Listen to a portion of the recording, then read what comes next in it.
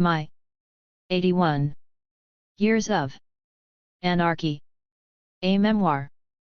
By May Picqueray. Translated by Paul Sharkey. Dedication. To my children, grandchildren, and great-grandchildren. Goddess of eyes so blue, may your day dawn over a rosy morning in salamis. Strike our shredded hearts. Anarchy. O torchbearer! Drive out the night, trample the vermin, and build in the heavens, atop our tombs, if need be, the shining tower that looms over the waves.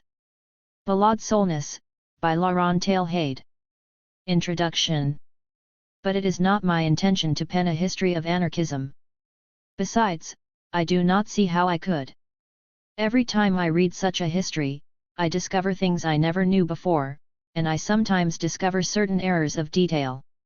Just one of the reasons that have prompted me to write this book. May Picqueray. May Picqueray spent most of her life as an anarchist and experienced directly or indirectly some of the most momentous events of the 20th century. She was one of the numerous anarchists who visited Soviet Russia in the early days of its existence and was bitterly disillusioned by what she saw there. She took part in numerous international causes including the struggle to prevent the state murder of Sacco and Vanzetti, and she provided material support to Spanish comrades in the aftermath of the defeat of the Spanish Revolution. Her work with those imprisoned in the brutal Le Vernet camp in support of exiled and imprisoned comrades alone deserves the highest praise we can give. Her country suffered fascist occupation and she worked from within this occupation to help people escape the country and avoid being sent to forced labor camps in Germany. She was also a courier for the French resistance. After the Second World War she joined the Anarchist Federation, FA, holding various positions in the organization and fighting for the rights of French conscientious objectors during the Algerian War of Independence against French colonial rule. Like other anarchists, she welcomed the injection of militancy that 1968 provided and during the 1970s took an active role in the anti-nuclear struggle and edited the newspaper Le Réfractaire from 1974-1983. May knew comrades such as Alexander Berkman, Emma Goldman, Louis Lecoin, Nestor Makhno, and Valine, and her autobiography presents her memories of them. Alongside these portraits she offers snatches of the history of anarchism that, to the uninitiated, offer a way into understanding some of our history. Of course these memories and vignettes are interesting, but we have to be careful that we don't reduce the book to them alone. We don't want to lose May in her memories of others. She's important in her own right, and reading her autobiography, it doesn't take long for us to realize that we are in the company of a committed rebel. May walked to the beat of her own drum, and in doing so she forces us to consider our own ideas as to what being a rebel, indeed being an anarchist, means to us. There is joy and passion in these pages, but above all there is a dignity and an acceptance that, given the circumstances that made up her life, she has done everything she could to make the beautiful ideal of anarchy a reality. May's autobiography reflects an exuberance and passion that drove her life and drives our reading. When we put the book down we feel breathless, so much life lived in these pages and at such a pace. May's search for Molly Steimer and Senya Fleshin set inside the Kafkaesque world of Bolshevik prisons in 1922 is especially haunting as she moves across the wintry Russian landscape that is mirrored by the attitude of the prison authorities to her and their prisoners. We sense the stark isolation of this nightmare and the casually vicious brutality of the Bolshevik system. Similarly, her pages describing working under the Nazi occupation of France stay with us as she details a claustrophobic world where one mistake could lead to summary execution. Even after these nightmarish experiences, or perhaps because of them, her belief in the creation of a better world remained undimmed. Indeed, the flame appears to have burnt brighter in response. The anarchist movement May encountered and joined was essentially an oral one, and by the time May wrote her autobiography had all but disappeared. As she suggests in her quote above, she was attempting to fill in a few gaps in anarchist history. Consequently, she is keen to at least name all the people she knew who influenced her in some way. It's all the more poignant that some of them are just names, but it makes us realize that the history of anarchism is far more than newspapers and pamphlets. For May, anarchism was the cabaret singers and the clubs where anarchists gathered. It was her friends, some anarchist, some not. They enriched her life and drew her into anarchism, and she wants to let us know that if that oral culture has died, she has left us paths to resurrect it if we are lucky. We have to be careful that other aspects of the anarchist movement that May knew are not lost to us. May was a pacifist and anti-militarist, but that did not prevent her offering solidarity and support to those comrades who were not. There could always be disagreements, but when needed, solidarity was there, offered almost instinctively. That instinctive response was often all that some anarchists had time for, as circumstances around them changed quickly and urgently. We might want to consider the implications of solidarity coming first and not the assertion of one type of anarchism over another. May was very clear about who the enemy was. It's hard to know how to measure a life. We can read the thanks of those people May helped escape from Nazi Germany in the appendices in this volume. We can also read the moving testimonials of those who knew and admired her. May Picqueray was a remarkable comrade and woman. Her autobiography will remain as a passionate affirmation of anarchism, delivered with the exuberance and sense of possibility that sustained May over the years. It's more than that, though. It's a passing of the anarchist baton to us, so we carry on the struggle. Only if we refuse to take it up can May's life be seen as a failure. Kate Sharpley Library. Summer 2018. Editorial notes. We have tried not to detract too much from the exhilarating pace of May Picqueray's memoirs. We didn't want to create more footnotes than text, something that is all too easy considering May's penchant for throwing out lists of names. Consequently, we have tried to put in a minimum of footnotes while, at the same time, trying to provide both a little background to some of the people and events she mentions and offer the reader suggestions for further reading about them. If May's memory forgets the odd salient fact, readers can discover that for themselves. We have kept May's own footnotes as she intended, which are indicated as note by M. Picqueray. All additional notes have been added by the KSL. At the back of the book we have added a few appendices, including a primarily biographical appendix that covers many of the people May refers to in her text. A superscript asterisk in the text, asterisk, denotes a name you'll find in the biographical appendix. We hope that her memoir and our notes encourage you to explore more about May's life as well as the beautiful ideal she dedicated her life to. Chronology.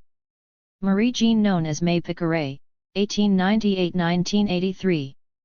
1898, born in Brittany, to a post office delivery man father and a seamstress mother. In her teens, Picqueray moved to Canada with a school teacher whose epileptic son she was engaged to look after. She returned from Canada after the death of one of her employer's children, followed by the death of her employer in action in the Great War, and then of the mother. On her return to France, she found work as an interpreter and bilingual typist. She then met, married, and divorced her husband, a Dutch drug addict.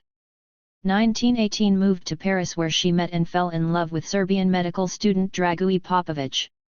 He introduced her to anarchist circles and she became active in the anarchist youth and syndicalist youth organizations.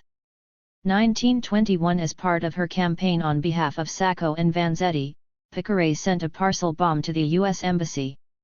1922, became administrative secretary with the Metal Workers Federation and was present at the founding Congress of the CGTU. She was chosen to accompany Metal Workers Federation Secretary Lucien Chevalier to the Second Profintern Congress in Moscow that November. While in Moscow, she helped secure the release of Molly Steimer and Senia Fleschen. Chevalier was the father of May's daughter, Sonia. 1923, arrested in Belgium after traveling from Russia on Soviet-issued false papers. Her name was added to the Carnet B. 1924, harbored Nestor Makhno when he and his family arrived in France. She quit the Metal Workers Federation after the Communists gained control of it. She found work writing copy and proofreading for a regional paper. 1926, acted as Emma Goldman's private secretary and lived in Saint-Tropez with fisherman François Niel, father of Picqueray's son, Lucien. 1938, returned to Paris, working for a number of charities such as the French Office for Children, the Spanish Children's Aid Committee, and the U.S. Quakers. 1940 After the German invasion she relocated to Toulouse to oversee the provision of food, medicine, and clothing to refugees and those interned in the no concentration camp as undesirables. Also made weekly deliveries to the Le Vernet camp, from which she helped smuggle out some escapees. She then spent the winter of 1940-1941 laying low in Andorra. 1941 On returning to Toulouse, she secured the release of Nicholas Lazarevich and rescued Molly Steimer from the camp in Gurs, before returning to Paris to help whomever she could. 1943 Joined French Mutual Aid and helped secure or fabricate papers for use by the resistance and people on the run. She also worked with an escape line assisting French POWs escape from Germany. At that point she was in touch with Laureano Serrata's Spanish group. 1944 Picqueray helped resistor Suzanne Charisse by hiding her from the Gestapo and smuggling her over the demarcation line between the occupied and the free zones. 1945 traveled to Genoa in search of Fernando Guildi, whom she had earlier tried unsuccessfully to break out of the Le Vernet camp. She also became a proofreader, accepted into the CGT's Proofreaders Union on October 1, 1945, at which point she was one of its only 4 or 5 female members. When the paper for which she was working, Libre Soir Express, was closed down, she sued for and obtained compensation before moving on to work as a proofreader for Le Canard and Chain. 1957 joined the Louise Michel group affiliated to the FA. Also active in the Friends of Sebastian Faure and Friends of Han Reiner societies. 1963 Now in retirement, she served as secretary to the FA's Trade Union Commission and later as its Foreign Relations Secretary. 60s-70s worked with Louis Lecoin on his paper, Liberté, and in his work on behalf of conscientious objectors. She set up the Friends of Louis Lecoin Society. 1974 Picqueray launched her own paper, Le Refractaire, which survived until she died in 1983. 1970-80 took part in the activities of the Pre-Saint-Gervais anarchist group.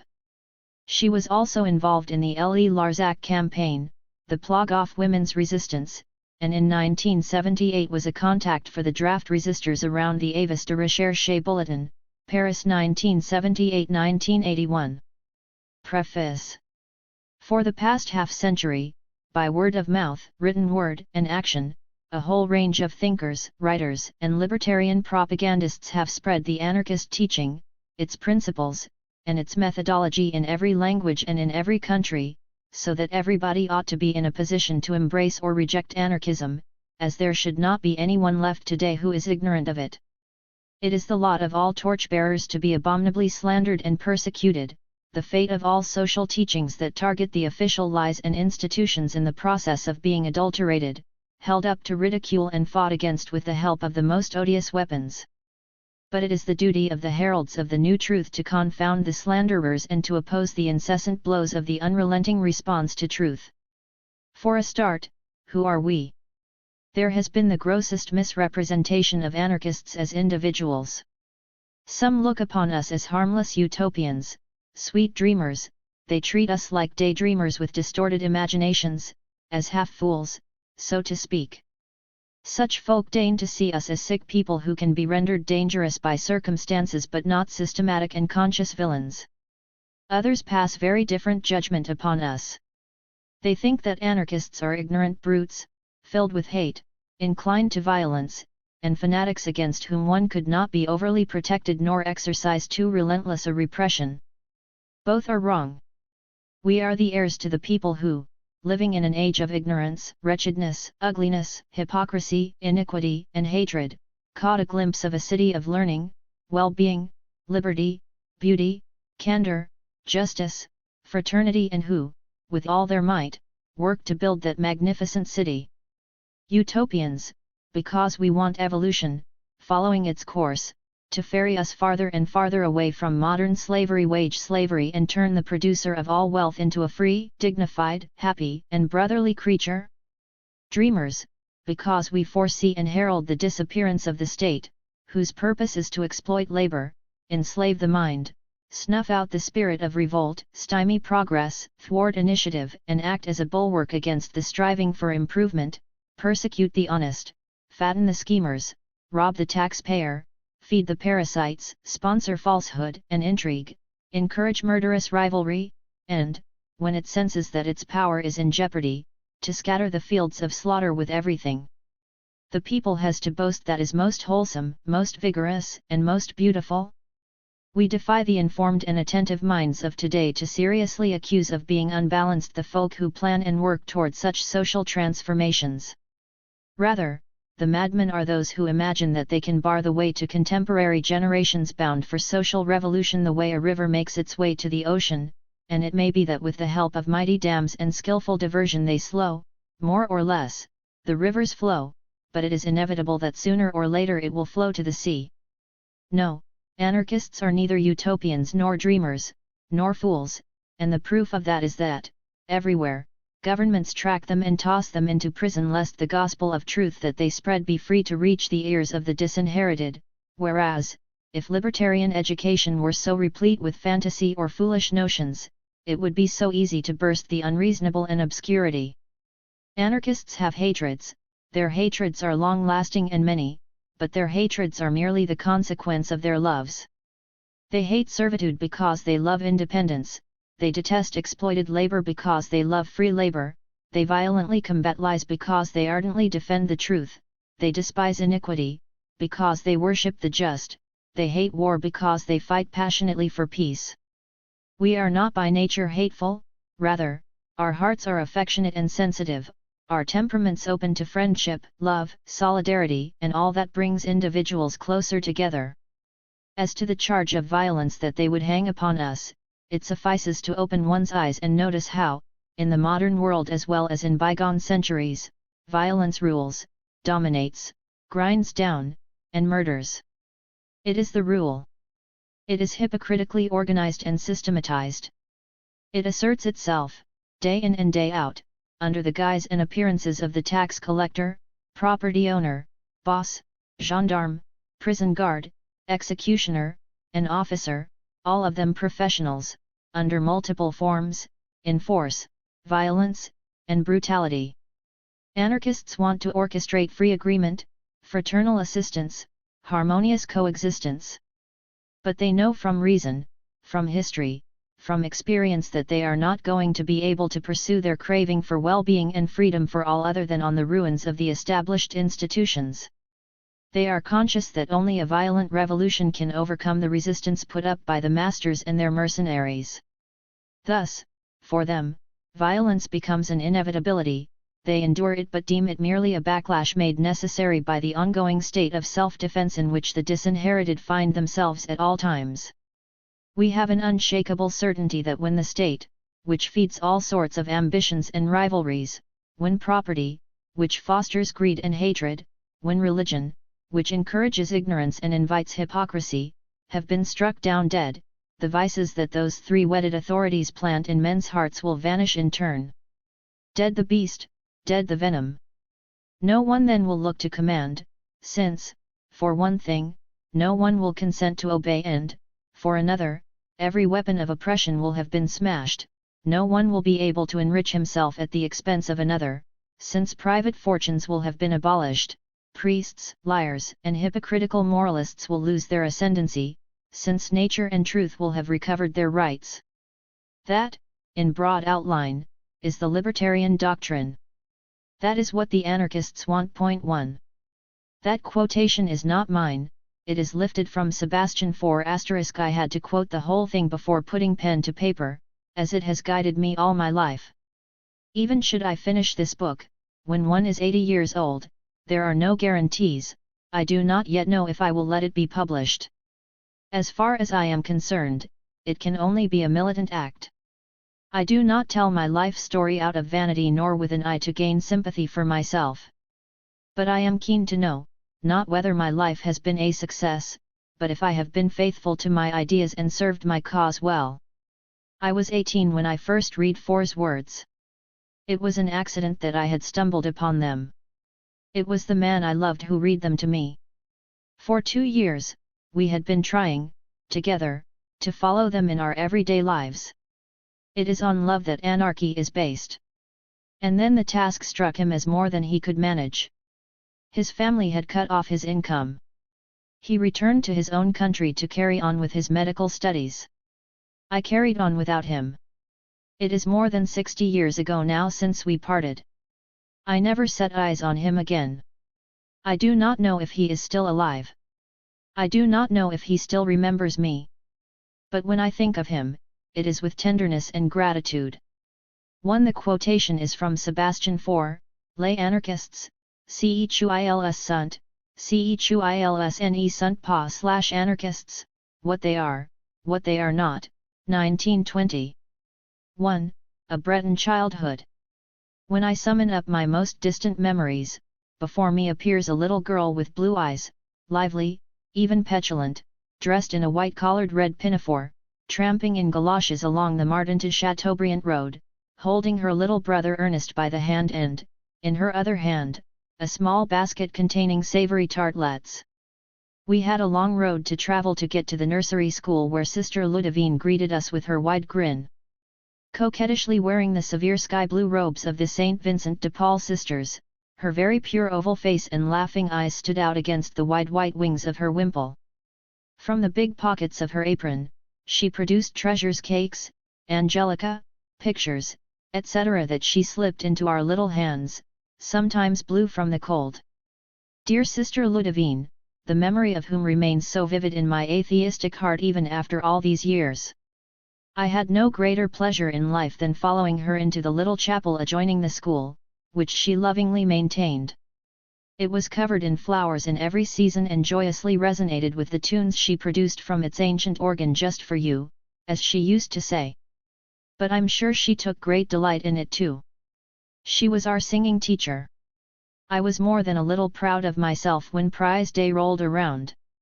Together with another young girl, Blanche Auvinet, I performed a musical scene, The Queen and the Shepherdess, in front of an audience of local civil and religious authorities and students' parents.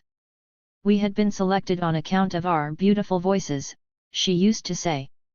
In shepherdess costume, I answered my queen with all the aplomb and innocence of my 4 years. To this day, I can remember a few lines of my song. From time to time, my own children and grandchildren hum them. Once there was a shepherdess, by the name of Isabeau, who danced upon the ferns, while watching over her flock. A queen happened by, on her white palfrey, and said to her, I am taking you, Isabeau, with me. The queen made all sorts of promises, little Isabeau told her. Greatly embarrassed. No, my lady, she said. Mama wouldn't like that. From the wings, the children sang the refrain. Do re mi fa fa fa. Do re mi fa fa fa. Do re mi fa sol la ti I do. Close to the school, there was a bridge with a little brook flowing underneath. Ernest and I were very often to be found leaning over the parapet, yearning to splash around in it, despite Sister Ludovine's formal prohibition of any such thing. But even then, obedience was not my strong suit. Leaving school one evening, we set about sliding down the bank on our backsides and, with the water within reach, we hastened to remove our galoshes and socks. What joy it was to wade up to our calves into the cold water, which felt so wonderful. After a few moments, we felt something unusual and unpleasant on our legs, and the sight of it had us screaming so much that Sister Ludovine heard our cries and arrived to pull us out of there, giving us a strong scolding. She took us into the kitchen and brushed off the ghastly creatures, leeches, rubbing our legs down with coarse salt. We set off for home, still reeling from our shock but nevertheless happy to have satisfied our desire. We promised not to do it again and our parents never got wind of the incident. My mother was a plump woman, easy on the eye. She was a domestic dressmaker and could often be found singing as she worked the treadle of her singer. She had married very young, barely 18 years of age, leaving her parents' farm for the town. At the time I am speaking of, she already had 3 children, Francis, 4 years older than me, Ernest, who was 3 years my junior, and myself. My father, a post office deliveryman, spent much of his life on the railroad. He returned home at a very late hour. We saw very little of him. He was kindly but could not bear children talking around the dinner table. He used to threaten us, albeit without much conviction, with all manner of punishments as soon as we raised our voices. But he was neither mean nor brutal. In his free time, he would sometimes join in our games and take us out for strolls. My parents lived in a big house, complete with a garden, on the road out of town.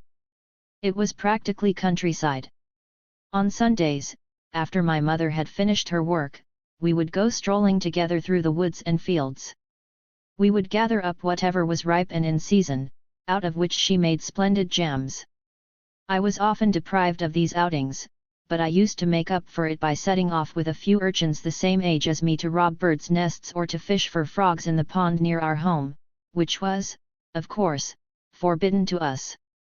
We used to attach a twisted pin concealed within a red rag at the end of a branch. We hooted with delight when one of those hapless creatures allowed itself to be caught and danced on the end of the line. On such days, we would come home with feet drenched and our pinafores mudded, but we were oh so happy to have been able to unwind far from reproachful parental eyes. They made us pay dearly for our joy, some smacks always, and sometimes a proper beating. But that is another story. One spring day, my mother took my brothers and me to a farmer's place, where she had been invited to come and pick some cherries. It was a very fine day, and we were playing in the farmyard. All of a sudden, I spotted 3 human figures, ageless, each restrained by straps in an armchair. I ventured over. The poor things were frothing at the mouth and writhing around at the very sight of us and groaning. We watched them without comprehending. The sight was at once odd and terrifying. Their mother came over to stroke one of them tenderly, filled up our little baskets with cherries, chatted with my mother about this and that, and stepped back inside the farmhouse as if this was nothing out of the ordinary. As we left the farm, I turned around, intrigued, my heart pounding, without quite knowing why. I have never forgotten the faces of those unfortunate children. Of what hereditary affliction were they victims? At the foot of the fortified chateau overlooking the town, there was a pond, the waters of which mirrored the laundresses who went there to do their washing and use their washboards between gossiping and singing. One evening whilst on our way home from a walk, the night had already fallen when something extraordinary presented itself to our marvelling eyes. Some boats glided slowly across the pond. It looked as if the men on board were dredging the bottom with long poles, whilst others used their torches to light their way. All those lights dancing across the dark waters conjured up a real fairyland. How beautiful it was! And we clapped our hands. The following day we found out that a man had drowned in the pond and they had been searching for his body. That news made hardly impression on me. Only the beauty of the spectacle remained in my memory. My father received a new posting, and we left Chateaubriand for Saint Nazaire. We had never set eyes on the sea. Nor had our mother. After we had settled in, the talk turned to the sea. One Sunday, she brought us there. We were mad with delight. The moment we reached the beach, it was off with our boots, our pinafores were rolled up, and there was a mad scramble for the open sea, which bore no resemblance to the frog pond or to the little brook with its leeches. In those days, swimsuits were rare. In the company of family members, at any rate. The moment a big wave crashed against us, we scuttled out of its path. Due to our not being used to it. One wave faster than my little legs knocked me over, swept me up into its arms, rolled me over and, as it retreated, left me disappointed, dumbfounded, and drenched. I made my way back towards my mother, who angrily ordered me to stretch out on the sand until my clothes dry out. By the time we were to leave, I was still drenched, as sea water is not that easily dried. So, she left me on my own on the beach. And I waited. Night fell, I was shivering and none too sure of myself. I started to cry. From the road leading to the sea, some youngsters spotted me and asked what I was doing at that hour. I recounted my adventure. Taking pity on me, they brought me to my parents' house, with great difficulty since I did not know our exact address. My mother put me to bed after doling out one of her usual spankings. So much for my first contact with the sea. Then my sister was born. My rare moments of freedom grew rarer. It was up to me to watch over and put the baby to bed and, also, on many occasions, to prepare the meals and sweep the floor. At a very early age, I learned how to do chores and darn my socks. It may not have been a bad thing. I hesitate somewhat to speak of the treatment my mother inflicted upon me. I never knew any softness or caresses. But a daily spanking with a highly flexible bulrush has left me with painful memories. It is true, I was a devil, willful and rebellious, and I could not endure punishment without raising a fuss, wailing at the injustice of it, and hiding my tears, which led my mother to say that I had no heart. Toys were an unknown to me, and on Christmas Day, the belt always figured prominently in my stocking. I reckon I endured all manner of vexation. Bah! Not that it ever stopped me from living, of course, but it was a life of rebellion, and that had a great impact on my future. At least I had the satisfaction of seeing my brothers and sister happy. Yet it was to my home that my mother came to spend her final days at the age of almost 80, in an atmosphere of kindness and happiness. I bore my mother no grudge. But I could not quite comprehend why she had been so hard on me. With my brothers and my sister, she had asserted authority, but she had reserved for me a special treatment. It was my impression, and this is horrible for any child, that she did not love me and that she was taking revenge on me for something of which I was unaware. This question I have asked myself all my life. Although, I never dared pose it to my mother until a few days prior to her death. She answered me bluntly. "I disliked you instantly," she told me. "I nearly died bringing you into the world. This is scarcely my fault." "No, but I was angry with you. Evidently, there are some things that mark you for life." For it was indeed my mother's behavior that inspired in me a rebellion against injustice that has never left me. At 81 years, she is still as alive as in my childhood. When I was able to slip out of the house unseen, I rushed toward the docks. The departure or arrival of ships was a real party as far as I was concerned. Back then, St. Nazaire was a very important commercial port. Ships would arrive from Scandinavia with their cargo of timber or from England laden with coal.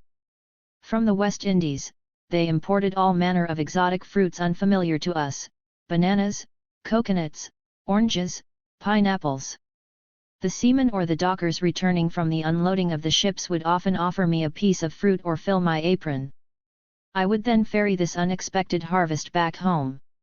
During one such escapade, I saw a cortege of men shackled in pairs, bound hand and foot, with a small bundle over their shoulders and dressed in homespun or, in some cases, striped cotton clothing. They were shepherded by gendarmes brandishing rifles. They were convicts, and the word was that they were about to board the Loire for the crossing from St. Nazaire to Cayenne. Every age was represented: some were barely adults, others had graying hair, and several were bent over with age and shuffling along with difficulty. They were downcast and wretched. A few managed to call out, "See you soon, my lovely," or "Till we meet again, friends." What had they done that they had wound up there? Later, over the course of my activist career, I discovered that it did not take much to get one transported to the islands, and that many of them were comrades of ours, shipped out because of strike activity or for having challenged some authority. One of these men gestured hello to me and wore a sad smile. Maybe he was leaving behind a family and children? The sad leave-taking was witnessed by a few relatives, and lots of rubberneckers. I was too young to really understand, but I was on the verge of tears. I used to attend the community school where I worked hard and well, as I was issued my elementary certificate of studies at the age of 10½ with a grade of distinction. I read everything that came within reach, and reading was my passion. I believe I had been through every single book in the school library. My mother did not want me to become a subscriber to the town library. She reckoned that to read was a waste of time. I had to use all my ingenuity to hide the books lent to me. And to read them, as my pigeon lamp was taken from me once I went to bed. I got my hands on some candle ends and would hide them under my bedclothes lest the light be seen. Come morning, I had to scrape off any drops of melted candle wax. I would have liked to carry on with my studies, but at 11 years old, my mother took me out of school to work. I really resented that, however, I carried on, self-educating as and when I was able. One school mistress who had befriended me did her best to help me. My mother took umbrage at this, and one day, in order to punish me for some offense or another, she ripped up the books and jotters, plus a magnificent and very well illustrated book that I had just been given. I cannot quite remember if it was Le Petit Chose 2 or Alphonse Daudet Jacques. But it was definitely one or the other. Desperate, I resolved to hang myself. In the cellar where my father stored his gardening tools, I climbed onto a small bench, slipped a rope around a beam, whether it could have supported my weight I cannot say, and wrapped the rope around my neck. At that moment, my brother Ernest, my playmate who consoled me when my mother came on a bit strong, frightened to see me in that position, took off screaming to warn my mother, who arrived in the nick of time to cut me down. I was treated to a masterly spanking designed to rid me any notion of repeating such nonsense. My mother failed to appreciate just how deep was my despair. I looked forward to the holidays with impatience, as it was a real joy to once again see my maternal grandmother so sweet, so kind in the small village of Angleret. Angleret was located on a hilltop affording a view of the Loire, its long, silvery ribbon snaking its way to the sea at Saint Nazaire. The farm there was happy, welcoming, along the front wall ran a trellis, and through the attic window, I could easily pick the lovely bunches of grapes. There was a single living room with a dirt floor. A huge chimney around which were positioned 2 old armchairs. Overhead, a shelf on which were arranged a few books, magazines, and newspapers. Dangling from the end of a hook was the stew pot where grandmother used to have some very fine soups simmering and in which she also cooked the potatoes that made up the evening meal, accompanied by some milk, butter, or curds. There was also a griddle, together with some tongs and bellows. Attached to the chimney were some pewter brackets in which some candles flickered. The tallow gave off a nice smell, but they provided only a very dim light. On each side of the hearth there was a huge bed with a feathered duvet topped by a vast red eiderdown into which I sunk with joy. There was a flour bin used for the kneading of dough, which grandmother cooked week after week and transformed into beautiful golden loaves in the oven, today unused and covered in ivy, and whose gorgeous smell tickles my nostrils even after all these years. With me in mind, she used to toss in a little milk roll or potato farl on whose golden crust I would munch. That flour bin was the object of special care, it was the furniture. It shone and smelled of wax. The household's linens were stored in 2 tall wardrobes. Grandmother had sewn them with her own hands over many a winter evening by the fireside. There were piles of fine cloth as well as rough sheets that grated against my little behind, and below them were her long-sleeved blouses, objects of my curiosity. She had grown the flax herself. At the center of the room, there was a long table with a drawer at each end, where the cooking fat and the butter were stored. And on both sides of it, benches. Everything was polished and gleaming. A large oil lamp, lit only on grand occasions, illuminated the room. Shelves ran around the walls, supporting bread baskets and jam jars. Nearby, there was the cellar, where barrels of wine or cider were lined. Upstairs was the hayloft where the wheat and buckwheat were stored along with the potato harvest. Occasionally, we could hear the scampering of a mouse. From the beam, onions and garlic dangled in trailing strings. A large barn for the cows and a horse that I sometimes led out into the meadow sat adjacent to the pig pen, hen house, and rabbit hutch. A little path led to the mill, perched on top of a knoll. Its great wings turned with the wind. I clambered up the spiral staircase leading to the huge millstone. The ground wheat and flour smelled good. I descended covered in powder like Picqueray. My uncle, the eldest of 4 children my grandmother raised all but single-handedly, my grandfather having died very young, operated the mill and was in charge of the farm. My grandmother was a very hard worker. She died, worn out, at the age of 60. The mill was a casualty of the war in 1940 after a bomb opened up a big hole in its side that was never repaired, and it collapsed gently to the ground. From the train connecting Nantes to Saint-Nazaire, a few kilometers before it arrives at Savenay, one could long ago glimpse its proud silhouette. Last time I passed that way, the sight of the ruins tore at my heart. So many memories of that mill, and the little village, almost all its inhabitants now gone. The haymaking, the harvests, the grape picking, all those festivals that gave free rein to the delights of youth. Everything was done in common, and the villagers got along well together. Around 15 families, each with 3 or 4 children, lived in work, mutual aid, and pleasure. Weddings were held in the barn draped in white sheets, covered in flowers, the great tables lined up and laden with roasts, stews, and cakes, the kindly faces of the peasants, and the Bryans, the Gatépals, the Lurays, and others did not need to be asked to burst into song over dessert, or dance to the sound of fiddles. Lavish servings of ice-cold cider drawn straight from the barrel, the bottles of aged wine brought out on grand occasions. The joie de vivre, the tough, simple, peaceful life. Memories. 2. I start out in life. When I turned 11, my mother placed me with a big butter dealer in Penhoet, the home of the shipyards that have produced such marvels as the France and many other vessels. My job was to make home deliveries of butter. I set out very early in the morning with a basket over each arm and a sack tied around my waist. Those baskets were heavy. Then I trudged for kilometers through the surrounding suburbs. I was well fed and slept on a fold-down bed that I shared with 2 older female employees. I received a few tips, which I would put carefully aside to buy books. My wages were paid directly to my parents. But come the evening, I was so worn out that I often nodded off over dinner. I had one Sunday afternoon a month off, to go see my family. The schoolteacher who had befriended me, upon learning of my new circumstances, asked my mother if she could hire me to look after one of her children who was prone to epileptic seizures. He must have been 5 or 6 years old. The first time I saw him have a seizure, I remained frozen and had no idea what to do. It was a dreadful sight. The poor boy would go rigid and shake back and forth, spittle running down his chin, his eyes rolling. It was my job to ensure that he did not crash into the furniture and to stretch him out on the floor with a cushion under his head. And to wait for the seizure to pass.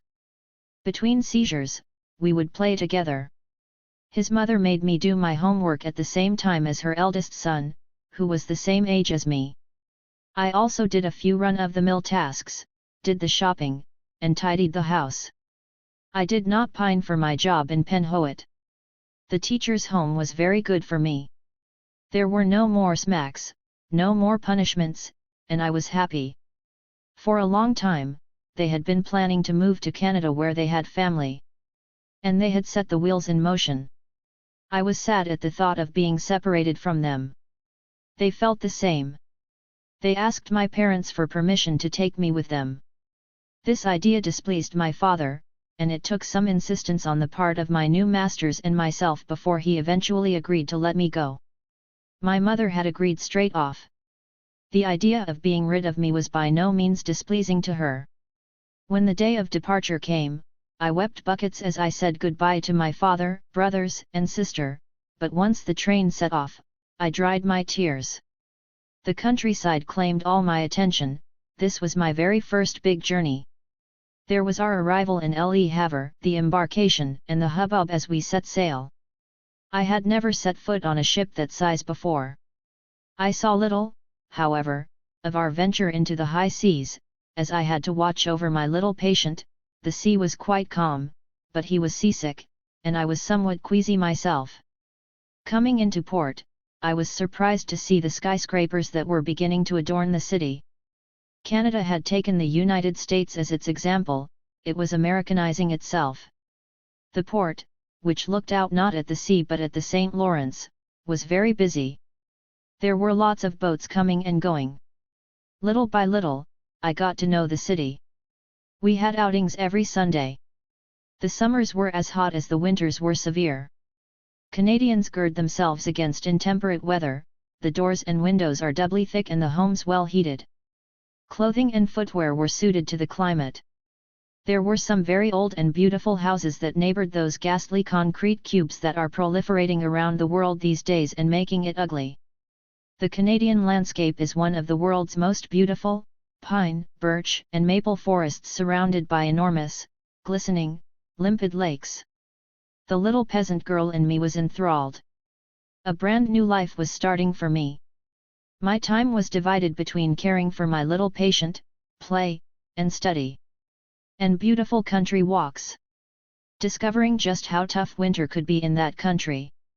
The snow and the ice. But the house was roomy and pleasant and well heated, with every comfort. From time to time, we used to go to Trois-Rivières, a picturesque little town, where a nephew of my employer's ran one of the many paper mills feeding the newspapers in the area. Later, I visited Quebec and its old chateau, the old town boasting a wealth of historical museums on the origins of Canada, her fight for independence, the arrival of the French fleeing from various provinces around France with their rough, sing-song patois, arriving in the country to begin a new life. The French-Canadian tongue is hard to understand and absorb, studded as it is with charming expressions that have died out back in France, other than in a few villages where the old folks have clung to the old terms, old expressions full of flavor. Likewise, older French customs and songs. At parties in the village, they dance the polka, the bourrée, and the quadrille, to a violin accompaniment. Behind my father's house there is a pond, where handsome ducks go to swim. Or, on my way to the clear fountain, to stretch my legs. Old tunes from the marshlands of Poitou or Charente, Breton, and Norman airs. I even heard a Basque tune in which the shepherds called out to one another from one mountain to another. I felt at home in Quebec. I was happy. 2 years after we arrived there, my little patient died, carried off by pneumonia, and I was devastated. I had grown attached to him, and, aside from those horrible seizures, he was so cuddly. What was going to become of me? His parents kept me on, and I was enrolled in a Montreal high school to continue my education. I was treated like part of the family. I worked hard by way of thanking them for the trouble they were taking to further my education. I passed my baccalaureate. As did their son. Then along came the war. It erupted there like a bombshell. Lots of French Canadians signed up and left. Being French, my employer was called up and set off for France. I was aware that my older brother, who had come back from Australia a fortnight before the war was declared, had, following a short period of training in La Rochelle, been dispatched to the Dardanelles. That my father had been called up as a territorial socialist in his leanings, he despised the war and grieved for the death of Jouers. I was eager to get home. But could I leave my benefactress just like that? One day, she received a notice of death. Her husband had perished on the Somme. She worshipped the man, who was a good father and a fine husband.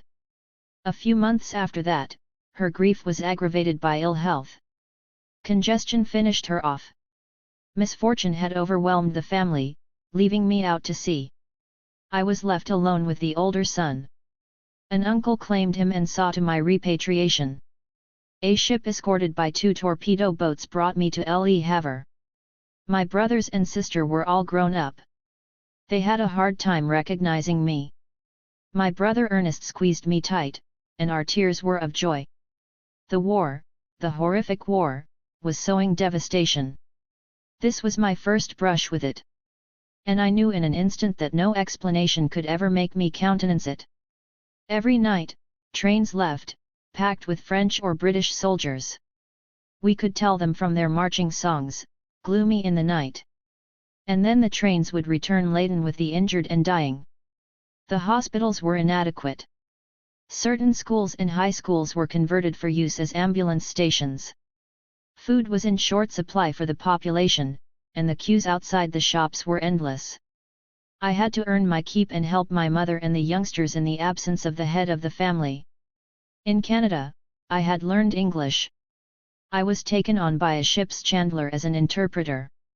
I used to board the ships in order to take the orders, making deliveries with a staff member and banking the takings.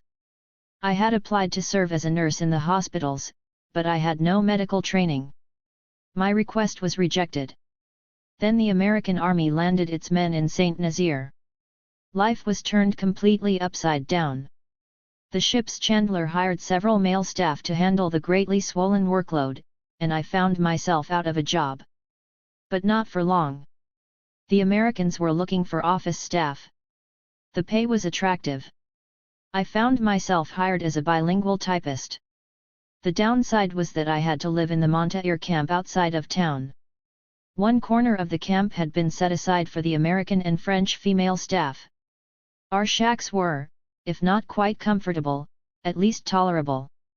We had our own mess, a library, a cinema, and, prized above all else, a canteen where we enjoyed access to goods sorely missed by the general population: flour, sugar, chocolate, jam, soap, and cigarettes. I kept my mother supplied and used to send cigarettes off to my father and brother at the front. The American female staff had organized a dance and sent out invitations to civilians and military. It was there that I met Fred, an engineering officer in the Merchant Marine. He was of Dutch origin.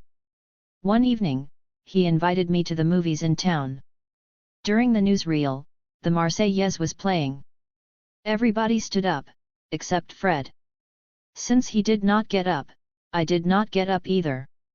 After the show, I asked him why he had stayed seated.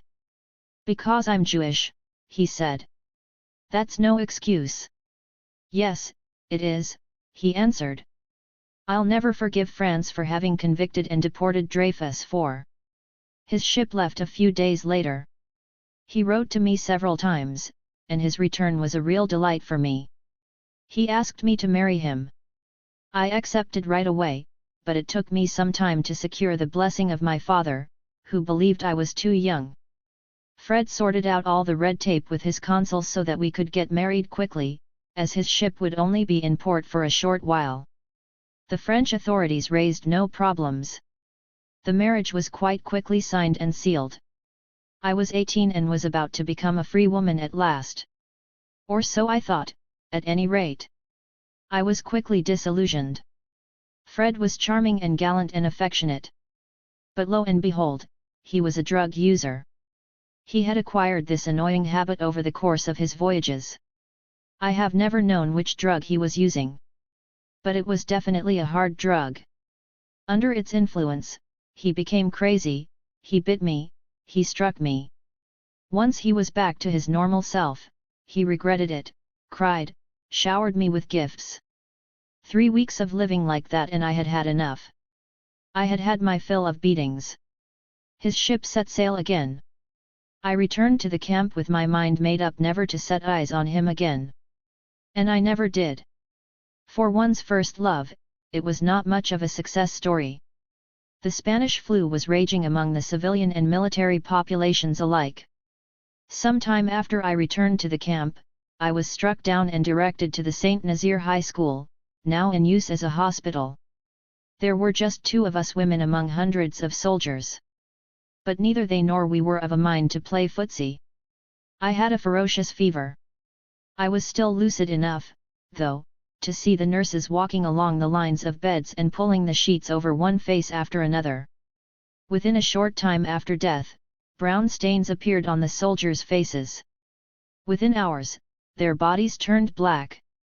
Rumor had it that an epidemic of the plague had just broken out.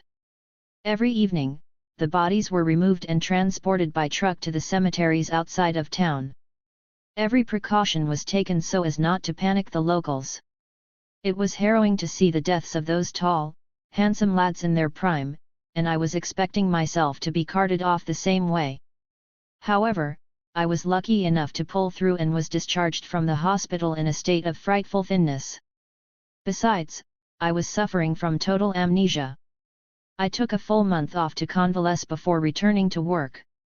Nevertheless, I felt nauseous when I woke up each morning. I put that down to the flu and to the medicine I was still taking. But a visit to the major brought the news that I was with child. I was stunned. "What? A child that would tie me to Fred, whom I had lived with for only 3 weeks and had decided to leave for good. It was impossible. I filled the doctor in on my circumstances. "Rest assured," he said to me, "you won't be keeping it." He was as good as his word. I returned to the hospital. The Spanish flu had done the trick for me. Utterly determined not to hang around for Fred to reappear, I packed my bag and, with a small sum of money, went up to Paris. At our lodgings, I had left a letter intended for him, thanking him for his tender care. He had his chance. I had not told my mother my plans and was careful not to let her have my address. 2 years later, I secured my divorce. In Paris, I wound up in a little hotel in the Rue Xavier Prives, in the heart of the Latin Quarter, run by a couple from the Auvergne region. It was Spartan, but it was very clean. The clientele was made up of a few office workers and, above all, students. That part of the Latin Quarter, these days overrun by Asian and African restaurants, amounted to a little village where Bugnets 5 or Bretons, bistros or bouchons offered a fatherly welcome to their student clientele who would dine à l'ardoise, and where the term mutual aid had retained some of its meaning. 6 Lack of money was the general rule, but gloominess was unknown. I became acquainted with Paris. I wanted to see everything, but my funds were running out. Work, I needed to find work. I had no real trade. I could get by in English and as a typist, but this wasn't enough. I signed up for a shorthand course. Meanwhile, I found a job with an architect in the Boulevard Malherbe, copying drawings. It was a fairly long trip. With my room paid for in advance, I had barely enough left over to cover my metro ticket there and back, plus a bit of bread that I gnawed as I went strolling during my lunch hour.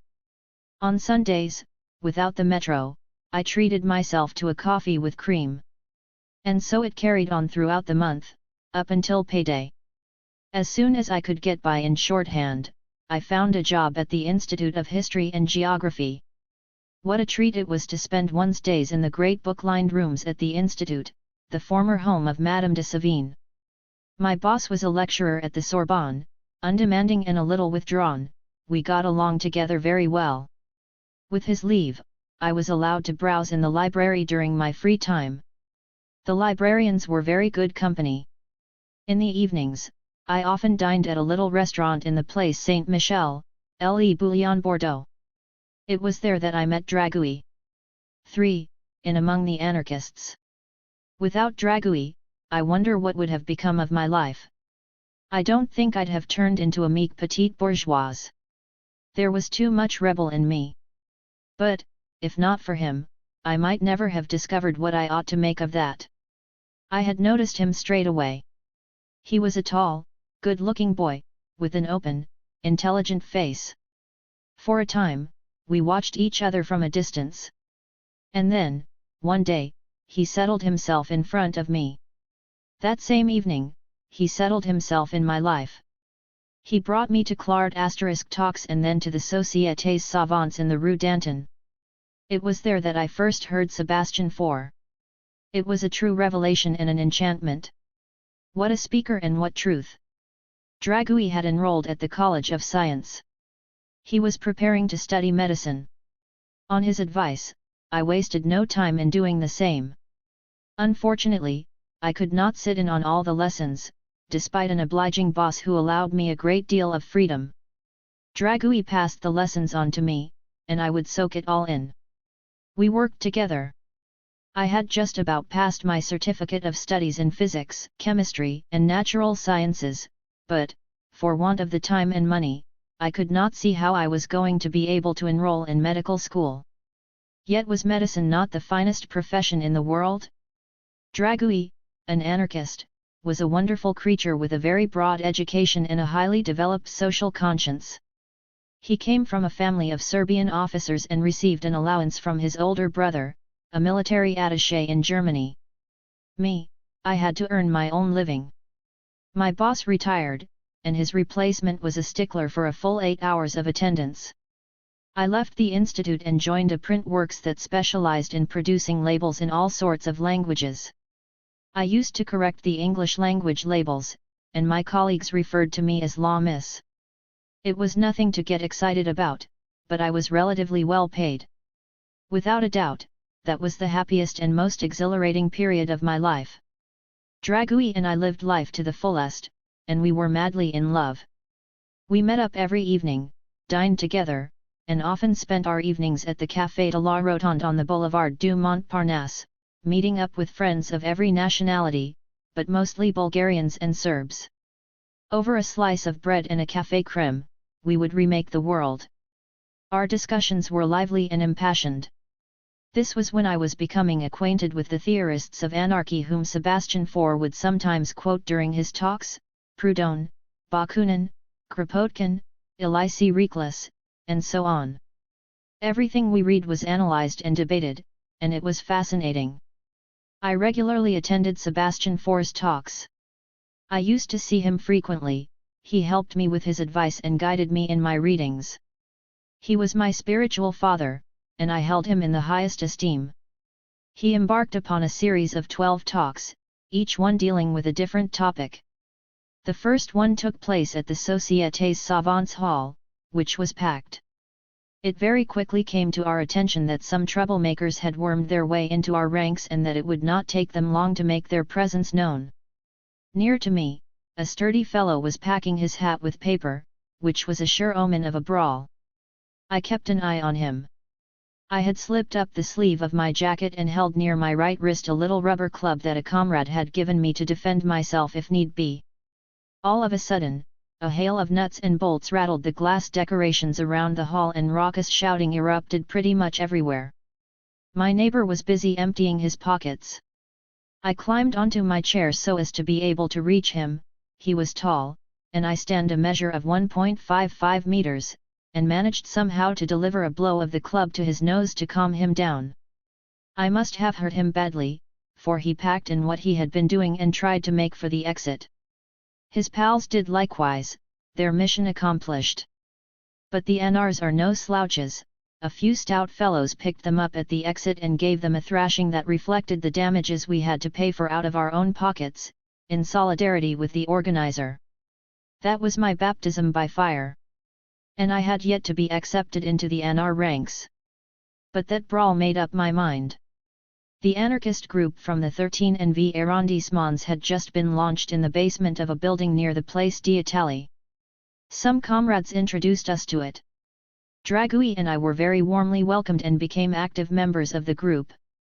In terms of numbers, it was one of the strongest, with about 100 members, made up of workers and students.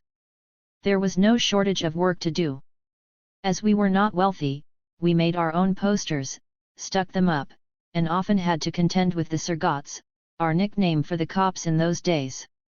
We often concluded our evenings down at the police station. Every week, we discussed a different topic, and while we did not always see eye to eye, a sound camaraderie prevailed within the group. At election times, we would venture to disprove the future leaders of the people.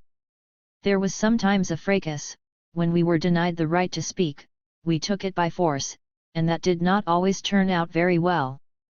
One of our great pranks, along with Therese 7, was at noon, when the cops stepped out of the prefecture to board the packed metro, to stick close to these cops and decorate their belts with anarchist flyers.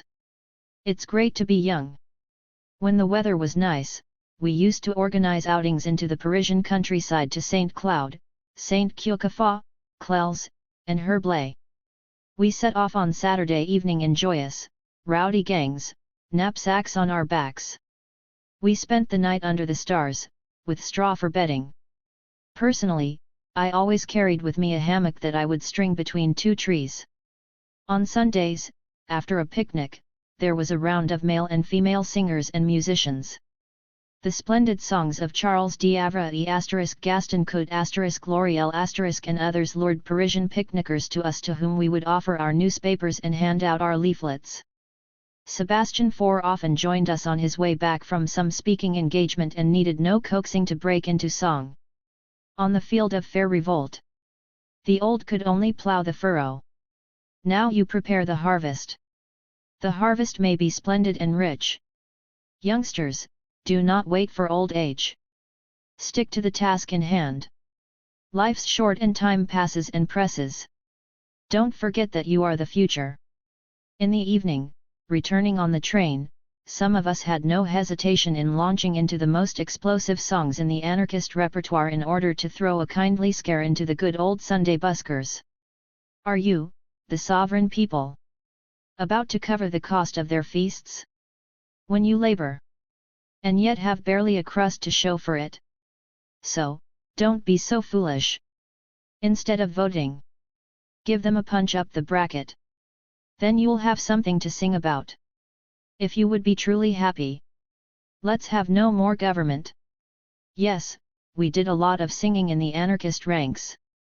We even had our own concert café. A long, dimly lit hall above a café on the Rue de Bretagne, in the heart of the Marais quarter. At the far end of the hall, a stage draped in crimson velvet, such was the setting for the Muse Rouge Jamboree. The Muse Rouge was founded in 1900 by Victor Merrick and Maurice Doublier. Its facilities were accessible free of charge to any avant-garde organization that was deemed appealing. For the most part, its singers were drawn from among fellow workers, poets, and composers.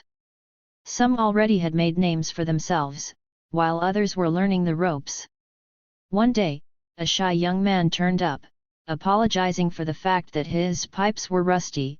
This was André Isaac, known as Pierre Dac, who, under the latter, built himself a lengthy career. All of the revolutionary factions were represented, but primarily one found there the long-haired anarchist in lavalier cravat, broad-brimmed hat, and the likable, short-haired, sensible young man who read lots of books about social and economic doctrines and was feeling his way through anarchism's various tendencies. The writers, poets, and singers included Gaston Cout, Charles-Auguste Bontemps *, Maurice Halley, Xavier Privas and his wife Laurie Privas, Jehan Richtus, Eugene Bizot, Charles d'Avray, René Groff, Louis Lauriel, Roger Tozini, Noël Noël, and Henri Jolivet. The actors included Claudine Boria, Amy Morin, Odette Mouret, Yvonne Georges, Jean Monteil, Marguerite Greville, and Clorec Maupus. The musicians included Dracos, André Thummerel. The stage designers included Georges Delattisque, Pierre Larivière, and Robert Lingat. And I almost forgot to mention our composer friend Monteil and the players Colladent, Mouret, Gublier, Henri Jacques, and the hilarious Clovis. Naturally, the repertoire was revolutionary and anti-militarist, but love was not forgotten. The players and composers were warmly applauded. The atmosphere was warm and brotherly, and the comrades were happy in one another's company. Out of them all, I was most impressed by Charles d'Avray, whose real name was Charles-Henri Jean. Born in 1878, he died in Paris on November 7, 1960. His father was an architect. Charles did not follow in his footsteps and made his debut very young in a number of Parisian cabarets, and was an instant success. A real bohemian, his pockets were always empty, but always finding someone worse off than himself to help him spend what little he earned during these soirees. During the 1920s, I made his acquaintance at the Muse Rouge and was instantly carried away by his warm, captivating voice and his songs. I reckon it was at about the same time that I became acquainted with Sebastian Faure, the fellow who won him over to his social and anarchist ideas. To mark Sebastian Faure's 80th birthday, Charles dedicated this magnificent song to him. 8. You were a great fighter and you were a great sage. You sowed the good seed in good times and bad. Permit me to pay you homage. Spiritual father of my long-gone 20s. You turn up, a veil is lifted. I am 20 years old, you open my eyes. And I espouse as my own your splendid dream. Of pure love, with neither laws nor gods. Ah! My old anarchist friend. The only thing that has weakened us is the burden of our years. Old friend, great idealist. By your side, my hair has turned white. Charles had a very wide-ranging repertoire, songs of old Montmartre, like Les Maisons or Les Paves, quirky love songs, Amour et Volant, Jealousy, Procreation Conscient, songs by the dozens and dozens, which we learned by heart and used to sing on our outings and at our soirees. He sang Elle Day, Loin du Rêve, Le People Est Vieux, and so on. He glorified the outrages committed during the heroic era with Les Fous. His songs come flooding back into memory. I cannot help but to hum them. I performed one of them at the Kremlin back in 1922 with all the fire of a 25-year-old. But I'll recount more of that to you when the time comes. Charles was forever on triumphant tours across France. Through song, he had turned into a tireless propagandist of our ideas. And he never renounced his ideals. Something rare enough in his profession to be noteworthy, so many opportunities present themselves to talented folks to make a lot of money, provided they disregard their beliefs. To afford even greater projection for the good word, Charles set up a singing school in Puteaux and his pupils carried his repertoire into the fashionable cabaret clubs. So successful was he that he had to open up an offshoot of the Muse Rouge on the Butte. He dubbed it Le Grenier du Gringoire. There I saw and heard lots of songwriters and lots of singers. I can still see Johann Rictus, tall, thin and always dressed in black, wearing a black beard that made him look like Gaston Coutts Christ en Bois. Among his poems, published in Les Soliloques du Pauvre and in Le Coeur Populaire, a few like Les Petites Barques, Le Pige, La Jacinthe à la Vie are authentic masterpieces, which he would perform for us in his monotone voice on evenings when he was in a good mood. And Xavier Privas, who pounded away on the old piano as he sang Les Ars or Le Testament de Pierrot. Among the women, there was Claudine Boria, who enjoyed a measure of success thanks to support from our friend Jeanson who took her under his wing. We heard her perform at the Olympia. She was really tiny. Tuberculosis took her very quickly. Then there was Yvonne Georges, who sang every bit as well at the Grenier as she did at the Muse Rouge. What an extraordinary face that curious and endearing woman had. She drank and used drugs, but her voice grabbed you by the guts when she sang Hardy les Gars, Vire au Guindo or Petit Bossa Tordu. Her private life was no concern of ours, the essential thing for us was hearing her and communing with her in the same love of beauty, the novel, and the never-before-seen. She too passed away very young, and her death was a real loss to the arts scene. What a lovable friend she had been. There was also Line Marsa, a performer awash with talent and sincerity. I can see her still, with her jet black hair, her big nose, and laughing mouth.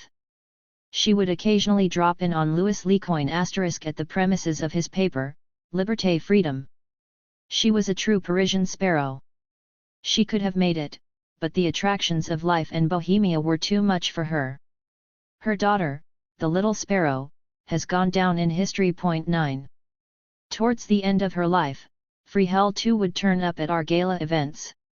She had once been very beautiful and had enjoyed a successful career, but she had taken to drinking, and it was at first a slow and then a steep decline into the blackest wretchedness. Despite her ravaged physique and her shambolic appearance, she would turn up on stage from time to time. Louis asked me to track her down and get her to perform at one of the Liberté fundraiser events. She performed several of her old hits, such as La Java Bluey or O Sunt Mes Amis, Mes Copins. The public insisted upon more. When she stepped off the stage, I saw her in the wings, tears streaming down her face. Her memory lives on in the minds of those who knew and loved her. Another great songstress sang on behalf of Liberté, Damia, the tragedian who appeared in Les Golans, La Veuve, and Les Deux Ménétriers. Jean Monteil, Amy Morin, Nine Pinson, and so many other forgotten faces cast a spell over our youth. We owe them this affectionate remembrance. It was in the Grenier du Gringoire one night that Philippe, the son of Léon Daudet * sought refuge, having run away from home. This caused Charles lots of problems with Léon Daudet, Action Française, and the police. Did he not, faithful to his habit, slip some money to enhost this lad who happened to be penniless momentarily? But I will speak of that in greater detail later in this book. Charles died a pauper, just as he had lived as one. He is utterly unknown to today's youth. This is a great pity. His Le Triomphe de l'Anarchy, though, has been recorded to disc by the Cotters Barbus Group and by Mark Oger-Rett. In the United States, his pupil, Sonia Mochan-May's daughter, sings his songs with great talent. Be that as it may, we should not be mistaken for harmless youngsters getting together to nibble at cherries and brandy, or downing glasses of beer and having sing-songs. For one thing, the songs themselves are weapons. Take Les Fous for example. We are the crazy whom your laws exterminate. When our arguments prevail over yours. While we live, you fear us, and when dead, you fear us even more. Cultivated soil can bring forth a treasure. If plenty of good seed is sown there. Under nature's gaze, it grows in silence. And it is that, as much as us, that you should be afraid of. For there are others, crazy, coming to blow you up. Neither are we Boy Scouts captivated by the open air and wide open spaces, out to pick flowers from the meadows and to stroll along the rivers. Too many people imagine that anarchy is populated by sad faces.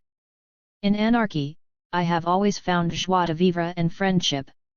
But we were not always off duty.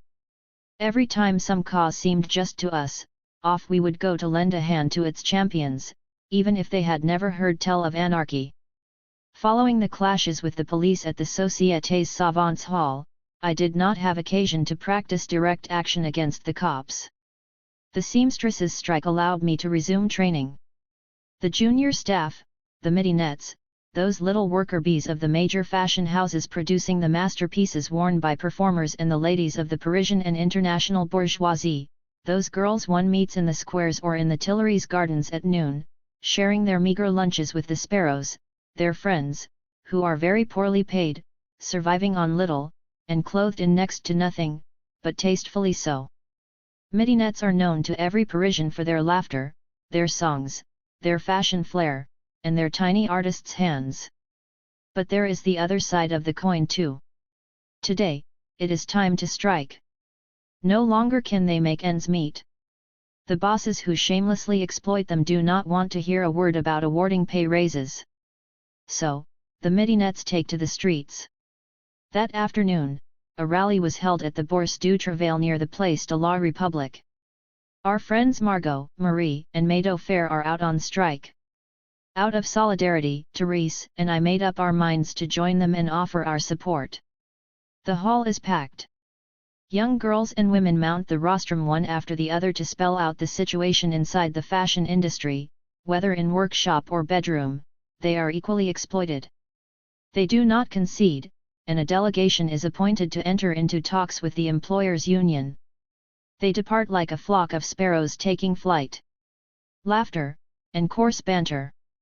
We are taken aback to see several hundred construction and road workers show up, having quit work to bring the midinettes their moral and material support.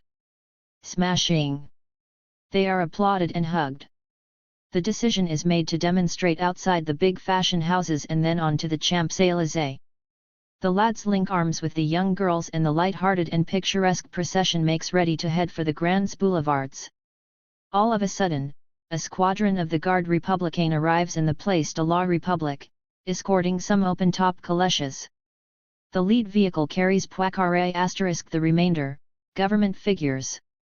That's Picqueray, you know. The man who laughs in cemeteries.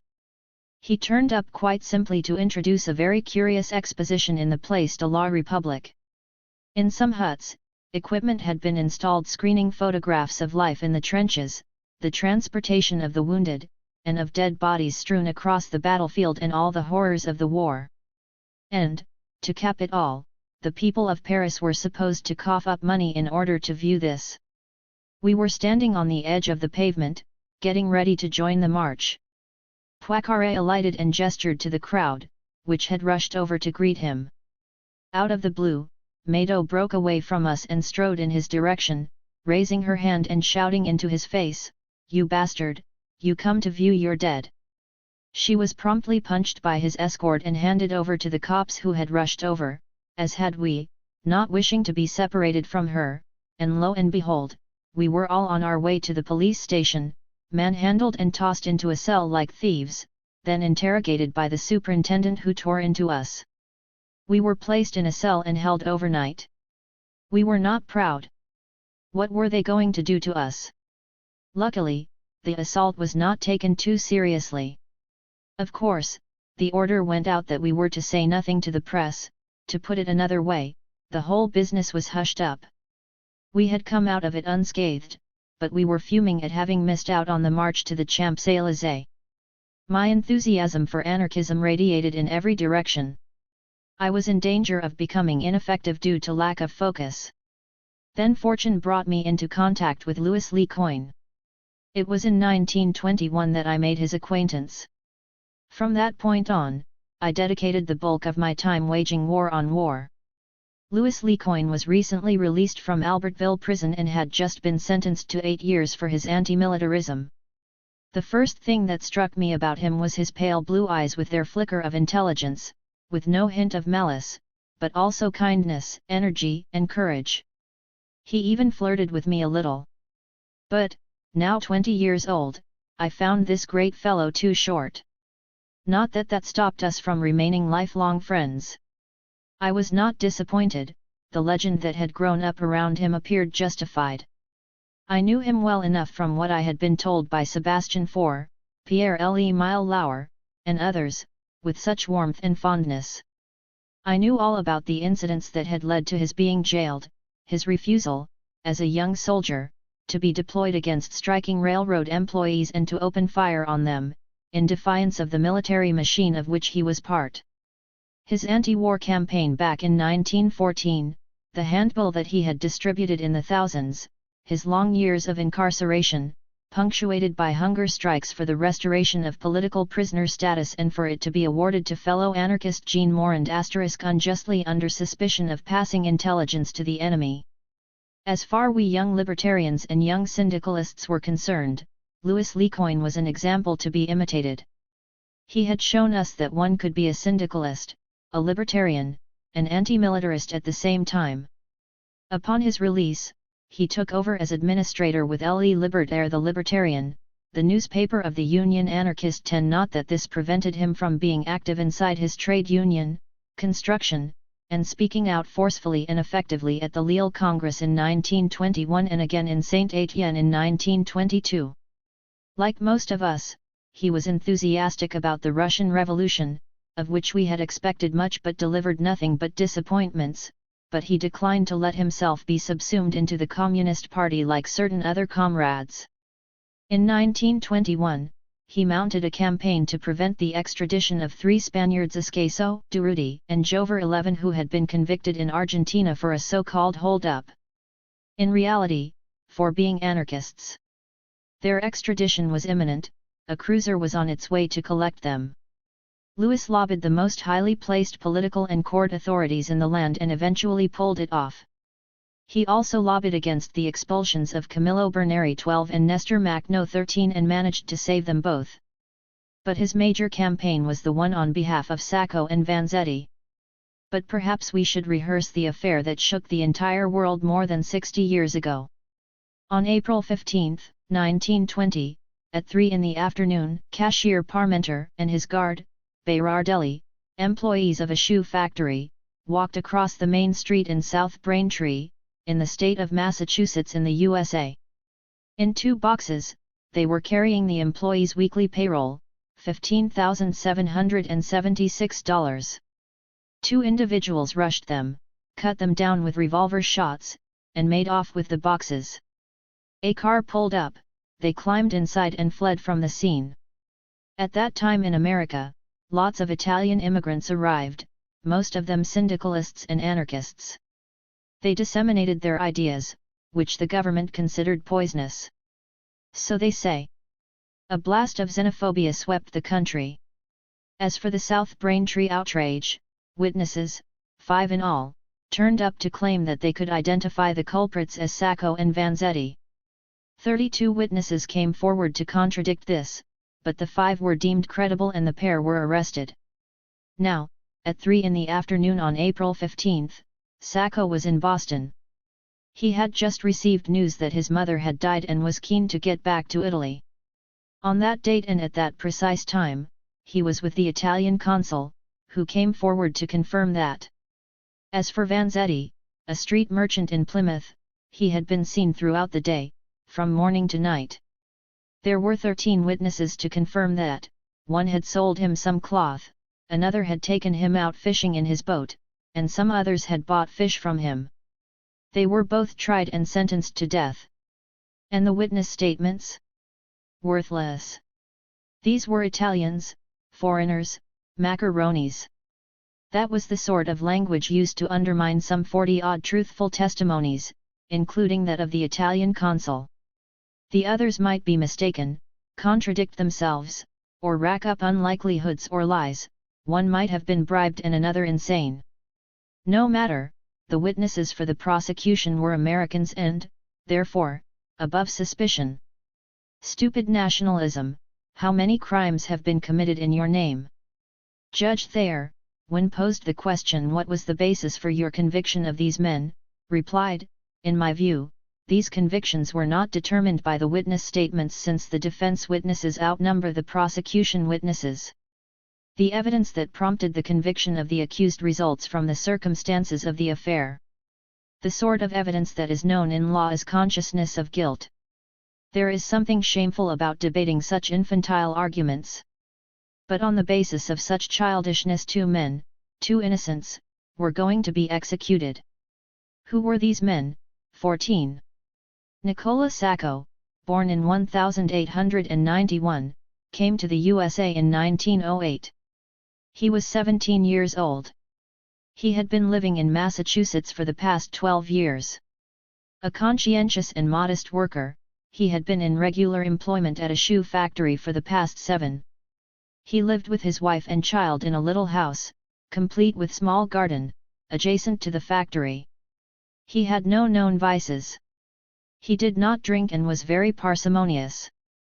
Bartolomeo Vanzetti arrived in America in 1908 and was 32 years old when his life took this dramatic turn. He had been sacked by the Cordage Company in the wake of a strike in 1916.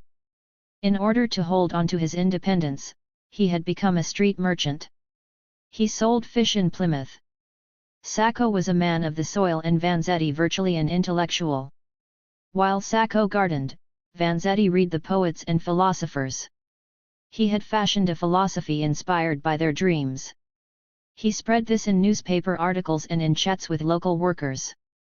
The fact is that he wrote very well and, the word was, spoke even better. Neither of them had any previous convictions. One of them was the sentimental type, the other an enlightened, rational mind that believed in selfless ideas and in the exemplary power of living simply and lovingly. Could it really be argued that that was any overture to the crime?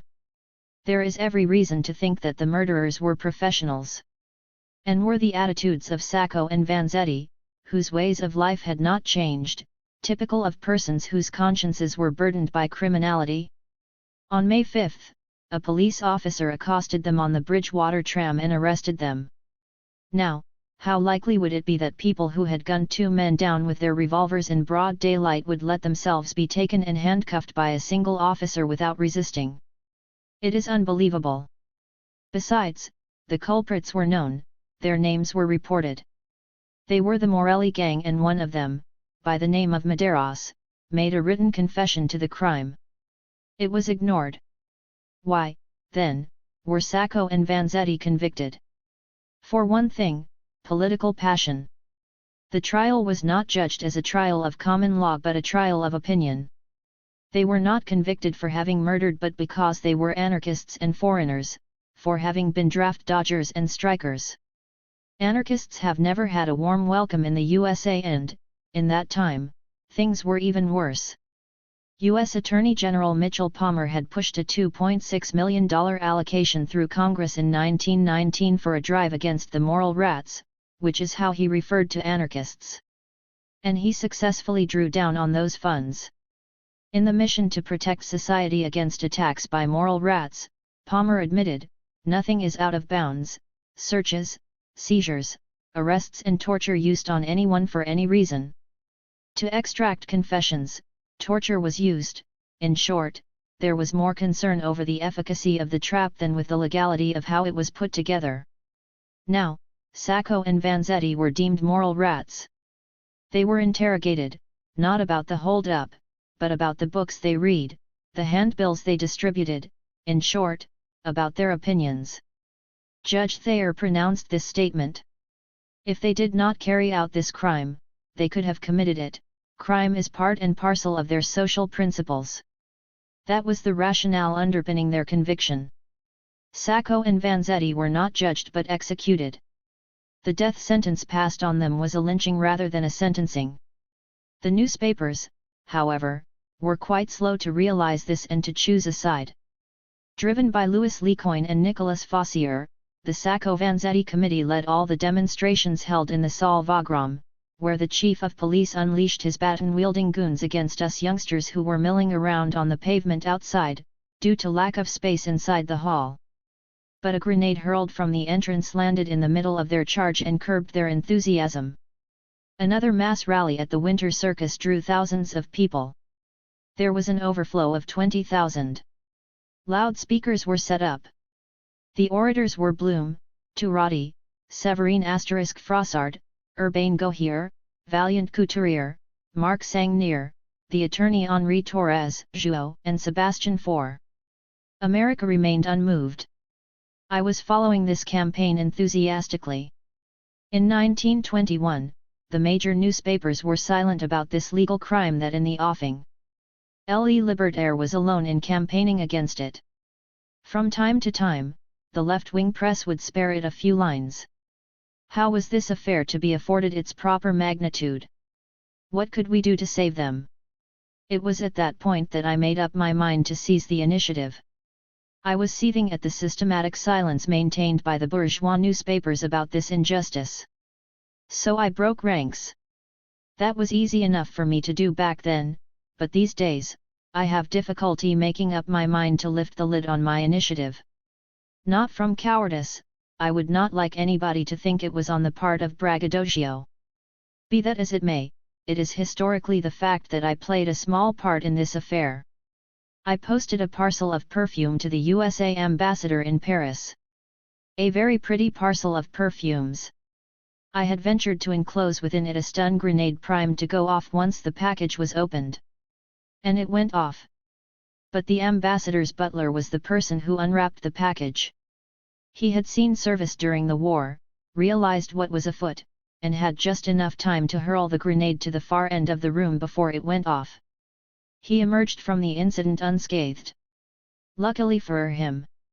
The room, on the other hand, sustained serious damage.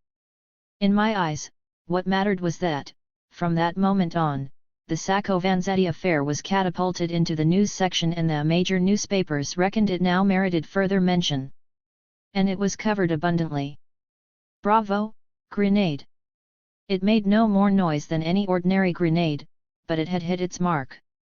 Little by little, honest research, scrutiny of the facts, and conscientious examination of the circumstances were to open the eyes of every impartial observer to the innocence of the two men. I returned to my place in the ranks and reverted to being just another little pawn of anarchy among others. But the struggle pressed on.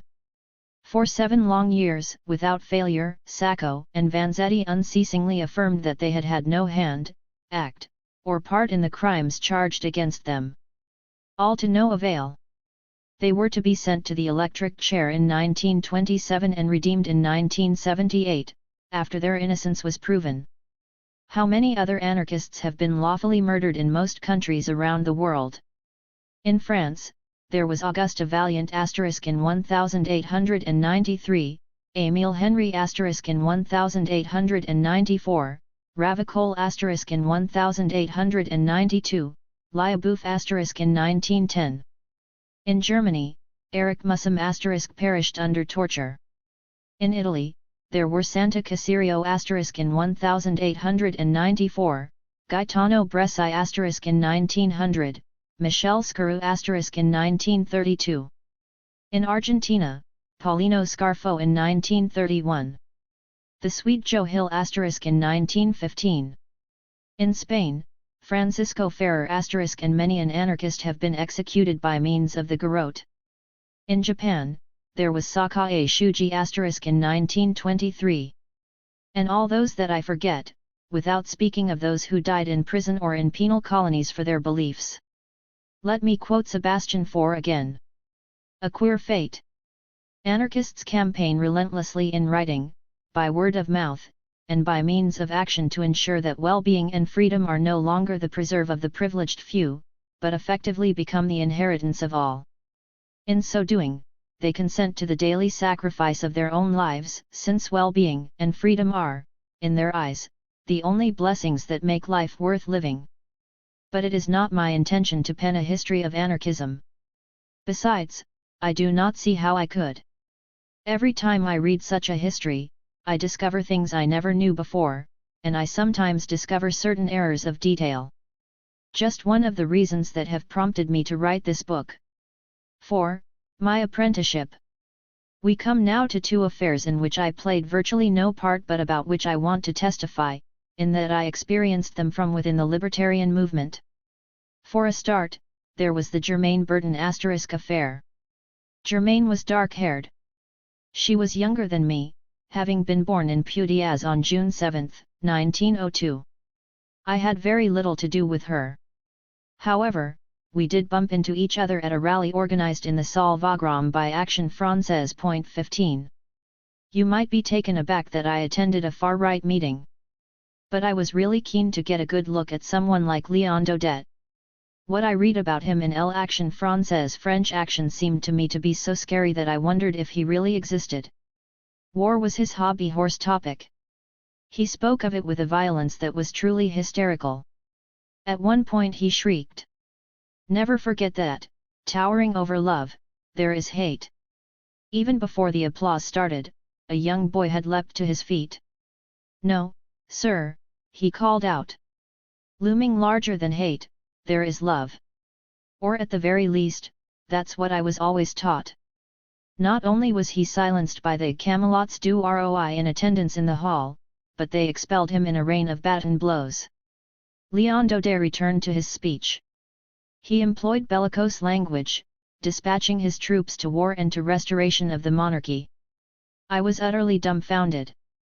L'Action Française, the royalist newspaper of which he was the manager, carried the refrain, "Tomorrow, over their graves, the wheat will sprout more beautiful." What baffled me was that the youngsters who drank in his every word appeared to be eager to serve as fertilizer. Leaving the meeting, I was frankly depressed. Germaine Burton was even more outraged than I was. She said to me, "That bastard does not deserve to live." She had only recently taken to frequenting anarchist circles but already had a good grounding in anti-militarism and pacifism. She spoke up often in discussions inside her group and always in an intelligent way. She lived with a young book delivery boy, Armand Gohary *. I spotted him a few times, and he seemed a likable sort. They say he held certain documents concerning the Bonnet Rouge * affair. 16. He was discovered dead in his room, most likely murdered. An anarchist comrade by the name of Topin *, a friend of his, committed suicide. At least, that was the official version. I hadn't seen Germaine since and hadn't taken what she had said in her indignation seriously.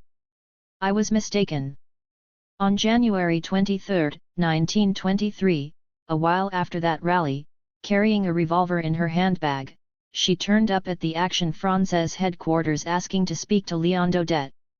He sent word that he was not there and sent Marius Plateau * out to receive her. She was ushered into a large room with splendid blue armchairs adorned with fleur-de-lis. Monarchist he may have been, but Marius Plateau was one coarse fellow. His treatment of Germaine was unspeakably vulgar, sordid, and arrogant. He accused her of being in the pay of the police like all anarchists, I might add. He made her the offer of money for the information she assuredly had to offer him, etc. Outraged by his remarks, she drew her weapon and gunned him down without a word. Then she fired a shot in her own direction, missed, and fainted. The Camelots on duty rushed in at the sound of gunshots and thought that she was dead, otherwise, they would assuredly have lynched her. Standing up to attacks and slanders coming from L'Action Française, Le Libertaire threw itself behind the defense of Germaine Burton and swapped from weekly to daily publication, something it had been planning to do for quite some time.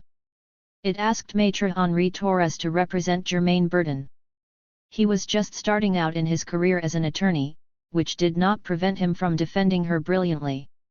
Séverine, Louis Lecoin, and other personalities rallied around Germain Bertin, and she was acquitted. The aggressive attitude adopted by Léon Daudet and Moraz * and their bellicosity did not appeal to the sympathy of the jury. Instead, it proved a significant factor in the acquittal of Germain Bertin. After the trial, little more was ever seen of Germain Bertin in the anarchist movement. She was catapulted back into prominence for a while at the time of the Philippe Daudet * affair. She declared that once upon a time she had been his mistress, following a random encounter with him in the Latin Quarter some months earlier. Pure imagination, said all of the comrades better acquainted with her than I was. She tried to take her own life in the Belleville church before vanishing from our milieu. The affair surrounding the death of Léon Daudet's son was very murky. One that occupied the front pages of the newspapers throughout late 1923, and l'Action Française cranked it out like a daily serial. Just to sum up the facts. A young man of around 15, although he looked older, had shown up at the Le Libertaire premises at No. 9, Rue Louis Blanc, insisting that somebody should provide him with a revolver. He was planning to strike out and kill some important personage. He claimed that his name was Philippe, that he was on the run, and penniless. His parents were bourgeois, and he had no wish to return home. The young anarchist poet Georges Vidal *, who dealt with him, talked with him at some length, explaining that an anarchist did not kill people just for the pleasure of killing, and that if he was going to sacrifice his life, his deed would need to have some meaning to it. He then treated him to dinner and, in order to distract him and change his mind, brought him to the Grenier Gringoire on La Butte, a cabaret club belonging to our friend Charles d'Avril. And he spent the evening in the company of a squad of comrades who welcomed him like a brother. Charles slipped him some money for lodgings, but one of the comrades there, and his partner, took him back to their place for the night. That comrade's name was Jean Gruffy. How did it come to pass that the son of somebody like Léon Daudet felt an attraction to anarchy? After his death, certain journalists reckoned that he had been trying to infiltrate anarchist circles so as to avenge the death of Marius Plateau, as he had been one of his warmest admirers. Now let us try to stick to the facts. Even though he had failed to procure the gun that he had asked for, Philippe revisited Le Libertaire. This time Georges Vidal was not around, and he met up with a certain F who brought him to Le Flouter * the bookseller, who might just sell him a weapon. In fact, Le Flouter promised he would have one for him the following day. As arranged, the bookseller admitted him to the basement of his bookstore. At which point an impenetrable blackout curtain falls. The official version was that Le Flouter sold him a gun, that Philippe caught a taxi on the boulevard near the Bastille and asked the driver to take him to the Medrano circus. As they neared the Gare de l'Est, the driver is supposed to have heard a gunshot within his vehicle and, turning around, saw his passenger sprawled across the back seat in a pool of blood. According to witnesses arriving at the scene, the carpet and floor of the taxi were already drenched in blood. The driver absorbed the scene and then ferried the injured party to Lariboisière. There, he was recorded as dead on arrival and his body was removed to the morgue.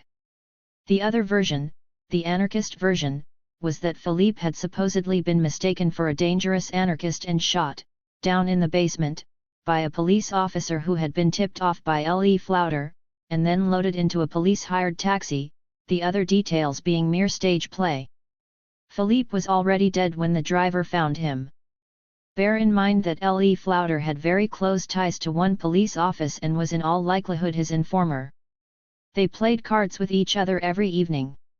Fretting about Philippe's absence, the Daudet family scanned the newspapers daily. Its eyes were drawn to a report of a suicide by a young man, whose description fitted Philippe's. With a friend in tow, Léon Daudet visited the hospital where he could not help but identify the corpse. He held the anarchists responsible for Philippe's death and, from the pages of l'Action Française, launched an extremely violent campaign, answered blow for blow by Le Libertaire. Léon Daudet was particularly scathing about Georges Vidal, who had first greeted Philippe. Philippe had handed him a farewell letter for his mother in the event that anything might happen to him.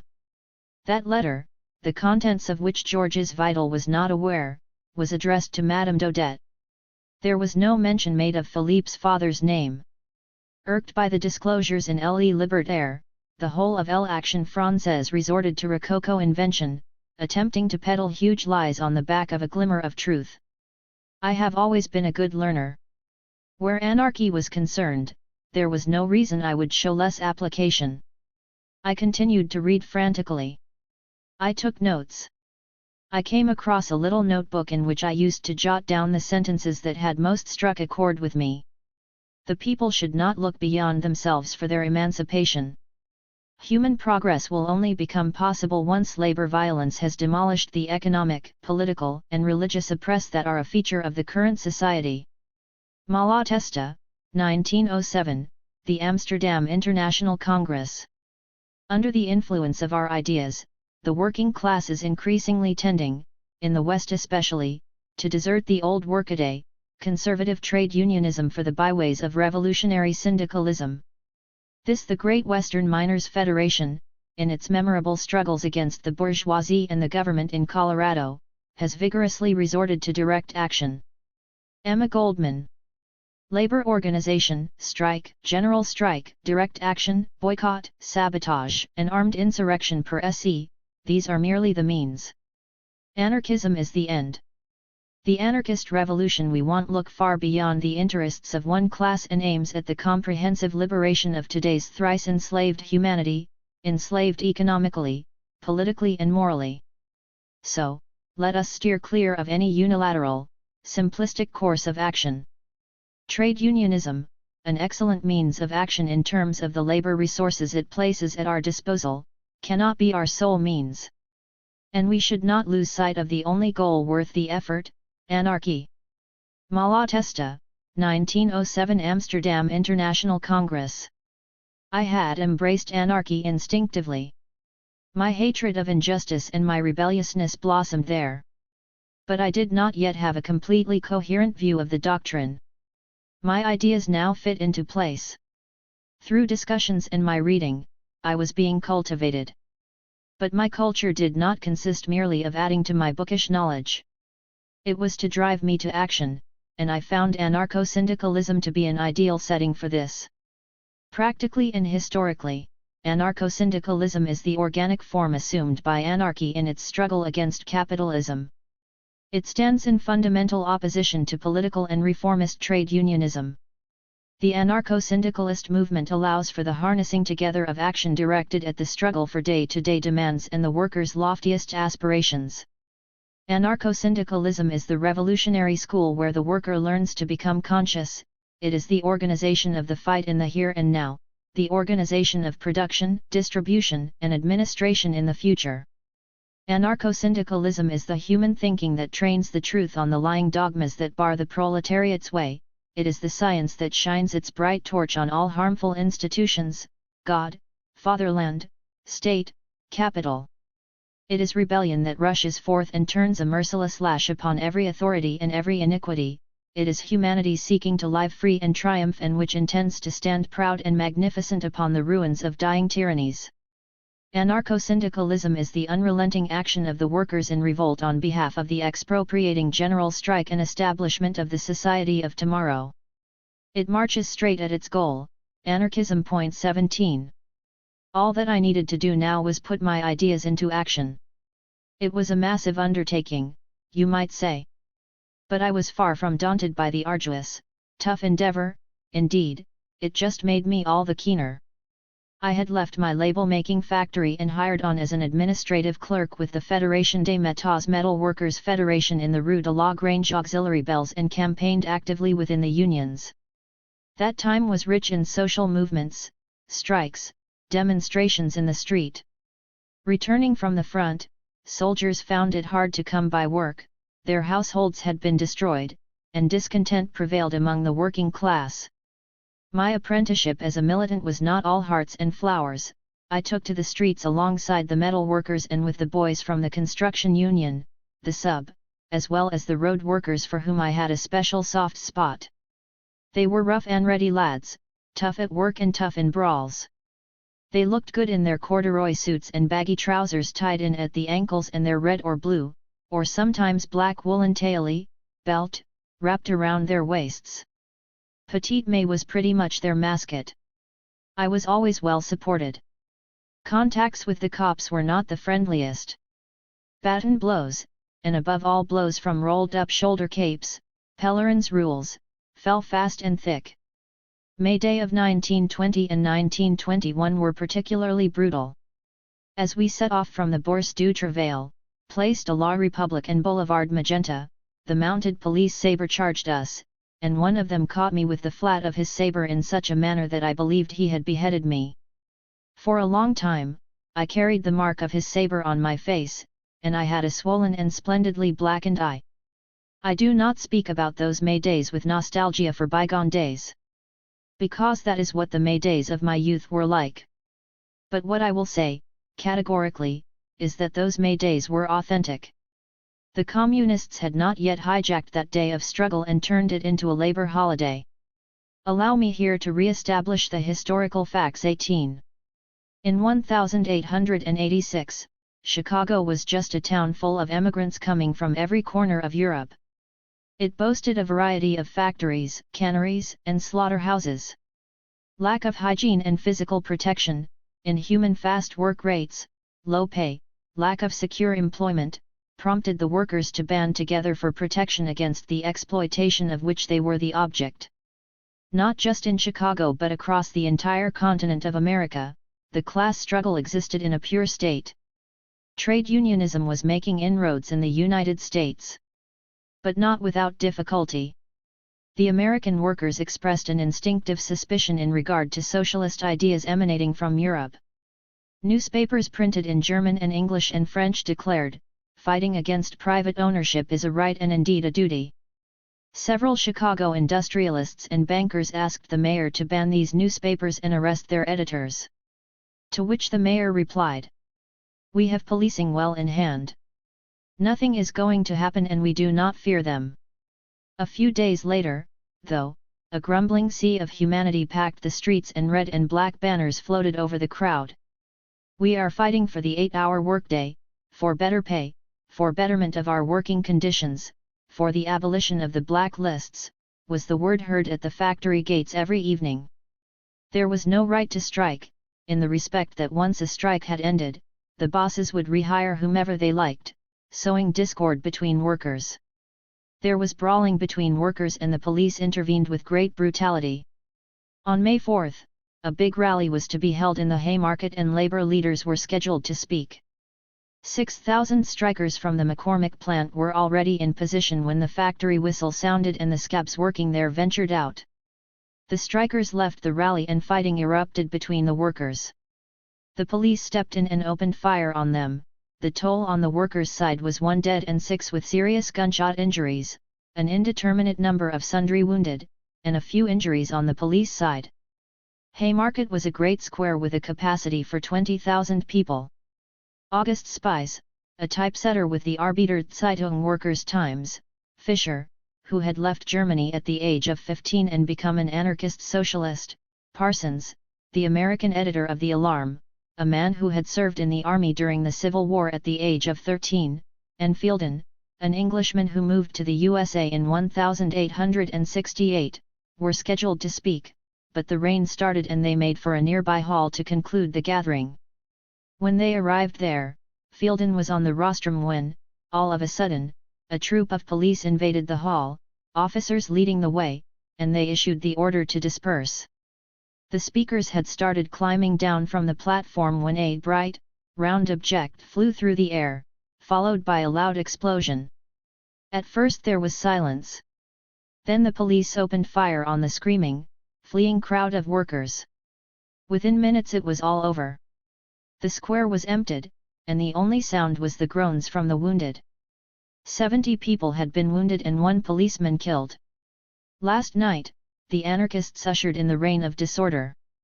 They laid an ambush for the policemen and hurled a bomb, declared the reactionary press. Now, workers had not thrown that bomb, and the bomb had flown from the police ranks. The labor leaders' spies, Fielden, Schwab, Waller, G. Engel, Oscar Neebe, W. Singer, and L. Ling were rounded up. Parsons was nowhere to be found. 200 arrests were made in the space of 1 week. A climate of inquisition and xenophobia prevailed. 4 attorneys offered their services to the accused, despite the threats made against them. A jury was selected from a panel of 981 individuals. In fact, all 12 of those eventually selected had their minds made up in advance. From the outset of the proceedings, the judge announced that it did not matter who had thrown the device, that all of the accused were answerable for it. 50-year-old George Engel stated, "I wasn't at the rally but was at home with my wife and friends." Adolf Fischer acknowledged his part in the rally. Samuel Fielden was accused of having shouted, "Behold the ferocious brutes, comrades, and do your duty." Although, some of the policemen agreed that all he had said was, "We are peaceful." Parsons, who showed up at the trial after having been on the run since the day of the rally, declared, "My name has been on the blacklist for 10 years and for 2 I have been publishing the alarm. I fight against the wretchedness of the workers." Addressing the lawyers representing the civil litigants, Spies stated, "My defense is your very accusation itself." Michael Schwab and Oscar Neebe, who had not been in the Haymarket, were also charged with murder. Neebe uttered these words, "The police response is unacceptable." Louis Ling was charged with having assembled the bomb. A number of witnesses testified that he had not been at the rally. "That I have assembled bombs is true," he stated, "but not that one." The lawyers representing the civil litigants told the jury on 20 occasions, "Your choice is between law and anarchy, between good and evil. Your decision will be a watershed in history. The responsibility upon you is beyond measure. Do not let yourselves err on the side of mercy." The defense contended that the accused were on trial for their views, in the absence of all evidence. The summations ended on August 19. On the morning of the August 20, a police cordon sealed off the entrance to the court and patrols roamed the city. The jurymen were first into the courtroom, followed by the lawyers for the 2 sides. Then the court. The judge rose to his feet and everyone else followed suit. The sentence was death for all of them, except for Neebe, who got 15 years of imprisonment. There was some murmuring in the courtroom. The 8 men left the room without a word, in great dignity. 2 minutes later, there was a great roar from the crowd, followed by applause. The crowd was afraid.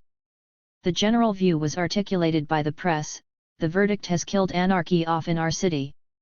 It represents a caution to the snakes from Europe, these socialists, communists, and anarchists. Chicago's verdict will at least curtail the immigration into this country of organized killers. Many letters were sent to Governor Oglesby by well-known figures in the United States and Europe: Walter Besant, Walter Crane, Stafford Brooke, Ford Maddox Brown. A huge rally was organized in London, attended by William Morris, Bernard Shaw, Annie Besant, Kropotkin, Stepniak, etc. 19. The governor suggested the convicted men might have to abjure their doctrine. "Make a gesture," the lawyers told their clients. The convicted men greeted that proposal with high disdain. "Liberty or death," they demanded. Extraordinarily, 5 of the most important bankers who held supreme power in Chicago gathered to determine whether the condemned men should be spared or not. Mercy was not a consideration. The executions may spark disturbances, no point in breathing fresh life into the agitation. Should the men be spared? Some were supportive of clemency. Others opposed it. On the morning of November 10, warders heard a detonation coming from Ling's cell. They could see blood all over the place. Ling's face had been ripped off. There was talk of a bomb. He had used a tablet of fulminate of mercury. Some doctors wanted to save Ling by passing him off as mad. He had opted for death rather than the asylum. On his cell wall there was this inscription, scrawled in his own blood: "Long live anarchy." That same day, Fielden and Schwab were reprieved, their sentences commuted to life terms. The others were executed. The gallows were erected quite close to the prison on the night of November 10-11, 1887. On the morning of November 11, the condemned men had a quiet breakfast and wrote letters. At 8:40 a.m., an attorney arrived. The person responsible for the bomb had been picked up in New York, and he was demanding that the execution be set aside. At 10:15 a.m., the governor replied, "No." At 11:30 a.m., the sheriff arrived to read out the sentence to each of the prisoners. They were handcuffed and dressed in white muslin shrouds. Fisher helped to arrange his. The 4 men were fitted with hoods. They were then allowed a few last words. "Spies, a day will come when our silence will speak louder than the voices you seek to strangle this day." Fisher, "Long live anarchy! This is the most beautiful moment of my life." Engel, "Long live anarchy!" Parsons, "Will you allow me to speak, O Americans? Let me speak, Sheriff Matson, so that the people's voice can make itself heard. Let." That was all. The funerals took place on Sunday, November 13. No placards, no flags, no speeches, Chicago's mayor had ordered. Upwards of 250,000 people lined the funeral procession, about 15,000 people entered the cemetery. The procession advanced in utter silence. 4 orators then spoke, including Black, the convicted men's attorney. 5 years after that, a monument was erected on the graves of the executed men, and Waldheim Cemetery became a place of pilgrimage. The novelist Henry James, the American equivalent of Marcel Proust, wrote at that time, "We have become sensible of a sinister world, inferior and anarchic, seething in its pain, its power, and its hatred." That sinister world was the working class, which was at that point exploited and downtrodden. The grumblings of revolt that the Americans were starting to sense were about to build until shaking the world. Ever since then, May 1 has been the day of rebellion across the world, marked in France, as it was in Clary and in Formy's 20, and elsewhere, by violence and bloodshed. Pétain tried to turn May 1 into a celebration of patronage. And, deliberately or otherwise, communists have embraced that notion of his and brought it back into fashion. But as far as the old hands are concerned, May 1 will always be synonymous with demands, struggle, and revolt. Luckily, there was more going on than brawling. The syndicalist youth were active and studious, old hands would deliver well-attended lectures on trade unionism, and the festivals we organized in various arrondissements where we staged avant-garde and anti-militarist plays, as well as plays by Coeur d'Alene and even the classics, were very well attended and topped up our solidarity funds. We produced handbills and posters, for which some youngsters were arrested and prosecuted. During the 1920s, the political wing of La Santa prison welcomed a range of visitors. Alongside the syndicalists, communists, and anarchists, there were even some royalists. Coming back one evening from La Bellevilloise, where I had listened to a number of speakers, and making my way home to my room in the Latin Quarter, I caught the metro at Republic.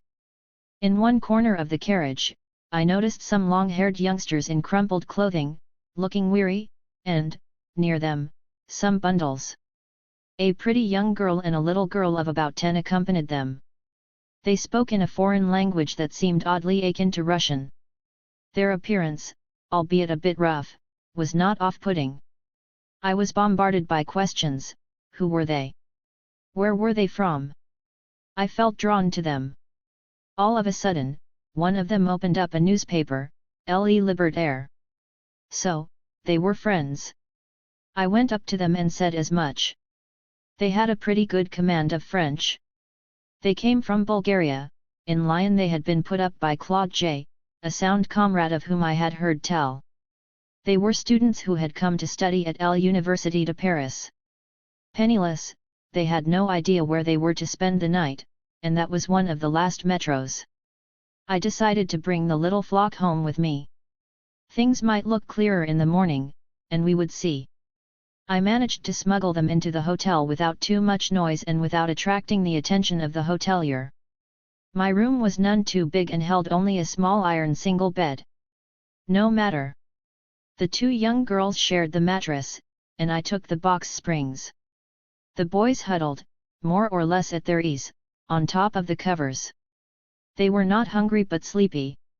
The following morning, after a strong cup of tea and some honey cakes, I made it my business to find them somewhere more comfortable. The hotel had one large room vacant. The other could stay with friends until something better turned up. We became better acquainted with one another. In confidence, they told me that they had fled Sofia following a bomb attack inside the cathedral there, during a mass attended by top-ranking civilian and military authorities. It had left people dead and injured. A crackdown on left-wingers followed. There was only one escape, exile. 21. I bumped into them frequently after that. We spent many a long evening chatting at length about people and ideas with which they acquainted me and brought me to love. Ah, the cafés crèmes and lightly buttered cakes of Montparnasse's La Rotonde. We spent hours there dismantling and constructing a better world. Dragouille was one of us, of course.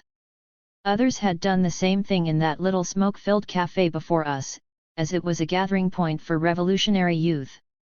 Trotsky, for one, I had no doubt that we were going to get better acquainted.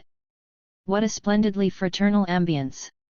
When war was declared, in 1939, Vasya returned to Bulgaria. His sister, on the staff of a fashion house, was killed in an accident. Buff, it appears, met his end in Yugoslavia, at the hands of the Nazis. Itso and the others were making shoes and studying for a degree. Miluk, cousin to the King of Albania, was a law student and working as a sweeper for Borneol, always dressed to the nines. What became of you all? I lost track of you, but the memory of you endures and you have a place in my heart. Our group included an excellent comrade, a good-looking boy who kept to himself and was a great admirer of the guys from the band and for illegalists of every stripe. He worked at recovering weapons in the areas devastated by the war, places such as the Nord and the Somme. He invited Dragouille and me to spend a weekend in the little village where he was boarding. That evening, after supper, he brought us out to his work site. There were huge craters stacked with boxes of grenades, shells, and so on. Climbing down into one hole, he opened a crate of grenades and, grabbing one of them, pulled the pin and hurled it far over our heads. It failed to explode. He had several more goes at this, opening a fresh crate each time. He slumped down on a crate in which the grenades were very dry and urged us to have a go at throwing them ourselves, after teaching us the procedure. There was no danger of our being heard, as we were far from any housing, in a real wasteland. A Dantesque landscape where thousands of men had lost their lives. As the comrade had brought a bag along, we packed it with a number of bone-dry grenades before heading back to the village to spend the night. Dragouille and I were loaded down like pack horses when we reached the Gare du Nord, carrying the famous grenades and clueless as to what use they might be put. But they could always serve some purpose. Passing through the checkpoints, there was one in every station, was no bother, and the customs officials showed no interest in grenades. Small though they may have been, these devices were very cumbersome. We were living in a hotel and keeping them in our room was out of the question. An elderly comrade, in whom we had every confidence and who really trusted us, agreed to store them at his little cottage and held them at our disposal. One day, opening the newspaper, I spotted our arms recovery comrade's name on the front page. He had attacked the cashier of a major daily newspaper in an attempt to seize his cash. But the cashier, a judoka, had subdued him and handed him over to the police. Oddly enough, he showed up at the hearing as a defense witness, stating that the fellow had not had any intention of killing him, since he could easily have done so prior to being subdued. Since his family did not want to hear tell of him, my friend Mado and I decided to take charge of him and, equipped with a visitor's pass, we took turns at going to see him in La Santa prison. An outstanding lawyer, Maitre Berthin, agreed to defend him in criminal court where he was sentenced to a 5-year prison term. He was sent to Fresnes and then to the penitentiary in Melun. His sister, who was living abroad, forwarded me her papers, and I was able to visit him while he served his time, except during my own trip to Russia, that is. At the time, Gaston Roland and Émile Cotton * were also being held in Melun. The former for having helped a deserter, who had then gone on to turn him in, and the latter for having shot at Clemenceau. 22. Every Sunday, we would meet up with the brothers of Roland and Cotton at the station and contrive to synchronize our visits. That way, each of the prisoners got 3 visits in one. 5. My trip to the USSR. We were too happy. It couldn't last. Dragoui's older brother, an officer in the Serbian army and military attaché in Germany, the man who paid for his studies and subsidized his every material need, somehow found out that Dragoui was hanging out with anarchists and was very well known in those circles. He sought him out in Paris and gave him an ultimatum: either give up on what he called his craziness and commit himself exclusively to studying, or his allowance would be cut off. And he would have to manage for himself. There was a bitter argument between them. Dragoui refused to give in to the blackmail. He would drop out of the university and find a job. He was as good as his word. He was taken on as a laborer at the Renault plant. In the evenings, he would come home worn out, his hands all blistered. Physically, he was up to it, albeit that he had never before done any manual labor. But the idea that he might not complete his medical degree was becoming more and more unbearable to him with each day that passed. He became bitter, aggressive, and distraught. I could not bear to see him that way any longer. I could see how he felt torn. I was the one who urged him to back down. I wouldn't have wanted him to someday hold it against me that he had missed out in life. His brother came to fetch him and took him off to complete his studies in Germany. I was not there to see him go. I was in complete turmoil. I was torn. I was deeply in love with Dragoui, and I lost him. It was awful to see the loss of his happiness. And he too was in despair. That he would have stood up to power or money, there is no doubt. But he just could not turn away from the profession he loved. Separation did nothing to lessen his sorrow. He wrote me numerous letters that I returned without reading. I thought I would die. Then rebellion prevailed over grief. And I threw myself headlong into the struggle on behalf of our ideal. I have never forgotten you, Dragoui. In 1922, the CGT held its National Congress in Saint-Étienne. I was there in my capacity as administrative secretary to the Metal Workers' Federation. The Congress set the deal on the split inside the CGT and was marked by the birth of the CGTU. There were 2 motions on the table: the motion tabled by Monmasio* on behalf of the majority, in favor of unconditional affiliation to Moscow's Third Trade Union International. And the one tabled by Pierre Besnard * representing the trade union minority, which demanded complete autonomy and utter independence in terms of administration, propaganda, the examination of organizational means in advance of any action and future struggle, and, finally, action itself. The Monmasio motion carried the day with 779 votes against 391. The majority endorsed affiliation, pure and simple. However, Monmasio was not formally a member of the Communist Party. Purportedly a free agent in his decision-making, he faithfully carried out the orders handed down by the CP, instructions to the effect that allegiance would be given to the Bolsheviks in Moscow. At the National Congress of the Metal Workers' Federation, the Federal Secretary Lucien Chevalier * was appointed to represent the Federation at the Moscow International Trade Union Congress, Prof in turn, and I was to go with him. 23. The mandate from the Metal Workers' Federation was to oppose the CGT's affiliation to the Third Trade Union International. I should point out that our comrades from the opposition line-up at the previous year's Congress Lepidot * from the Road Workers' Union and Vergit from construction had gone missing at sea. Embarking on a wrong boat on the Murmansk Peninsula, after having been held up in the USSR long after the other delegates had set sail, a ship had to be sent out to look for them, and that ship had never come. They were fated never to be seen again by us.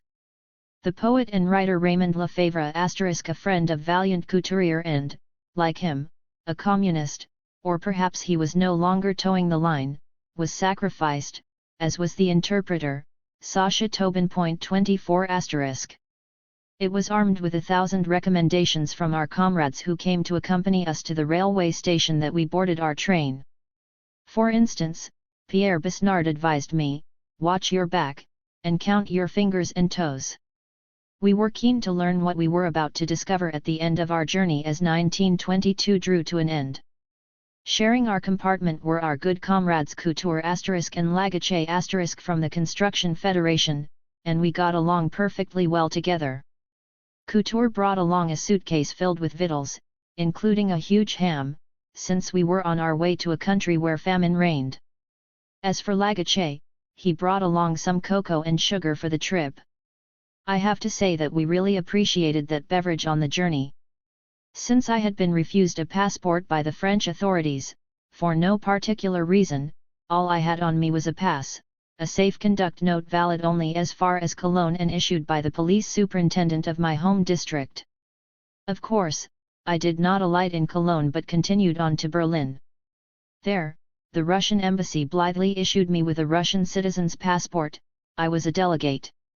In Berlin, I visited to some very well-known anarcho-syndicalist activists, including Rudolf Rocker, Augustin Souchy *, etc. I also met up with Emma Goldman and Alexander Berkman, who I knew by their writing. Emma Goldman, who I will discuss later, and Alexander Berkman were both of Russian origin, although they had long been living in America, where they were very well known for their anarchist militancy.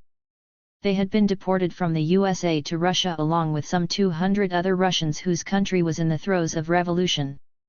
They had both just returned, disillusioned, from Russia even though they had been yearning for that revolution and, for hours on end, they told us of what they had seen and what they had experienced, the catastrophic situation in the country, most of their comrades shot, jailed, or deported to the camps that they had known under Tsarist rule, in far-off Siberia, whence they had been plucked to take part in the revolution. Famine, typhus, and counter-revolution. The peasants in revolt. The birth of the Cheka, established by Lenin, was responsible for the abrupt elimination, not just of the members of every party, but of workers, of those who would have given their lives for the revolution. The terror enforced by the Bolsheviks who behaved like highwaymen drunk on authority, channeling the Russian people's violent, spontaneous anarchy, and commencing a brand new bloodthirsty despotism, as Maxim Gorky had put it to them. 25 homes raided day and night, people hauled away to who knows where, sentenced without trial, and never seen again. The dismal economic situation, the black market, the hunger-driven looting. They had both witnessed the Kronstadt uprising, which they summed up like this: 26. The Kronstadt garrison, plus the town's Soviet, had stood in solidarity with the famished people of a strike-stricken Petrograd, which had run out of patience. On February 28 and 29, 1921, rumor had it that Kronstadt had been overrun by the Whites and that everyone should arm themselves and rush to its aid. But this was simply a lie by the official press. The Soviet and the garrison had drafted handbills that they distributed in the town. Their program was the following: renewal of the revolution, re-election to free Soviets by means of secret ballot, release of political prisoners, an end to requisitioning in the countryside, abolition of the checkpoints that were preventing the population from obtaining fresh supplies, freedom for artisan production, and, finally, trade union freedom, freedom of speech and of the press for all revolutionary parties and factions.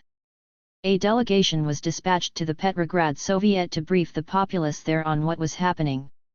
That delegation was thrown into prison by the Cheka. Emma Goldman and Alexander Berkman drafted a motion, which they put to the rebels who adopted it unanimously. They set up a meeting with Zinoviev * and for 2 hours, Emma defended the stance of the Kronstadters before the governing authorities. Emma and Sasha were able to speak with some authority on behalf of a fraction of the world proletariat. But they failed. They were advised to drop it and were offered passage through Russia. The sailors and the populace in Kronstadt sent a request for negotiations to the Politburo. In response, a poster phrased in these terms appeared on the walls of the town: "Surrender or you will be mowed down like rabbits." The Red Army mounted attack after attack across the ice by soldiers dressed in white.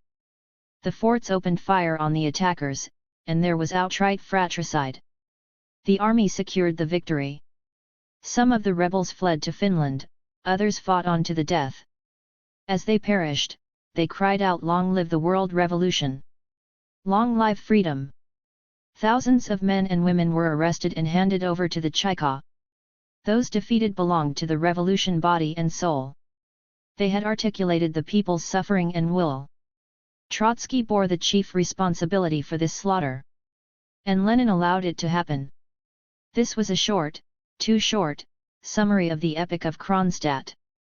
Kronstadt is a dark page in the annals of the Soviet state. Not that there were not lots of others. The massacre of the Makhnovshchina, for instance. That evening in Berlin was a long one, but oh how intoxicating! It ended in the early morning. Friends handed me addresses and messages for what few comrades had managed to slip through the net of the Cheka, but for how long, alas, and helped me to hide them among some old illustrated postcards that I managed to smuggle through. This brought to my attention, in particular, the case of Molly Steimer * and her partner Senia Fleshin * who had lived in America and been among those people deported by the USA back to their countries of origin. Both were members of the Imprisoned Anarchists Support Committee, or Black Cross, which survived on donations from abroad, primarily from America. Their work consisted of delivering small food or clothing parcels to the prisons and certain camps. This Black Cross had the consent of the government and was perfectly legal. 27 But one day, when in Arkhangelsk, they were arrested and jailed and then sentenced to deportation for life to the Solovetsky Islands. A veritable hell, the islands consisted of a former monastery where Ivan the Terrible sent his supporters who had fallen out of favor and his adversaries. It had been shut down after the death of that tyrant. The Bolsheviks had reopened it for use as a holding center for politicals, anarchists especially. The island was re-provisioned once a year, and most of the prisoners there died of scurvy. I was asked if there was any way at all that I could lobby on their behalf and try to secure their release. I made a heartfelt promise that I would. The trip was a demanding one, made over several days. After Berlin, we had to skirt Poland, crossing Lithuania, Latvia, and Estonia. Our first stop was Riga, a port on the Baltic where we were able to snatch some rest. The carriages in which we had made the long journey were ancient, with wooden benches, candles by way of lighting, and travelers who enjoyed even that luxury counted themselves blessed. We were stuffed in between huge bundles of laundry or blankets and male and female peasants, as well as whining, dead-tired brats. For where were these good folks bound? Those who alighted at stops along the way were replaced in an instant by others as heavily burdened as they were burdensome. The stink was unbearable, and loud snoring prevented us from getting a wink of sleep. Tired though I was, we managed to remain cheerful all the same. But we were eager to reach our destination. After a night at the embassy and a generous breakfast, a few of us paid a visit to town. My preference was for the port area and, come noon, rather than heading back to the embassy for lunch, I invited my fellow strollers to join me for a fry-up at a shack frequented by the port's fishermen. The food was fit for a king, and the atmosphere very welcoming. We had no way of communicating other than by gestures, but there was human warmth aplenty and that did the job. From Riga, we moved on toward Moscow. I ought to mention that it was freezing cold. We first encountered snow in Poland and, the further we traveled, the greater the chill we felt. We were dressed for warmth, but the carriages were unheated. My feet were unbearably cold. Luckily, from time to time, we had to alight from the carriage and, issued with spades, clear the tracks of snowdrifts. At every station, we were able to get ourselves some boiling tea or just some warm water. Throughout the journey, there were magnificent forests of pine and birch, tiny villages blanketed in snow. I can't recall which town it was where we stopped to change locomotives and where we saw flocks of splendid geese, necks outstretched, and very much at ease among the passers-by who, going about their business and so used to their company, paid them no heed. And then we came to the Russian border. There was a huge banner on display bearing this message: "Workers of the world, unite!" We had to alight and change trains and then pass through customs. I wasn't feeling any too confident, given the family photos I was carting in my bag, but they got through undetected. On the other hand, I was made to remove my boots, fine leather boots I had treated myself to in Berlin and had proven useless against the cold. They paid particular attention to the heels. These they removed. I never did find out what it was that they were looking out for. The comrade who searched me, after making me remove my hat, was very unpleasant and left me in a foul mood. I could not understand one damned word of whatever she was saying to me, other than "Tovarich, comrade," but her forbidding face was far from inspiring friendship, and I couldn't wait to be done with her. I had to insist before they handed me back my heels. Next came the verification of our papers, obviously, and although Russian according to my passport, I stood like an idiot in front of the guard who asked me questions of which I could not understand a single word. He called for an interpreter, and after much ado, I was allowed to rejoin my comrades who were already sipping a reassuring cup of tea. Couture sang out, "I'd much rather have a good glass of piping hot red," a beverage unknown in that border canteen. Some of our communist comrades seemed moved as they crossed the border. That I understood, as they were believers in all this. My own feelings tended more towards anxiety and a degree of fear of what lay ahead of us. The revolution had sparked such enthusiasm, such high hopes of a better society. As far as we were concerned, this was the dawn of a new age that was going to radiate from Russia and flood the world. Certain anarchists, or anarcho-syndicalists, had let themselves be taken in by this and had joined the Communist Party, which, when all is said and done, was not as rotten as it is today. And discussions raged inside the groups and within the unions. I should say that, like many others, I too believed that the great day had arrived over there. So why not back home? But I was and am still a libertarian. And I could not fathom why followers of Bakunin could have signed up to a party that followed his despised rival, Karl Marx. Fortunately, most of them quickly returned, having realized the error of their ways. But within the unions, the struggle was hot and heavy. To make a long story short, we resumed our journey, bickering about that customs check that was barely distinguishable from any capitalist customs check. And once more it was back into the splendid forests, snow-blanketed towns and villages, and heavy snowfall. The French delegation, communists and syndicalists, was greeted with a degree of solemnity and then steered toward the hotels which had been set aside for us. My friends and I were assigned to the Lux Hotel, which seemed comfortable.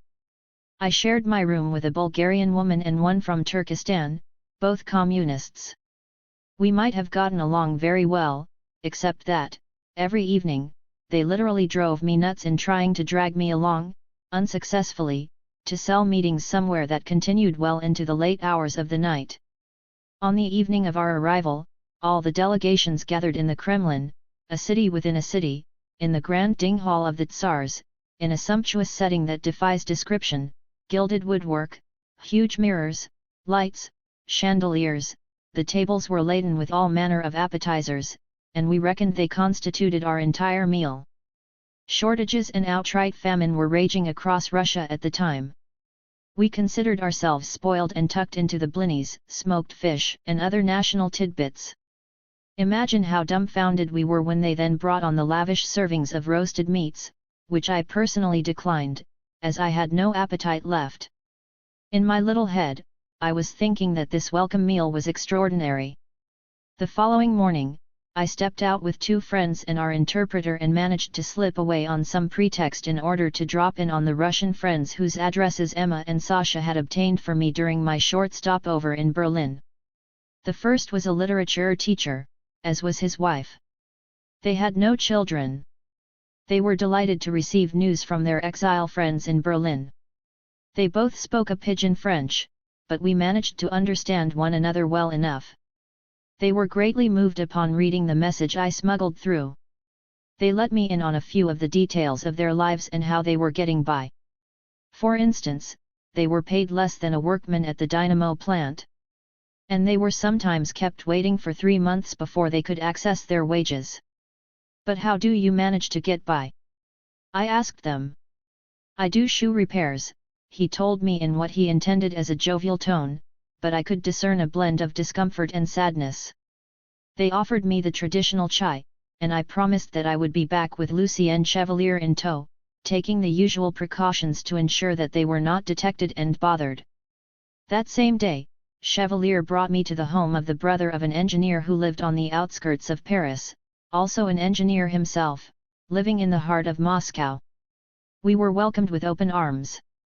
Then the children, a girl of 15 and a boy of 17, both students at a technical school, showed up and, upon discovering that we were delegates, shook our hands effusively. They questioned us about life in the Communist Party in France, and when they found out that we were not communists but anarcho-syndicalist delegates, their faces dropped and, downing their tea quickly, they took their leave, wishing us a very chilly goodbye. These 2 youngsters were members of the Communist Youth, and their devastated parents asked us not to call back, as they were in danger of being reported by their own children. To my astonishment, I found that this was apparently quite commonplace. Besides, the couple who shared the apartment with them had not yet returned from work. It seemed vital that we should be off the premises before they returned. "Informers are everywhere," the father told us, "and we have to be wary of our own shadows, lest we be accused of anti-government activity and jailed." That was a bad start. We had to be on our guard lest we create trouble for these good people through our visits. So, what had become of the freedom for which they had fought? The next day, there was the same gluttonous feast, again at the Kremlin, in gilded surroundings, once Tsarist but now communist.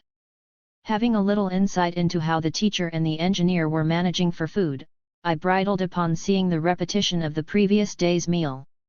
I clambered onto the table and, to the astonishment of those near me, although not of my comrades, who understood me well, I harangued the delegates who were gorging themselves, telling them how hateful it was that workers' delegates should be stuffing their faces when Russian workers were perishing of hunger. I described the circumstances of those whom I had visited, leaving out the details, of course, and I urged them to make do with meals more in keeping with their status and the circumstances of the country that was welcoming us. A number of the delegates made their disapproval plain and shooed me away, not that I gave a damn. As for myself, I got up from the table, followed by a number of other delegates and friends who endorsed my opinion. My outburst had caused a stir and attracted attention to little old me. I was kept under close surveillance and had to be doubly vigilant. For instance, I could not set foot outside the hotel without being followed by an interpreter who was a member of the Cheka. They underestimated me. Again and again, I slipped through their fingers and carried on with my visits, alone or in the company of 1 or 2 comrades. In this way, I came upon Nicholas Lazarevich a mechanic who spoke impeccable French and was living underground. He pulled off the amazing feat of meeting up with us about 10 times in his home, without arousing the curiosity of his neighbors. We chatted in a virtual whisper and left the house one at a time without drawing attention. Nicholas provided us with priceless information and details about the lives of workers and intellectuals in the country. And about the rule of the incipient bureaucracy, the army and the police, the new bourgeoisie, with their privileges, their very own food stores and rations provided by state cooperatives. To be honest, there was very little in the way of foodstuffs available, some hulled oats, herrings, a little sugar, all of which were accessible to workers. In the towns, there was hunger, cold, sickness, and typhus. In the countryside, requisitioning carried out by the army, which even seized seed and left the mujik utterly bereft. The trade unions were utterly subordinated to the party. Strikes were banned. Within the same trade, there was a wage scale reflecting the workers' productivity. The factory delegates, imposed by the party, and most of whom knew nothing about the trade, ruled over the workers like masters, spying on them and wielding the power of life or death over the worker, since they had license to insist that he be dismissed whenever they saw fit. Once let go, the worker also lost his accommodation, and his dismissal, for a reason invented by his delegate, was recorded in his work card, making it all but impossible for him to find fresh employment. Consequently, he became a vagrant, liable to end up in a labor camp, wageless. A number of us comrades had attended the election of a delegate at the dynamo plant, a leading Moscow factory. He was a complete unknown to the factory workforce but was definitely a party member. The workers were asked to raise their hands to vote for the delegate. Every hand shot up. There were no votes against and no abstentions, which came as something of a surprise to us. But, Nicholas said to us, any poor wretch who might not raise his hand would have been dismissed on the spot, with all that that implies. An odd sort of trade union freedom. We were appalled. Nicholas Lazarevich, who was a member of the Moscow Worker Group, a minority faction that supported the independence of syndicalism from all political parties, while retaining the affiliation to the official trade unions, was arrested in 1924 and given a 3-year prison term, a sentence commuted after 2 years to indefinite deportation. It took the intervention of the French anarcho-syndicalists to get that deportation order commuted to banishment from the country. 28 He came to France where, after trying his hand at a number of trades, he joined the Proofreaders' Union. Erudite and a very fine public speaker, he fought his whole life against the dictatorship of the proletariat and on behalf of freedom in Russia. A few of us gathered together one evening at Victor Serge's place. This was the very first time I had set eyes on him. However, after his release from prison, after the Bonnot gang affair 29 and prior to his departure for Spain, he had been living in Pré Saint-Gervais, a mere 50 meters from me. At the time, he was working with the Soviet government and gave us the reasons why, as he later set out in his Memoirs of a Revolutionary. I would support the Bolsheviks because they were doing what was needed tenaciously, doggedly, with magnificent ardor and a calculated passion. I would be with them because they alone were carrying this out, taking all the responsibilities on themselves, all the initiatives, and demonstrated an astonishing strength of spirit. Certainly, they were mistaken on several essential points, in their intolerance, in their faith in stratification, in their leaning towards centralization, and administrative techniques. But, given that one had to counter them with freedom of the spirit and the spirit of freedom, it was among them. It could be, as it happens, that these evils had been impelled by civil war, blockade, and famine, and if we managed to survive, the remedy would come of itself. There we have his very succinct answer to questions posed by his erstwhile comrades in ideas, startled to find him involved, even in the slightest, in a government that imprisoned and shot down anarchists. Later, like many others, he acknowledged his mistakes. The Congress proceeded on its way, each delegation delivering its particular viewpoint on the matters raised and with more or less fire, depending on the trade union situation back home. Chevalier argued the position of the Metal Workers' Federation, trade union independence. Most of the government leaders attended one or the other of the proceedings, some more regularly than that or more worried than the rest. Lenin alone put in no appearance, prevented from attending due to illness. We paid him a visit at his home. He was as lucid as ever and had all his critical faculties. I was rather impressed by this great fellow who had devoted his entire life to the realization of his ideal and had the courage to declare on a number of occasions, "It is a very great pity that the honor of launching the first socialist revolution should have fallen to Europe's most backward people." He pressed us on the situation back in France, and when he was asked about anarchists being imprisoned or shot, he told us that that was a necessary evil. Then, tiring and visibly spent, he summoned his wife, Krupskaya, who very kindly served us tea. When the final session rolled around, the vote on affiliation to the Third International was due to be held. We were already aware that, insofar as the French CGT was concerned, the minority was facing a beating and that the Bolsheviks, headed by Monmouthio and Simard, would win the day. They received a formidable ovation, whereas we, poor beaten curs, were leaving the hall with head held high, but with a heavy heart. In the wake of the affiliation vote, the French trade union delegation was invited by the old guard to a private get-together in the Kremlin. Should we go? Should we not go? It was our last chance to meet with the great figures who had fought under Tsarist rule and who had made the revolution on behalf of what they believed to be socialism, and who all perished at the hands of that foul executioner, Stalin. We decided to go. On arrival, I realized that the get-together was due to take place around well-appointed tables, which put me in a bad mood. I had sworn never to attend another banquet of the sort. I was seated between Zinoviev and Lazovsky *, both of whom spoke passable French, especially Lazovsky, who had attended several of our congresses in France and whom I had met previously in Saint-Étienne. I must admit, their conversation was light-hearted and colorful. I let some of the courses go by, making do with the basics, and I explained the reasons why to my neighbors, which seemed to amuse them greatly. They suggested that I should spend some time in Russia. My answer was clear-cut, dry, and categorical.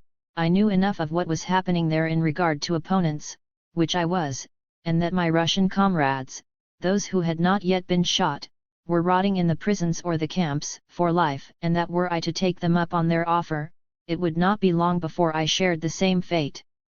To this paradise, I would prefer Republican rule with all its shortcomings, for there I could still speak my mind and fight on behalf of my ideal, anarchism. After the meal, Trotsky called on me to give them a song just like in France. After all, this has been a splendid meal among friends.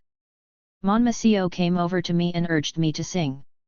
They were no doubt expecting some love song or, at best, El Internationale. This was one opportunity that I was not about to let slip. I did not need coaxing and, with all my heart, sang at the top of my lungs my old friend Charles d'Avrais's Le Triomphe de l'Anarchy.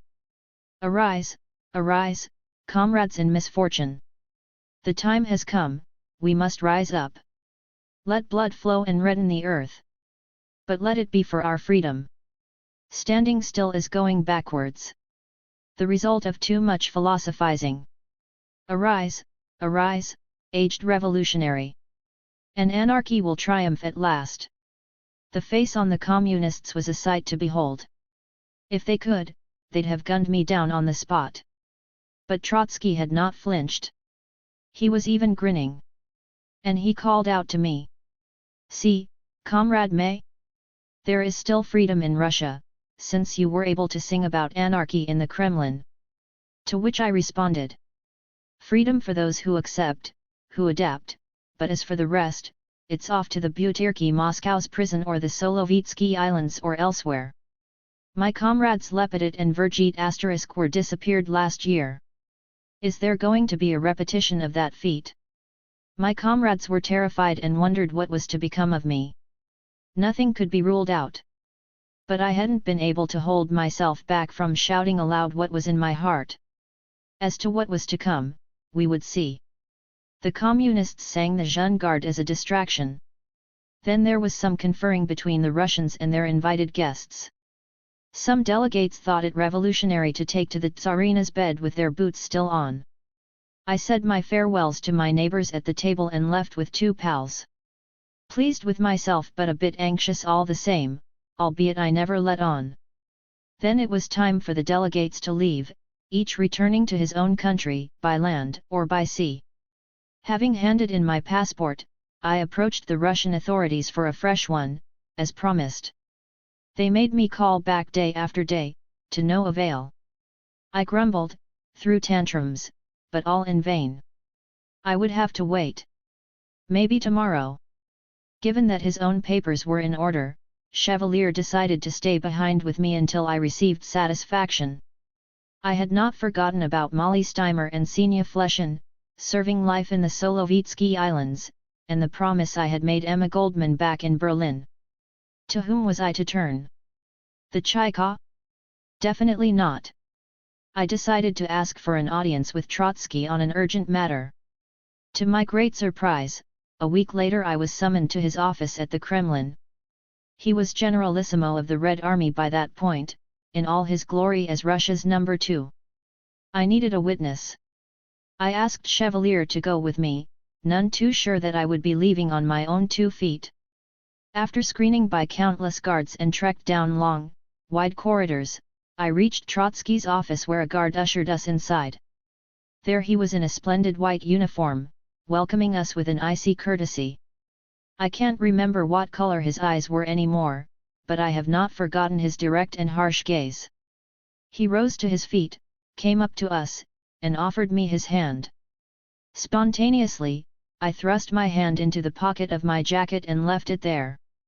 He turned to Chevalier and bade us welcome. Then he said to me, unwilling to shake my hand, Comrade May? Why would that be?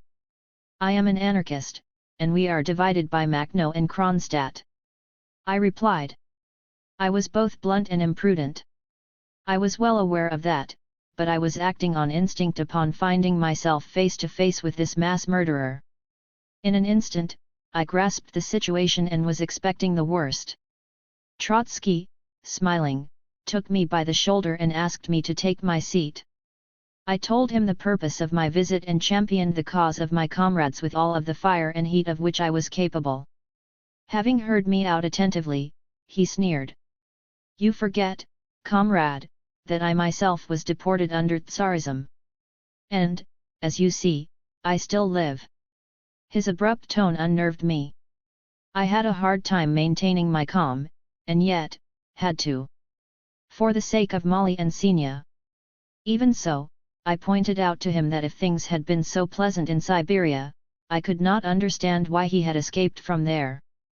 That was in order to make the revolution, he said.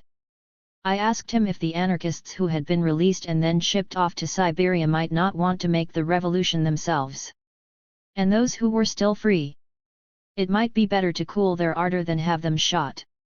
I too am an anarchist, he claimed, but the Russian people are an ignorant people. It is necessary to evolve, and, for that to happen, we must go through a transitional phase. Which would last how long? As long as it takes. But he had not forgotten about the purpose behind our overture. I will look into the files on these young people, he added. I'd really like to go to Arkhangelsk, I said. Might I have a pass and a visiting permit? We shall see about that. Then he stood up. Our interview was over. When leaving, I said to him. I would like very much to see my friends free before I leave Russian soil. Could you, Comrade Trotsky, give your word to do all in your power to see to that? You are stubborn and committed. As I have told you, we shall see about that. Au revoir, Comrade May. Once again, he shook hands with Chevalier and then we left, none too convinced that our overture had succeeded. I reckoned it would be at least a week before I had Trotsky's answer. I dropped by the office. My passport was still not ready. Along with 2 comrades, we decided to travel out to Nizhny Novgorod, a strange town, about which we had heard many things. It is an important port, but it is also renowned for its fur trade fair. We were able to tour a huge automobile plant, the equipment of which was very badly maintained. There too we were able to see that the poverty was every bit as bad as in Moscow. In the shops, there were very few goods and queues were endless. There was one amazing sight that I hurried to photograph. 2 guards on horseback escorted a boy of about 10 years of age, dressed in rags and, on his chest, a wooden box dangling from a string around his neck and, inside that box, a few boxes of matches. Arrested and shackled for black marketeering, the interpreter told us. The sight was so grotesque that it might have drawn a smile, had it not been so pathetic. And we were in the land of freedom. Snow was falling, and it was very cold. We headed back. In the absence of the foreign delegations, there was a different appearance to Moscow. For instance, there was the long line of unemployed standing in the snow outside the labor exchange. Thousands of abandoned children, the besprizorny, carrying on them all of their earthly possessions, a bathing suit and ragged sweater, fill Moscow's streets. When you give them a crust of bread, they devour it, and some look as if they are about to pass out. They sleep wherever they can, in the doorway overlooking the embarkation dock, near Lenin's statue, or in the gutters or in cellars, anywhere they can find a space. How do they survive? On thievery and looting. And worse. During the Congress, there were only a few hundred of them around, and my comrades from the Construction Federation and I, who had just paid a visit to a rather well-appointed nursery, had put this question. Why, in a socialist country, are there so many children abandoned, perishing of cold and hunger? Shouldn't they be given priority? There are children's homes, we were told by our interpreter, very good and very comfortable ones where they are well fed, but they refuse to go there. They are too attached to their freedom. It struck me as bizarre that these children, in the midwinter, would rather freeze or starve to death when they had the option of some shelter. I asked to visit one of the homes. But that was never feasible. Did they exist?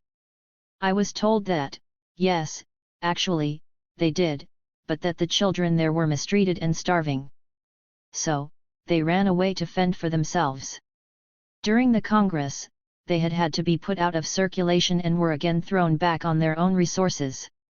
I also found out that there was a very high rate of child offenders and that there was talk of shipping them off to the north, to a settlement. Poor kids. At one point, me and some comrades were invited to visit the aerodrome. Decorations were being handed out that day. The hall was already packed by the time we got there. On the stage, delegates from every nationality were framed on each side by a soldier with his weapon at the ready. The proceedings opened with the inevitable El Internacional, followed by a presentation address. Finally, there was a long-winded speech about an airman who was awarded a trophy in high praise. Then back to El Internacional, it was rehearsed several times over. I had had enough by then and stood up, preparing to go outside. One of my Russian neighbors, who had spoken a few words in English to me during the proceedings, asked me if I had ever flown. No. Of course not. He stepped outside, and I followed suit. He took me to a hangar where there was a number of small, two-seater aircraft, or cuckoos. He must have been some sort of an officer. He issued orders to two soldiers who were there and they brought the plane out of the hangar and handed me sort of a bearskin topcoat that smelled very strongly. I clambered after him into the plane and once we had taken off he flew me over Moscow and its environs. There was some turbulence, the plane shuddered, and I felt nauseous. I don't mind telling you that I was very glad to be back on terra firma. All the same, I had the chance to marvel at the city of Moscow, ice-clad Moskva, especially the countless churches with their gilded and multicolored domes. And I had now been up in a plane. In the hangar, we joined up with the delegates who, now that the proceedings had ended, were looking over the aircraft. Chevalier gave me a royal scolding over my escapade. What if something had happened? What if he had tossed you overboard? What if? What if? I was happy with my outing and safe and sound. But, as you can see, there was not a lot of trust around. Comrade Lazarevich, with whom I had met up several times, was very pessimistic. He was not of the belief that Comrade Trotsky would keep a promise that he had not actually made me. Not only would he not free our two friends, but I would not even be granted permission to visit them. He was wrong. I was issued with a pass for Chevalier and myself, plus an interpreter. I was out of my mind with delight. They were not free yet, but the wheels had been set in motion. So off we went, bound for Arkhangelsk in a train with pretty rudimentary sleeping compartments. Our journey took 3 days. It was hellishly cold and about -50 degrees by the time we pulled into Arkhangelsk. I had swapped my leather boots for a pair of Valenki, felt boots that made one's feet look like elephants when they were pulled up over thick woolen socks, and exchanged my velvet hat for an astrakhan shapka that really protected my ears. A thick woolen scarf covered my lower face. My doubly lined rabbit fur coat was very warm. Only my eyes were left exposed. We reached the Arkhangelsk camp by sled after downing a cup of very hot tea, as we were chilled to the marrow. Our interpreter stopped us outside of a large, multi-story building. There was an armed guard on each side of the entrance. We had to present our papers to the guard post, then we were ushered into a big courtyard of huge red brick buildings, pierced by small square windows about 20 centimeters in dimension, furnished by bars. That, we were told, was where common law prisoners serving sentences of 10, 15, or 20 years were confined. There were armed guards at the entrances and police dogs kept a constant watch. We entered one of the blocks and found ourselves in a long corridor leading to a comfortable office. It too was well guarded. A burly man, wearing glasses and a goatee, presided from behind a desk covered in papers. The shelves were lined with files. 2 armed guards and a woman in a khaki dress, decorated with a red star, on her head a blue beret, were standing around the room. As the interpreter explained the purpose of our visit, we were brazenly being weighed up by all these people. The exchange was taking forever, and the papers were painstakingly verified. Voices were raised. What was going on? On the instructions of the goateed fellow, the woman stepped outside. Had she gone to fetch our imprisoned comrades? We were left standing around for a time, then the woman came back and asked us to follow her. There was the same rigmarole in another office 1 floor down. I questioned the interpreter, who looked extremely uneasy. He knew nothing. We had to wait. This was not a good omen, and I felt anxious and losing patience. After all the exchanges, the going back and forth, the interpreter told us that the prisoners were no longer in Arkhangelsk, but had been dispatched to Moscow the previous evening. I asked him to press the issue. We had our visiting permit and wanted to see Molly and Senya. Nothing could be done. The staff member in charge did not so much talk as bark. He was emphatic. The prisoners were gone, and, without further explanation, he had us escorted back to the entrance gate. We had enough time to spot in these corridors a number of small doors secured by huge padlocks and guards coming and going. A squad of about 50 men trooped into the yard. These men were coming back on duty. Some were wearing long capes in a somewhat sorry state and valanki tied to their trousers with scraps of cloth and cord. They looked frozen and in foul mood. Some women, in equally dire condition, carried huge cooking pots. Armed guards escorted both groups. The atmosphere was oppressive and I could not wait to leave this inhospitable place. The interpreter told us that the men had to work in the nearby forests or on construction sites. Other squads showed up, in the same condition. That really got to me. I was beside myself, unable to speak or take action, and I was itching to get out of there. We sought shelter in a sort of a canteen where there was borscht and smoked fish, washed down by traditional tea. And then we caught the first train bound for Moscow. What else could we have done? Other than get out of the sinister place where we had arrived with high hopes. The stubborn rhythmic rumbling of the wheels started its noisy chorus that accompanied us throughout our entire journey. The corridors were populated by Red Guards, most likely officers, children running and crying, and lots of civilians whose unbearable carelessness is revolting. At times, the train slowed to less than 25 kilometers an hour. Throughout the journey peasant women arrived, hawking butter, eggs, and milk. What an odd uniform these women wore! A shabby caraco overlaid with woolen fabric, making them look like a tower. There were young women, caught up in the demanding toil of laying track. Flat faces, snub noses, slanted eyes, their Mongol ancestry was obvious in their features.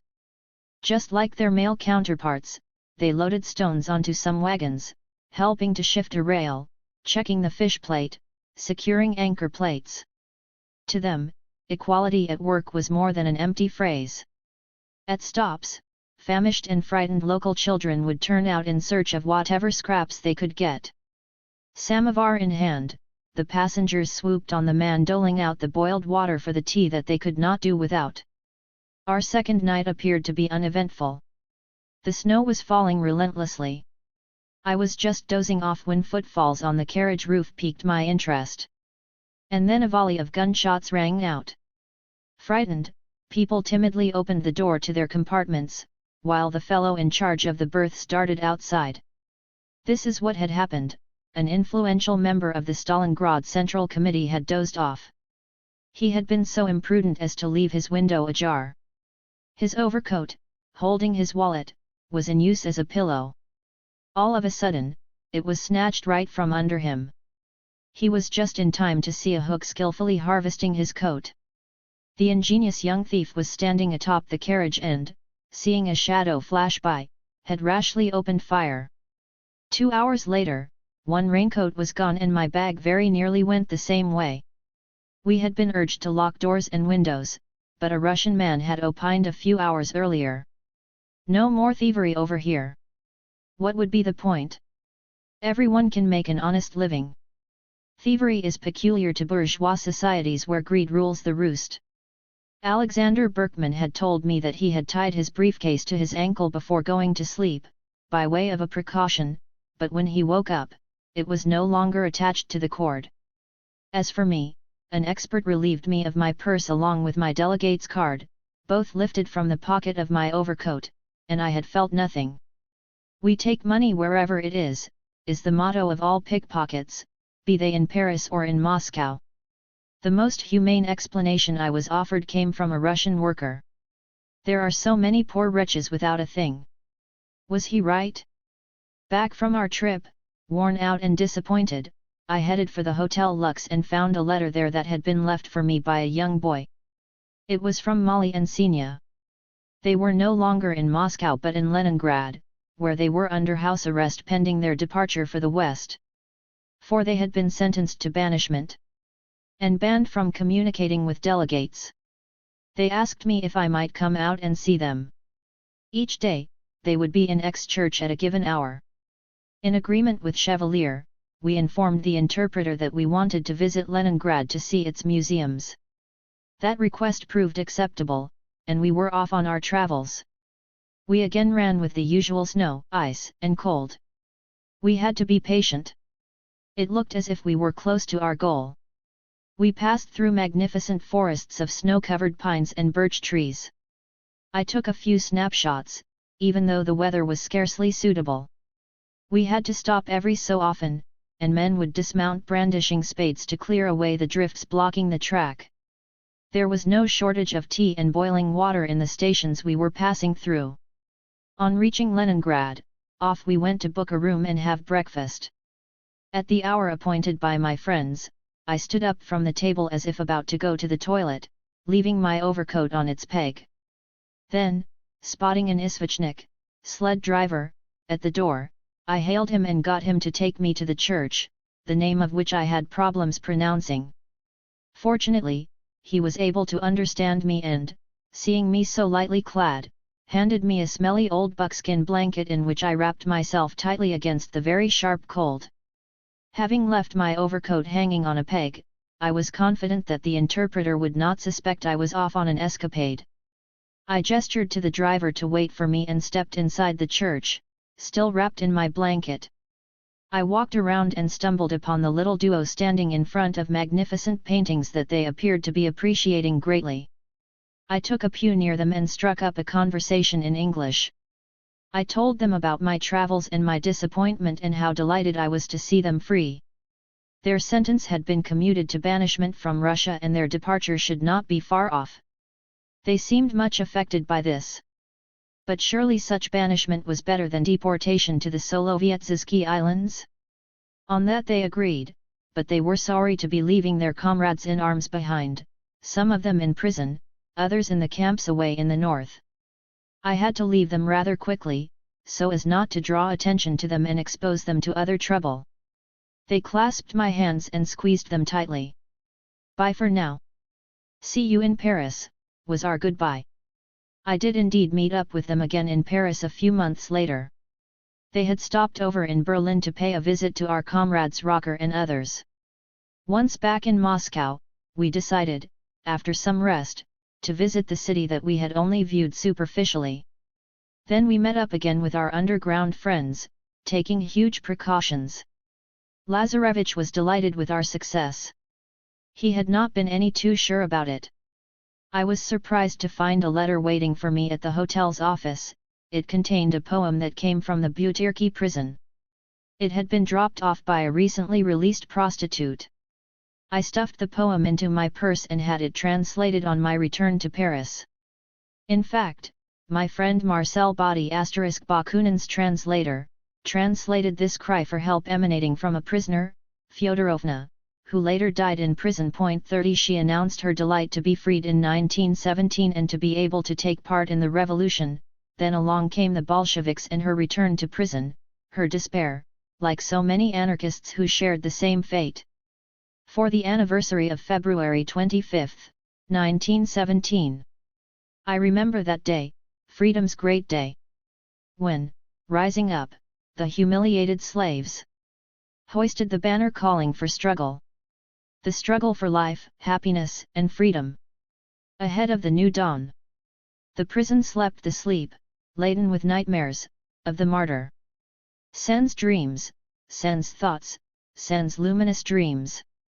Amid the noise and clatter of rusty chains. But lo, we hear the terrifying thunderclaps of the great storm. Closer. Clearer. And the victory song of zealous men. And the call to battle on the barricades. Save the prisoners, pioneers of freedom. Who were the first to tread the dark path to victory. In return for all those years of martyrdom. Let them see and pluck the ripe fruits. And the prison collapses and the solid bolts creak, shatter, and the chains fall away. And beneath the rays of a glorious dawn, the prisoners cast off their heavy shackles. O minute, O divine hour of freedom! On every side, the free world, marveling, is overcome with joy. I would have wanted to embrace the whole world. But this is not the time for sentiment and meditation. And the yoke of Tsarism melts away, the broken thrones lie in bits in the dust. Supports of power and of the crown, the prisons blazed. And the laws were burned in triumph. And the people rejoiced, drunk on freedom. Celebrating the great victory day. Already, we forgot vengeance for long years of torment. The liberated people forgives all its enemies. And now 5 years have gone by since those great days. The gods and the tsars have changed several times over. And the light from burning fires has long since burnt out. And days and nights become darker and darker. The hurricane of bloody terror has blown. Not for freedom but for power and thrones. Beneath the red flag that hides infamy. And on this anniversary day, I languish once more in the shadows of the prison. And for me it is so hard and bitter, yes bitter. That once again reign other masters. That once again death stalks the prison. That once again rights and freedom are trampled underfoot. And that the groans, the deep groans of a people bereft of rights, fill Greater Russia as they did in bygone times. Fyodorovna. Written in the Butyrki prison. Moscow, February 28, 1922. 6. Back in Paris. My passport arrived at last. This time it was a British one. A passport valid for 2 people, husband and wife. This was nonsense, since Chevalier did not speak a word of English, but there you have it, and there was no point hanging around for anything else. So, I accepted it. We bade farewell to the friends we were leaving behind in Moscow, in a very dire situation, happy to have secured the release of Molly and Senya. Happy to leave Moscow and return to France to carry on the fight. We were issued with tickets for Warsaw. At the station, we bumped into a small squad of delegates who had had their own problems and, like us, held made-up passports. We traveled together as far as Warsaw. On arrival there, we were directed to the Russian embassy where they served us tea and sandwiches and cakes. Then Chevalier and I were driven to the station and issued with tickets for Berlin. This train was comfortable and had berths. Farewell to candle-lit wooden carriages. We had the compartment to ourselves and we settled down for the night. Goodbye, candlelit wooden wagons. Very shortly after the train pulled out, I started to have stomach cramps, nausea, and cold sweats. Really, this was not going well at all. I made for the toilets. On my return to the compartment, I discovered Chevalier in the same condition as me, pale and clutching his stomach with both hands. Obviously, we had no medicine likely to ease our plight. All night long it was trips back and forth in the carriage. Bastards! Chevalier was saying. What did they feed us? To which I replied. Maybe they poured something into our tea. What a night! But in the end, we were still alive and kicking. It took 2 or 3 days in Berlin before we were back in form. I had to go to the Russian embassy to pick up a new passport, as the British one was only valid as far as Berlin. There I was issued with a safe conduct pass like the one I had used on the outbound trip, but that one had been genuine, whereas this one.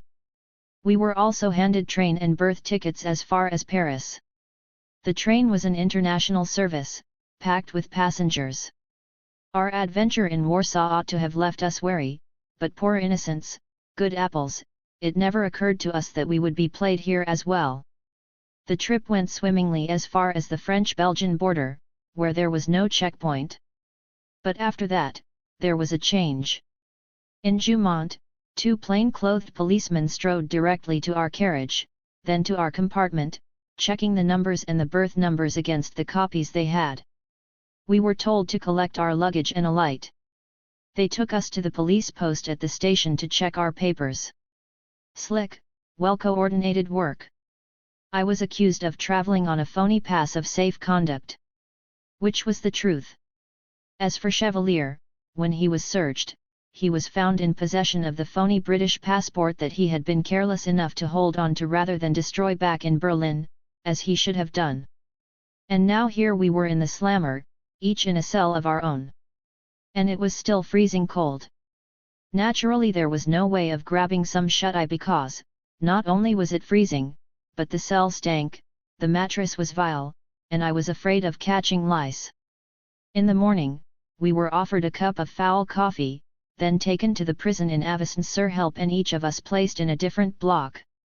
The director allowed us to order in our meals from an inn near the prison, and the rabbit served with prunes that they brought me seemed delicious. Nevertheless, I was still not over the trick that had been played on us. Who had fingered us? Who had supplied them with our berth numbers? Much obliged, my dear Cocos, commies, for all your attention. On arrival at the prison, I was placed in a filthy shared room, into which were packed about 20 women of all ages, whose work was to stitch miller's sacks. The flour and the dust made them look like clowns. The air was unbreathable. I carried out a quick survey. Convicted and remand prisoners were thrown together to save resources. That meant using 1 stove heater instead of 2, as there was a second room for remand prisoners awaiting trial, and it was clean and led into a tiny garden. I made a request to the director, who granted it immediately.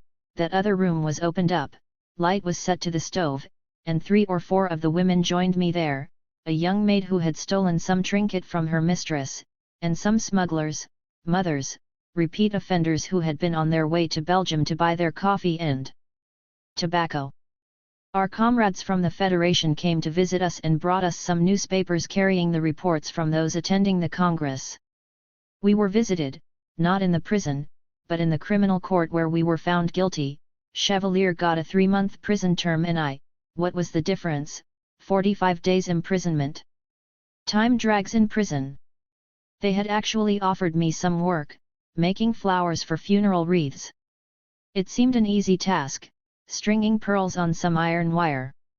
But we had to break the wire using our fingers as the prisoners had no access to wire cutters. I decided to give it a go. 1 day of this work was enough for me, my fingers were bleeding. Besides, one had to build up a certain rhythm. Not being under any obligation to work, I handed in my apron. To occupy my time, I turned to the prison library. But the books were unsuitable and repulsively dirty. They were illustrated with obscene graffiti, which had nothing pleasant to offer. Every day I used to make several circuits of the garden, humming away in mechanical fashion. On this particular morning, the chief guard overheard me and banned me from singing. And those little birds yonder, can you ban them from singing too? For insolence, that remark earned me 4 days in solitary, to which I was removed immediately. The isolation cell held only a board with no mattress or blanket. The sole window was broken, and the breeze, freezing at that time of the year, was getting in.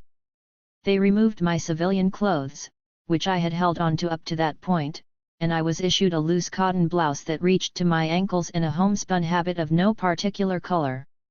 I must have been a sight in that get-up. Hopping mad, I started singing at the top of my lungs, rehearsing my entire revolutionary catalogue. What more could they do to silence me? Fit me with a muzzle?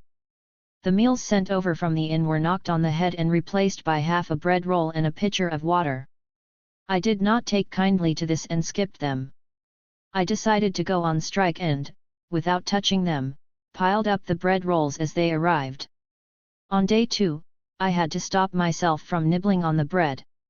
It might have been stale, but my stomach was rumbling. On day 3, I was feeling a little feverish. And was feeling cold.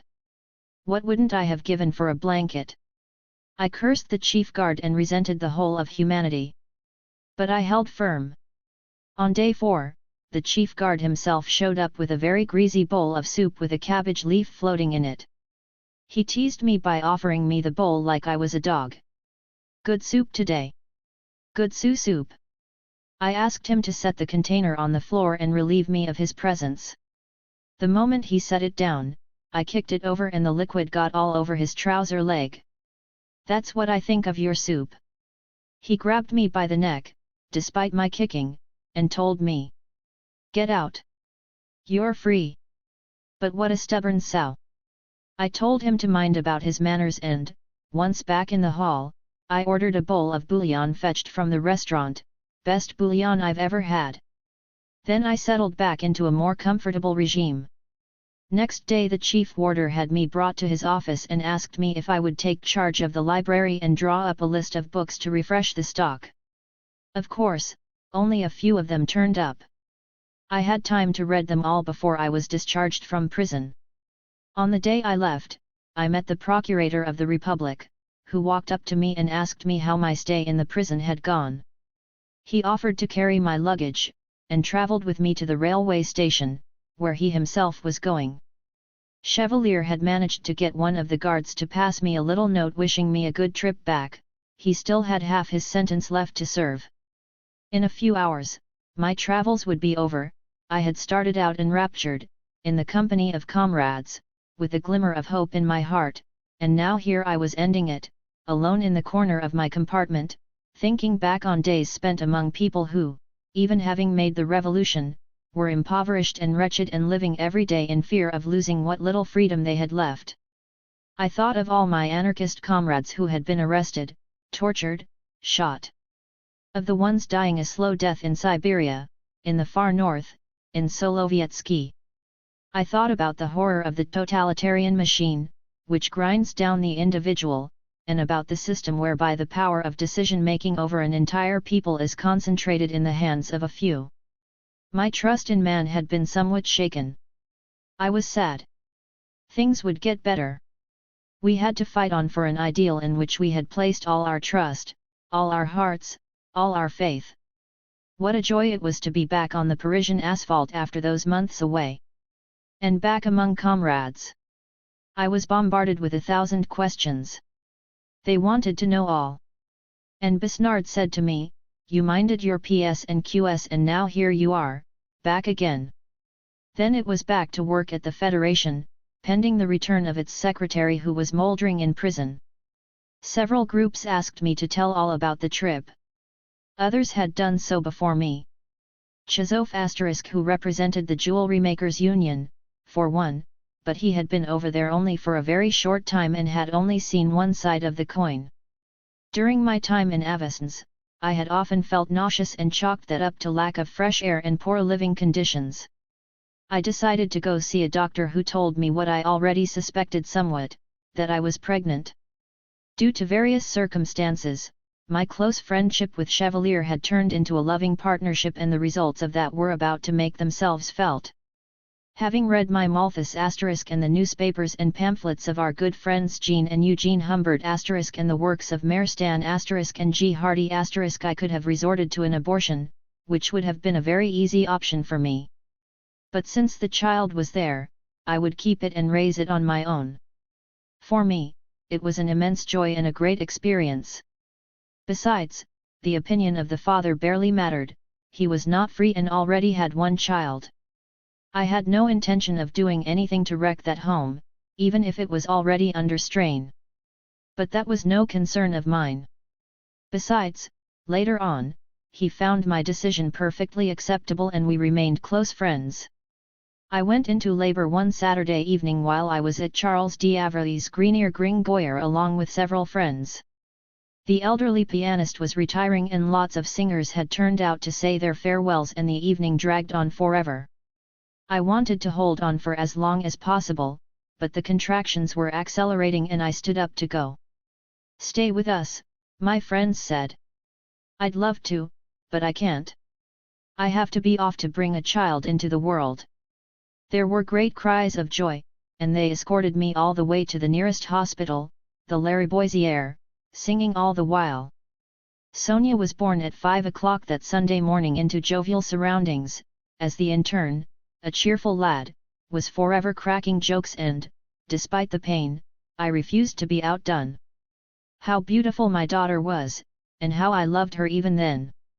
I gave up my job with the Federation and started working from home, which allowed me to focus entirely on the baby and to meet our needs. The Italian comrades with their newspaper were a big help to me. I was still active, albeit I avoided dragging the baby into rough spots, but at demonstrations, one often saw a little girl in golden curls perched on the shoulders of my comrades who, by the way, adored her.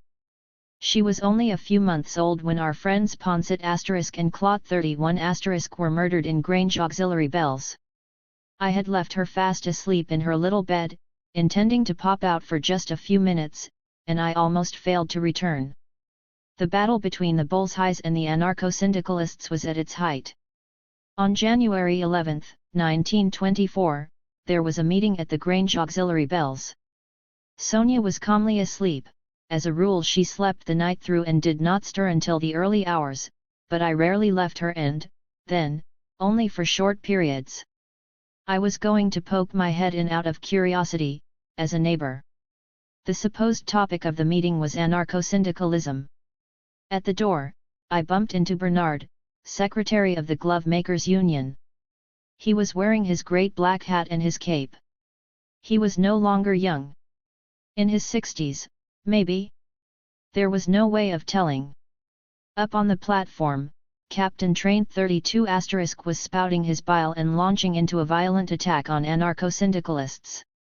All of a sudden, a voice rang out from the rear of the hall, near the rostrum, a voice I knew well. "Long live anarcho-syndicalism," followed almost immediately by a cry for help.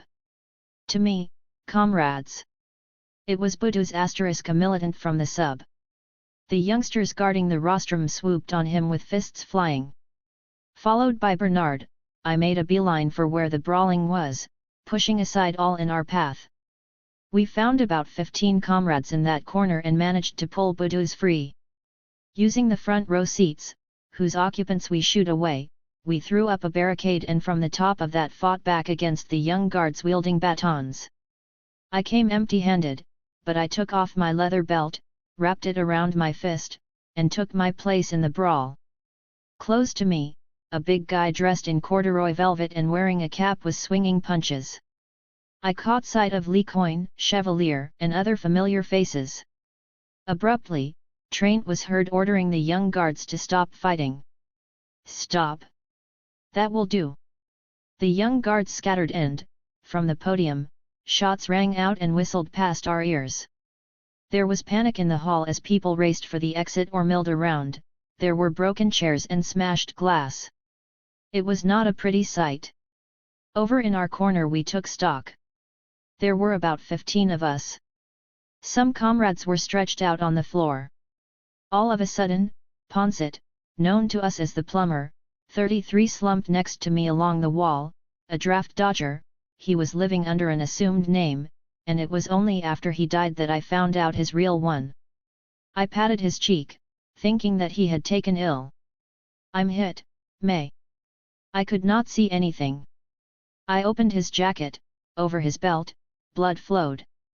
He had taken 2 bullets in the belly. Then he slumped over to the side. He was quickly ferried out to the dispensary in the courtyard and, given the seriousness of his condition, an ambulance was fetched from the St. Louis hospital, a couple of steps away. He died overnight. Claude, the big guy in the cap who had been near me while the brawling was going on, had made a bolt for the rostrum from which the shots had emanated. On reaching the foot of it, he too collapsed, killed by a bullet fired from above that penetrated his cap and then his skull. His body was to be removed by the police shortly afterwards. Other comrades had sustained wounds. Charlotte *, concierge of the CGT Hall in the Avenue Mathurin Moreau, a one-time steel erector, who already had a limp from an accident at work, took a bullet in the thigh. We evacuated the wounded and argued heavily about what had just occurred. Their dirty deeds done, Tyrant and his acolytes had left the hall in the midst of the confusion. The hall was cordoned off by the police when they arrived, with the superintendent at their head. The following day, El Humanite 3 for Humanity gave its version of events and accused the anarcho-syndicalists of having turned out in force to sabotage the meeting and of having used firearms against them. Unfortunately for them, and according to the investigation, the only bullet markings found were in the corner where our comrades had been huddled, and they were all at head height. Some of us were summoned before the police judiciaire. They tried to get me to provide the name or names of the shooters, to which end they tried all sorts of stratagems. It was not my place to turn anyone in. Let the culprit or culprits turn themselves in. Let them have the courage, or let the police do their job and unmask them. No one was ever arrested and no charges ever brought. I used to cross paths with one of the shooters virtually every day and I called him a murderer. He did not react, but did he feel remorse? It looked to me as if his hair was turning white. It was not only in Russia that the Bolsheviks were killers. With consummate cynicism, a delegate from the CP went to see the Klot family, gave his side of the story, and the CP held a magnificent funeral for Klot. This after murdering him. It was all about saving face. I received a telegram from Emma Goldman and Alexander Berkman. They were coming to Paris for a time and were keen to meet up with me. At their request, I booked a room for Emma in the Place de la Sorbonne and another for Alexander, we all knew him as Sasha, in the Rue Royer-Collard near the Luxembourg Gardens. Emma only stayed 48 hours, as she was expected to give a series of talks in England. Sasha had a lot of work. He asked me to spend a few days helping him out with the drafting of his memoirs. I felt greatly at ease with this kind, generous man who carried inside him the stigma of the 14 years he had served in prison. Contrary to what I read about him later, about the pessimism that is supposed to have prompted his suicide, Sasha was a playful character and very agreeable to be around. We often dined in one of 2 restaurants facing his hotel, one Russian, the other Polish. Musicians and Russian singers used to drop by and enlivened our meals. And Sasha could be found humming the traditional tunes they played. He had a visit from a young Russian-American shirt maker who was off on holiday to Israel. That was the excuse for a few comrades to gather over some borscht in a restaurant in the Rue Racine. We were joined by Molly, Senia, and Schwarzbard *, who had a small jewelry and watch shop in the Boulevard de Belleville. We were chatting happily over lunch when a gang of men burst noisily into the restaurant. Their loud voices attracted the attention of the customers. All of a sudden, the blood drained from Schwarzbard's face. He had just recognized the erstwhile ataman of the Ukraine among the group. This was Petliura *, who had been behind many bloody pogroms against Jews and who had made his reputation with countless murders, rapes, and looting. 15 members of Schwarzbard's family had been hanged on Petliura's orders.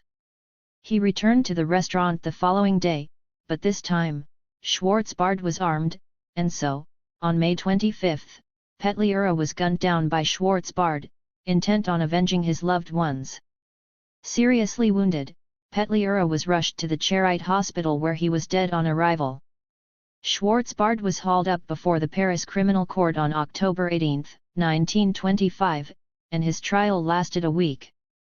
Monsieur Henri Torres mounted a brilliant defense.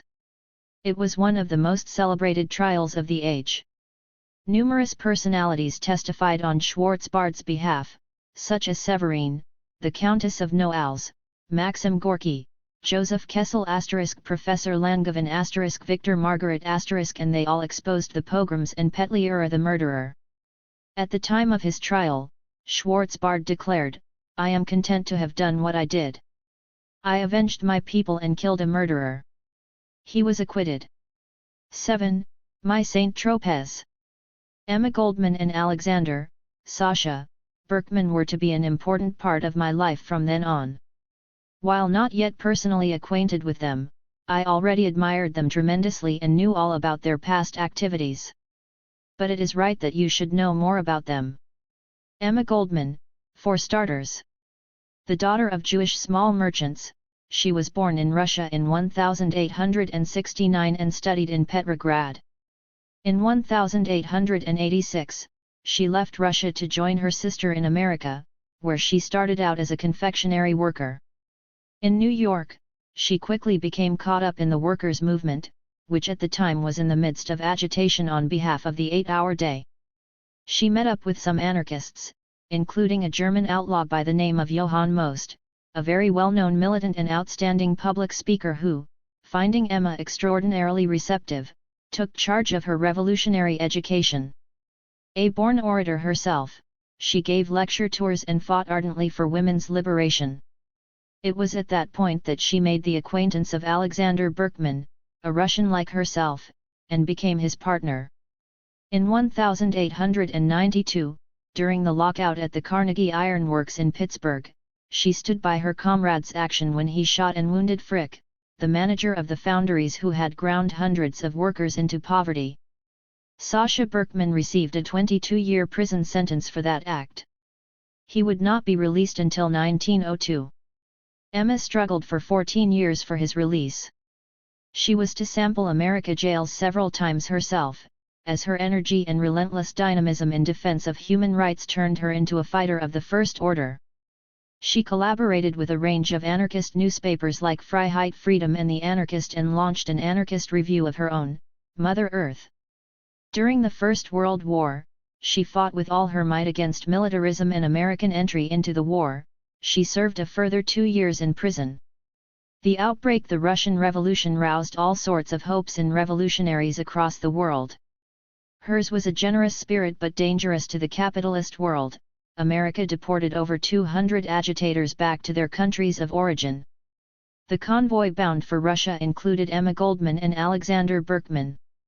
Swiftly disappointed by what was going on in their homeland, the complete absence of freedom, the backlash against tried and tested revolutionaries, the extermination of workers and sailors in Kronstadt, the extermination of anarchists, Emma and Alexander left the country after numerous difficulties. Emma set off on lecture tours across Europe and Canada. Our two friends settled in Saint-Tropez. Alexander Berkman was born in Vilna on November 21, 1870 and arrived in America at about the same time as Emma. 35. Immediately after his arrival, Berkman integrated anarchist circles in New York, made up mostly of German and Russian émigrés. He followed the teachings of John Most, which were very close to the ideas of Kropotkin. Then he ran into the woman who would at first be his companion and, then, his lifelong comrade in struggle. Emma Goldman was Jewish and Russian, as he was. They lived in common with Helen and Fedaya, two anarchists. They parted company from Most and joined the Autonomy Group. There was much talk about the Homestead affair. Steel magnate Carnegie had made up his mind to liquidate the metal workers' trade union with its several hundred members in his plant. And then to slash the pay of skilled workers. The workers would not agree to these plans and went on strike. The manager, Frick, promptly ordered a lockout and called upon the police, who sent him 300 armed officers. The workers armed themselves as well. When the police approached the plant, they were greeted by sustained gunfire. Many were wounded on both sides, 7 dead for the workers, 3 for the police. 36. Emma and Sasha were monitoring developments closely. On her return from work, Emma handed Berkman a newspaper that read, pregnant women cast into the streets by sheriffs, strikers' families evicted. They looked at each other and were of one mind, something had to be done. "I have to get to Homestead," Berkman said. And they set about raising the cash needed to buy a gun and his fare. 8,000 National Guardsmen entered Homestead. Workers were hunted down. Martial law was instituted and 2,000 scabs began work in the plants. Of the 4,000 workers employed there previously, only 800 were to be rehired. The union was decimated. Berkman managed to get inside Frick's office and to shoot at him, wounding him only lightly. Immediately seized, Berkman was handed over to the police. When Berkman was taken to court, he declined the services of an attorney and wanted to present his own defense, turning it into an indictment against society and against exploitation of the people. The judges refused to hear him and sentenced him to 25 years in prison. He was to serve 14 of those years in Pennsylvania prison. What he was to endure over those 14 years is indescribable. He was to be freed on April 19, 1905 and reunited with his comrade Emma and some of his former comrades in struggle who had supported him during his long lonely days. Upon his release, he found things different than they had been, and one of his good friends explained to him, "We are the same as before. Only made deeper and broader by years and experience. Anarchism has cast off the swaddling bands of the small, intimate circles of former days, it has matured and become a factor in the larger life of society. The philosophy of anarchism is beginning to pervade every phase of human endeavor. Even in this socially backward country, the seeds sown are beginning to bear fruit. A great inspiration to renewed effort." 37. And Berkman, gradually returning to life, resumed his fight on the people's behalf. When revolution broke out in Russia, Berkman, Emma Goldman, and about 200 Russian nationals were shipped back to Russia. They debarked there with hope in their hearts, but little by little they witnessed the revolution falling short, their anarchist friends jailed, banished to Siberia, if not shot out of hand. They witnessed the rebellion of the workers and sailors of Kronstadt and saw them massacred. Their intercession with the new masters came to nothing. They left this country that had become so inhospitable and sought refuge in Germany, then in France, where Berkman made a living from his writing and drafted his memoirs. He died in Nice in 1936. "I met Sasha Berkman and Emma Goldman in Berlin in 1922, and I had dealings with them right up until they died." Contrary to what the French translator of Alexander Berkman's memoirs claims 38 when he portrays him as an anarchist leader, 39 Sasha never surrendered politically. He remained an anarchist until his death. Characterizing him as a diehard is quite gratuitous, as to his ineffectiveness, that remains to be proven. What is true, on the other hand, is that a huge number of pages were dropped from his book and that the translator's paragraph below is an entirely baseless view, at which Alexander's friends cannot help but bridle. The mythology of those who would like to inject consciousness into the proletariat carries connotations all too obvious to minds like ours, formed by psychoanalytical suspicion for there to be any need to say more. Which is why this present edition is harmlessly seasoned with certain refrains about the cause and a few letters that duplicate those which feature here. It is not a matter of locking Berkman a second time into some interpretive discourse. Let us say simply that this book is primarily an account of the gradual softening of an ideological and character armor. By the end of his memoirs, when he is freed, Berkman stops writing the word people with a capital P. Completely absurd. But let's find the two of them again in Saint-Tropez. They had rented a small cottage there, lost in the midst of the greenery, on a hillside, where the view encompassed the entire Gulf and the coastline as far as Saint Raphael. In those days, Saint-Tropez was both a fishing village and business center, and lots of tartanes, boats, with bright-colored sails filled the port, shipping sand, from Pamplona, salt, from the islands off Hires, and wine from the hills above and around Saint-Tropez. Each day, the fishermen with their strong accents landed generous catches, which they hawked in the old fish market. It was a small village where the living was easy and basic. Besides the natives, a quiet English clientele turned up for a short while in the wintertime. The only hotel in the port not being plush enough for their liking, they would stay in Beauville or in La Croix-Valmer. From time to time, a yacht would anchor in the port belonging to Vanel or the Prince du Ligny, and that was pretty much it. There were painters, like Dunoyer de Sigonzac, Luce, Manguin, and Signac. Writers such as Colette, staying at La Trielle Muscatel, Lichtenberger, Vildrac, Joseph Kessel, etc. Movie makers like René Clair * Valentine, and a few performers would winter there. Paul Poiret bought the dyes for his dresses there. It was a far cry from the nonsense that has turned the adorable little port into one of the biggest brothels in France. 3 Americans, Barry Jackson, Arthur Leonard Ross, and Mark Dix, came to Saint-Tropez to spend a few days with Emma and Sasha, and made them a gift of $3,000 to buy the cottage that was baptized Bon Esprit, so that this eternally wandering couple from nowhere, as they were known, might have a roof under which to rest and seek refuge. 40. Emma, beginning to write her memoirs, set to work on Living My Life and asked me to work with her and one of her friends and to type up the manuscripts. Working alongside her was fascinating, although she could be difficult. The life of this woman, this feminist, anti-militarist, and anarchist radical, was genuinely extraordinary and so very rewarding. That task took 6 months. 41 Sasha Berkman revised the whole thing, making various amendments and corrections. Lots of friends dropped by to visit them: Eugene O'Neill, Upton Sinclair, Rebecca West, Frank Harris, Eleanor Fitzgerald. And then one day whom should I see debarking but my friends Molly and Senia. Molly and Senia, who had set up a photography studio in Paris, were invited down to Bon Esprit for a vacation. On that occasion, I asked them to drop in on my concierge and pick up any post that might have been left for me. Let me digress here to say that the comrade jailed in Melun had returned to me, having read them all, the books I had sent directly to him by the publisher. And, along with some letters and newspapers, they found a parcel of books from the prison, forwarded on from Melun prison by a lever.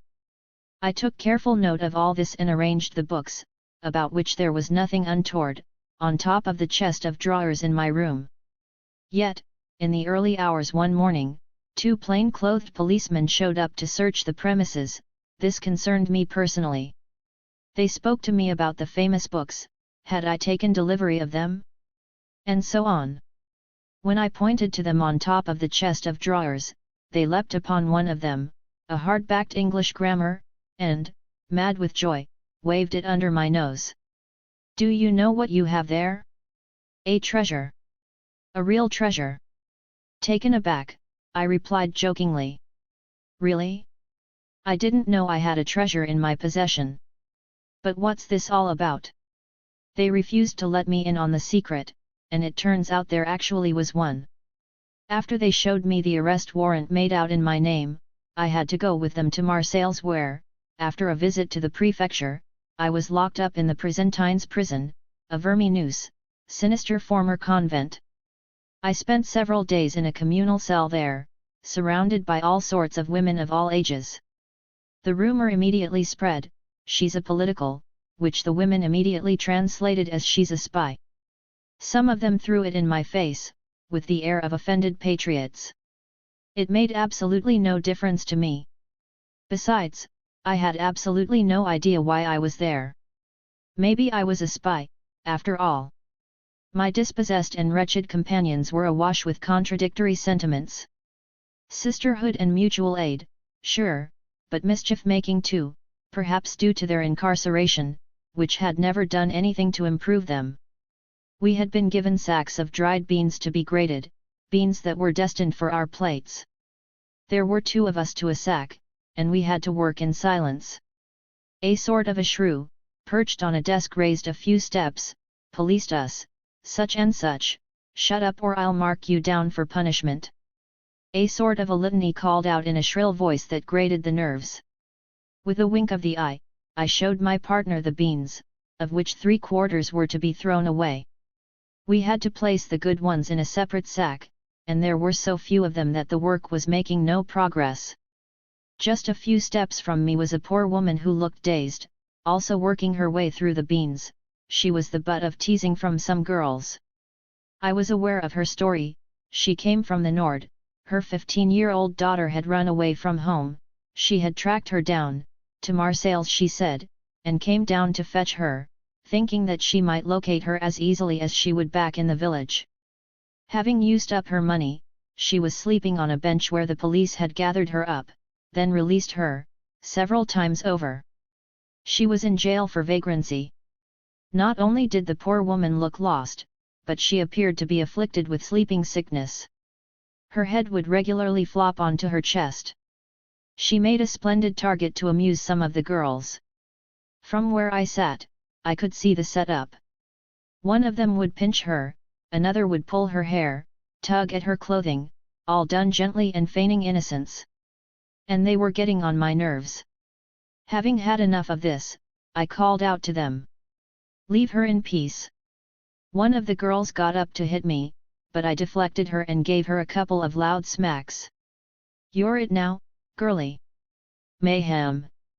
The policewoman blew her whistle, the girl and I were taken away to a cell, not together, luckily, and the following day we were brought up before the board, before the director, who gave us both 4 days in solitary where we were both taken immediately.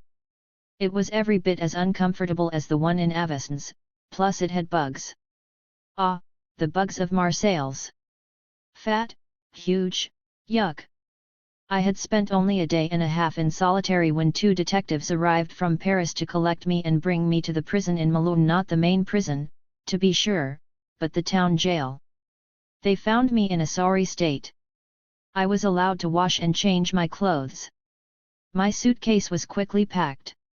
I must have been a sight to behold as we boarded the train, handcuffs on my wrists like some grand criminal, and people who caught a glimpse of me must have thought, what could she have done of such importance to have her cuffed like that? As it happened, my detectives had some sense of decency, and they removed the handcuffs in return for my word that I would not try to escape.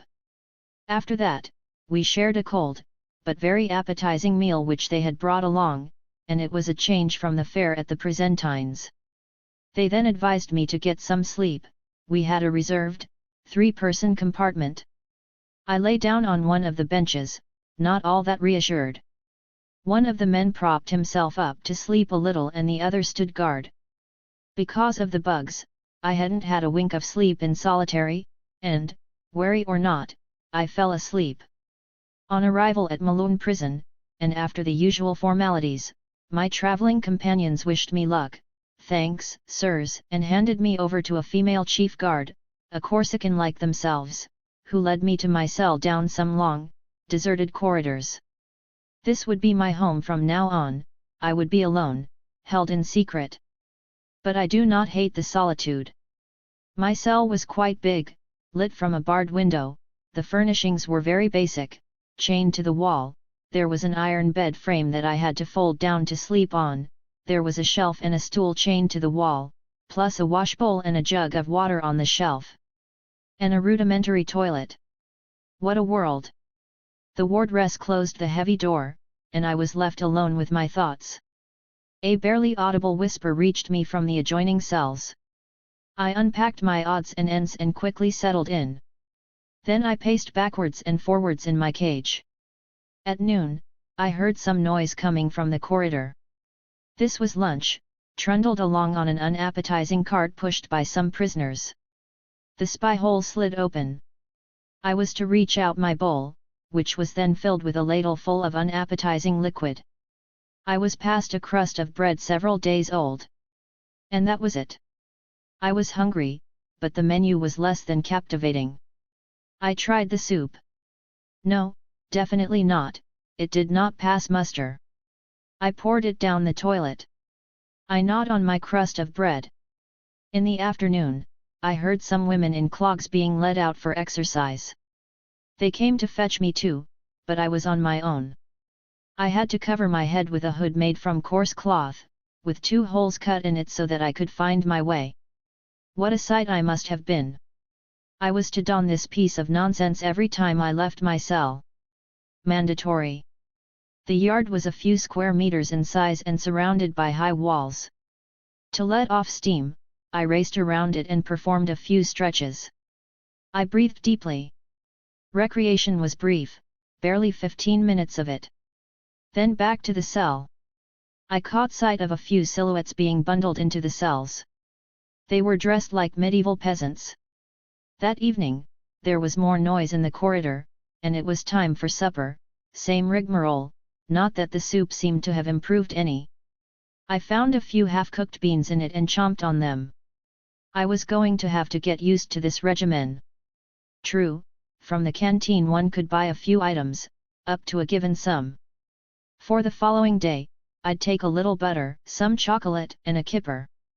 The bell rang out, gloomily, and it was bedtime. It would also ring out very early to wake us up. I wasn't sleepy, but I was able to stretch out on my more or less clean mattress, to which 2 coarse sheets and a blanket had been added. In the seams, I spotted some dead lice that had perished in the disinfection process. The silence was unbearable. Night had not yet fallen. I gazed at my little patch of sky and became lost in thought. What am I doing here? Buried alive, I had done nothing to deserve this. And how long am I going to be here? Why had AB played this trick on me? He was only a comrade, and I had done my best by him. What was so important in the book that had been borrowed and returned? When will I ever find out? That morning, I sent out a letter for Suzanne Levy, my lawyer friend, asking her to visit me. When could she pay me a visit? I could not close my eyes, there was too much going on in my head. I was chomping at the bit end. The hours ticked by. Now the bell was ringing. A new day was about to begin. Carts trundled along the corridor bringing a vile mixture described as coffee. It was warm, and I gulped it down with pleasure. At the end of a week, I had a visit from my lawyer and walked through the corridor, still wearing my mask, which I removed as I entered the room set aside for us. We were alone and could speak freely. Suzanne had wasted no time and had already had a look at my file, and, as it happened, the examining magistrate assigned to me had been in the same year as Suzanne. He would soon see us. She told me that the note slipped inside the cover of the book was the of no code, the War Ministry's secret cipher, no less. Suzanne brought me some newspapers mentioning the matter, with my photo on the front page, which I scanned very quickly and found other reports regarding a few comrades who were concerned for me, Emma, Sasha, and others. This was going to be a drawn-out business. I had to be patient. But Suzanne knew that I was brave. And life carried monotonously onwards. I read and answered the letters I had received. News about my little one, she was fine and believed that I was in hospital. My heart aching, I read and reread the letter which my darling had touched with her little lips. From friends came encouraging words, reproaches. Just as there was from family members who talked about dishonor. I was seething. Didn't they understand that I hadn't done anything reprehensible and was in prison all the same? That's what infuriated me. To gamble and to lose, that's another thing. On the outside, stories were being concocted. Some narc had spotted me in Wiesbaden, where I had never even set foot. I had been trying to haggle with the Germans over the secret cipher, etc. They had to issue letters rogatory and look into my timetable, day by day, right from the day I received that book. I was called in front of the judge who turned out to be an understanding sort, we were able to speak freely, and, without any bother, he filled me in on the entire story, beginning to end. They already knew that AB, while working in the prison print shop, had slipped the code into the back of the book. To what end? They still had no clue. He had not tipped me off, not wanting to compromise me. Bravo! Mission accomplished. And if I had been up to date, what would I have done with the code? Would I have hidden it? Or destroyed it? There was some doubt about that. And how was it discovered that the code had gone missing? Through a fellow prisoner and co-worker, who uttered these fine words during an administrative visit. We can get anything we want into or out of this place. That put a flea in the ear of the supervisor who, after investigation, unearthed a few anomalies. A beating and time in solitary for the printers had done the rest. The bluffer cum narc was the notorious Serge Deleuze, a run-of-the-mill burglar who, under the occupation, ran a torture office on the Champs-Élysées and was knocked off come the liberation. Lovely guy. The judge stated that he regarded me as blameless and that I had had no hand, act, or part in the matter and that I would be released just as soon as the findings of the rogatory commissions were made known. I would spend the entire winter in that none too well heated cell. Time dragged, and my morale was not always high. Sometimes at night, I could hear shouting and moaning and pounding on the door. Unfortunate wretches who just could not take any more. The jingle of keys, scuffling in the corridor, recalcitrants being dragged away to solitary. Here, calm had to prevail, and we had to suffer in silence. I had known solitary in Marseilles, they all resemble one another, a foul hole giving off an unbearable stench, where one endures hunger, cold, loneliness, and, on occasion, beatings. No water in the basin and a couple of flush toilets. Human degradation in all its splendor. And we are in a civilized country in the 20th century. What a disgrace! The guards had lost all their femininity. They stood for everything ugly, stupid, and harmful, smarmy and pretentious. On Sundays, depending on their religious persuasions, the inmates were able to attend services. They were divided by a partition. Some of them were only there for a break in the monotony. The Sunday fare was better, bouillon with meat. I never did get to taste it. No sinews, no fat, no bones, no beef. The stuff in the canteen was vile, like everything on sale there. This was shameless exploitation in every regard. The butter was rancid, and yet it was the best thing on offer along with sardines, herrings, and chocolate. Even the bread was low quality. The lentils contained more grit than lentils, the beans, most of them worm-eaten, stank of naphthalene. One day, unwrapping my packet of butter, I found a note booking me into a fine restaurant on some undetermined date. It came from the canteen manager, a former mayor from Aix in the Paris area who, using a mallet, had murdered his mistress, the beautiful Gabby, in her cellar over money. Left for dead, the poor woman, who had merely been injured, had dragged herself for a matter of days until she reached a sewage grate, which is where they found her with face and body partially eaten by rats. She had just enough strength left to name her murderer before she died. He was serving 5 years. Sickened, I tossed my butter into the toilet. For Christmas, the wardress handed me a small package containing some jellied fruits and iced chestnuts. That, she informed me, is from a guard who would like to remain anonymous. I never did find out his name. A sympathizer, perhaps? I was really touched by his gesture. One day I had a female visitor whose mission it was to boost the inmates' morale and catechize them. I told her that my morale was just fine and my conscience was easy and that I needed no help, especially not religious comfort, I being an atheist. She puckered her lips and angrily slammed the door behind her. I heard her say, "She's a savage." "You were right, madam." Another visit, which took place in the visiting room, was from an old friend, Sonia, and my little daughter. I positively ran to the grill where I could see my visitors. My heart was pounding. "You're sick, Mama, but when are you coming home?" The grill stopped me from squeezing her to my heart. I exchanged a few words with my friend, my heart in my mouth, and I had difficulty getting the words out as the tears rolled down my face. There was so much noise there that we could hardly hear one another. The guard was pacing back and forth between the two grills, my neighbors were shouting very loudly. And then the visit was over.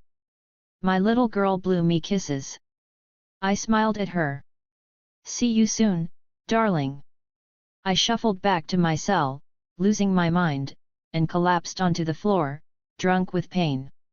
My lawyer came to see me several times. She kept me up to date with the progress of the investigation.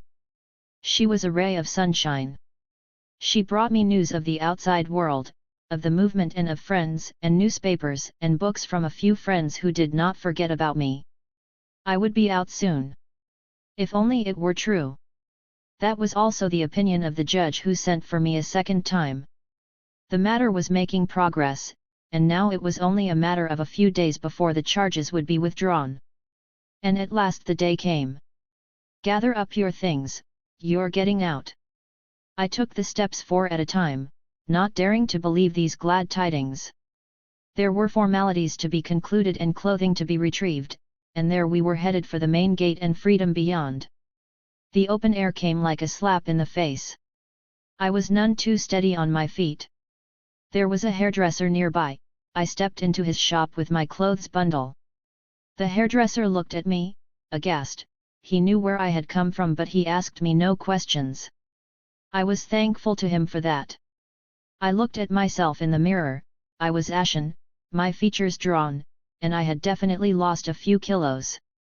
With my hair styled, I was feeling better, and I made for the railway station. My head was spinning a little.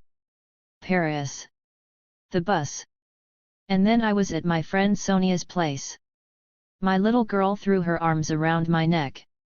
I was finding it hard to take in. The nightmare was over. After a few days, I was back home and there were some friendly letters from Emma and Sasha waiting there for me, plus 1 or 2 less friendly ones. One letter caught my attention. It was from China. It was François, asking me to come down to Saint-Tropez. He would be there for a few days. He had found himself an apartment overlooking the beach. I could move in there with my little Sonia. Sickened by what I had gone through, I decided to agree to the offer of a safe haven and a place to rest. How I had made François' acquaintance is a story easily told. With my good friends Emma and Sasha, some evenings we went out on a tour of the town, which meant having a glass of something at the Café de Paris down by the docks. That was the main café in Saint-Tropez back then, where the crème de la crème notaries, businessmen, estate agents, and passing commercial travelers used to hang out. We had 2 other preferred meeting places. One was the Café du Fer at Meloni's place near the jetty, which was patronized by fishermen and their families who dropped by for some fresh air. To the strains of an elderly crank-operated player piano, some youngsters would be jiving and waltzing to old airs familiar to all. Meloni's competitor was Palmyre, which had a smoky bistro at the foot of the citadel. Around a cemented area about the size of a pocket handkerchief, there were tables and benches to seat couples who dropped by after work for a bit of entertainment and flirtation. It was cool and nice there, and it was very pleasant to sip on a glass of pastis or Saint-Tropez rose while listening to the sing-song voices of the Tropezines. Boules players used to meet up in the splendid Place des Lyces with its 100-year-old plane trees. I think it was in Meloni's place that I first met François, a good-looking boy with that rolling gait one finds in those who live by the sea. His father skippered a tartane from Saint-Tropez to Nice and right along the coast. François, though, preferred long-range sailing and had travelled the 7 seas.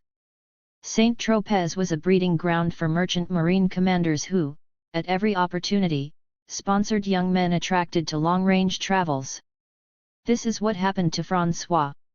He had invited me to go dancing once and then several more times, by way of our getting acquainted. He used to talk to me warmly about his travels, about China, about Japan and the islands, and wanted to hear all about me and my friends. His stopovers in Saint-Tropez were rather short, amounting to 1 or 2 weeks, and then he was off again to Marseilles and the Enchanted Lands. In prison, how did he know this? I received several letters from him, all simple but warm, plus a little parcel of dresses for Sonia that he had bought in China or in India, or wherever. I was deeply touched by that. Only somebody familiar with the loneliness of prison can comprehend the joy and emotion that can be stirred by the slightest sign coming from the outside world. Those short, simple letters, sincere when set against the attitudes of certain anarchist comrades who had criticized and castigated me, without quite knowing what they were talking about, meant that my mind was quickly made up.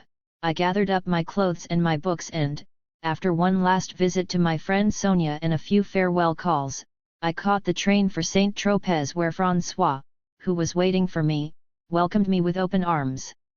I had no idea of the whereabouts of my friends Emma and Sasha, and Bon Esprit was shuttered up. I left a message for them letting them know I had been there, which they would find upon their return. Whereas François had been warm and his father charming, I have to say that my initial contacts with my in-laws, meaning his mother and sister, were a bit on the chilly side. These two women looked askance at my becoming a part of their lives. The old prejudice against the outsider still lingered. The pair ran a tight ship and reckoned they could steer me in whatever direction suited them. I was hurt and disappointed, but very determined not to be pushed around. Yet, out of attachment to François and partly out of cowardice, I let that go on. Although I earned the occasional sweet smile, I knew that, deep down, they did not like me, and I was faced by almost daily evidence of that. François decided to call a halt to his deep-sea travels and take up fishing. He had his savings and would buy a boat and some nets and become his own master. We would be happy, the three of us. He quickly became disillusioned and his savings were exhausted. I had to find work. I did not know anybody in Saint-Tropez likely to give me a job. Moreover, I was the outsider. Luckily it was mushroom season. Every morning we set out with our baskets over our arms on a mushroom hunt through what were then magnificent hills. We were upbeat and happy despite the unfavorable circumstances in which we starting out. At noon, we would lunch on a sandwich and drink water from a stream. In the evening, we would ferry our day's harvest to the traders and could purchase whatever we needed. That was it for a while. We got by. I applied for a job with a British bank, which had just opened its doors, but I was none too hopeful, for there were 2 local men after that job as well. It was in my favor that I knew English, the manager and the postulants did not. The outsider had carried the day. This was a topic for local gossip. François had borrowed money to buy an engine-less boat and nets and had begun fishing. Our circumstances improved. I saw Emma and Sasha again whenever they were in town. The affair plus the attitude of certain comrades had wounded me deeply. Saint-Tropez was a haven of peace. The simple, quiet lifestyle gently healed me, and I was back on an even keel. The bank's clientele, some of them foreigners, were pleasant. I made the acquaintances of people who went on to become friends, Marcel Olivier, René Clair, Joseph Kessel, etc. Like every fisherman's wife, I had to go to the market every morning to sell the catch to the fishmongers by auction. Initially, not being too knowledgeable about fish, I was driven down on the price, but I was very quick to learn. Then, after a good wash, I made my way to the bank. Sonia was attending preschool. And then Lucienne came into the world. François was delighted and all proud to have a son. And so was I. René Clair became his godfather. While I was at work, a kindly, sound Piedmontese woman took care of the baby. Life was going along nicely, with some good days, some bad. Then head office shut down the Saint-Tropez branch. The proceeds from fishing covered the outlay on fishing equipment. What was I to do? René Clair and one of the bank customers, Valentine, offered me a grocery store. That sort of work held scarcely any charms for me, but what was I to do? How could I refuse their kind offer? The business was going quite well, but there were lots of customers who shopped on account, fishermen and many other families, whom I could not refuse, which made Brigitte Clair say that I was like the Salvation Army. I let my heart soften and was soon unable to cope and pay the bills. I could hardly appeal to my friends, and I was terribly annoyed. So that was the end of the store. And of our household. There were too many things driving us apart, our tastes, our outlooks on life, the life of the housewife, which I found oppressive after having lived the life of an activist. François just did not want to hear talk of politics. Open or hidden conflicts with the in-laws had undermined the bond between us. Add to that the failure of the shop, the responsibility for which was mine alone. All of these things were the cause of our separation, which was quite painful, primarily for father and son. Yet we came to a suitable agreement whereby François could see him whenever he liked and that we would part on good terms. And so, I had to begin again from nothing, with 2 mouths to feed and no job. A magnificent hotel, the Latitude 43, had just been built. A marvel of luxury and comfort, meant for a choice clientele. The manager, nephew of the king of the arms dealers, Zaharov, presented it to his wife for some birthday or other. I stuck in an application and was hired as a receptionist. Most of the staff, apart from kitchen and housekeeping, and the management was Russian. Prince Obolensky, scion of one of the oldest aristocratic families, was handsome and imposing in his splendid lift operator's uniform. Mirazovsky, both hotel manager and a prince, was a great pal of Joseph Kessel's. A little uppity and pretentious baron was poolboy. The cashiers' names were Denikin and Wrangel. There were lots of other illustrious names from the days of the Tsars. And the receptionist was anarchist May Picqueray, friend of Makhno. Some of the staff, kitchen and housekeeping, took their meals in the office, the remainder of the staff had their own dining room. Needless to say, the meals could be a bit animated at times. We would talk revolution and Makhno. They detested the Bolsheviks, of course, who had as dispossessed them.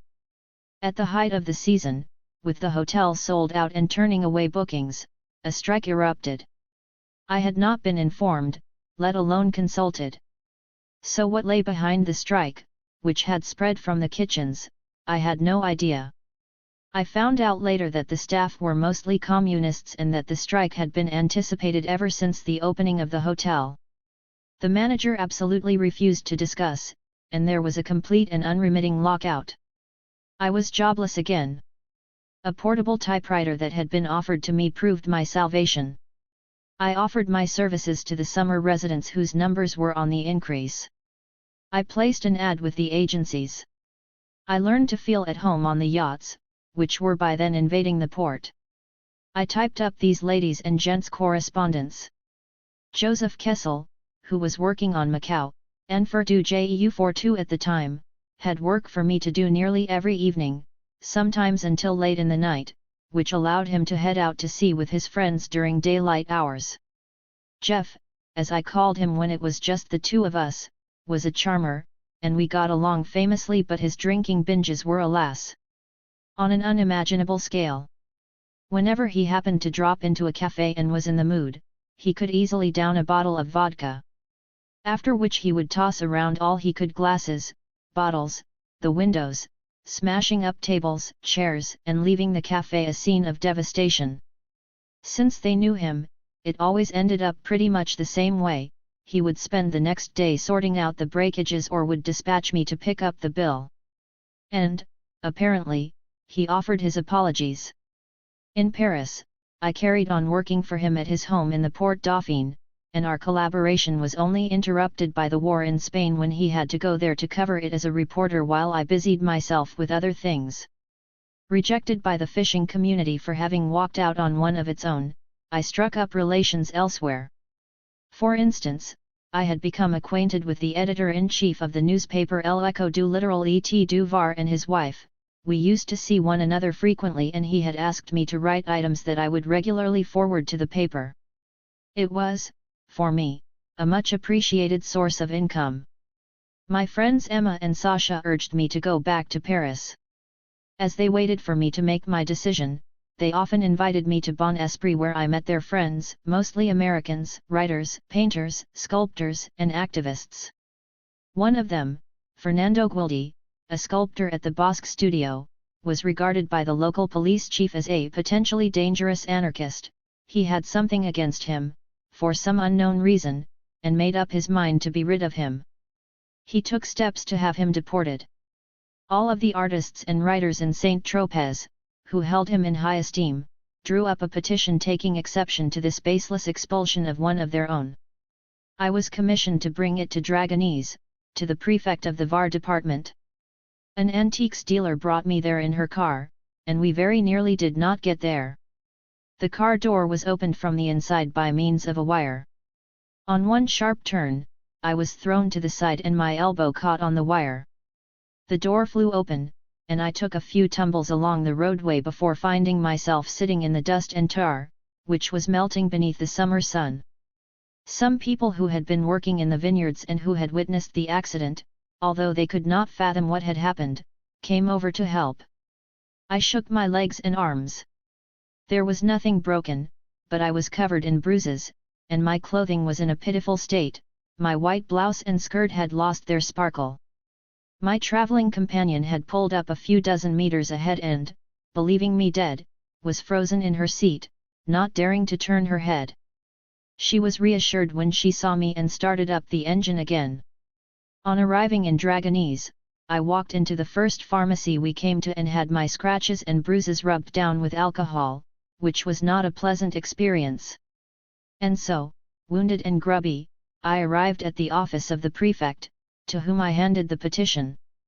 Curious to know what had happened, he was briefed on the entire matter of the accident, which might well have turned out worse. Despite all the efforts made, the expulsion order stood and Fernando was forced to leave Saint-Tropez and his friends. He lived for a while in Marseilles, then sought refuge with me in Paris, up until the day when, who had fingered him, he was given a 6-month prison sentence and taken to the jail in Poissy. On my return to Paris, I re-established contact with certain good friends of mine. Louis Lecoin, for one. On June 28, 1936, I had a phone call from Emma, bringing me the awful, ghastly news in a broken, barely audible voice: Sasha had just died. In the depths of depression, he had shot himself with a revolver. Knowing him well, I could not believe it and, to this day, if I cry over his death, I have a lingering doubt in my heart. I set off immediately for Nice, where Sasha had been living on and off for the previous few years with a young Austrian woman. 43 Relations between them were not the best. Sick and given to hysteria, she created a number of painful scenes for him, and he often sought refuge in Bon Esprit near Emma. I found the two women distraught. I shall never forget the pain in Emma's eyes. The woman had just lost her comrade in struggle and, without a word, she clasped me tight in her arms. I took it very badly myself. The first stirrings of revolt erupted in Spain, and, for Emma, a new hope of seeing her ideal realized. Invited by a Sauci to come to Spain and take part in the revolution, she arrived in Barcelona in September 1936, gave a number of broadcast radio addresses, addressing the workers and militiamen, and then paid a visit to the Madrid front, where she found her good comrade Durruti. She was able to appreciate what had been accomplished, the collectivizations carried out by the peasants and workers in a number of provinces. She then left for London, where she set up an office for mutual aid for the Spanish comrades. But the international reaction, the treason of Russia, won the day. The revolution was defeated. She moved on to Canada, where she mounted a campaign for the release of jailed comrades. On February 17, 1940, Emma suffered a stroke. She passed away on May 14. On May 18, her body was brought back to Chicago, where she was buried in Waldheim Cemetery, near to her Haymarket comrades, the Chicago Martyrs. Fernando was freed after serving his time in Poissy prison. La Santa was overcrowded and even comrades sentenced to short terms were being directed to the central prisons. Freed may be going a bit far. The day before, I was in Poissy, where I spent the night in a little hotel near the prison. I wanted to be there to greet him on his release. It was bitterly cold, and I had brought him something to cover himself, a snug pullover and a warm overcoat. The gates opened before 7 o'clock, and out came 10 or so prisoners surrounded by numerous guards. Fernando threw himself into my arms, his eyes filling with tears. For 6 months, he had been completely isolated and denied all correspondence, remitted to him on his discharge. He ate little and badly, strictly absolute basics. He was terrifyingly thin. I managed to get the guard who freed him from his handcuffs to let him have a piping hot coffee with croissants bought from the local bistro, and I handed out croissants to the other guards. I had thought that all the men were all due for release. Not a bit of it. Their release was due to take place at the prefecture. And I watched as the heavy van with its cargo of sadness and wretchedness disappeared. I caught the train and headed straight for the prefecture. The prisoners had been driven to the Roland Garros Stadium, which Monsieur Daladier would later convert for use as a concentration camp. I knew Madame M., the prison visitor who was also in charge of the Roland Garros camp. I dropped in on her. She introduced me to the camp commandant, a polite, but inflexible fellow. Visits were forbidden, and all I could do was spot Fernando among the inmates and give him a wave of encouragement. I made all sorts of overtures to get Fernando released, and by the time when success was in sight and the release order arrived at the Roland Garros, Fernando had already been transferred to the Le Vernet d'Ariège camp with its vile reputation. 8. The route and the occupation.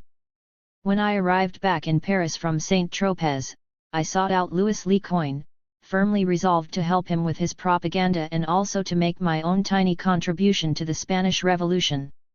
At that point, Louis and some other comrades were busily shipping arms, provisions, medicines, and all manner of stuff to our Spanish comrades. Certain pacifists had been taken aback by his stance. They were forgetting that while Louis was a pacifist, he was also a revolutionary, and could not refuse assistance to those fighting for their freedom. With Nicolas Fossier, he also launched the SIA, Secours International Anarchist/International Anarchist Aid. As for me, I was eager that my contribution to the revolution should be directed into taking care of the children.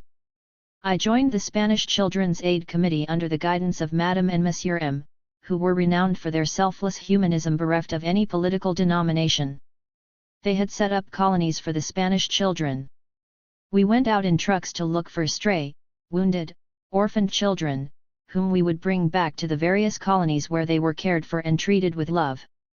Later, I was put in charge of the family reunification service at a time, following the route when husband, wife, and often the children found themselves separated and sometimes in entirely different camps or regions. It was work for the long haul. So many Spaniards bore the same name, like us French with our Duponts and Durands. Further, the very young did not know their own names at all. We had to go back to the location, date, and time when the child had been found and make further inquiries. This was a mammoth and, in many respects, exacting task. And one not always crowned with success. The Germans were closing in on Paris. The Quakers had withdrawn to Toulouse and asked me to accompany some Spanish children down to Marseilles. We were to collect them from Bordeaux. Even as the Germans were entering Paris by one gate, we were leaving by another. A veteran from Spain, a tall hardy fellow who had lost his right hand, replaced with a hook, was to drive the truck that carried us, along with Sonia, my daughter, Purita, my assistant, Illa, the renowned photographer of animals who had just lost her husband at the front, and Ratu, a young lad who had been entrusted to me by his parents. My own son was in a colony in Arcachon at the time, one of MS colonies. I knew that he was safe and sound. The roads were terribly packed. Our truck had great difficulty forcing a passage through the men, women, and children, burdened with the most motley baggage, which they often just dumped by the side of the road when they did not have the energy to carry it any further. Italian planes flew overhead and sprayed us with machine gun fire, sowing suffering and death with each pass. Scattered bands of French soldiers also fled southwards. Civilians challenged them and insulted them. "Why are you running away? It's your fault we are here. You have deserted your posts. Cowards!"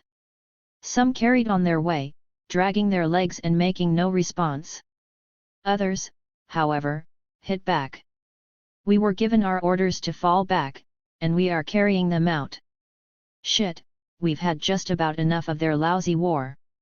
We reached Limoges and tried to grab a little sleep either inside the truck or by the roadside. We had picked up few poor wretches, lost and harassed, who no longer knew whether they should press on or retrace their steps. Day was just about breaking, our driver roused us, and we were off again for Bordeaux where Miss Pye welcomed us warmly. We were each able to get some rest in a proper bed and have a hot meal. The children were already en route to Marseilles where the Mexican consul would take charge of them. We arrived in Toulouse where the Quaker mission had already set up shop and was reaching out into the whole region. Rooms had been reserved for us at the Quai Pol Hotel. It would be my job to feed and water the refugees passing through and to house those stopping in Toulouse. Off I went in search of premises. We were allowed to use the cereal market, a huge hangar that could house several hundred people. It needed conversion, like a number of other buildings, for use as a welcome center. We sought out mattresses, beds, baby carriages, blankets, and bundles of straw and hay. And our customers came flooding in huge numbers. These unfortunates needed help settling in. They were especially in need of rest. Then there was tending to the mothers, caring for and feeding the infants, the elderly, readying meals for everyone. There were not that many of us and, after a few days, we were utterly spent. War, that disgrace to humanity, has several faces. The face of Exodus is pitiful. There is the fear and the headlong flight before the enemy. The sort of fear that grabs you by the innards, makes you abandon everything and rush headlong until you fall, exhausted. There were dramatic incidents, old folks dumped along the way because they could not keep up anymore, children who had lost their parents. The sick and the injured laying by the side of the road, waiting for help that might never come. Refugees? They were pouring in from everywhere, some from the Belgian border, from the Nord, from the Somme, from the invaded areas. Their homes, their farms had been destroyed and torched. And each of them was entitled to rise up against or weep over what had become of his life. In between the dramas, there were funny moments. A little old man came to us, carrying on his head the only baggage he had, an armchair. Another held a caged bird, someone else a chamber pot. Two little old ladies cried hot tears. We did our best to comfort them, they had forgotten their false teeth and could not chew their food. But there were tragedies, of course, and they dominated. I was particularly touched by one. A village had been evacuated just as the Germans were arriving and setting everything ablaze. The last truck was ready to pull out. People scurried. A woman carrying a baby in her arms climbed down from a truck, having forgotten the baby's nappies, and she made a dash for the house, returning after a few minutes. They pressed her, "We must get going, step on it." And the truck raced away as fast as it could. A few meters further on, the woman let out an animal-like scream and made to leap from the moving truck. She was restrained, the village was in flames. She had quite simply forgotten her baby, which she had set down on the bed while she was packing. There she was prostrate, clutching in her arms a bundle of rags that she rocked while shaking her head. She had gone out of her mind. "She's not dangerous," said those with her. "She spends the whole day singing a lullaby. Damnable war." It was long past time to eat and I wasn't feeling hungry, so I decided to head back to the hotel for some sleep. I was downcast, sickened by all the suffering, all the horrors. There was a lump in my throat, but, rather than tears, it was rage that mounted and overtook me. I hated the warmongers, the guilty parties, whatever their nationality or the part they played. Statesmen, capitalists, arms manufacturers, be they the Krupps, the Wendells, or the Zaharoffs 44 who built their enormous fortunes on the deaths of millions. I hate statesmen who regard a war as the only way to nip social upheaval in the bud, inevitable when the misery was such that victims can no longer fight back and succumb to fatalism. War was therefore the only way to avoid all revolution and even major reforms and safeguard those fortunes and vested interests. They say and they write that war is the only solution to resolve crises. It makes it possible to cash in on stocks of weaponry, raw materials, and even the stock of human material surplus to the requirements of the labor market. What a disgrace! What infamy! How long until a mobilization of consciences demanding disarmament and shouting, "Up with lives! Down with arms!" No is a small hamlet with a population of about 1,800, situated between Toulouse and Murat. There was a camp there for undesirables of Spanish, Italian, and other nationalities. I was in charge of supplying that camp with provisions, clothing, and blankets, as well as medicine. Life there was not luxurious. They lacked everything. I visited once a week. There, I had the joy of stumbling upon my old friend Mesky *, a one-time syndicalist propagandist from the construction sector whom I had often welcomed to my home in Paris and who adored my little Sonia.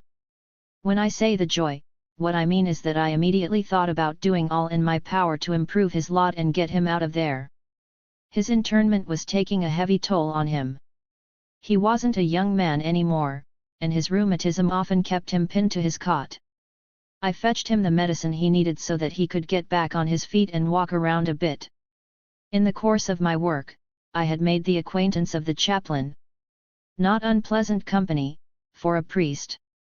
We might be able to work with him. After I had worked on him for a while, he was eventually ready to help me get Mesky out of that hell, as he described the camp. But when I filled my good friend in on the plan, he put his foot down. He did not want to be indebted in any way to a priest. I insisted but was unable to change his mind.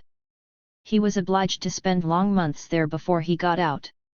Of course, I fetched him whatever I could, correspondence, newspapers, extra rations. But none of these made up for his freedom. In terms of camps, I was to see worse. Le Vernet. 45. Its reputation was dire. Certain Spaniards whom I bumped into in Toulouse described it to me as an unspeakable convict colony. And they were not exaggerating in the slightest. Arthur Kessler wrote, "It was the only disciplinary camp in France to which prisoners from other camps were transferred for punishment, a sort of a devil's island north of the Pyrenees.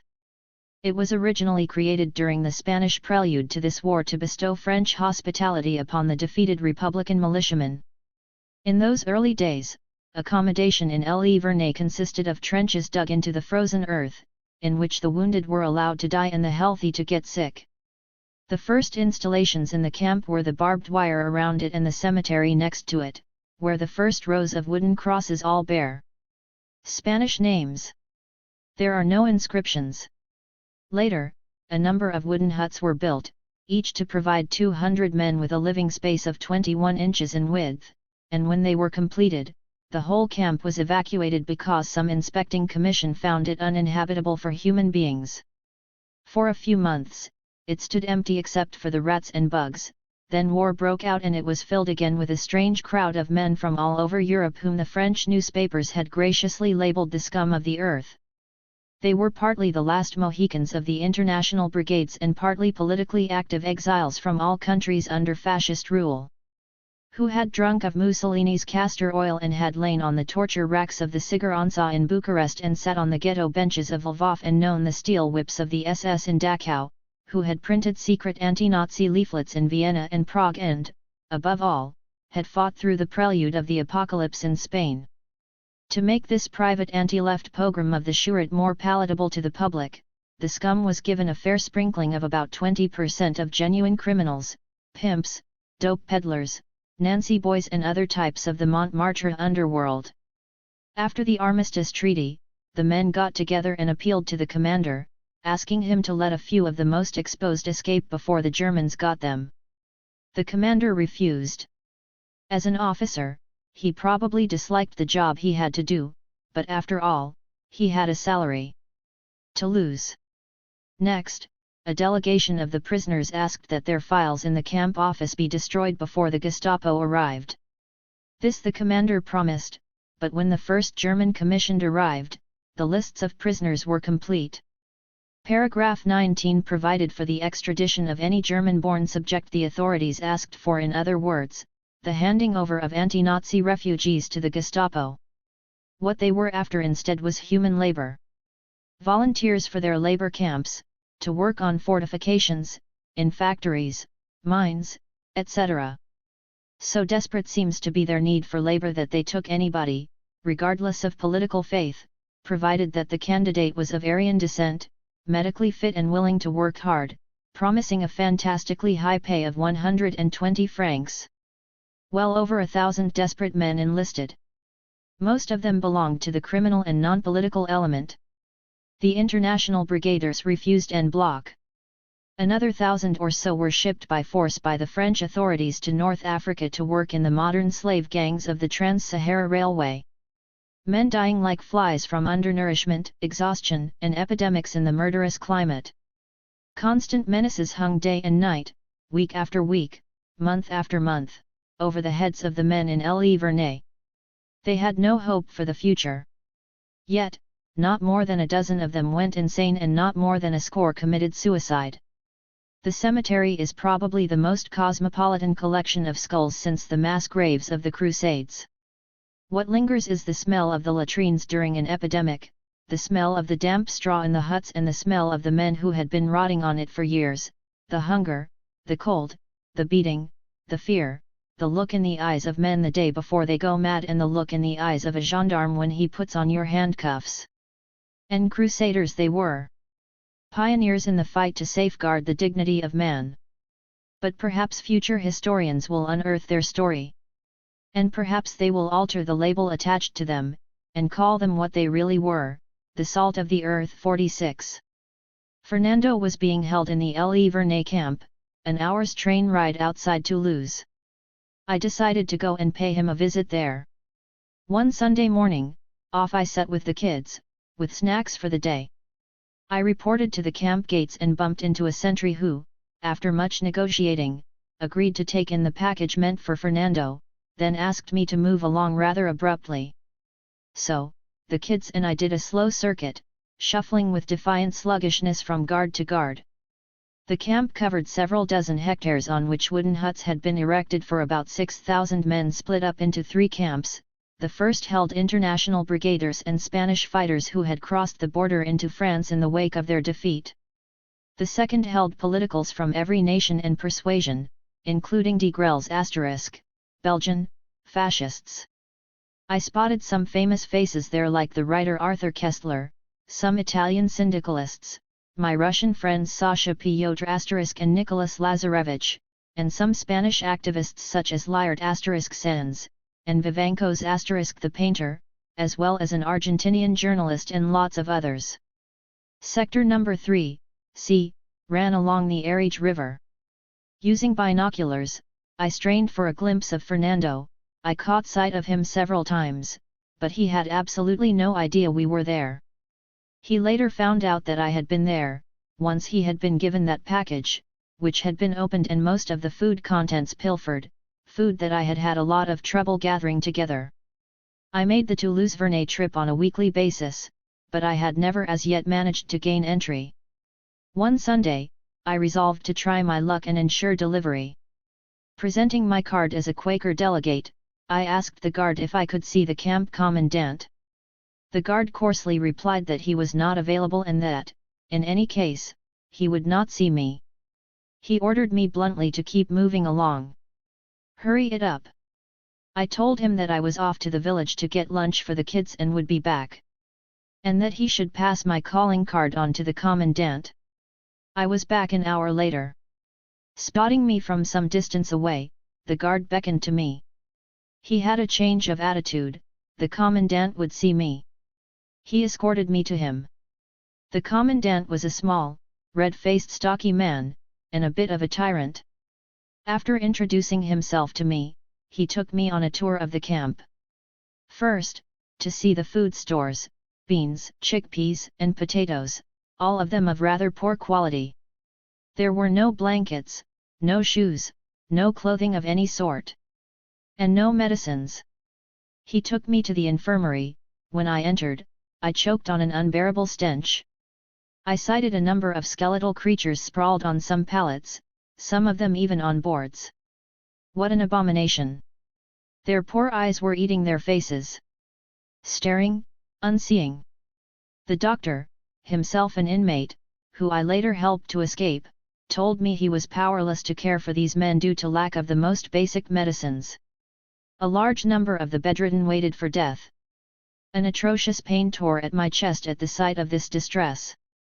I felt nauseous and had to get outside very quickly, mumbling vague promises. I had absolutely no idea how I was going to live up to them. Around the camp, men were dragging themselves, half naked, some possessed no more than a scrap of sackcloth between their thighs as their only garment. I registered the eyes of these living dead. The commandant, as he walked me around, told me also of his powerlessness. All his requests were being shelved. The only reserves they had were helmets and gas masks. The Le Vernet camp had a foul reputation as a death camp. It was well deserved. I had sworn that I would be back. I could not go on living without doing something for those unfortunates. I pleaded their case to my committee. I was not sure that I had convinced them. In fact, they included people sympathetic to the right as well as to the left and professed to be wholly neutral. The picture I painted of the camp was dark, very dark, but I hadn't exaggerated a thing. It was truly what life in Le Vernet camp was like. I managed to secure the sponsorship of the committee and was authorized to keep that damned camp supplied with food, medicine, clothing, and blankets. 4 days after my visit, I was back with a truck filled to bursting point, not that it amounted to very much per inmate. Huge wheels of Gruyere cheese, long slabs of lard, milk, medicines, blankets, and clothes. The commandant seemed delighted. I had promised him that I would be back each week with a similar load.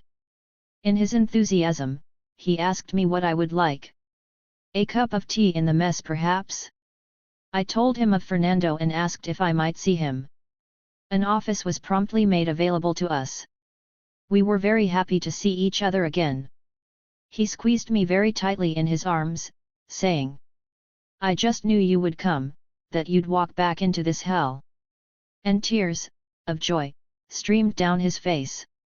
For a few moments, I was free to spend time with him. In this way, I learned of all the details about life in the camp where men who had fled their homeland or fought for their freedom rotted. Freedom! Deaths from lack of hygiene and undernourishment were commonplace. I saw men squabbling over the privilege of emptying the camp's huge latrines into the Arige River. I followed them. What I witnessed horrified me. Out of the fecal matter the men were separating out half-digested beans, washing them off, and devouring them gluttonously. How famished did they have to be? And what a disgrace for human beings to be treated that way, no matter whether they were common law or political prisoners. And this was happening in my homeland, in France, thanks to Monsieur Dallaudier's good offices. I was as good as my word. Every week a huge lorry pulled up to the camp laden with everything I was able to get my hands on. Furthermore, I asked Fernando to draw up a list of what was most sorely needed in his hut and, on Sunday, I would bring personal parcels. One Sunday, the commandant invited me to have a cup of tea in his mess. I accepted the invitation, as I was keen to put it to him that he might make a hut available to family members who traveled far and were unable to see their prisoner, a hut where they might spend a little time with their kids, their father, brother, or husband. After some argument, he agreed, and on the next Sunday, I, along with the kids, was able to call upon Fernando and share lunch with him. I had fetched a generous meal from the hotel. And I was able to spend time with him until it was time for the return leg of the train journey. In this hut, the commandant had placed some tables and benches, even, were my eyes deceiving me? An old piano. Now, where did he get that machine? The hut filled with more and more visitors, all those who had managed to alert their families. In addition to Fernando, I was able to drop in on another pal of his, sometimes Italian, sometimes Spanish, sometimes Russian, happy not only to share a good meal but also to receive news from the outside. One day, behind the barbed wire enclosing those on punishment detail, I spotted my old friend Sasha Pyotr, the Russian nihilist with the amputated hand. He jumped for joy when he saw me. I was able to slip him some food and clothing without being spotted, for he was still undergoing punishment and banned from communicating with anyone. And then, one day, he was gone, and I discovered that he had died. Of disease, 47. I had been able to take a snapshot of him behind the barbed wire, still secretly, as this was banned, and some years later was able to forward the forbidden snapshot to his engineer son living on the outskirts of Paris. To get a hold of the identity papers I had in mind for Fernando to get him out of there, I decided to head back to Paris for a few days and crossed the demarcation line in Orthe with my son. 48. This was without problem and, a little later, I crossed back over the line near Vichy. Back at the camp, I found out that, in my absence, the Italian Commission had visited and had taken a number of Italians away with it, Fernando being one. I carried on supplying the camp, sad to know that my comrade was in the clutches of the fascists. What would become of him? But that was no reason to ease up on my activities. Quite the contrary. On one of my supply visits, my last, a non-commissioned officer whose humane treatment of the inmates had been pointed out to me, oh yes, there are exceptions everywhere. Which permitted me to slip him the occasional bit of chocolate for his children or some soap, which he visibly appreciated, took me to one side and let me know that the Gestapo was due the following day to take charge of several German inmates. He feared for their lives. I told him of my surprise that he was confiding in me. I trust you, he said. We have to do something. Have you no one inside the camp who might help you? Unfortunately, no.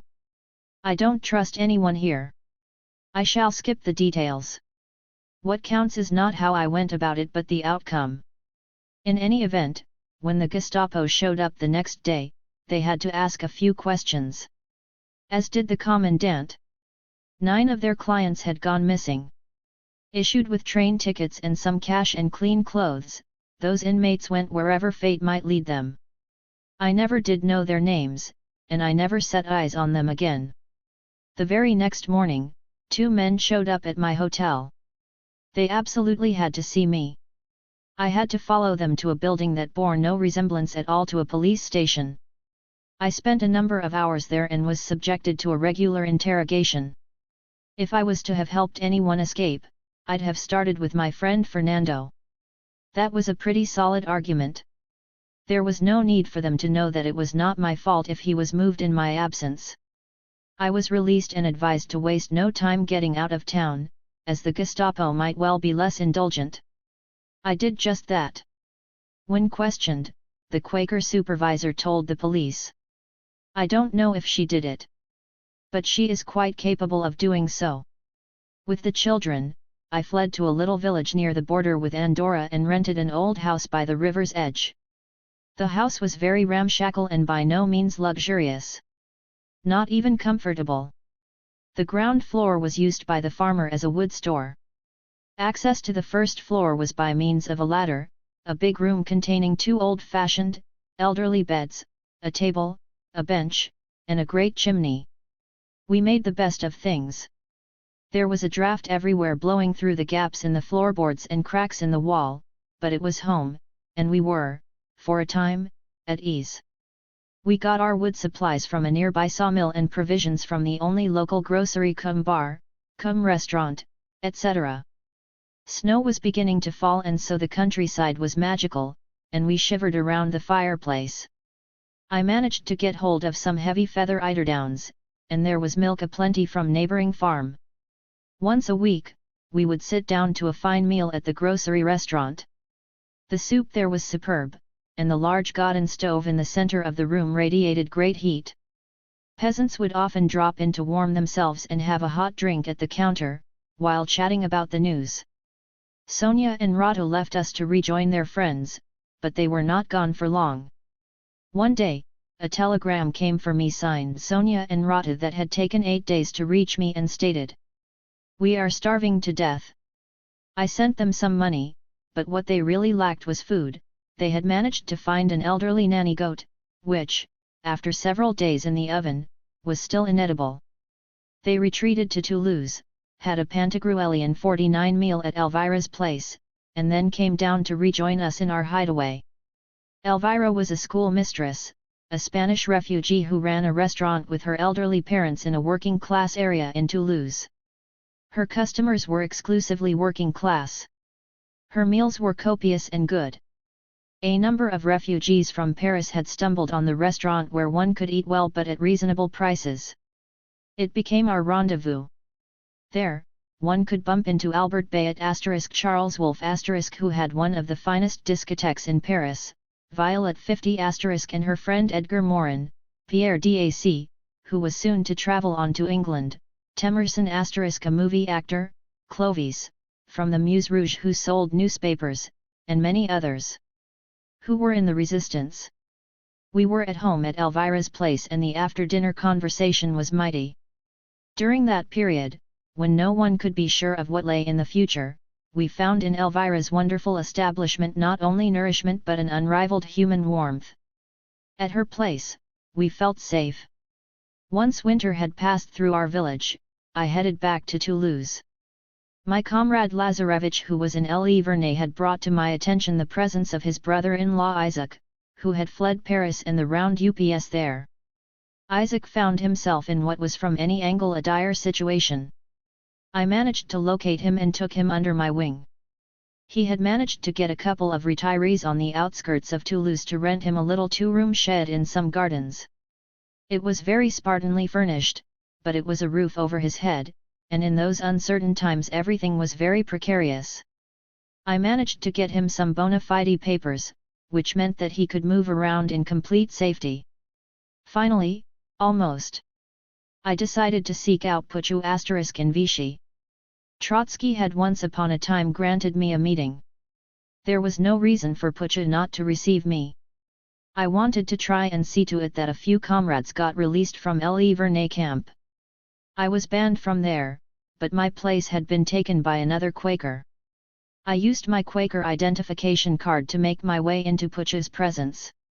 He gave me a very amiable welcome. He congratulated me on the work we were doing. He just wanted to know how he might be of assistance to us, but a certificate of sponsorship would be required. I could get one pretty straightforwardly from a comrade in the Var department. Lazarevich was promptly released. He was the only one to get out of Le Vernet camp legitimately. At the same time, his partner and their son 51, who were in a different camp, were able to join him in Marseilles, and the family was reunited in the Var. A pretty sizable batch of politicals were shipped off to North Africa. Sonia and Rato left for Paris once again. I remained in Toulouse, where I made contact with folks of the resistance and did what I could to help out one or the other. I had left the hotel, it being too expensive, and was living with Pat, aka Isaac, in a shack in the suburbs. There we managed to more or less get by on vegetables grown in his garden. I was due to give birth soon. It might seem thoughtless to bring a child into the world in such troubled times. Yet I had done nothing to avert it. For me, it was a kind of protest. The Jewish question was one that had never really arisen as far as I was concerned. It had taken that ignoble war and the persecution of the Jews, that manhunt, to open my eyes to it. And here I was, expecting a Jewish child. Isaac, known to us as Pat, had never had a child before and could not quite take account of what was going on. He was simply happy, regardless of the risks of all sorts. And so was I. His pal Rainer, a Romanian writer, would often drop by on a visit. One day he brought along Lanza del Vasto *, and we passed marvelous evenings in his company. One evening, he left us on the platform of the railway station, off to fetch his wife and daughter in Romania. He was worried about what might happen to them. I had a foreboding that we might never see him again. "Don't go," I said, "I'm afraid for you." But off he went and was dispatched to a camp in Russia, from which he was lucky enough to escape. That foreboding of mine had been mistaken. We all met up again in Paris, where he published his memories of Russia in Monday Ami Vassia .52. Of course, following the escape from Le Vernet, I had had to cut my ties with the Quakers. The birth of the child went very well. But our funds were shrinking. We needed to come up with a solution. Pat found some work with a peasant in a different department. And I made up my mind to head back up to Paris with my two kids, Lucienne and Marie-May, and to look Sonia up. That meant crossing the demarcation line. I was provided with some contacts. In Mont-de-Marsan, there was a smuggler who could easily get us over the line. So off I went to the appointed place. On meeting him, I found the smuggler reluctant. Not only was he asking for a substantial sum of money, but his wife was against him doing it at all, as it was too risky. I decided to make the crossing without his help. I had him point me to the approximate spot and plunged into the woods. Night was falling. We came to a big farmhouse, Dogs were barking, the peasants came out, and, at the sight of us, realized what we were doing. They invited us inside to spend the night under their roof and would get us across the following day. As the dogs were off the leash in the forest that night, arrests had been made, and the Germans had a post on the railway line a couple of steps away. After a very comfortable night, we were ready to leave, but still they were putting us off. The timing was not right, we should hang on and have lunch at the farmhouse. We had stumbled into some pretty extraordinary company who bent over backwards to be nice to us. We were served homemade koffi of duck, an unforgettable delicacy, especially in those times of scarcity. After which it was time to go. On all fours, we slipped across a low railway bridge and disappeared into a forest.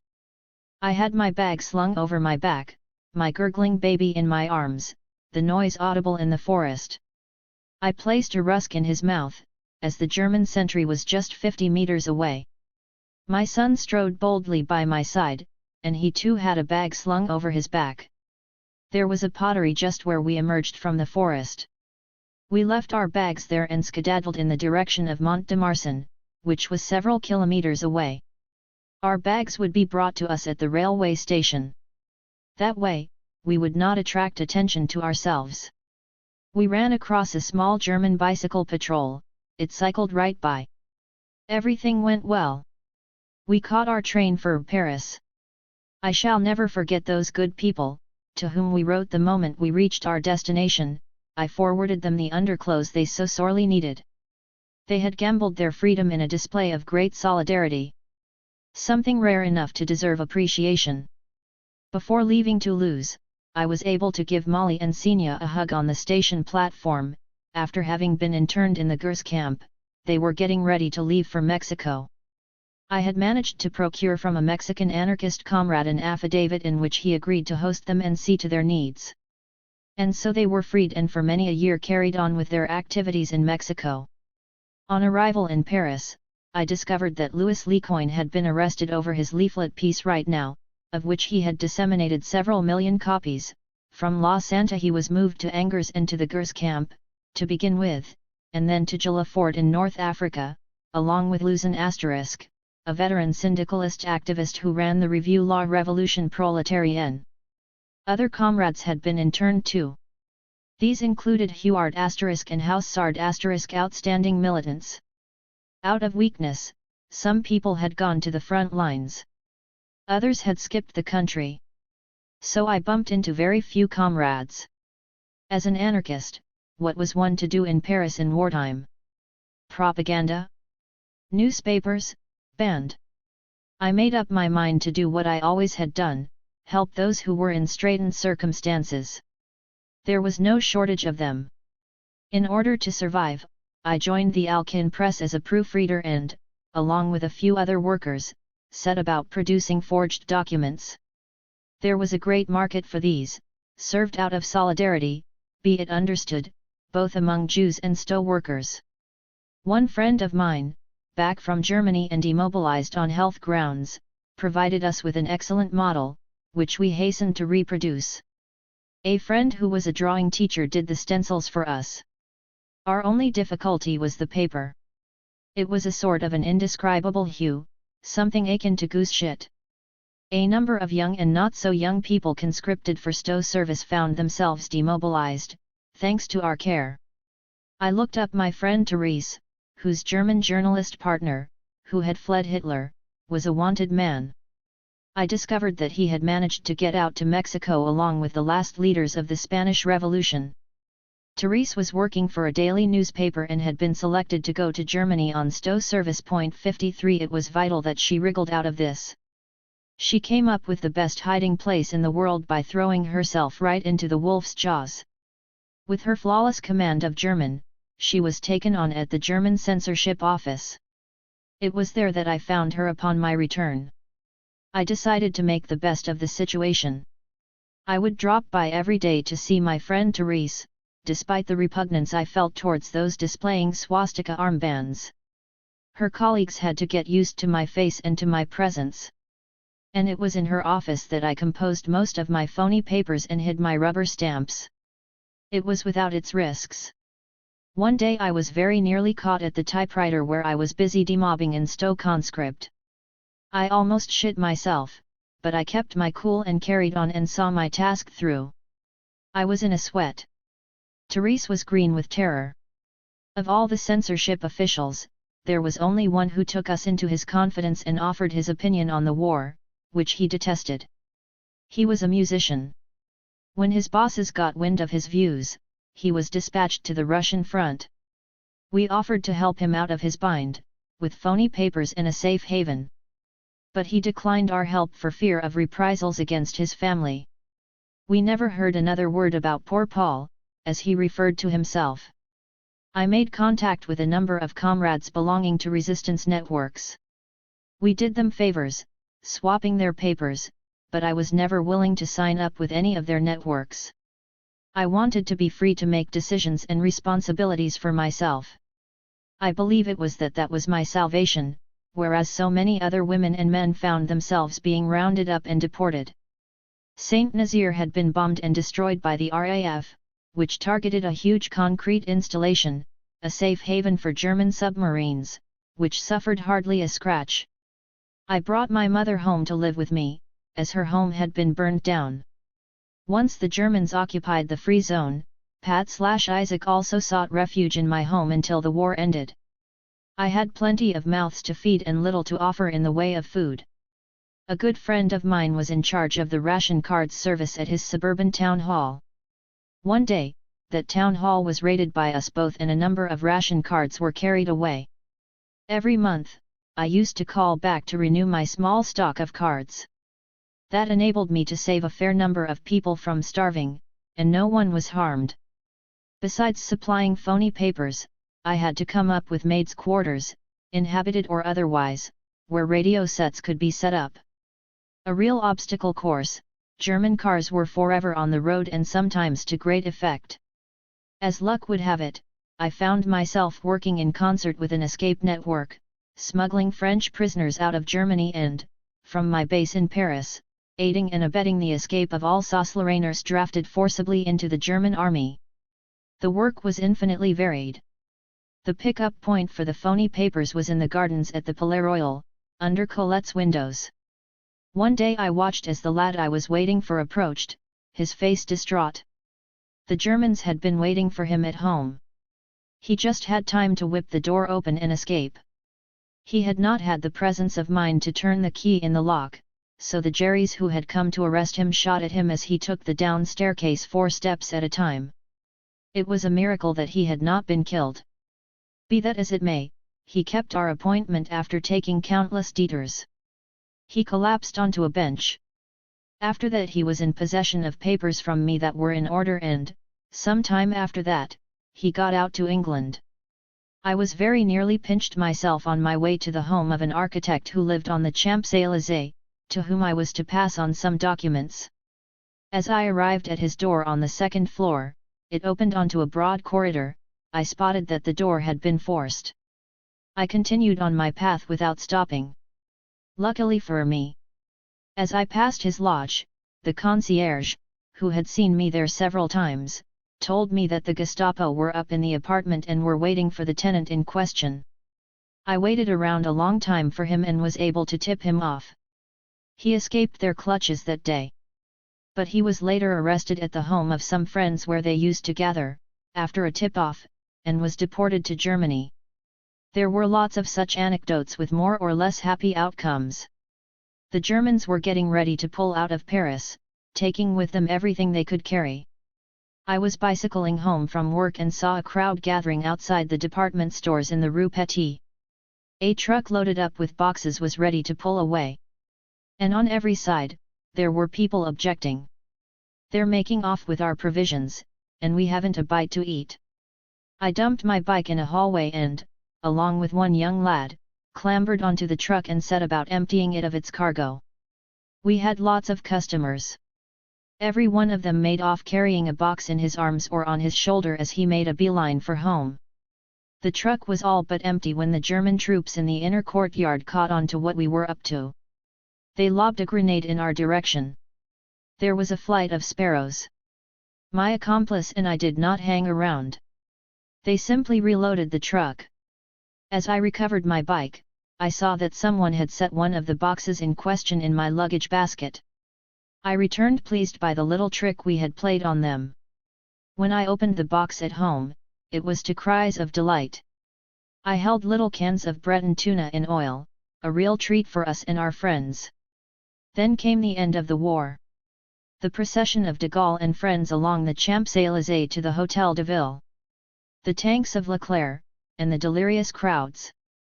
There was also sadly, the dismal and shameful spectacle of vengeance at work, women and young girls, hands in the air, under the escort of exultant FFI members who were jabbing them in the ribs with rifle butts .54.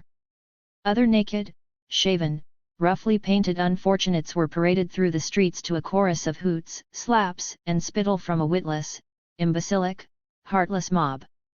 While the real culprits sipped champagne in utter impunity. F.B., a staffer from a right-wing newspaper who had collaborated, found himself in a pickle. I furnished him with the ID he needed to get out of it.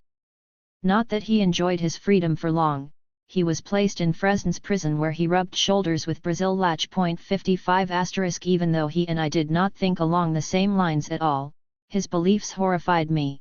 As an anarchist, I had a duty to throw him a line. After he was released, he ignored me and I, him. One friend of our comrades, Maurice W. 56*, director of a left-wing review, discovered during the occupation that he held some pro-German sentiments.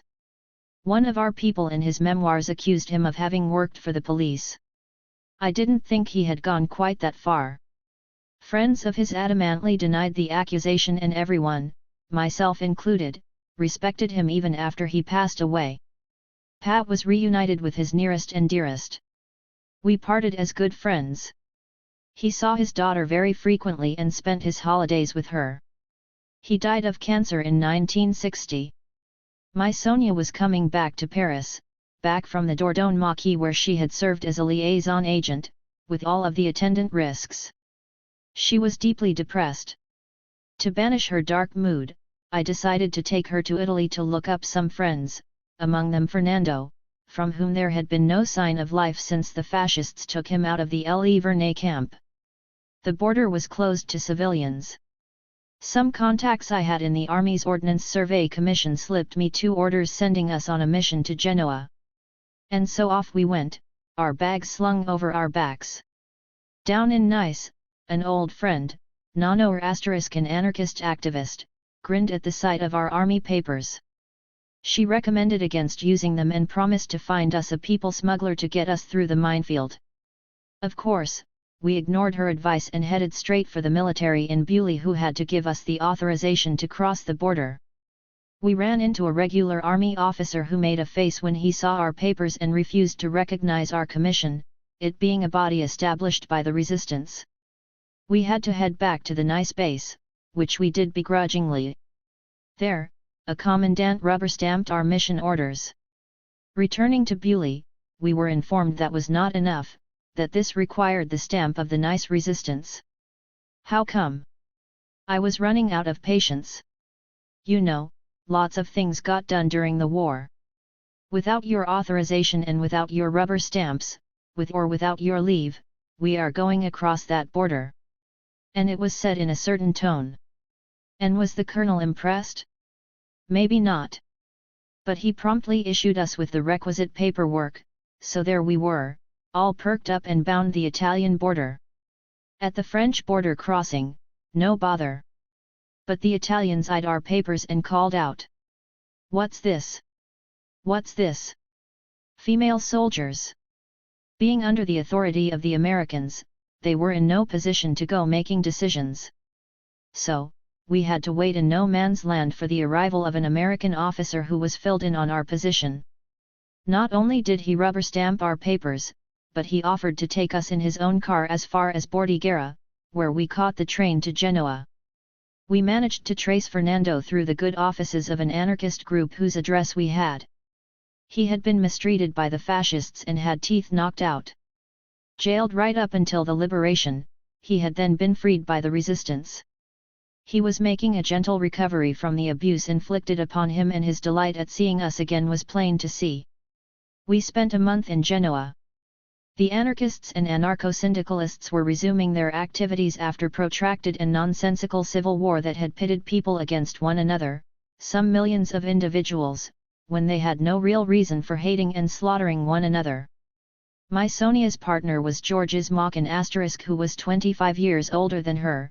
He was a writer and, above all, a surrealist painter who had been part of the renowned Revolution Surrealist 57 team, a friend of Antonin Artaud and Desnos. He had dodged the Gestapo by some miracle and had turned to proofreading as a means of survival. He had 2 children by Sonia. When the second was born, grandfather Mauchin, a celebrated musician who had settled in New York, eager to get to know his grandchildren, brought them to New York where they were to stay for a few months. They later settled there. 58. In turn, I was invited to New York for the birth of the third child. New York was unfamiliar to me. It was a great discover. That city, dirty, fantastic, frightening, grabs you by the guts when you become truly acquainted with it. It was unthinkable that I should come to New York and not drop in on the newspapers and trade unions. I paid a visit to the New York Times in the heart of New York and saw the building from top to bottom and, on my return, was able to present a report to my own union about the work practices of our American comrades, which were quite different from our own in terms of pay rates and all things concerning our occupation. I visited various anarchist groups, Italian, American, all women, Jewish, etc. A friend of Emma Goldman, Rose Pesada *, was then secretary of the very important Garment Workers Union affiliated with the CIO. She introduced me to a series of trade union personalities. An international trade union delegation was on a visit to New York and to the trade union organizations. Rose Pesada welcomed them with the radio in attendance. Everyone was free to speak his mind, myself for one. That was some evening. Feminist groups that looked up to Emma Goldman asked if I would speak at one of their meetings. I was able to gauge the work effected by Emma in these circles, not to mention her work in various New York anarchist groups. Emma Goldman's niece and the latter's 2 sons, well-known New York publishers, invited me to pay a visit to rural New York and Woodstock, where they lived year-round. 59 Woodstock blanketed in snow was well worth a visit. The bulk of the population there was made up of all manner of artists, musicians, singers, composers, stage or movie performers, artisans working in wool, leather or metal, painters, and sculptors. That is where I met, among others, Joan Baez, Bob Dylan, and Sam Erskine, who owned the finest collection of folk music discs and recordings from all over the globe. After her husband passed away, Sonia lived in Woodstock with her children. A musician in her own right, she toured America earning her livelihood. I wouldn't like to live in the USA, where life is so different from ours here, but I went back there on several occasions and made the acquaintances of unionists, anarchists, and simply ecologists. American youth seem to be waking up to all these issues. Demonstrations against nuclear power stations are frequent and well attended. But for the outward appearances of liberalism, America also has its prisons packed with all manner of refractories. Alongside its billionaires and small and great bourgeoisie, there is enduring poverty, especially in certain states. Whereas we in France have our own prisoners, poor, and vagrants too, I have never seen anything as pathetic as the living dead of New York's Bowery, the quarter of diamond merchants and bums, its stark clash of the very rich and the very poor, where limousines and the dregs of New York society rub shoulders, with men famished to death stand on the edge of the pavement, stripped to the waist, trying to hawk their shabby shirts, or, in bare feet, their hands clutching a pair of shoes with holes in the soles, just waiting for the equally impoverished buyer to offer them to. America too is in need of its revolution. 9. My comrades in struggle. No God, no master, we need not go over that again. Yet those of whom I am about to speak, I'm going to call them my masters. Not that they ever gave me any orders, but their work and their lives made me what I am. Sebastian Faure was the first of them. Others have pursued his work. Some have merely passed through my life, but such was their impact on me that I wanted to know everything about their lives and their actions. Mackno is one case in point. The premises 114 to 120, Boulevard de la Villette, belonged to the old CGT. For the most part, they were inhabited by anarcho-syndicalist activists. There you might have found Marie Gillett from the Teachers' Union, General Secretary of the CGTU. She refused to pay the tax on her salary and the tax collector had her furniture impounded. There was some fun that day. There was also Picqueray from the garment makers, all of who came in from the Herald along with Ferndale, Sutelli, Avioud, Rispot. All of them outstanding militants. There was Albert Guigui who arrived from Algiers and went on to make a career for himself with the ILO in Geneva. Or Brouchot from the Miners' Union, who bunked onto the railways rather than dip into union funds. He had a trick. According to the railway regulations, the ticket inspector was supposed to wear white gloves while checking one's ticket. Brouchot used to tackle them on this point every time, and the poor flummoxed inspector, who had no gloves, was therefore unable to check his ticket. Job done. Brouchot had a son who was killed by the gendarmes by mistake. The man went out of his mind as a result. And there was also Charlotte, from the Iron Workers' Union who, following an accident, was no longer able to climb to the rooftops and became the concierge at number 118. Not to mention Henri Fair from the Syndicalist Youth, or the Lemoines or Jacques Gillett conscientious objector. Or Marion, who became a turncoat, or Louise Huckel or Louise Pohu and her partner Toto Allende and others whose names escape me. We used to bump into one another often in one or another's house, to debate pressing matters or simply to enjoy one another's company. Larger meetings took place at the Magnaval restaurant in the Place du Combat, or in the Rue Saint-Maur, at the Fraternelle where the members of the Social Defense Committee or Black Sea Sailors Defense Committee used to meet. I lived at number 120, 2 minuscule little rooms, but there was always a good broth simmering on the cooker or coffee ready for serving. Indeed, it was my privilege to welcome the waves of immigrant comrades arriving from pretty much all over back then, the Russians fleeing from dictatorship, the Bulgarians likewise, then the Italians who had managed to dodge Mussolini's castor oil and prison. After being restored, they would be directed by me to the home of this or that comrade who had a room or a bed, or some corner where they might rest, be it in Paris, in the suburbs, or out in the countryside. It is in this way that one morning a couple showed up with their girl, all three worn out and disheveled. Especially the man, whose entire body was covered in wounds. They had some refreshment and stretched out on the only bed where they very quickly dropped off to sleep. I sent for a comrade who knew Russian, whereupon I discovered that my guests were Mackno, his partner Galina 60 and their daughter. I was greatly moved in the presence of the great man whose epic I knew only from hearsay. Epic, the word is not too strong a description of Mackno's exploits. I listened to him talk for nearly an hour, but, realizing that he was very weary, I entrusted him and his family to some friends in the suburbs who took him in and where a doctor who was also a friend offered him the care he required for his condition. We bumped into each other often, and a firm friendship grew between us. Even though he managed to have frequent contacts with exiled countrymen of his and to argue about the issues he held dear: revolution, the anarchist society, the anarchist platform, he was out of his element. He simply ached for action, and it pained him to see how the revolution had degenerated in Russia. He could not forget his former comrades from the Makhnovshchina who had been slain and decimated by Bolshevik troops. He suffered in his flesh and in his whole being. To survive, he did odd jobs and wound up working as a laborer for Renault. As if all that was not enough, the French police harassed him and wanted to see him deported. It required intervention by Louis Lecoin and the assistance of certain establishment figures to thwart the deportation plans. Tuberculosis, a disease he had contracted in prison in Moscow, was eating away at him, and at the age of 46, Mackno passed away, nearly destitute, in July 1935.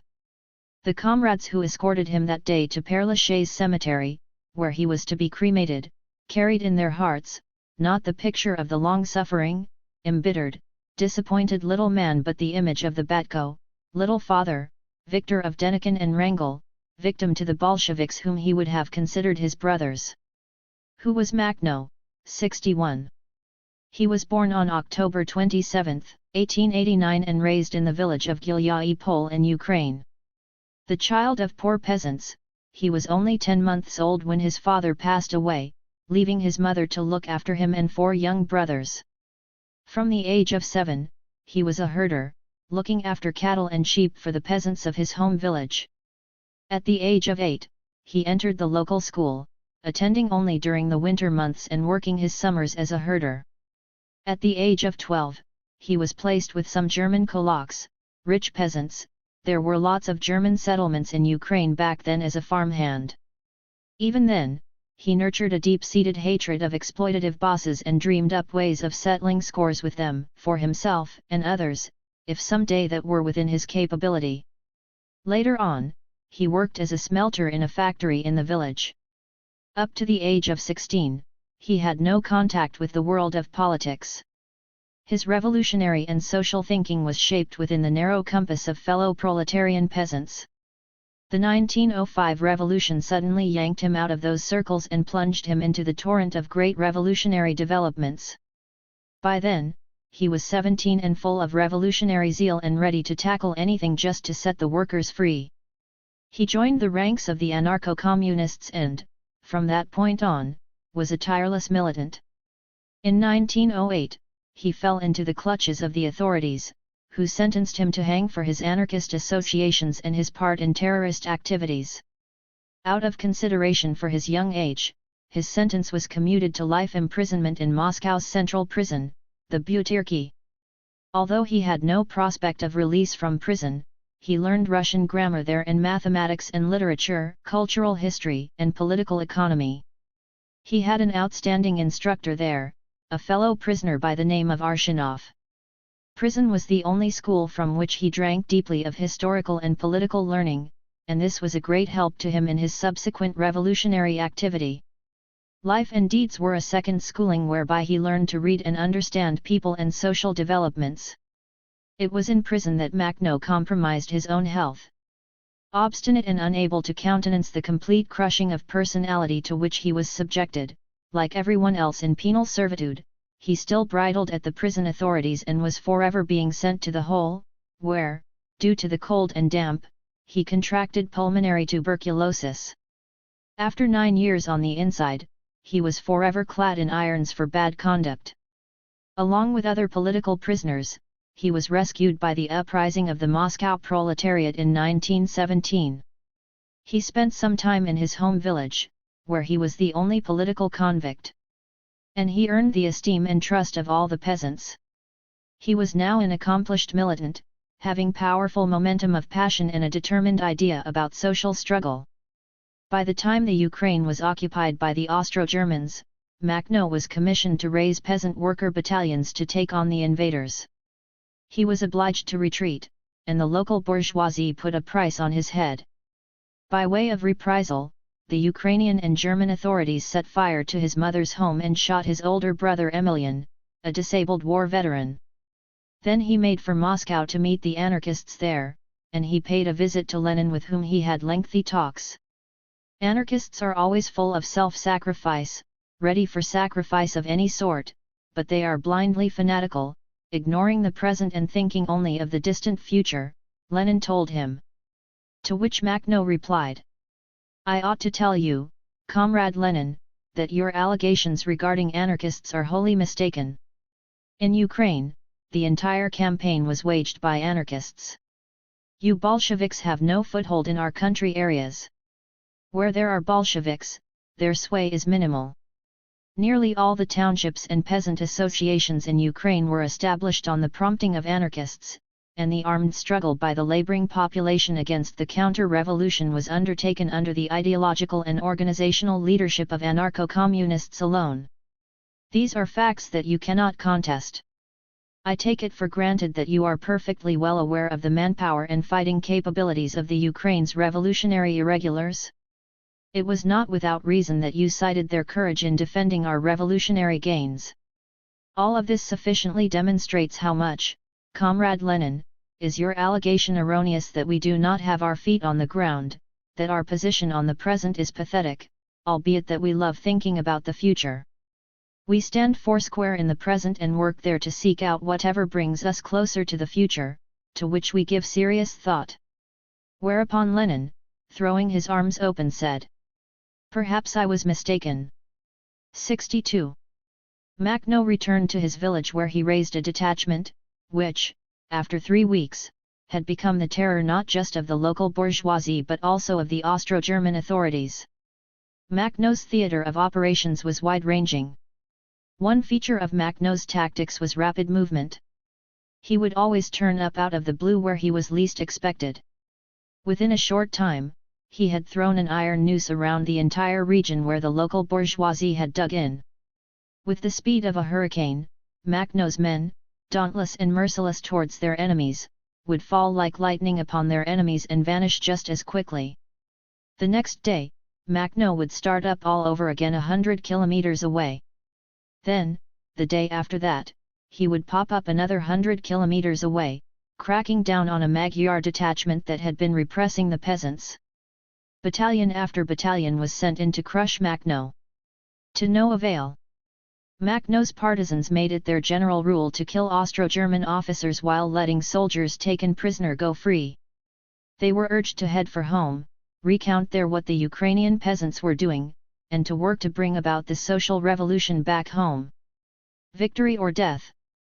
That is the dilemma facing the workers and peasants of Ukraine at this present point in history. But we cannot all perish, for we are too many of us. We are humankind. So we shall win. But we will not win just to repeat the mistakes of the past and place our destinies back in the hands of new masters.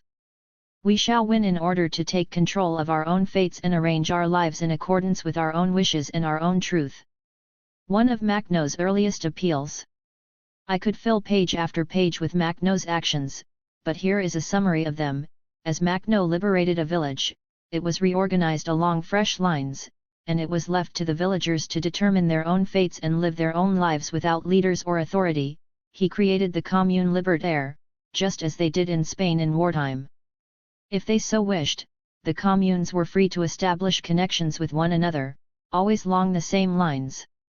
In military terms, he had to drive the Poles, the Austro-Germans, and all the rich landowners out of Ukraine, and their lands were distributed to the peasants.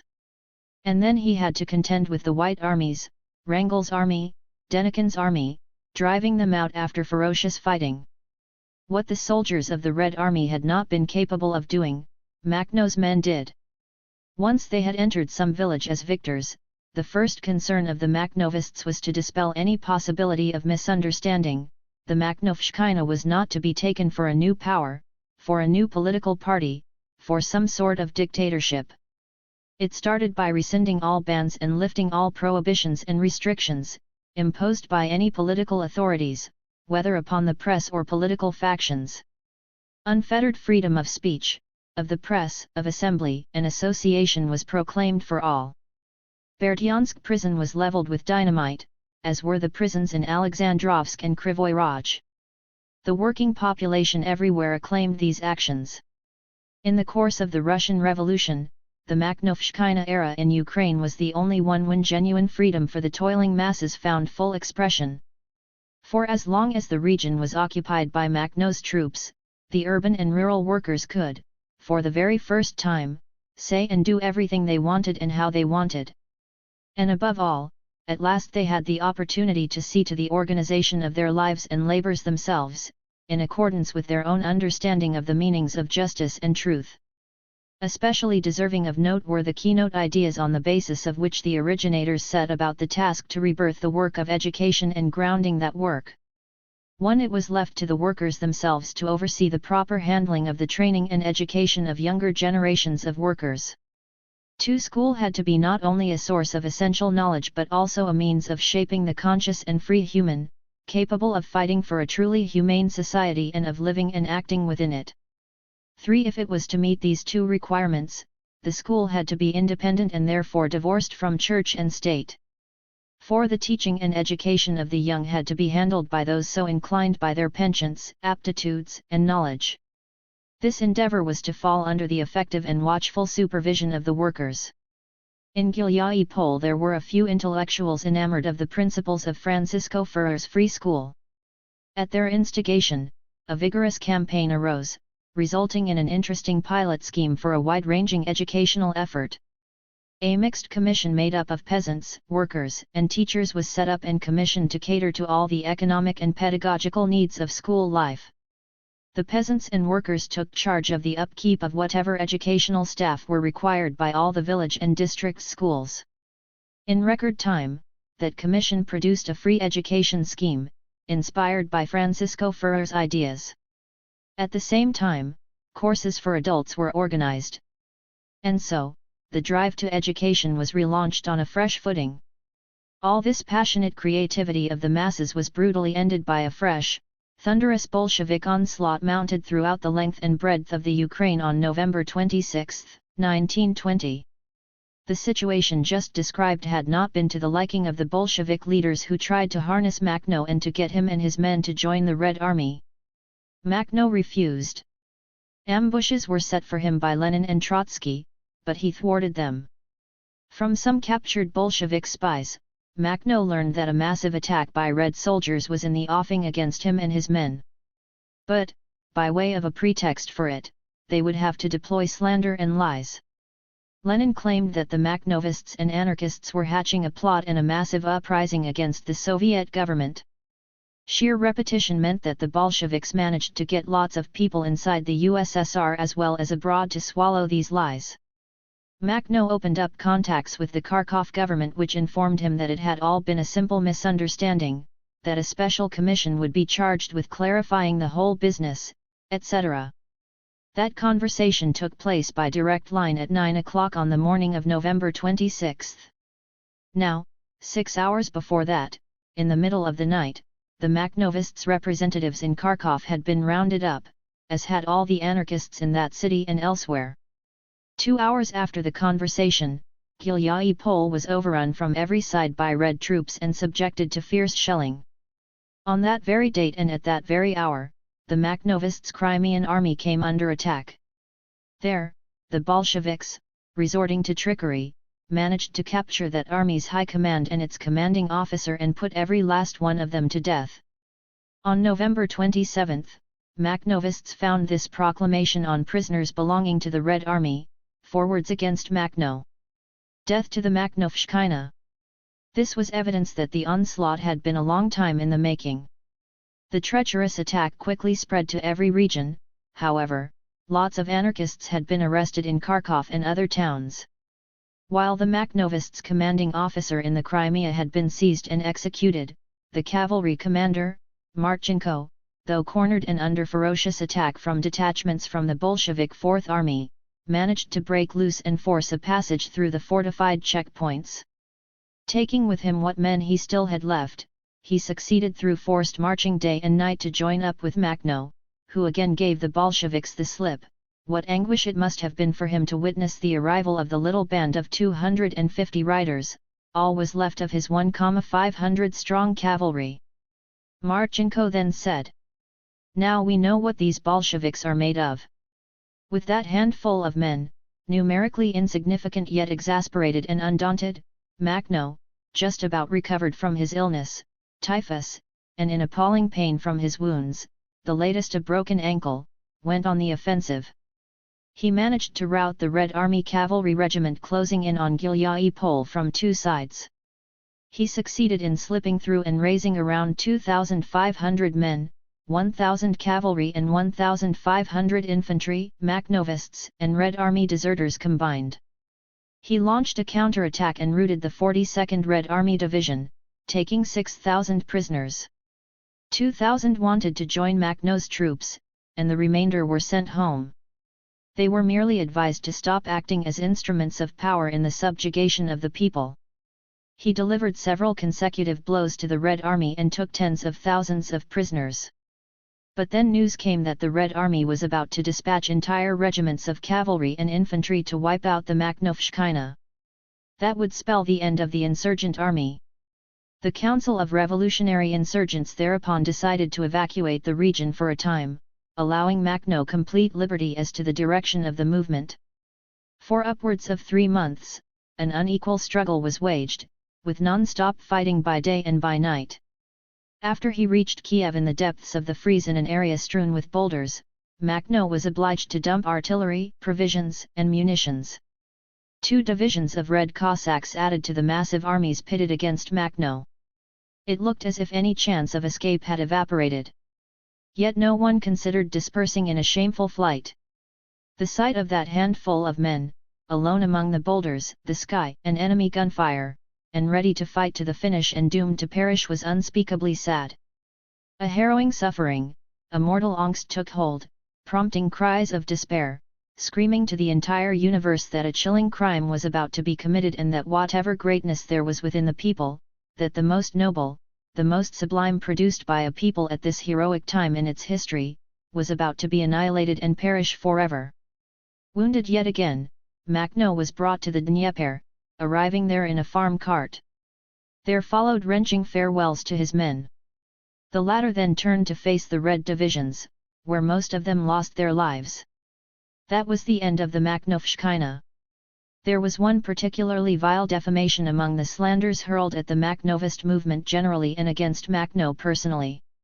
It has been reiterated by many writers of every persuasion and by gossips of every hue. Some spread it deliberately. They claimed that Makhno and his men were awash with anti-Semitism, that they hunted down and slaughtered Jews. Others contend that Makhno tolerated, turned a blind eye, to the acts of anti-Semitism carried out by his gangs. We could spend dozens of pages listing the times Makhno cracked down, unsolicited, on the slightest display of anti-Semitism, on the part of some lost soul in the general populace or within his army. In such cases, Makhno had no hesitation in reacting on the spot, personally and violently, just as he would to any injustice and blatant crime. One of the reasons why Grigory was executed by the Makhnovists was his anti-Semitism and the enormous pogrom he had mounted against the Jews in Elizavetgrad, a pogrom that had claimed the lives of nearly 3,000 people. One of the reasons why Grigory's former followers were disbanded and initially absorbed into the insurgent army was the anti-Semitic mentality that their former leader had managed to inculcate into them. Let us put a few points on record. 1. Within the Makhnovist army, revolutionaries of Jewish origin played a rather significant role. 2 members of the Education and Propaganda Commission were Jewish. 3. Besides the many Jews who served in that army's various units, there was a battery manned entirely by Jews, plus a Jewish infantry unit. 4. The Jewish settlements in Ukraine supplied Makhno with lots of volunteers. And, broadly speaking, the very large Jewish population played an active and fraternal role in the movement. Rich and reactionary Jews certainly had a hard time of it, as did non-Jewish reactionaries, but that was solely because they were reactionaries. The myth of an anti-Semitic Makhno is false and needs to be dismantled, to quote Arshinov. One cannot speak of Makhno without mentioning one of his comrades, Vsevolod Eichenbaum, better known by his pseudonym, Volyn. He was born in the Voronezh region on August 11, 1882. Invited by Sebastian Faure to contribute to the encyclopedia Anarchist Encyclopedia, Volyn landed at my place with his wife and 4 children, at pretty much the same time as Makhno. Unlike Makhno, he came from a well-to-do family, his father and mother were both doctors and had provided him with a sound education. His brother, Boris, and he had been entrusted to the care of governesses who had ensured that they were properly educated and taught them French and German. Volyn was educated at the high school in Voronezh and then joined the St. Petersburg Law College, before very quickly dropping out, drawn even then by social revolutionary ideas. This prompted him to play a very active role in the events of 1905. It was on the occasion of that great upheaval that he was picked up by the Tsarist police, jailed, and eventually banished. In 1907, he managed to escape from banishment and made his way to France. It was in Paris that he completed his education in the social movement. He then left the Social Revolutionary Party and developed an interest in emigrant Russian anarchist groups. In 1913, he became a member of the International Action Committee and specialized in French propaganda against the looming war. By 1915, such was his activity that the Viviani Millerand government had him arrested and interned in a camp up until the war ended and then tried to expel him. Tipped off about his expulsion, Valin went into hiding and, with the help of French comrades, set sail from Bordeaux for the United States. He left his wife and 4 children behind in France. Valin was welcomed with open arms by the Federation of Russian Workers' Unions of the United States and Canada, a powerful organization with 10,000 members, which published Golo's Truda, the Voice of Labor, an anarcho-syndicalist weekly paper to which Valin contributed. He lectured on the Russian Revolution of 1905, an outstanding public speaker, he was highly regarded. In 1917, the editorial team and Valin left for St. Petersburg where there were rumblings of revolution. The Russians who had lived in the United States were reunited with those in Russia itself. The paper switched to daily publication, with Valin as editor. But our friend resigned from the paper following the breakdown of the Brest-Litovsk peace talks. Valin traveled to Brobov to rejoin his wife and children, who had made it to Russia after countless adventures. In Brobov, Valin worked in the city Soviet, in the People's Branch, trying to get the populace to understand the revolutionary events. Shortly after, he switched to the Novit Alarm newspaper, where he was charged with rallying all of the various strands of anarchism and devising his own anarchist synthesis. He traveled on to Moscow where he carried on with his work as a staffer with the main Novit. But along came the Bolshevik backlash. The free press was done away with and the anarchists were persecuted. Valin was elected to the chair of the Insurgent Military Council, throwing himself into that task for 6 months. Afflicted, as Makhno also was, with typhus, he was arrested by the 14th Red Army, hauled back to Moscow, and handed over to the Cheka. And then Makhno signed a military treaty with the Bolshevik government to secure the release of Valin and all the arrested anarchist comrades. Valin was freed in October 1920. He made for Kharkov to lay the groundwork for an anarchist congress scheduled for December 25. But Valin was arrested the day before that, as were the anarchists who had been working in conjunction with Makhno.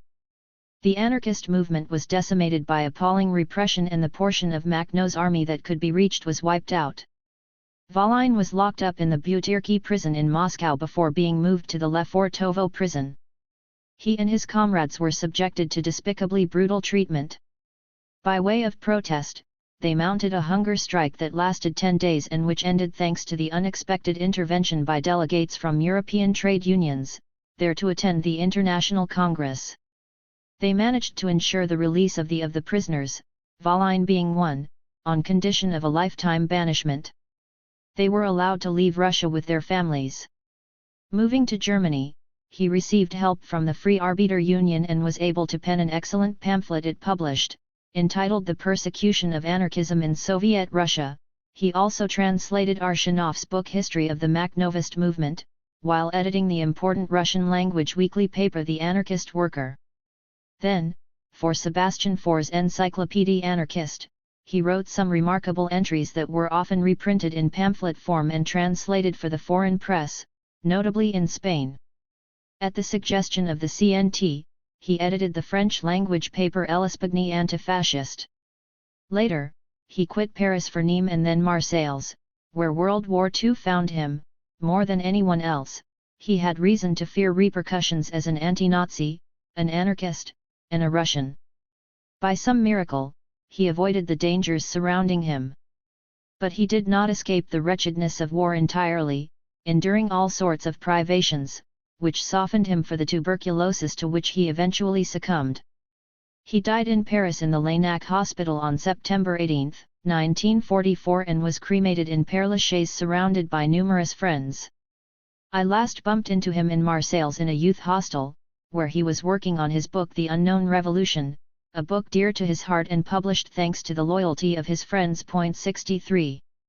At the start of 1929, I happened to be on the premises of Le Libertaire when a thick-set fellow of indeterminate age introduced himself as the Marius Jacob *, who had been sentenced to convict labor for life in 1905 for 100 or so burglaries. 64. His black, expressive eyes plunged right into one's own, as if probing right to the heart. His face was craggy, a hint of the suffering he had endured during the 23 years of hell he had just lived through. I was familiar with the tale of this artist-burglar who had provided the inspiration for the fictional character Arsène Lupin, and everything that I knew about him endeared him to me. I hugged him and gave him a big kiss. We made a great fuss over him. Like a child, he was astounded at the changes that had taken place during his long absence: the metro, the trams replacing the horse-drawn carriages. Most of the comrades from his younger days were gone. Police repression had played its part in that. Together with 2 or 3 pals, we took him out to lunch and, not much given to talking understandably enough, he told us how happy he was to be out and to have been reunited with his mother, who had defended and supported him throughout his time in hell. During these 25 years, 2 months and 8 days spent in French Guiana, he had spent 9 years in solitary, shackles on his feet, and 13 years in the cells. 19 times he tried to escape. His mother sent him logbooks, which he devoured. He adored such reading material, which enabled him to support and help his comrades in their legal difficulties. His mother, whom he loved deeply, was his sole reason for living. He never succumbed to any of the many vices inherent to prison life. Some reporters and writers showed an interest in his case. Marie was like a dog with a bone as she moved heaven and earth and explained it and pleaded for the return of her good little boy, who never had any luck. In France, the comrades launched a press campaign that bore late fruit. Monsieur Guibert, the examining magistrate in the Bonnot gang case, having become chancellor for criminal cases, signed off on his file, cutting his sentence to 5 years to be served in France. He was loaded onto the Biskra, bound for Saint-Nazaire. They had to remove his shackles, and he was no longer able to walk. With his hair all white, he looked like an old man with one foot in the grave. He was taken to Rennes and then to Fresnes and to Melun. On June 19, 1926, a presidential order slashed his sentence to 2 years. And on December 30, 1928, the gates of the prison were opened at last. He had not set foot on the streets, nor breathed freely, nor hugged his mother for nearly 25 years. Mother and son embraced each other as if they had parted only the day before. Marius's fiancée, Rose, had passed away 5 years earlier. He lived in a small apartment with his mother, working in a workshop where he kept his head down. Back from the blackest of night after all those years, he was about to be 50 years old. It was up to him to claim his place in the sun. He found Paris oppressive. The busy crowds frightened him. 1 sou at a time, Marie had set aside the sum of 1,000 francs for his use. He bought a lottery ticket, pulled on his army boots, and, with his knapsack on his back, off he went, first to the Yonne with Marie and later to Bois Saint-Denis, a small hamlet near Rie. He happened to discover that the door-knocker of one property at the edges of the Loire was made of gold, and he considered this an insult to poverty. He removed the golden knocker and substituted a metal one. That was to be his very last theft. He also found out that the anarchists in Russia had been decimated by the Bolsheviks and that authority ruled the roost around the globe. In France, the members of the Bonnot gang had left minds befuddled. Collective forms of action had overwhelmed individualism. The unions had made headway among the toiling masses, but the libertarian CGT had fallen under the sway of Marxists. Those who had not been infected with the notion of dictatorship had banded together into the Union Anarchist, around Louis Lecoin. Anti-militarism, conscientious objection, anarchism, that was their fight. Plus, the liberation of unjustly convicted comrades, such as Sacco and Vanzetti in America, or Durruti, Ascaso, and Jover in France. Jacob was delighted to make the acquaintances of them. They served the ideal that he had been pursuing in his own idiosyncratic way. He was saddened to see the cause defeated everywhere, or almost everywhere. Mankind must have lost its reason if it believed in the virtues of indoctrination. So, he had a go at building himself a new life in the countryside. He bought himself a large tent to house his goods and then a donkey cart and a small shack. Business was good. He dreamed of settling down, but the attempt proved disastrous. And then Marie, the only woman in his life, passed away at the age of 75. But was Jacob finished? Did he give up? In July 1936, he went missing for a few months. There were rumblings of revolution in Barcelona. The old beast stirred and off he went in a search for gold to buy arms. There was gold everywhere, dormant gold that might be used as a war chest. He went to Barcelona. Escaso was dead by then, killed in the course of an attack. Durruti was dead too. Camillo Berneri had been killed by the communists along with his comrade Barbieri. 65 The anarchists were fighting on all fronts. He realized that the international brigades had been a jolt of the world's conscience in the face of the ascendancy of totalitarians of all persuasions. I am a utopian, Jacob thought to himself. History is not a matter of sentiment but of the balance of power. Until such time that the individual consciences of men are more evolved, the will to power of the few will succeed. Then, he climbed back into his donkey cart and returned to his stall in the market in Issoudun. He met Paulette, 15 years his junior. They fell for each other and were married. Happy days. Sadly, Paulette died of cancer shortly after the liberation. The loss devastated him. He carried on living with his dog, Negro, and his cats. He mingled with his friends, the ones who had followed Lecoin or Pierre Berthier * or the ones he had made in Issoudun market. He wrote articles for them under pseudonyms. He lobbied on behalf of certain fellow inmates, and harbored some in his home in Neuilly. Some of them stole from and swindled him. Well, me, I need nothing, he said. In 1952, he felt inevitable old age coming on. He drew up his will. He did not have much, but he was afraid lest his enemy, the state, knowing that he had no heir, reap a penny of benefit from his legacy. While still living, he bequeathed the shack, the land, and a few thousand francs to his friends. All his affairs were in order. His heart and his head were intact. Only his body was beginning to weaken. He procured the products necessary to end that. He held a little banquet for the village kids. All 9 of them. Then he took them a long walk. He laid out his linens, tidied the house. Scribbled a few words for his pals, leaving them 2 bottles of rose to drink after his death. At daybreak on Saturday the 28th, he covered his bed with a blanket and sheet. He laid there his blind and ailing dog, Negro. He injected him with some morphine. Then he lay down himself, having checked that the coal-burning stove was leaking carbon monoxide aplenty to complete the work of the injection. Beside his dog, he took the syringe. By the time his friends dropped by a few hours later, he appeared to be sleeping. I have already mentioned Lecoin lots of times. But there is so much that I have yet to tell you. He was without a doubt the man alongside whom I worked hardest for the cause. In December 1956, my friend Louis Lecoin was stricken by a huge misfortune. His wife, Marie, died suddenly, leaving him utterly at a loss and crushed by the pain.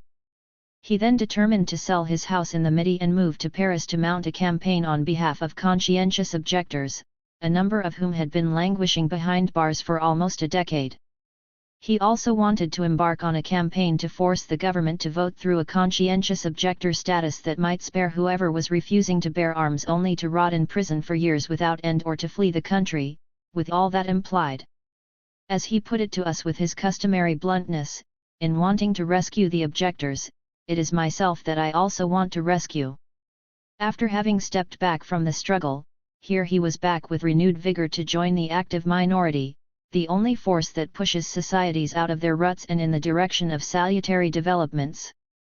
This was a big undertaking at the beginning of 1957, coming as it did after the efforts of Henri Sellier *, Jean Gauchon *, and Émile Véron *, who had been tireless in their concern for imprisoned conscientious objectors for upwards of a decade. He was very well aware that the battle would be long and tough, as the General Staff was not at all prepared to let itself be walked all over by pacifists, whose struggle would consist not only of securing the release of prisoners but also of ensuring that a de facto situation was enshrined in law, conscientious objector status, awaiting the eradication of all armies, which was certainly not going to happen overnight. The predicament faced by objectors was horrific for those who stood by their decision as they faced prison term after prison term. Weaker ones, unable to stand their ground, left the prisons for the mental hospitals or the graveyards. And for the strongest among them, there was never any end to their years behind bars. When Louis kicked off the campaign, there were 90 objectors behind bars. Edmund Chagny was the doyen, with 9 years. Nevertheless, he relied upon his determination to live in the open air, but he gave priority to the voice of his conscience and answered no in court every time, no to the army, no to war. If he was to carry out this campaign, Louis was going to need a newspaper. He cashed in his assets and handed some of the proceeds to his daughter. Then his friends raised a certain sum. Well-known painters like Bernard Buffet, Vlaminck, Kishka, Van Dongen, Atlan, Lorhau, Grausala, etc. forwarded him paintings that were raffled off, raising 3 million francs. Pooled together, these funds made it possible to put out the weekly newspaper Liberté on January 31, 1958. Premises were made available by Sebastian Faur's old friend, Alexander. A prisoners' defense committee was set up, and friends like Pierre Martin, Conham, and others joined the team. The objectors included men of varying persuasions, Catholics, Protestants, anti-social types, dropouts, Jehovah's Witnesses. They were not all pacifists and were prompted by differing motives. In order to reach the target he had given himself, Louis had to use all sorts of means, petitioning deputies and VIPs likely to lobby the authorities, leafleting, holding meetings and rallies, together with Liberté's managing editor, Dufour*. He was jailed at the request of a Monsieur Legendre for inciting servicemen to disobey orders. As he set out on this campaign, Louis knew the risks he was running. The gold tassels in the Rue Saint-Dominique had their minds made up to defend their privileges. However, the court acquitted the accused pair, Lecoin and Dufour. This was a step in the right direction. In the wake of the war in Algeria, the campaign lasted a lot longer than anticipated. It required overtures and interventions and articles in Liberté and, to finish, a 24-day hunger strike mounted by our friend Louis in June 1962, despite his advanced years. The whole business took nearly 5 years. In the interim, Chagny had been freed, as had several of his comrades who had spent 5, 6, 7, and 8 years behind bars. That was a success in itself. All of them were Jehovah's Witnesses. Later, it transpired that they were not all made of the same stuff and that once the status had been voted through they abided by orders coming from their leaders in America and declined the status so dearly won. On that day, I saw tears rolling down our friend's cheeks. "The bastards," he said, "how could they do me this way?"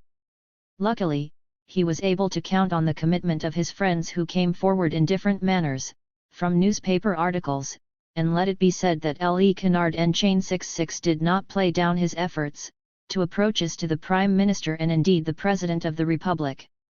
It really needs to be said that it came as quite a surprise that it was a general who pushed the status through, despite the banana skins laid by military figures and certain deputies, including Monsieur Debra, who completely deformed it with his amendments, when no socialist government had ever even broached the issue. Hundreds of newspapers around the world carried protests by the thousands. The courts had to step in and, on the instructions of an examining magistrate, Louis Lecoin was picked up and taken to hospital and several people from his entourage were charged failing to assist a person in danger. True, the doctors feared for his life and were afraid that he might slip into a coma at any moment. There was some back and forth between the Élysée Palace and the Bichat Hospital, some promises made, but Louis held firm and wanted a communiqué signed by the Prime Minister himself. After some protracted tussling, this was done. It took the great little man's tenacity to break down an entire system. What would Louis say these days, faced with the situation of objectors? Ever since the Bregenken Decree, a gift from Pompidou and Debra, young folks who have been granted conscientious objector status have been refusing to report to the National Forestry Office, to which they have been assigned for the first year of their term of service. A number of them, about 300 per year, are brought before a court-martial and, depending on the mood of the judges and the length of their hair, have been variously sentenced to between 1 and 6 months of imprisonment or a suspended sentence. I myself have made overtures to the Army Minister and the Council of State. But to no avail. In the chamber, not a single deputy has stepped up to raise the matter seriously. And this situation shows every sign of lasting for a long time to come. In consequence, there are more and more draft dodgers who run the risk of 2 years behind bars rather than accept the hobbled version of conscientious objector status. After struggling for 5 years to arrive there, it is rather disheartening. The Commission itself is hobbled, since it either accords or doesn't accord the individual status while collective demands, consequently drafted in the same fashion, are very often turned down. Without any great success, the young fight on with tenacity, and we will carry on offering them our support until the government eventually gets around to making a decision. In the spring of 1971 Louis Lecoin entered a clinic for surgery, nothing particularly dangerous, said Louis, and one from which he hoped to make a full recovery. He had begun a campaign to abolish war, thousands of pamphlets were sent out all over France and he was full of plans that he was looking forward to realizing. His big idea, his hobby horse some said, was French disarmament. Obviously, any such plan would require a Louis Lecoin. I'll tell them that France would be honoring itself if it was the first to disarm, he was forever saying. Dear Louis, you dear Don Quixote, you set your sights too high. It would have taken so much for that dream to come true. And every day, when I used to drop in on you, there were fresh projects and new ideas. The latest, a hunger strike in concert with the Abbé Pierre, a man whose humanitarian sentiments you appreciated. His plan struck me, as it did some of his friends, as hard to pull off, given the forces he was intending to tackle and what was at stake, hard, though not impossible. So, you've lost confidence in me.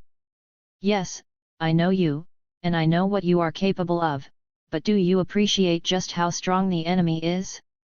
Even if you were to conjure a huge mass movement, they will break you, your lives will not be a consideration as far as they are concerned. But he was confident. If I can pull this off and countries disarm, that will mean the economy sorted out, war factories turned into peace factories, work for all, a reduction in hours, people happier. A resurgence of producer and consumer cooperatives and profiteers banished. There are so many beautiful things we will be able to do. Take it from me. I simply have to take this on no matter the size of it. I will succeed, or I will perish in the effort. What if I do not come out of this clinic alive? Well, not to be presumptuous, but my campaign will fizzle out, for who else do you see taking on the risks? Some organization? No, because it will all have to do not with paper shuffling but with action, and I do not see them as capable of that. That was the sort of conversation that passed between us during his final days. On the last evening, I left him quite late and he was no more tired than usual and was quite upbeat and optimistic. Very early the following morning I had a phone call from the clinic. Louis had passed away at around 1 o'clock. He had been discovered sprawled on the ground near his bed. Nobody had heard a thing. That was the brutal reality of it. I made for the clinic, his body was barely still warm, and he had been cleaned. Beloved comrade of so many years, up until your final hour you will have lived for your dream, the joy of men. Friends and family will file past his body. I gave him a final kiss and left, my heart aching with pain. His body was to be shipped off in a refrigerator to Père Lachaise for cremation. It was necessary now to alert our comrades, his collaborators, his many friends. It was determined that there should be a final edition of Liberté. We had to buckle down to the task. I was mulling over what he had recommended in the event of his departure. Liberté is my child, it is very egotistical of me, but I would like it to die with me. You can come up with some other paper for the dissemination and defense of our ideas. Hey, you can call it Le Refractaire, since you're such a Jules Valles * fan. I am not leaving you any cash, but you have my books, several thousand of them, and that will help you get started. And don't forget the publication of my discs. You have got what you need, and with a synopsis plus some clippings you can come up with a splendid double album. I trust you. For the financing? Well, you can hold a gala at the Mutualite, you're used to that sort of thing, you'll manage. For assistance, look to Sadik who, when he wants, can be very efficient. And there's good Callard too. As for my funeral arrangements, don't forget, no speeches. Which may wound a few friends, but I want no speeches. I'm relying on you. At the Columbarium, a large crowd of comrades and friends from every corner of France gathered for one final farewell to their comrade in struggle. To the fighter. Tears ran down the lined faces of the elders. The cremation ceremony is a gloomy one, no music, a heavy, oppressive silence. Each of us was leafing through our memories. Yves Montand and Simone Signoret left the room. This is too sad. We cannot bear it, they told me as they passed. Exiting was something of a rout. No condolences, no handshakes. Some were stunned and asked for more details about Louis's death and what was to follow. Others left saddened, distraught, some travelled in from far away. I arranged to meet up with them that afternoon at Liberté's headquarters in Rue Alibert. There we were startled to discover that Louis had not left behind a will, which was quite incomprehensible in a man as organized as Louis had been, but so it was nonetheless. Moreover, Louis's final wishes, as articulated by him to several of us, did not fit in with the ones mentioned to us. True, the paper was to be wound up, but everything relating to the Liberté funds were to be remitted to an organization with which his relations had been rather chilly for a number of months. The person in charge was already on the scene to take possession, having been alerted by the family. I was distressed, and I was not the only one. I offered my version. But how could one not defer to the wishes of his nearest and dearest? Which is what I did. And so, there we were, no premises, no materials to share. The campaign was to be picked up by the organization appointed, and we wished it luck. The books would be remitted, as would the list of subscribers. Goodbye to our plans for carrying on with Liberté. Since Louis had already left a deposit with the Mutualite, they asked if I would kindly organize a celebration on behalf of the campaign. I agreed, but the profits, if any, were to be shared, half to the campaign, half to issuing the records. The thing was a success. The Mutualite was packed. Some profit was made, but I never saw any of it.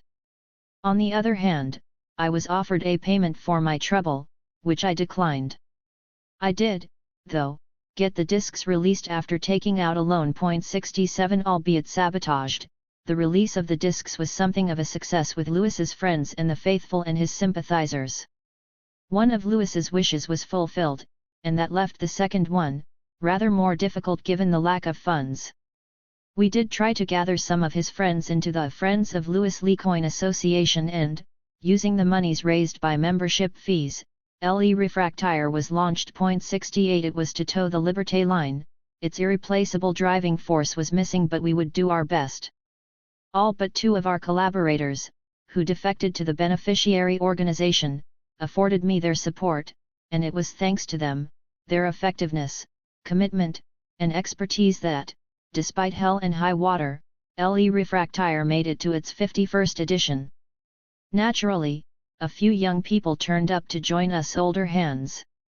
I regret that there were not more, since the paper was being published for them. One old female friend of Louis's, a landlady, was afforded us access to some quite tiny premises, a former lodge, in the heart of Paris. Thanks to Marie-Louise Richbarg, our worries about premises were over. We saw to it that the place was staffed and young conscientious objectors or others in need of advice were at all times to find a welcome there. For some years, a female friend who had helped Louis free of charge showed up to support and lend me a hand in what was a rather onerous task for one in her 80s. I hope Margot will accept these lines as my friendly acknowledgement. Having retired to the MIDI, her place was taken by some young students and workers who spent much of their free time with me in welcoming folk who dropped by, young and old, and in dispatching the paper, etc. And all of it in a climate of joy and friendship. At a time when the young are so often criticized, wasn't I fortunate to have the assistance of Françoise, Christley, Anne, Elizabeth, Jean-François, as well as Jean-Pierre, Michel, and the Marks? Such young people are heartening, refreshing, and effective. Without them, I would have been nothing and achieved nothing. As for the editorial team, I mentioned it earlier, and it too deserves my warmest gratitude, because what would Le Refractaire have been without them? Without Jean Humbert erudite and pioneer of contraception who handled the literary criticism column with such clarity of judgment, or René Giroux cinema specialist and whose columns are greatly appreciated, or Marcel Baudy, whose articles dealt with international affairs and, more specifically, the situation inside Russia, which he knows top to bottom, having spent many a long year there and at a crucial time, or Jean Gauchon, well known to readers for his undiluted pacifism, regarding which he had published an interesting pamphlet, and for his knowledge of the armaments of France and others.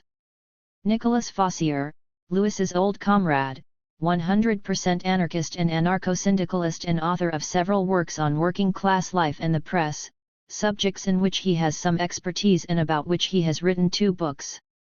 Charles-Auguste Bontemps, another of Louis's old comrades, an individualist to his very soul, author of numerous publications about individualism and a gifted poet. Francis Agri fastened to current affairs and who misses nothing. Émile Véron, who spent years supporting the conscientious objectors and who specialized in war and its consequences. The convicted anti-militarist Marcel Pourat, who was unsparing in his attacks on those responsible. Our friend J.V., whose news articles packed with precise facts and figures were high-minded and very rich in content. Saint Els scratched, pawed, and bit at our leaders with a highly personal and prized humor. Père Chat, the young teacher, who covered a range of always interesting topics. Cavani, an old hand himself, from time to time sent us forceful articles from the provinces. There were the contributions, few and far between but precious, from youngsters like J. Touriat, ex Pasque, Frank Neveu, our friend Claude and her no comments. Lime left us for naturism to which she committed herself wholeheartedly. And then, there were our poets. Most loyal among them Eugene Bizot, who published his first poems at the turn of the century or thereabouts and for whom, despite the passage of the years, the muse still had a soft spot, tenderness for life's dispossessed and a harsh and lucid word for those responsible and guilty of all our afflictions. And let me not forget our illustrators. Our friends from Le Canard and Chain, all of them full of talent, Moisan, who, for a long time, was our front page illustrator, or Cardon, Vasquez de Sola, Leffel, Lapp, Curleroux, Hanuit, Liagier, Escaro, Pinozac, Giraud. Later, Plantou and our youngsters Dominique, Didier Le Bornac, Ritchie, Jean-Paul, etc. A touching recollection of our treasurer, Eugene Gillett, Jacques, a one-time conscientious objector who left us abruptly last year following a heart attack. Thanks to all of them, thanks to our readers, may their numbers never stop growing. Thanks to the young people to whom we appeal to bring us their thoughts, their youthful talents, their presence, and also their criticisms. According to the letters we receive, our paper, of little means, is appreciated, not just in France and across Europe but also in the United States where it is a feature in several universities, in Mexico and Canada and New Zealand and New Caledonia, in Australia and Japan, and I forget where else. It proceeds on its merry way, planting its seed. For how much longer will it survive? I have no idea. I have done my best, with every ounce of energy I had. I hope it will be picked up by the youth who will improve it, respect its line, keep it alive, and love it as if it were their own child. That is my most cherished wish. 10. The fight goes on. I am no longer very young, but I am in no hurry to take my retirement.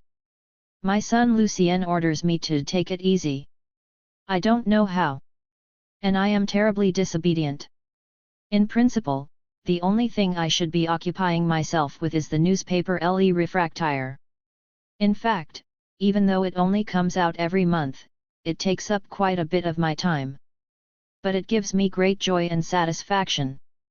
In the little concierge's space, which serves as my office, I take my breath of hope from contact with the young people who drop by to visit. This restores to me the strength I need to keep fighting the good fight. But it was a waste of time asking me to make do with such sedentary employment. I cannot sit still. I am well aware that it has nothing to do with my age, but I still have the itch to get directly in on the action. The Moor Lakes Objectors Group had asked me to come down and take part in a gathering of the region's objectors and anti-militarists. By the time I arrived on the scene, I could see that around 6,000 people had shown up from Brest, Lannion, all the Breton departments, and from the west. The exhibition grounds had been placed at their disposal and the singing and discussions lasted 3 days. The organizing group from Lannion has seen to it that the Enemy Within event was a success, and in this it fully succeeded. There was not a single incident, instead, there was a warm sense of brotherhood. The lesson we may draw is that Europe has thousands of young people well able to mobilize themselves around the theme of anti-militarist struggle. It all began with a few objectors in Finistère whose solidarity and coming together over the months spread to other pacifist movements through a series of milestone events.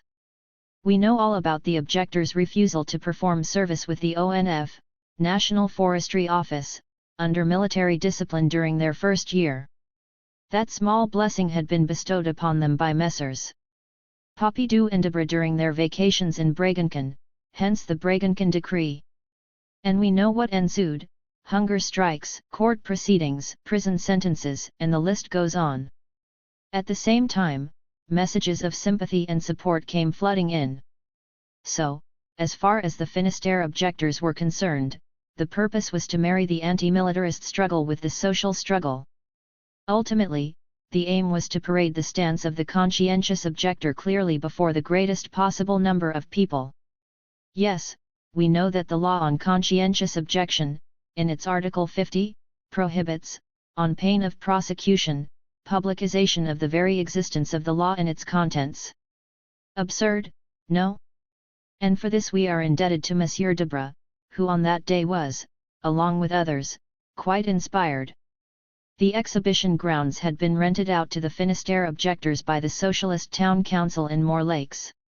Furthermore, that council had made a bit of a name for itself back in 1973 at the time of the hunger strike mounted by 4 objectors, when it passed a motion of support for them, a motion that had become famous in pacifist circles for the depth of its analysis. 200 volunteers agreed to run the CRHA, the bars, the stands, the snack bar, the first aid post, and so on. The organizers wanted to draw a distinction between activism and the event itself. On the one hand, there was the main hall where, over 3 days, singers such as Maxime Le Forestier and Graham Allwright, among others, performed, and where the Breton Fest Naz was held and the other stands. Side by side, there were ecology movements, nonviolent movements, anarchists, conscript defense committees, high school committees, etc. As for the conscientious objectors, they had put up stands relating to Le Larzac, the Renseignements Généraux 69 and the Army. There was a mix of facts and figures, graphics, and professions of faith. There was singing and movies and theatre and fresh young talent exposed to the public. But there were also a few interventions, scheduled or spontaneous. There was one by Rockard from the PSU, and by Daniel Guérin *, the well-known libertarian writer and public speaker, and one by Louis Lecoin's widow, as they mistakenly announced me. There were great debates about the army, nonviolence, a people's army. I was particularly struck by the young people's thoughts on the latter, and for a long time, as far as I can recall, I made a point of bad-mouthing the People's Army just as much as the National Army. Being in the habit of discussing issues near to my heart with a certain vehemence, which comes from my heart and soul, the following morning I found myself in a hospital bed in Moor Lakes, transported there following a heart attack. The same thing happened again in a lecture hall at the University in Jussieu in Paris, during a very heated debate about that thorniest of issues, the Baader-Meinhof gang, because, while the aims and ideals of the young people involved in it were not my own, I refused to ally myself with a police force and a court system that had acted in a particularly odious fashion in dealing with them. Each demonstration found me alongside the youth fighting to make possible a future where war will not seem an inevitability and where it will be possible to resolve inevitable human conflicts by other means. As far as the objectors go, I will always support them with all my might, and as for the official status granted, with its shortcomings that ensure that the objector does not have the status in France that he deserves, even after the struggles waged over more than 7 years by Louis Lecoin and his team, I actually hope that someday someone qualified and cognizant of the issue's importance can lead the government to take a more liberal and frank stance, so that we can ensure that prison is not the only acceptable argument of our day. So, when are we going to get around to showing the young some respect, understanding their plans and their ideals? When are they going to get the status they deserve within society? The youth of 1979, restless, lost, marginal, and marginalized, less afraid of dying than of misspending their lives, enfants terribles, pure products of the 20th century. Given the lack of understanding and bad faith they encounter from many adults, by my reckoning, I think that it will not come to pass without a few clashes, and the sooner the better. During the summer of 1975, well-meaning folk mobilized on behalf of Le Larzac. Le Larzac is 103 families that the army wishes to evict and drive off their land, so that friendly armies can come and play at war games where the sheep used to graze peaceably. 70. The peasants rebelled and called for support to wider society. Garderem le Larzac was the rallying cry. Thousands of voices reiterated that Occitan demand, whether on the pavements of Lille or through the drizzle in Brest. The major newspapers barely reported this. The defenders of Le Larzac need to know this: they should trust only themselves and close ranks with women and men who are determined, come what may, to defend their limestone soil to the finish. Le Refractaire is united with them, we mustn't let them be beaten.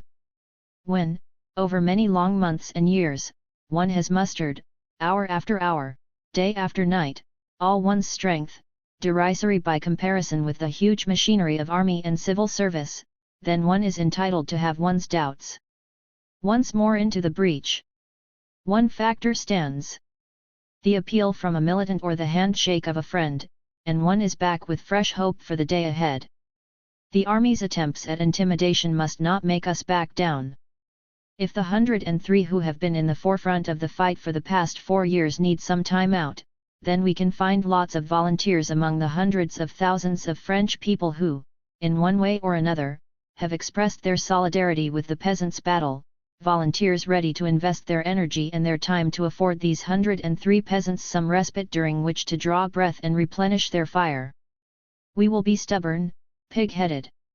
Let's learn the lesson of a man who refused to surrender, Giraud, who told the army no when all reasonable people were urging him to give in. We will fight on the limestone soil. We will fight in Millau. We will fight in Paris. We will fight throughout the length and breadth of France, but, friends of Le Larzac, we will never surrender. The call is launched. At the time, there was an outpouring of solidarity on every side to help the Girauds rebuild the home blown up by the army's explosives. But, even then, there were warnings issued. It'll be blown up again once you've rebuilt it. Isn't that lovely? Watch out! Thus far the peasants have been non-violent, but if the authorities deliberately, or out of interest, introduce their killers into the equation, that will have to change. And then there are the tens upon tens of thousands of people who have poured in from all parts to lend a hand to peasants on their limestone soil. It is black with people. Black? No, multicolored in the sunlight. The women's dresses lend the gathering a note of gaiety.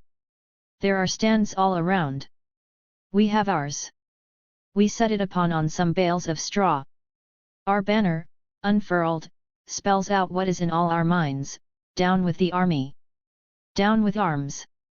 We bring our penny's worth to this struggle between soil and sword, but, who knows? Let us be of good hope.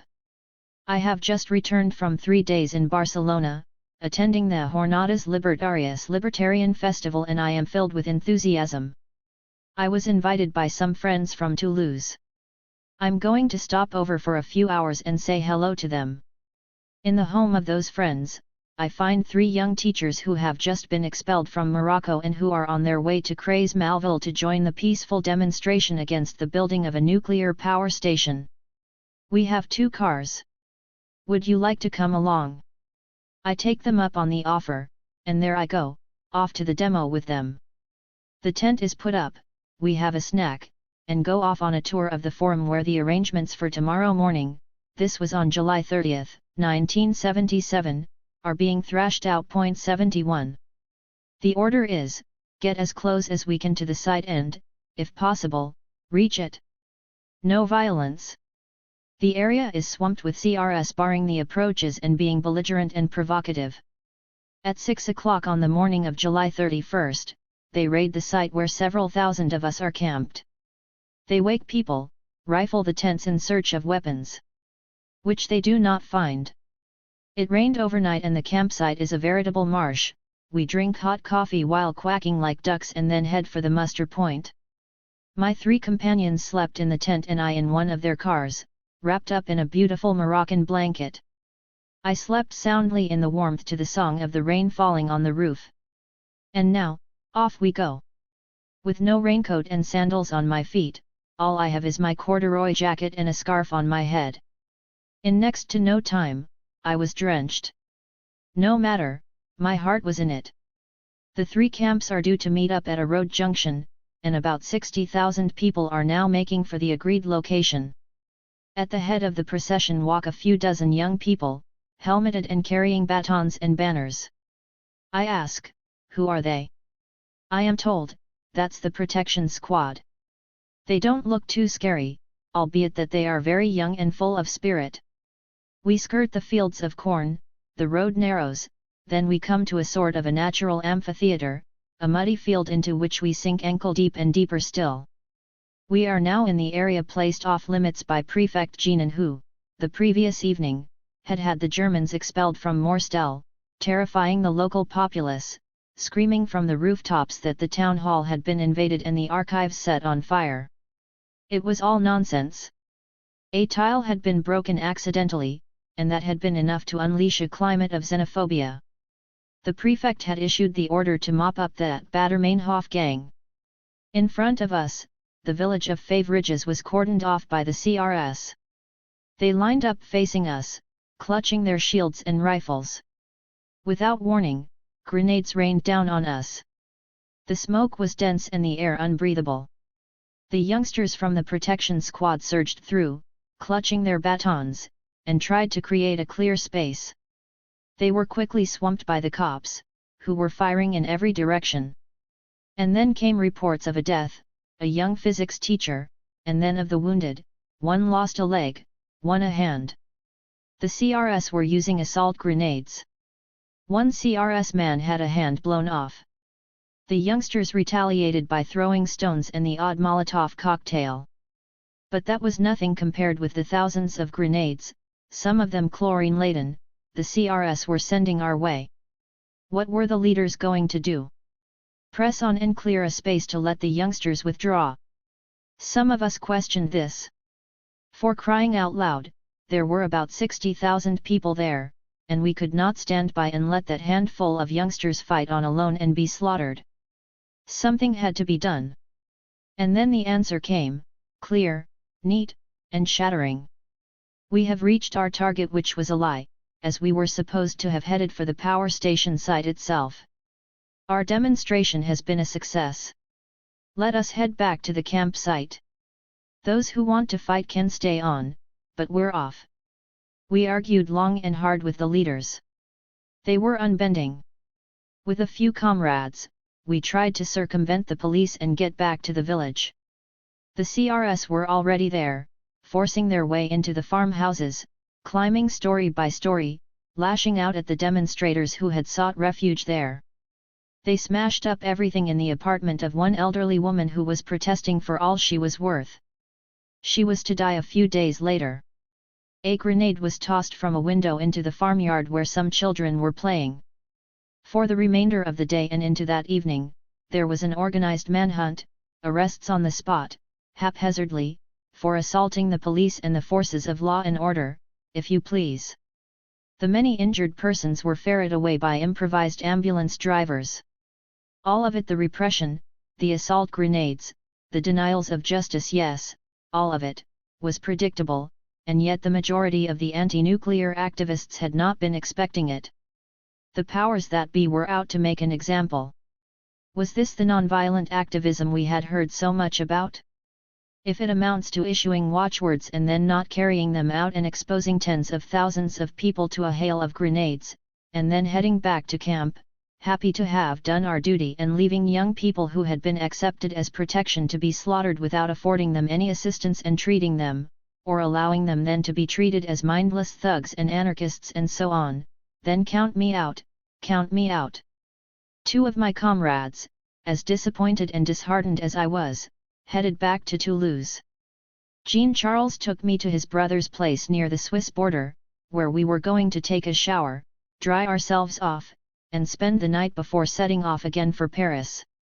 Some days after that, I was to attend the Bourguin trial, a sinister farce at which judgment was passed on the young people who had been arrested far from the scene of the brawl, 20 kilometers away, and 8 hours later, and who had played no part in it, 7 of them German and 3 French and 2 Swiss, aged between 20 and 32.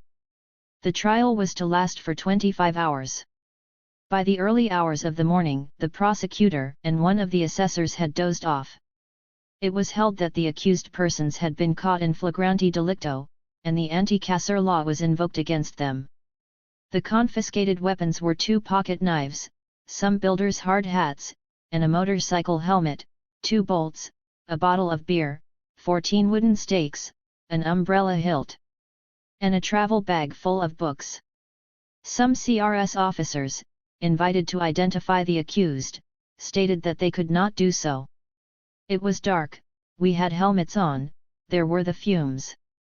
Some of the rank-and-file guards, however, did identify the accused and were absolutely all on the same page. The accused were sentenced to between 1 and 6 months in prison, effective immediately or suspended. Justice was done. So, falling into line behind the bestial police crackdown, the judicial crackdown had cut down the Malville defendants to set a boundary for the anti-nuclear movement, nationally and internationally. There is a storm brewing across the globe. Can you hear its howls? It is the sound of revolution on the move. Take a good look around you. Fascism is a fact. It is spreading. To be sure, it is not a solution, and it will not be able to survive for long, but it carries revolution in its bosom. Bolshevism is a fact. It is spreading. To be sure, it is not a solution, it is not going to be able to survive for long, but it carries revolution in its bosom. War roams the world, roving here and there, and is already a fact, spreading and carrying revolution in its bosom. Do you think that certain countries will be able to stand outside these formidable convulsions which draw nearer with utter inevitability? Or do you think that it is our democracy that will stop them and overpower them? The future depends greatly upon the younger generation. Have you seen how it lives at present? Have you given any thought to what modern youth has in store for you? Utterly unbalanced, idle, inhaling from birth the poisonous air of this rotten society, caught up in the 20th spring by the school of violence and murder, heart and head empty, they say. It is ready for anything, and it is tough. In this ferocious, despicable society, it has nothing to look up to, nothing to love, nothing to respect. We think we can turn it all the more easily into a compliant, blindly committed instrument in the hands of those who run this world on paper and serve these young people their daily grass in the trough of the sacrificial lambs. We are wrong, all these young people, the millions who today perform the goose step or the Roman step on the roads and squares of certain countries, those who are unemployed, bored, demoralized and driven to despair, all these young people carry revolution in their bosoms. Sooner or later, they will understand. Sooner or later, the young will wake up to the crime committed against them. And then the response will be terrifying. The greater the crime, the greater the response. The young will have their revenge. And their vengeance will sound the death knell for this society. There is a storm brewing across the globe. Sooner or later, it will drag everything into its vortex, just as it did in 1914, just as it did in 1940. On those occasions, the vortex was war. This time, it will be revolution. All we can hope for is that the spilling of human blood is spared. Insofar as that is possible, and that the revolution will not fall into the clutches of some dictator of the right or of the left. And because I am not prostrate blindly before dogma, you administer to me the word anarchist, which, incidentally, will not displease me.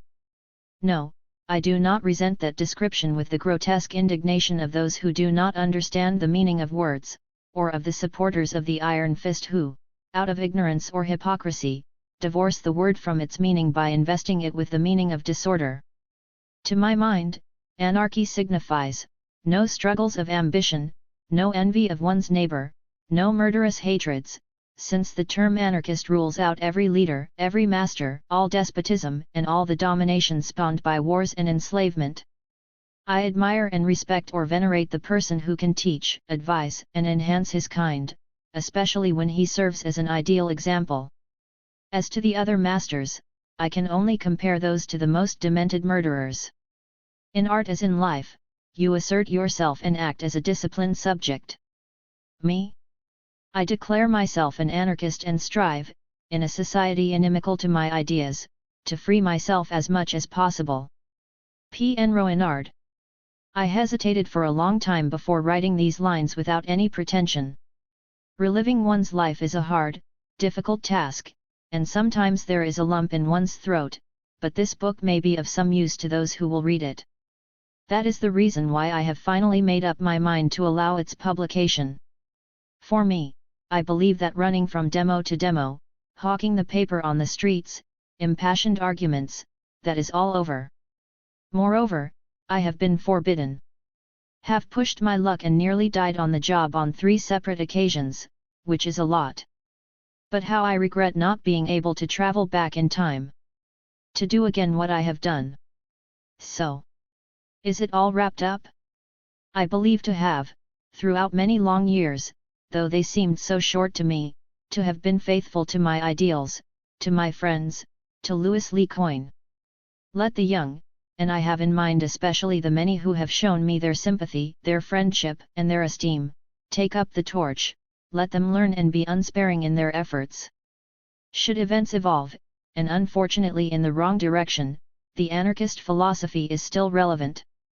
It is achievable, and it is the most beautiful thing, the thing that will bring man happiness through freedom and joie de vivre. Long live anarchy! Go for it, young people! Go for it! For love, fraternity, and liberty. May 69. The Intelligence Service of the French Police. 70. In the 1970s, the French government decided to expand an army training camp in the Le Larzac area of the Massif Central from 3,000 to 17,000 hectares. Local farmers fought the plan and were aided in their fight by various radical and environmentalist groups. As a result of this agitation, the plan to expand the army camp was defeated in 1978. 71. On July 31, 1977, between 40,000 demonstrators protested against the proposed building of a nuclear reactor in Malville.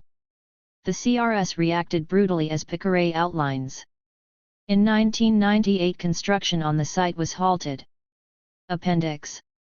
In the anarchist ranks there are no stars and no leaders. There are merely militants who do their jobs and seek no glory. I have mentioned many of them already. Here are some more. Since I have written this book, they deserve a place in it. The old woman's elders. I wish I had been born 10 to 15 years earlier so that I might have experienced the turn of the century, a time of agitation and sacrifice. And known the first tranche of anarcho-syndicalists, James Guillaume, Fernand Pelloutier, Émile Poget and his Le Père Paynard, Zodiaxa, Elise Reclus. I did meet his nephew, Paul, Francisco Ferrer, whose daughter Sol and granddaughter Lily were friends of mine. And I won't shun the likes of Ravicole, Valiant and Émile Henry who, by their very personal choice of method, sacrificed their lives for the ideal, albeit that these days that ideal is none too widely accepted. I read in one anarchist newspaper that an analogy was drawn between Émile Cotton, the anarchist who shot at Clemenceau and missed, and Hitler and Stalin. That takes some doing. Militants such as Malatesta, Max Nettolo, Jules Valles, Louise Michel, who was more of an activist than a theoretician, for whom I have great admiration. On the other hand, I did have the good fortune to meet, among the Italians, Armando Borghi and his wife Andrea, a gifted poetess, our beloved Camillo Berneri, his wife Giovanna, and his daughter, Marie-Louise, all active militants, who died too young. And Giovanni Mariani, sentenced to life imprisonment for an attempt on the life of Mussolini and who, having been pardoned, welcomed me warmly to Sestri Levant. Among the Germans, there were Rocker, Mussum, Augustin Souchy. Among the Russians, besides the unforgettable Alexander Berkman, Emma Goldman and Nestor Makhno, my friends Arshinov, Skapiro, J. Daubinsky, and the Russian Old Guard. Among the Bulgarians, Buov, Itso, Miluk and Bakinsky. Among the Spaniards, Ascaso, Durruti, Jover and thousands of other outstanding comrades. Among the individualists, XY, Émile Armand, not that I agreed with all of his ideas, Charles Auguste Bonhomme, René Gillet, Stephen and Mary Maxey. From the Bonnot gang, Victor Serge, whom I bumped into again in Moscow in 1923, the partner of Valet, A. Dondon, who passed away recently at the age of 96, Rodriguez, de Udon, on his return from penal servitude. Among the others who also returned were Jacob, J. Duval, and Rosette returning from Birabi. From the gang, I have not forgotten Ryard Mate Regen, whom I met during my proofreading career and with whom I associated right up until her death. Then there was the Plus Loin further along group, driven by Dr. Pierrot, Jean Grave and Les Temps Nouveaux, New Times shunned over their stance at the time of the 1914–1918 war. They were part of the 16 who signed the declaration to the effect that until such time as Prussian militarism has been defeated, there will be no chance of evolution. P. Kropotkin was another signatory to it. Gaston Laval, a sound militant who, while in Moscow as a delegate in 1921, lobbied the authorities to let imprisoned comrades go free. He brought into being the Cahiers de el Humanisme Libertaire Notebooks of Libertarian Humanism and the Cahiers du Socialisme Libertaire Notebooks of Libertarian Socialism. His life as a militant was one long struggle, not merely in France, but also in Spain and in South America where he spread anarchist ideas. His review perished with him. Aristide Lapeyre, a disciple of Sebastian Faure and gifted public speaker, he gave talks galore and specialized particularly in contraception and vasectomy. Robert Proya, who was a contributor to the review Timaines Witnesses and who, like myself, spent many years putting together Liberté, which was also indebted to him for some very fine articles. He parted company from us when Louis Lecoin died, and then passed away of illness a few years later. André Prudhomme, and his partner, Dora, anarchist militants. André is now dead. Together they wrote many social and anarchist books. Aurel Patorny, husband of Regina Casadias, he was an attorney and the author of numerous social and pacifist books. Marcel Voisin, a one-time member of Sebastian Faure's La Rouge colony, he just edited his memoirs, entitled C'étaient les temps de la belle époque. Even at the age of 87, he still drops in on Le Refractaire for discussions with young objectors. Louis Simon, son-in-law of Han Reiner, he showed the utmost devotion in spreading the philosophy of that author of multiple books, each one more intriguing than the rest. He published the review Les Amis de Han Reiner, the Friends of Han Reiner, and gave lots of talks. Louis Louvet, Simone Larcher, they both joined the movement sometime around 1926. In those days, young anarchists had just published a leaflet La Crosse en l'air, reverse arms, meant for distribution in the barracks. Simone was arrested in the act and taken to Saint-Lazare, where she was given a 6-month prison sentence. Her real name was Willisek, she was of petit bourgeois background and, after leaving her parents, she had thrown herself into the anarchist struggle where she met Louis Louvet. They shared, then, their activities and their affections. Initially, they produced L'Éveil des Jeunes Libertaires, Young Libertarians Awake, and Controversy, which reprinted talks given under the auspices of the Causeries Populaires, in which Sebastian Faure, Han Reiner, and Georges Pioche took part, plus the newspaper Il faut dire what needs saying, taking up the baton from Sebastian Faure. Both took up the trade of proofreading, and Louis served as secretary of the Union from 1944 until 1960. Comrades found the warmest of welcomes from him. Louis Louvet had embarked upon a Histoire de l'Anarchie, which was seen as a companion piece to the Encyclopédie de l'Anarchie published by Sebastian Faure. But Louis's death on March 15, 1971, interrupted that grand undertaking. Both of them played their parts in every fight against all manner of abuses and injustices. Pacifist militants. Among the militants with whom I was acquainted, I should mention Camille Dravet, who fought against war by giving talks and publishing pamphlets. From one of these I borrow the following: fretting about the times ahead, I should like to send out a supreme appeal to all pacifist forces. No more wars, no matter the cost. Not one man for war. No cannons, no munitions, no planes, and no explosives. Marcel Capet, another pacifist, up with the living and down with arms. Let a general uprising of consciences insist upon disarmament, revision of the treaties, international monitoring of industries potentially of service to murder, and active collaboration between the people's bread and peace for each and every one of us. Madeleine Vernet *, the rifle too must be outlawed. We call for a massive campaign to be launched in France and brought to the government's attention, a campaign for the abolition of mandatory conscription and for the disarmament of our country. She set up the Epon Workers' Orphanage. Helene Bryan, I am the enemy of warfare, because I am a feminist. War is the triumph of brute force.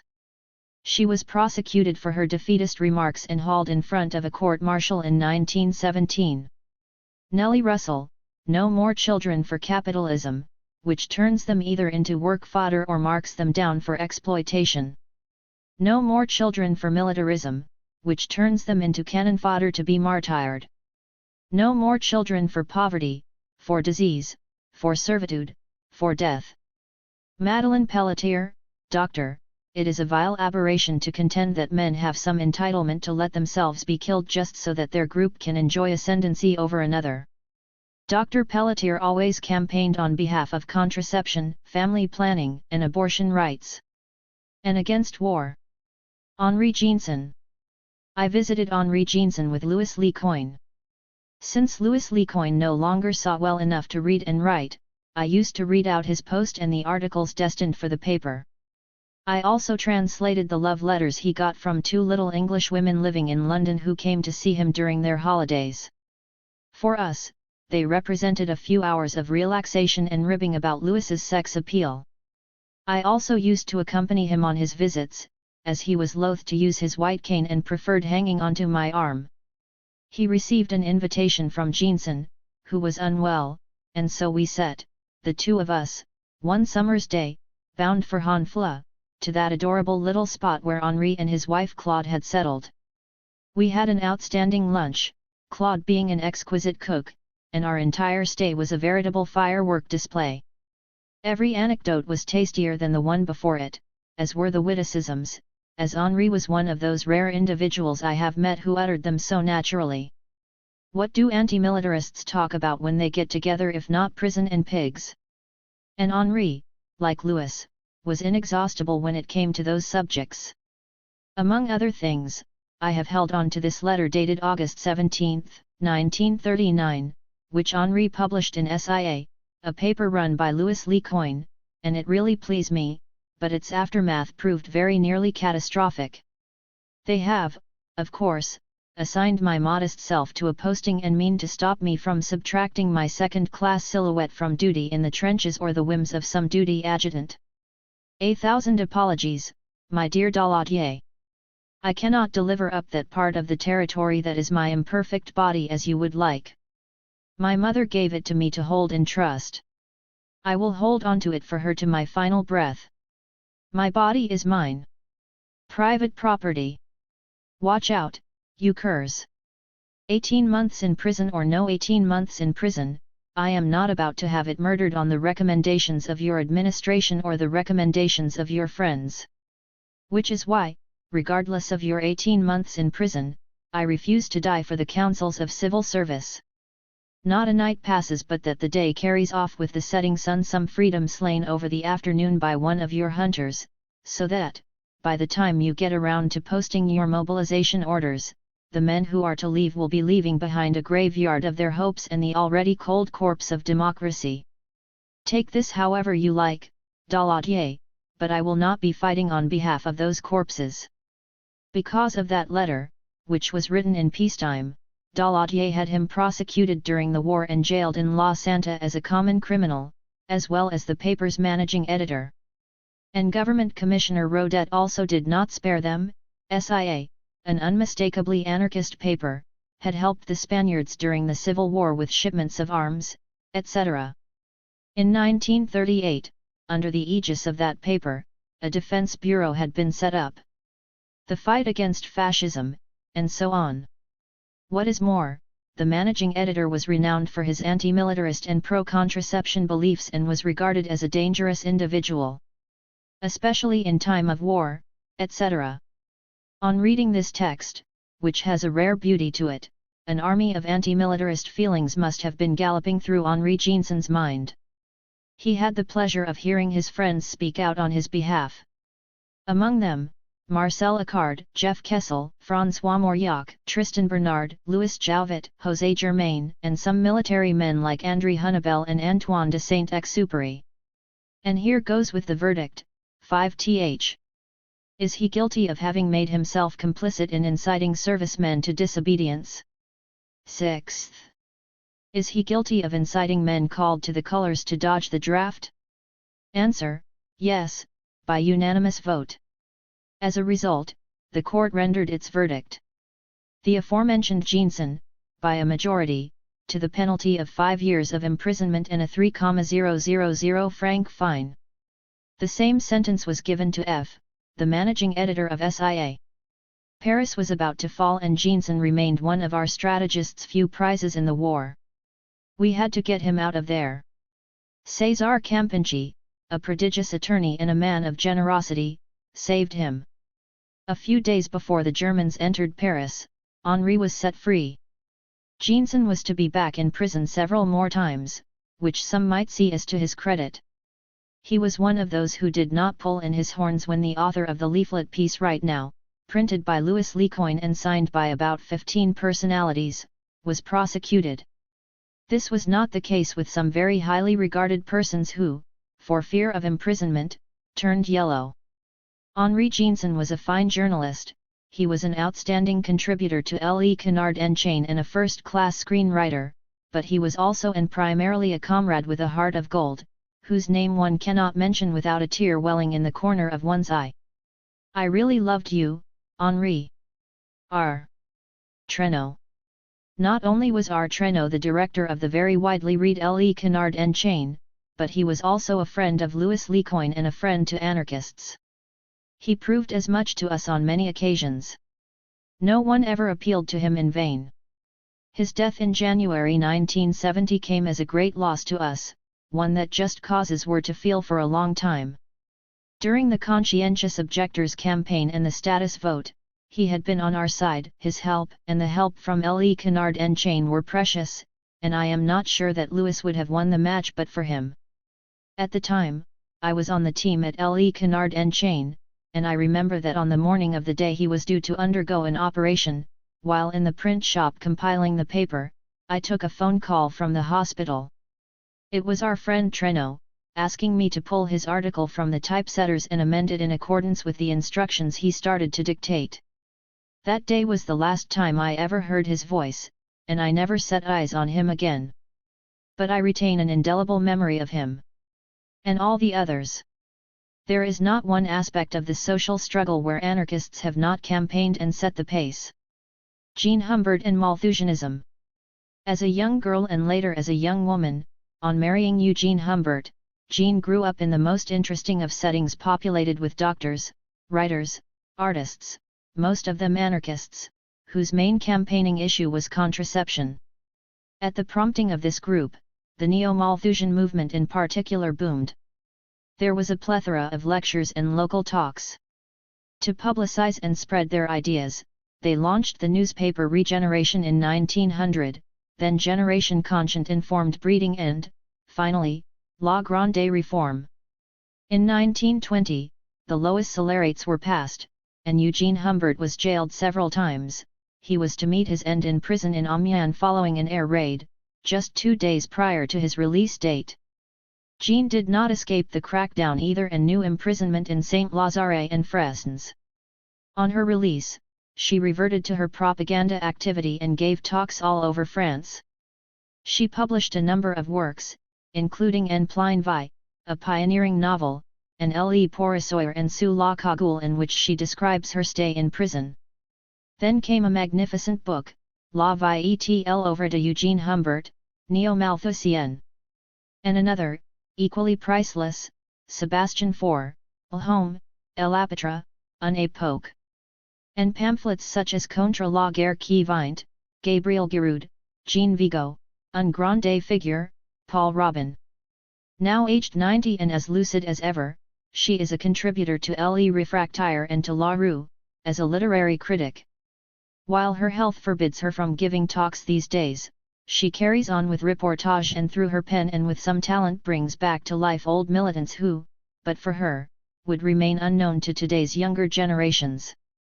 Thanks to the battles fought by the pioneering Jean Humbert, the young women of today, whether from planning familial or from the MLAC, can broach the issue openly and march through the streets. Georges Cochon, first of the squatters. This anarchist comrade was, from 1910 onwards, a very Parisian personality. He became the subject of caricatures and they sang songs about him. He was wholly committed to the venture that he had launched. As the forefather of the squatters, he gave a hard time to the landlords, whom he had personified as Monsieur Vautour, Monsieur Vulture. Back in those days, the landlord was free to set his own rent and, above all, was at liberty to toss to the pavement those to whom he had taken a dislike or who could not make their rent. An upholstery worker, Georges Cochon, had come up with the idea of banding the homeless and the underhoused together into a trade union. He was the inventor of the Moonlight Flit and the conductor of the notorious Raffiette de la Saint Polycarpe. Poor folks who were unable to make their rent and who were in danger of eviction were extricated through the doors or windows. Their comrades stacked up their furniture and effects on a handcart to the strains of a motley fanfare, with a huge cloche de bois being waved around as G. Cochon's commandos set off gaily to look for empty accommodation to break into. On April 12, 1913, at the head of several thousand homeless people, Cochon stormed the Hôtel de Ville, to the utter fury of Prefect Lapini. On the April 24, he stormed the Madeleine Church and settled several homeless families inside.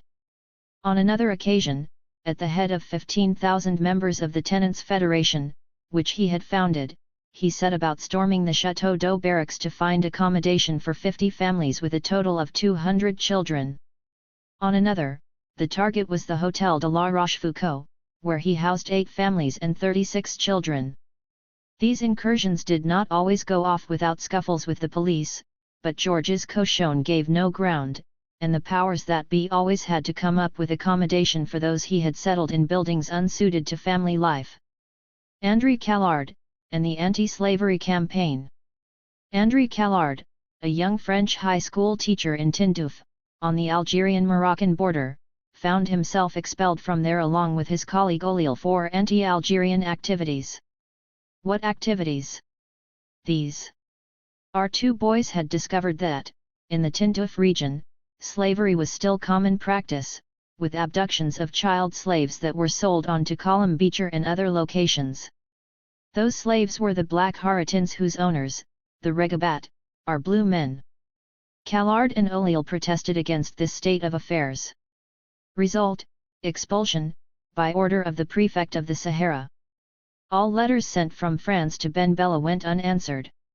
Our friend Jérôme Gautier from Le Canard en Chain wrote a letter to President Ben Bella asking him to look into the matter personally. A. Callard had raised specific facts, including the case of little Awicha, a 7-year-old girl abducted from her father, the black slave Moussa, by her father's owner, Hassan by name, from Tindouf. President Ben Bella, abstractions, ideas, and principles have eternity ahead of them. Priority must go to action, to anything that may, immediately, ease suffering and preclude injustice. It lies within your authority. Will you do it? Lecoin took the matter in hand.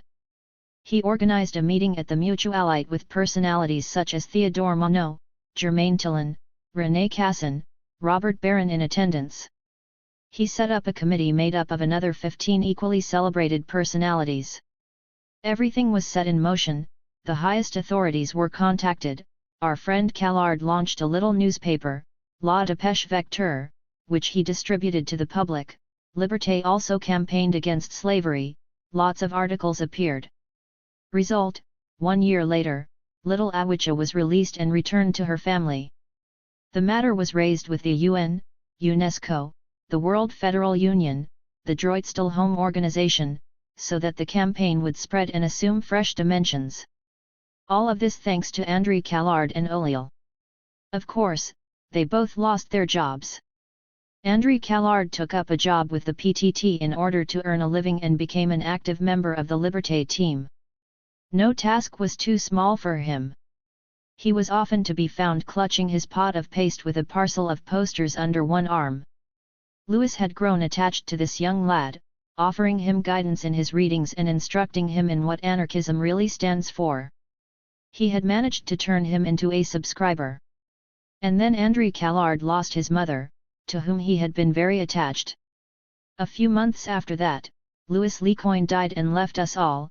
I am talking about the team at Liberté, desolate with grief and conscious of the void he left behind. André Callard was particularly distraught. I did what I could to raise his morale, to distract him, and to keep him busy. He went off on holiday to his father's place in the cruise and popped over to say goodbye to me. In his words, in his gaze, there was no pleasure at the time of his departure. I never saw him again. He had indeed gone to the little village where his father was living. He had rented a car en route and arrived to find the place deserted at that hour, 3 o'clock in the morning, doused himself with gasoline, and put a match to it. A young girl, who had risen early to tend to someone who was sick, spotted the unusual flames and heard the screams of pain coming from the poor soul. She raised the alarm. André was transported to the hospital and died there the next day in horrific pain. I was alerted immediately by his father, who was dumbfounded by what had occurred and regretted that he did not get to see his son before his fatal act. I can still remember the last words spoken by the young man who, at the age of 25, had lost his appetite for life.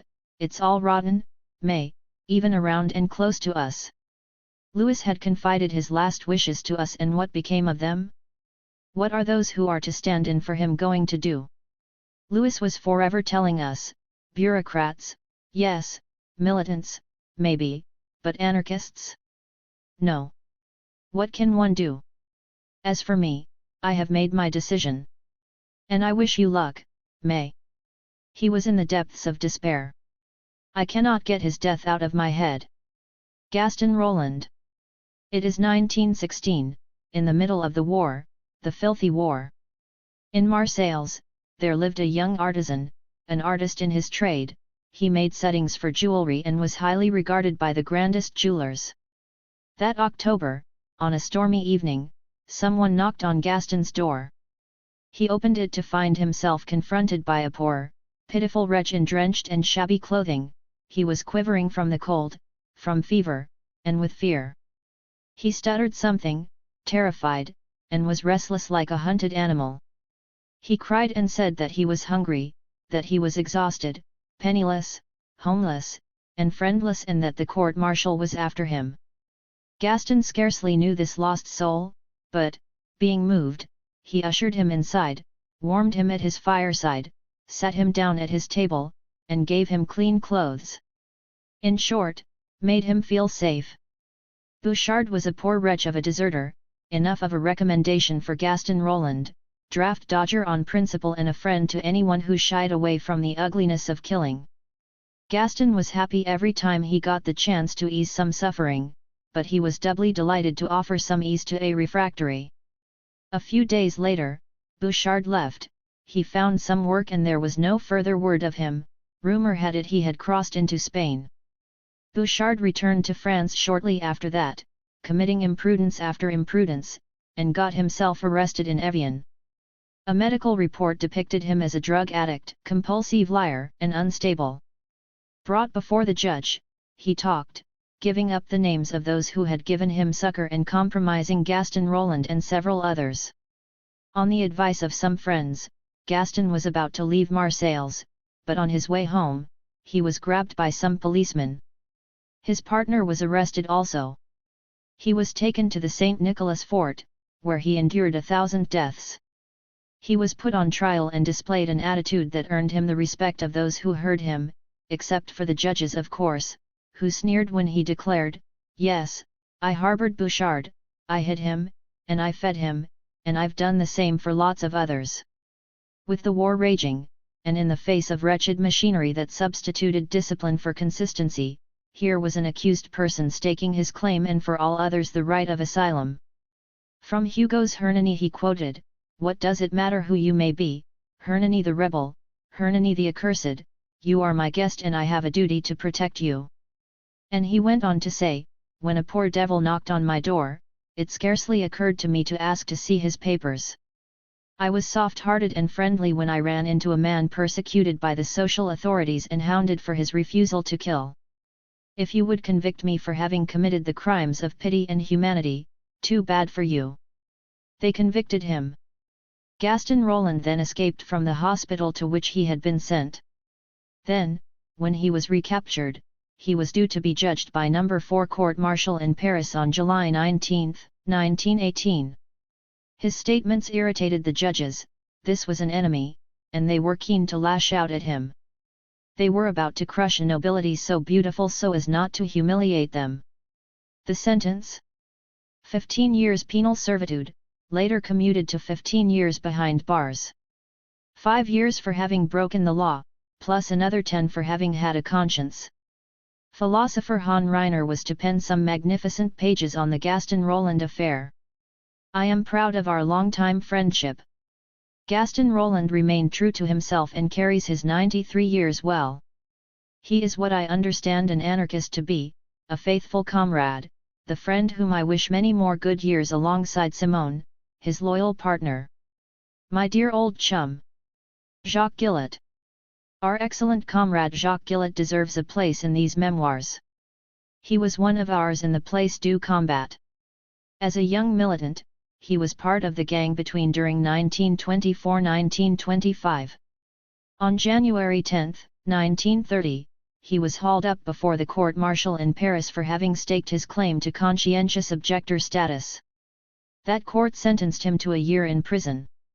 At the trial, VIPs such as Pastor Roeder, Félicien Chaulet, the philosophy teacher, Jean Bernemont, the physics graduate Hahn Reiner and Georges Pioche, writers, turned out to offer their moral support and their fraternal solidarity.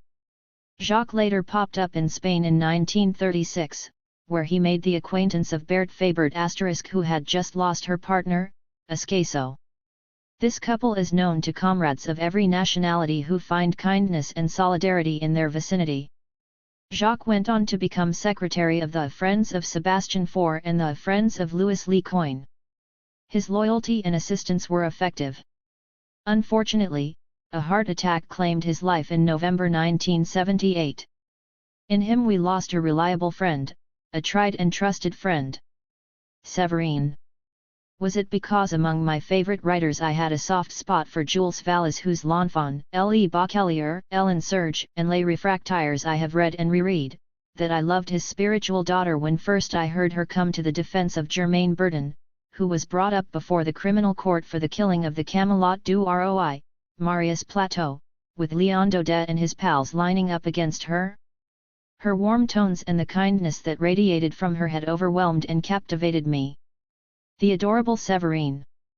I heard her many times for a variety of reasons, in Belleville, speaking on behalf of the Black Sea sailors, speaking at the Winter Circus on behalf of Sacco and Vanzetti. A pacifist, she had assumed the defense of defeatists who had been charged, defeatists like Lucy Collard, Rappaport, or the Mayhew, the teachers charged because they had spoken out against the war. In 1917, when the Ligue des Droits de l'Homme organized a demonstration in support of the Russian Revolution, Séverine, thinking about an entire enslaved people freed from its chains, addressed and whipped up the crowd. Freedom in jeopardy found an everyday defender in her. She was everywhere.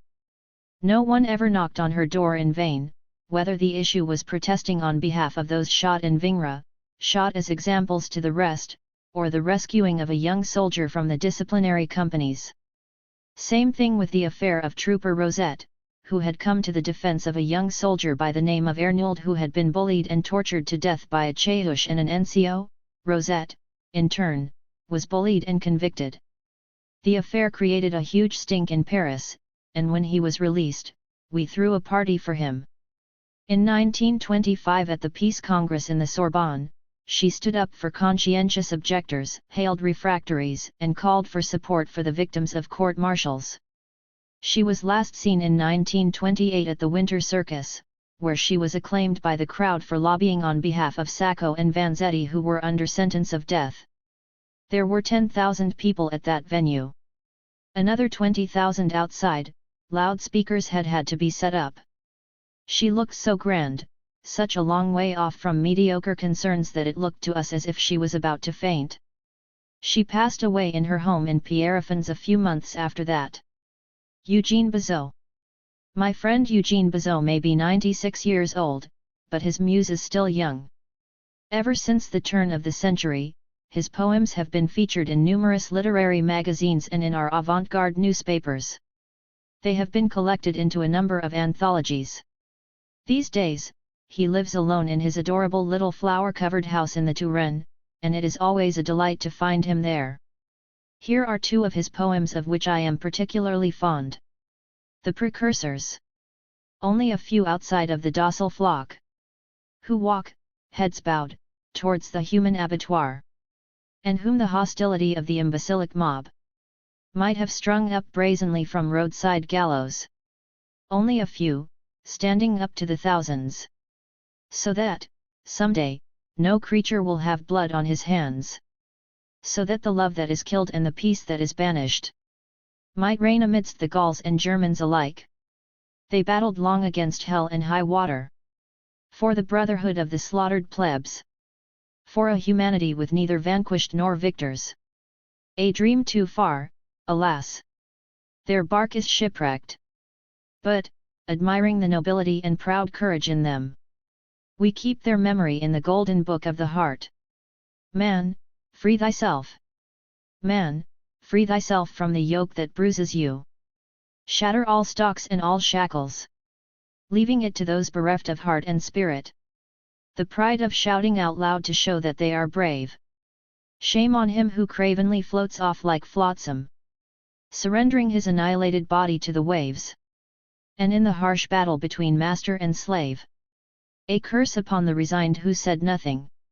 And if the storm should claim so many martyrs, while tyranny, howling like an animal, pushes a somber summons to death towards their noble brows, it is because, faced with the executioners, no people has risen up to proclaim its rebellion and to break the sword. Who spread pure blood on the altar of the golden calf? I am an anarchist.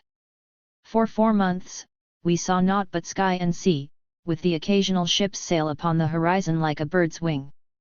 The impression of distance was gripping. There we had all the time to think.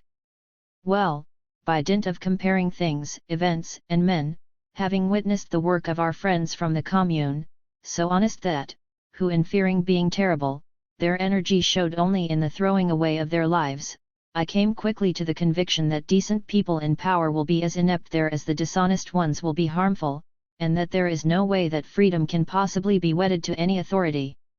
I sensed that a revolution reaching for any government was a mere trick of the light, capable only of marking time rather than opening up all the gates to progress, that the institutions of the past, which seemed to be fading away, were lingering under a change of name, that everything was tethered to chains in the bygone world and is therefore all of a piece and fated to vanish in its entirety in order to make way for the new, happy, free world under the sky.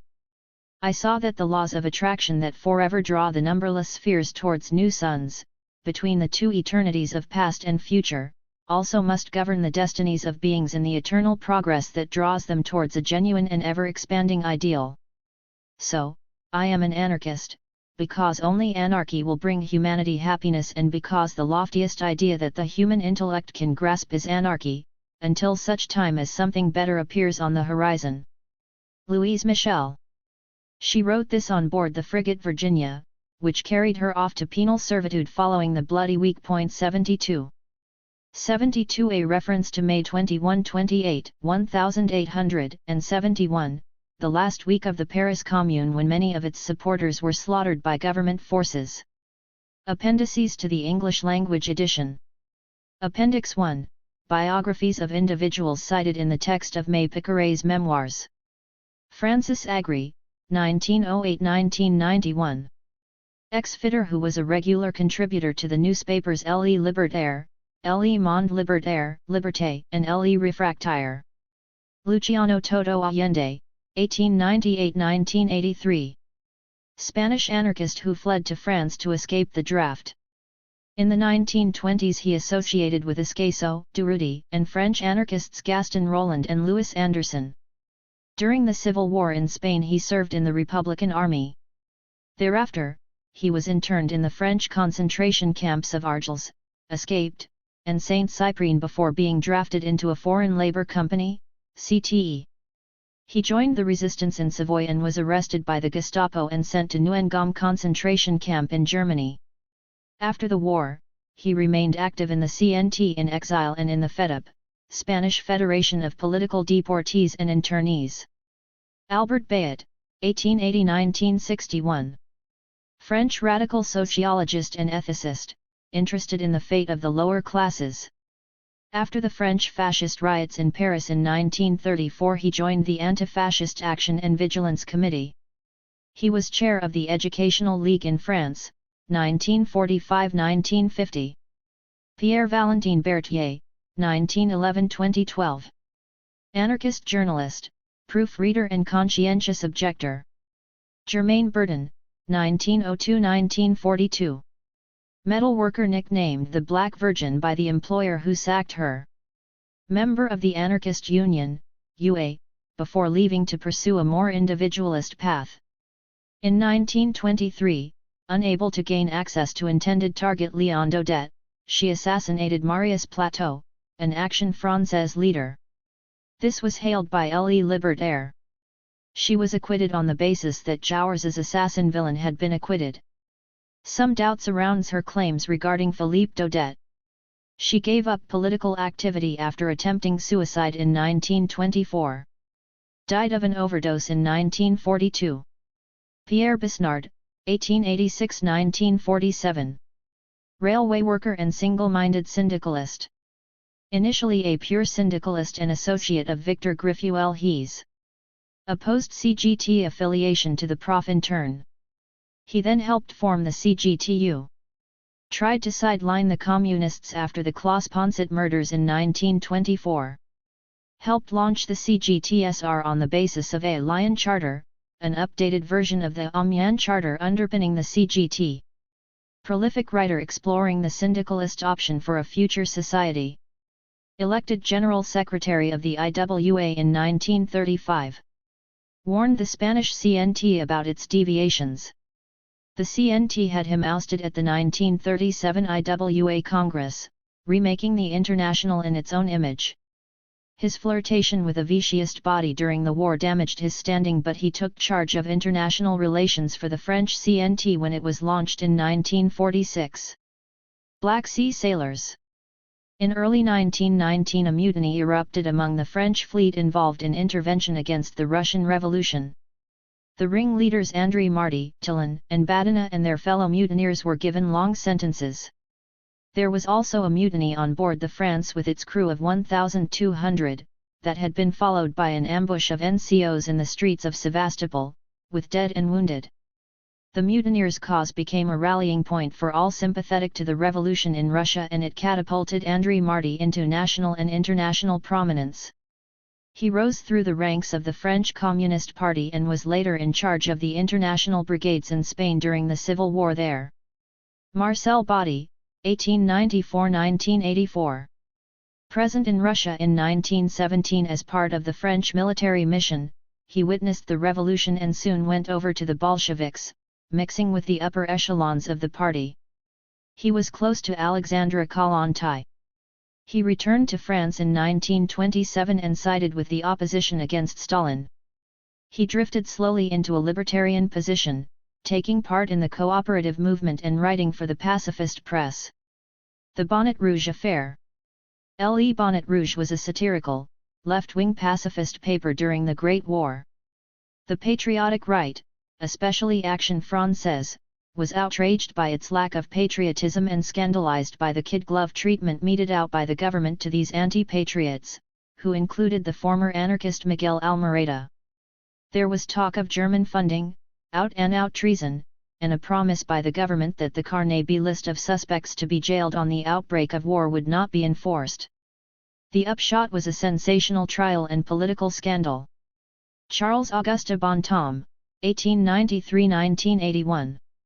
A voracious reader, he frequented anarchist circles in Paris after the Great War.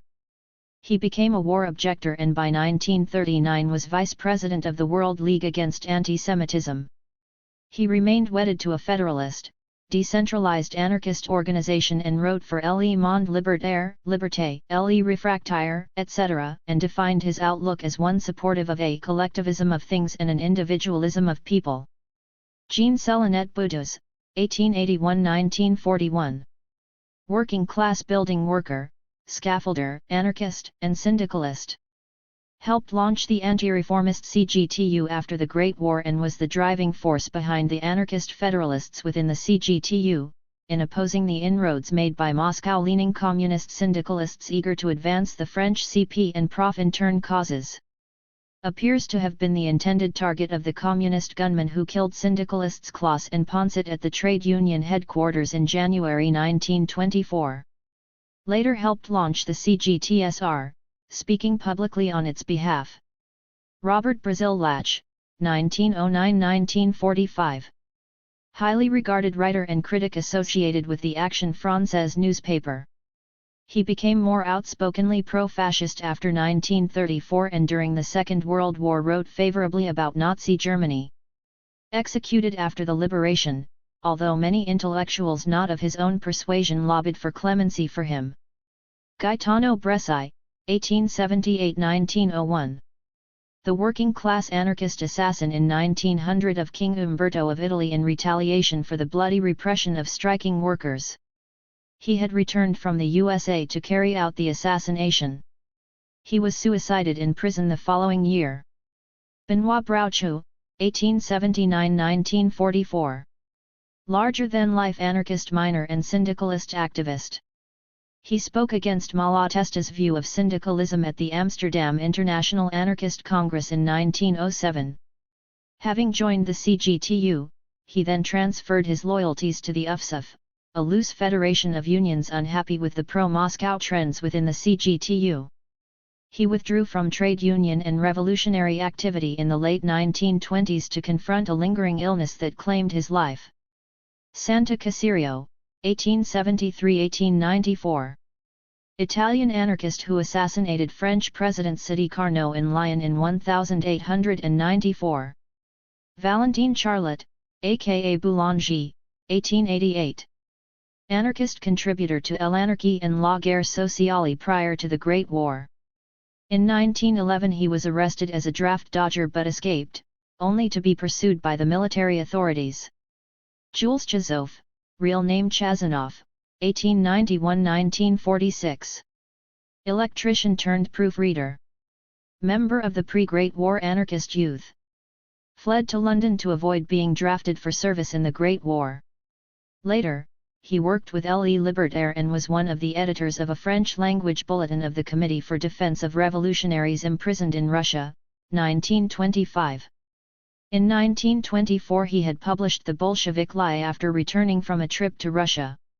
He also wrote The CGT, a Soviet colony, 1939, and People, Behold the Traitors, 1940.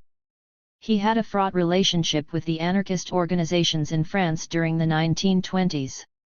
Louis Lecoin commissioned him to procure weapons for the CNT militias in Spain, and he was an SIA, International Anti-Fascist Solidarity, correspondent reporting on the Spanish refugees arriving in the south of France in 1939, before falling out with the SIA and Lecoin over what he saw as the misuse of funds that should have been helping those refugees. During the Second World War, he helped significantly to resurrect trade union organization in the Lyon area. He was freed from the Drancy camp by Allied troops in August 1944 and died of TB. Lucien Chevalier, 1894–1975. Metalworker and anarcho-syndicalist. Supporter of Besnard in 1922. Attended the Second Profintern Congress in 1922. There, Chevalier opposed affiliation of the CGTU to the Profintern as a trespass against trade union independence. Fathered May Picqueray's daughter Sonia. He was present at the shooting in January 1924 of Claes and Ponset. After the Second World War, he drifted towards the Socialist Party. René Clair, 1898–1981. Celebrated French screenwriter and film director admitted to the Académie Française in 1960. His early association was with the Dadaists and Surrealists, and his mockery of the production line in his 1931 film A Nous la Liberté is said to have influenced Chaplin's Modern Times. For a time, he lived in Saint-Tropez. He was godfather to May's son, Clart. This was a post-World War I left-wing movement headed by novelist Henri Barbusse and with a wide appeal, which set itself the task of reviving internationalist, anti-militarist sentiment. It welcomed the Russian Revolution and as the years passed drifted increasingly into a communist orbit. Nicholas Claes, 1924. Machine fitter and revolutionary syndicalist. With Ponset, he was shot dead by Communist Party stewards at a meeting at the Union headquarters in January 1924. His widow was prevailed upon to allow the party to pay for his funeral, which made it look as if the anarchists and communists had suffered one fatality each, but his associates argued that he was in no way a communist. Émile Cottin, 1896–1936. French anarchist whose attempt on the life of Clemenceau in 1919 led to his being sentenced to death, before this was commuted to a 10-year prison term. His treatment was in stark contrast to the indulgent treatment received by the right-wing assassin of socialist leader Jean Jouars in 1914. He later fought in the libertarian militias in Spain and died in action in 1936. Gaston Cout, 1880–1911. Poet and songwriter whose targets were the clergy, elected representatives, and the propertied classes. His works were collected and published as The Song of a Lad Who Went to the Bad. Since 1968, there has been a renewed interest in him and his work. A. Couture. Anarchist construction worker who opposed CGTU affiliation to the Profintern. After the CGTU affiliated to it provisionally, he and Lagache were sent as construction union delegates to the Second Profintern Congress in 1922, where they lobbied on behalf of imprisoned anarchists, returning very critical of the USSR, denouncing the Profintern as just a front for the Communist Party. He attended the Foundation Congress of the IWA in Berlin in 1922. In 1932 he was a delegate to the CGTSR's Fourth Congress. Édouard Daladier, 1884–1970. French politician, one of the promoters of the Popular Front coalition. Signed the Munich Agreement in September 1938, declared war on Germany in September 1939 and was arrested by the Vichy government in 1940 and deported to Germany. Returned to politics following the liberation. Léon Daudet, 1867–1942. Prominent member of Action Française. Reactionary, anti-republican, and of monarchist sympathies, he was Germain Bertin's intended target rather than Marius Plateau. He seems to have alienated the feelings of his son, below. Philippe Daudet, 1909–1923. Alienated son of Léon Daudet, his, aged 14, death from a, seemingly self-inflicted, gunshot in the back of a Paris cab triggered a scandal, given his parentage, his strained relations with his parents, his visit to the offices of Le Libertaire, speculation that he was planning an anarchist attentat, his parents' suspicion of the police investigation and the police's political affiliations and the role of the anarchist and police informer Le Flauder in supplying the gun that was used. Public interest in this scandal prompted Le Libertaire to switch opportunistically from weekly to daily editions. Charles d'Avray, 1878–1960. Anarchist chansonnier and propagandist. Cabaret star and co-founder of the revolutionary propaganda through the arts group La Muse Rouge in the early 1900s. Remained a lifelong anarchist, and Freemason, despite prosecution and inroads made into the arts sector by the Communist Party. Léon Degrelle, 1906–1994. Originally active in Belgian Catholic Action, this Belgian politician became leader of the fascistic Rexist movement. Served during the Second World War in the Waffen-SS's Wallonia Division serving on the Eastern Front. Hitler's admiration of him and his own unquestionable bravery made him a reference point for neo-Nazis while in exile, fleeing a death sentence back home in Belgium, in Spain after the war. Francis Dufour or Dufour. Carcassonne-based French anarchist connected with Le Libertaire and the French CNT. He was secretary of the Anarchist Federation, FA, linked Han Reiner Group and a contributor to Le Libertaire and to Louis Lecoin's newspaper, Liberté. Bert Faber, Escaso, Gillet, 1895–1983. During the 1920s, she helped her then-partner, French anarchist Séverin Ferndel, run the International Anarchist Bookshop in Paris. After Ferndel left for Mexico, she became the partner of Francisco Escaso. After Escaso's death in Barcelona in July 1936, she became the partner of the French conscientious objector, Eugene Gillet aka Jacques Salles. She was one of the driving forces behind the Friends of Sebastian Faure group. Nicolas Fossier, 1900–1992. Archetypal labor activist and anarchist.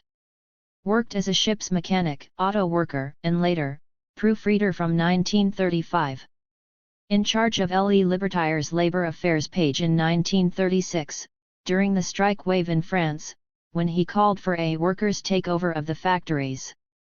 Helped refugees from Nazi Germany and later worked for the Committee for Free Spain, going on to become prominent in the French branch of the SIA, International Anti-Fascist Solidarity.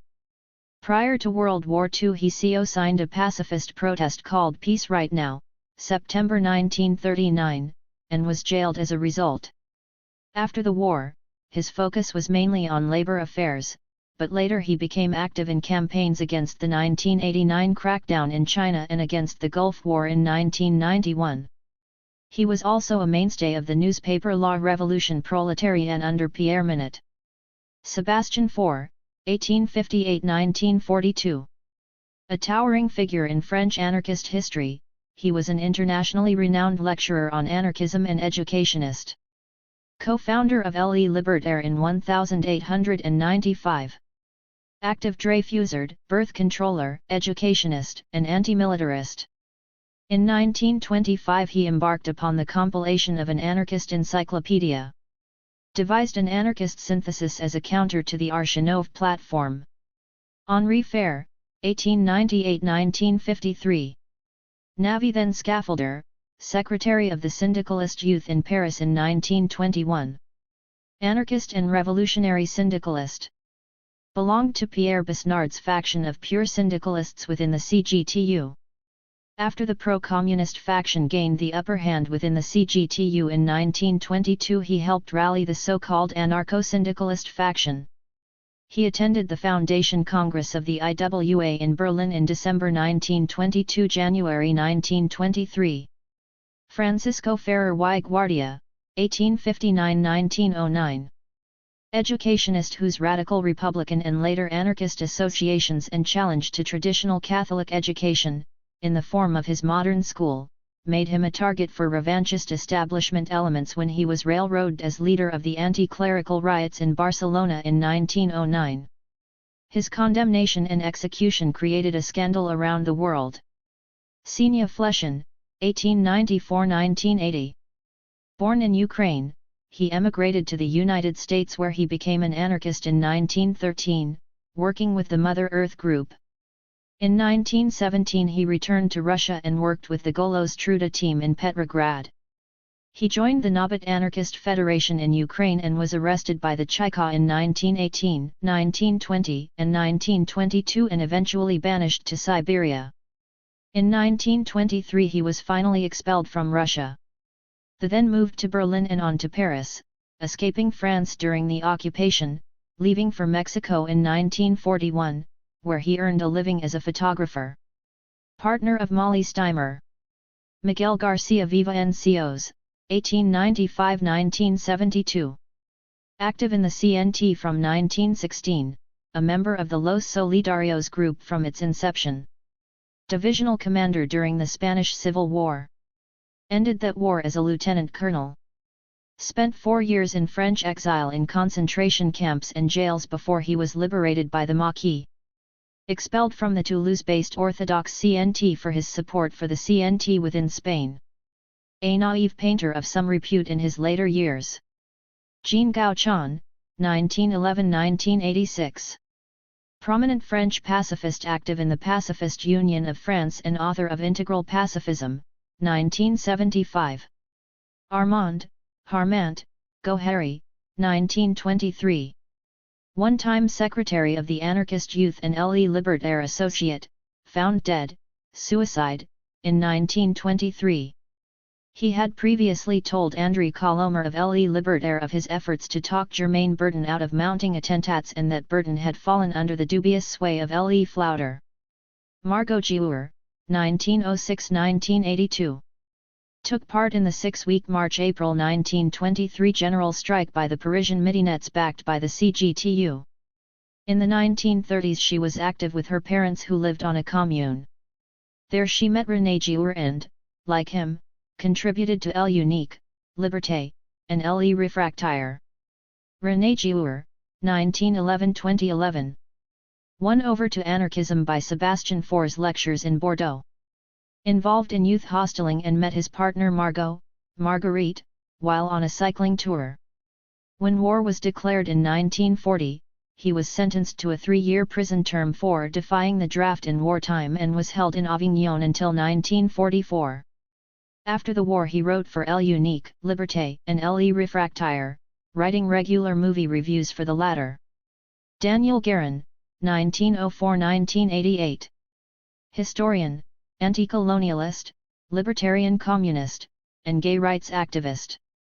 In the 1930s, he was associated with the revolutionary syndicalists around La Révolution Prolétarienne and by the end of that decade he was in the leadership of the PSOP, Worker Peasant Socialist Party. Following brief imprisonment in Germany, he returned to France in 1942 and was involved in underground activity on behalf of the Trotskyist, Internationalist Communist Party. By the mid-1940s, there were inklings of his plan to de-Jacobinize Marxism and reconcile it with anarchism, to produce a new libertarian communist option for anarchists and non-Stalinist Marxists. Opposition to the Algerian War brought him close to the Libertarian Communist Federation, FCL, and its trade union offshoot, the UTCL, Libertarian Communist Workers' Union. In 1965 he published his book, Anarchism, which took off after the May '68 events. In 1966 he produced the anthology of anarchist texts, No Gods, No Masters. Albert Guigui, 1903–1982. Anarcho-syndicalist trained in Paris as a fitter before moving to Algiers where he was behind the metal workers' strikes in 1921. He backed the anti-reformist wing of the CGT and followed when most of it set up the CGTU in 1921. On moving to Paris, he was frequently sacked for trade union militancy. Following the murders of Claus and Poncet in 1924, he quit the CGTU for the UFSF but, believing that the time for a third CGT, i.e. what became the CGTSR, was past, his union rejoined the CGT. He switched to proofreading later. He supported relief efforts in Republican Spain and wound up joining the trade union resistance in France under the occupation. He eventually worked for the ILO at its headquarters in Geneva. Jacques Gillet, 1905–1978. Eugene Gillet aka Jacques Salles. French anarchist and conscientious objector jailed in the 1930s for refusing to serve in the military. In Spain in 1936, he met and set up home with Francisco Esqueso's widow, Berthe Fabert. Returned to France in 1939, living under the name Jacques Salles. In 1968 he was made treasurer of La Rouge Culture Let Libertaire, an umbrella group for the Friends of Sébastien Faure, libertarian artists, writers, and lecturers, founded by May Picqueray in 1958. In 1974 he was treasurer of the Friends of Louis Lecoin Society, founded by May in 1971. Marie Gillet, 1880–1934. French schoolteacher and revolutionary syndicalist campaigner. Resisted Communist Party encroachment into trade union affairs. She was a feminist and set up the CGT's Women's Commission. During the Great War, she was a pacifist, going on afterwards to head the revolutionary syndicalist committees. She served as secretary of the CGTU in 1922–1923. G. Georges, Hardy, pen name of Gabriel Giroud, 1870–1945. Teacher and neo-Malthusian, birth control, advocate, associate of Eugene Humbert at Generation Conscient, 1914. Author of Ways of Avoiding Pregnancy and Overpopulation and the Sex Question. Contributed to the Humbert's newspaper La Grande Reforme and to Sébastien Faure's Anarchist Encyclopedia. Louise Huckel, 1892. Paris-born working woman, successively laborer, laundress, and munitions worker. Joined the French Communist Party, belonged to the CGT and later to the CGTU, serving on the latter's executive in 1922 and 1923. In 1922 she was arrested during strikes in Le Havre and accused of threatening to kill General Duchesne and incitement to murder gendarmes. The court threw out these charges. In February 1922, she was on the PCF's Central Commission on Working Women. In 1923 she addressed a Parisian rally on the cost of living and the threat of war. In 1923, described as being from metal workers, Paris, she addressed a rally dealing with abstinence or sexual mastery, pornography, social poison, and free love and motherhood. Lucien Haussard, 1893–1969.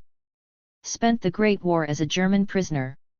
In 1918 he helped relaunch the Anarchist Federation. In 1922 he attended the Foundation Congress of the Revolutionary Syndicalist International, the IWA. Having served on the board of Le Libertaire he then launched Le Day Anarchiste which attracted a wide range of international contributors. From 1931 to 1939, he ran Marc Pierrot's newspaper Plus Loin. He served on the Committee for Free Spain, which became the French chapter of the SIA.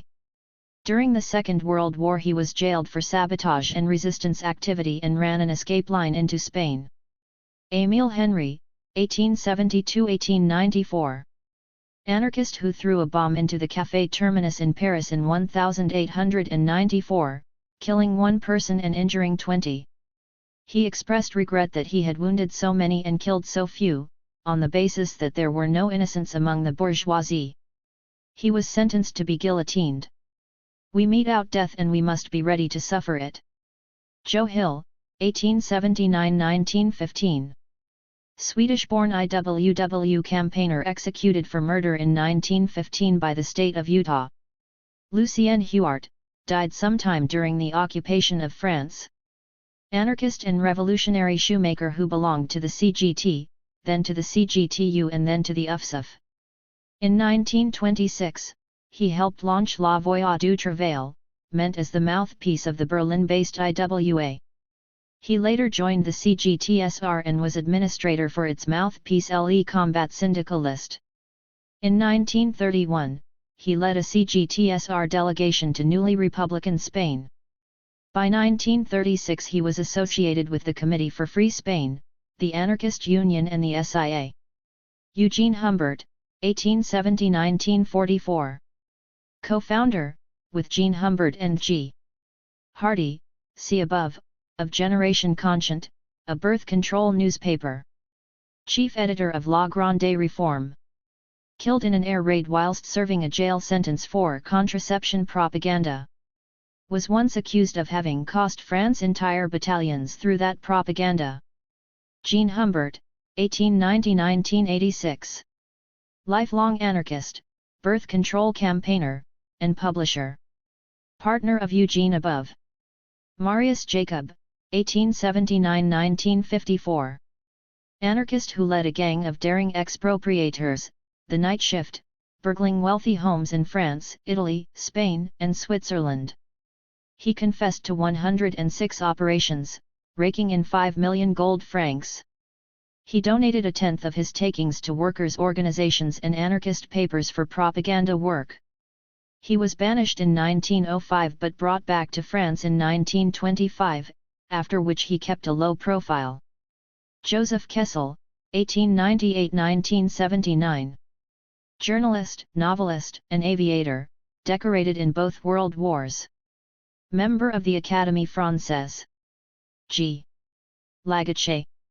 Construction worker sent to Russia on a fact-finding tour. Attended the Second Profintern Congress.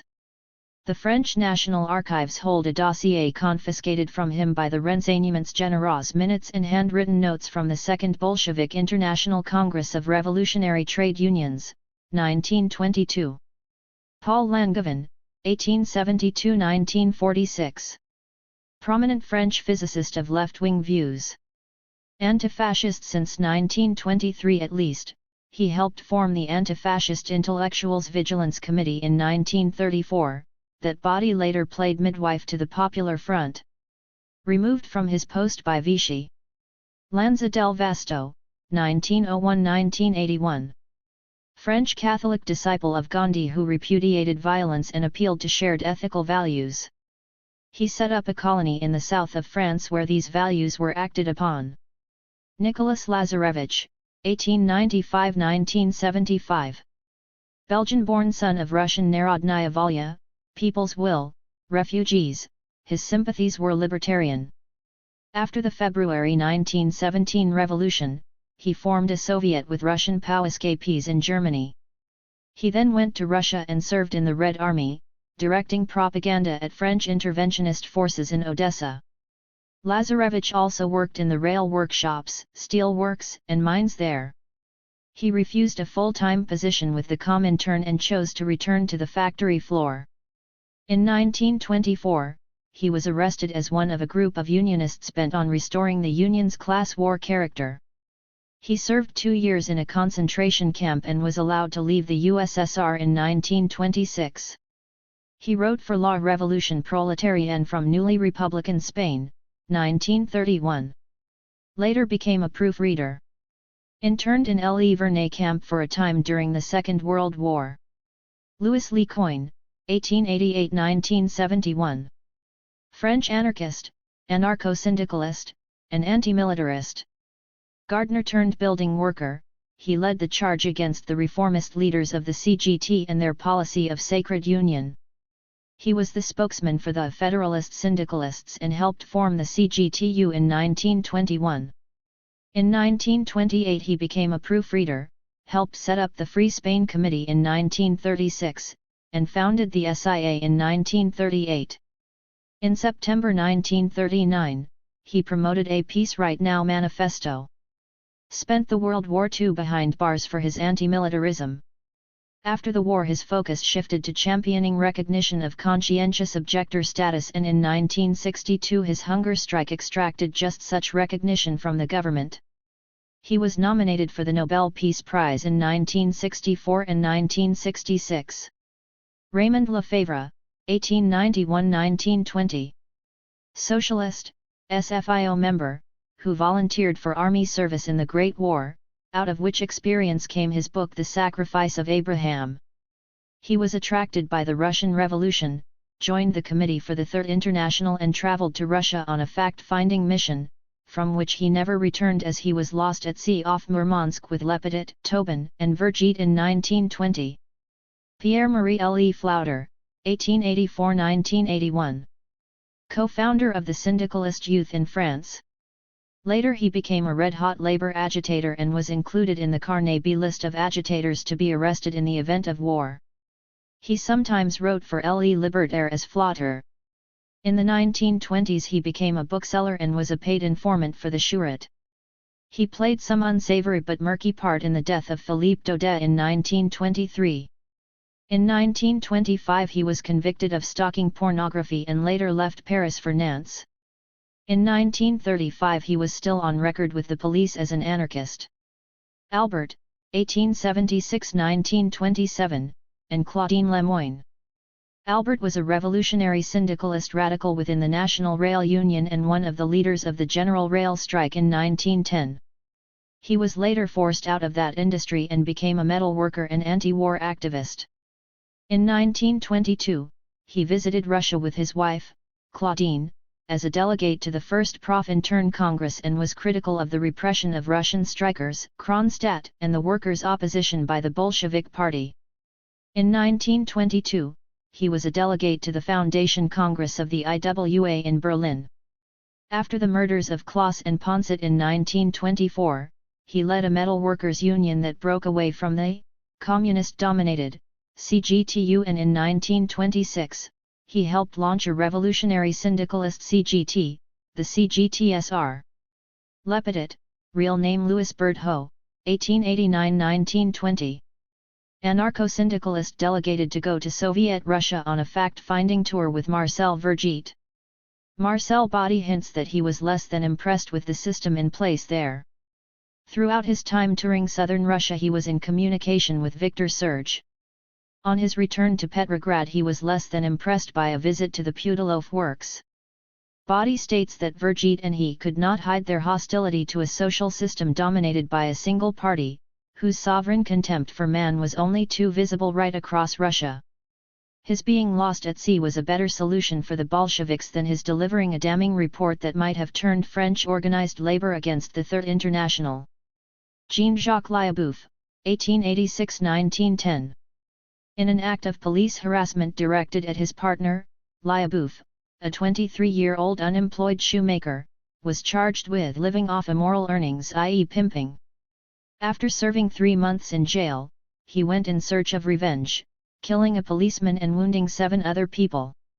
Despite a campaign mounted on his behalf by the radical left, he was sentenced to death, and sentence was carried out on July 1, 1910, in spite of a 5,000 signature petition, triggering riots across Paris and 30,000 protesters fighting the police. Ramon Liart, 1918–2004. Durruti Column veteran, joined the FIJL Peninsular Committee in 1938 and may have served also on the Peninsular Committee of the FAI. He served time in a number of French and North African concentration camps, escaping from the one in Julfa, 1942, and thereafter joined the French resistance. Louis Loriel, real name Louis Raffin, 1894–1956. Revolutionary syndicalist who was on the pacifist wing of the trade union movement during the Great War. Thereafter, he wrote for the anarchist press and became a singer-songwriter associated with La Muse Rouge, the propaganda through the arts group. He was jailed a number of times for anti-militarist articles in Le Libertaire, serving on its editorial board in the 1920s. After joining the Proofreaders Union, he took to drinking and was expelled from the Revolutionary Anarchist Communist Union, UACR. During the Second World War, he was linked to the trade unionist wing of the Vichy regime. After the liberation, he was barred from his union and briefly jailed. Robert Luzon, 1882–1976. Engineer and revolutionary syndicalist. Briefly a member of the Communist Party of France before joining Pierre Minute in 1924 to launch the revolutionary syndicalist La Révolution Prolétarienne. He had a strong interest in anti-colonial movements in French North Africa and French Indochina. Signatory to Louis Lecoin's 1939 declaration, Peace Right Now. Interned by the French authorities during the World War II. Alexander, sometimes Solomon, Lazovsky, real name Dridzo, 1878–1952.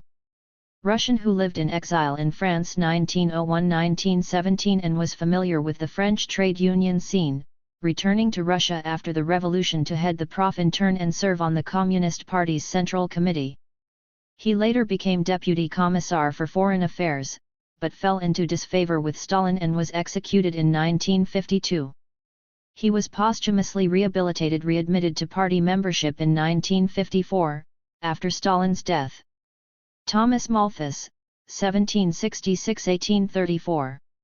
This lecturer in political economy popularized the idea that the human population grew faster than the food supply and that birth control measures were necessary if this imbalance was not otherwise to be restored by means of famine and warfare. In France, birth controllers were often referred to as neo-Malthusians. Georges Mauchin, 1898–1970. French surrealist painter and writer who married May's daughter, Sonia, and relocated to the United States. Jean Merstan, real name Gaston Havard, 1874–1951. Belgian-born anarchist and Freemason particularly active in the cause of birth control. One of the very earliest contributors to Le Libertaire and to L'Anarchy and wrote on birth control issues in Eugene Humbert's Generation Conscient. Also wrote for La Voix Libertaire and the Anarchist Encyclopedia. During the Second World War, he set aside his uncompromising pacifist beliefs and got involved in the resistance and was arrested and jailed as suspect. After the war, he resumed his collaboration with Jean Humbert on La Grande Réforme. Victor Margaret, 1866–1942. Gave up a military career for literature of the realist school.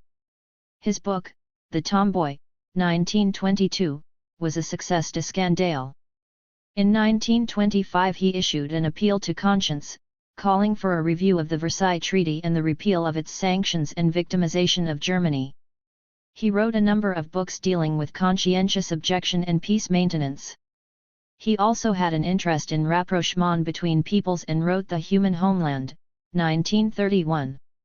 He was a contributor to SIA, the weekly paper of International Anti-Fascist Solidarity, SIA, and a signatory to Louis Lecoin's 1939 declaration, Peace Right Now, Pax Immediate.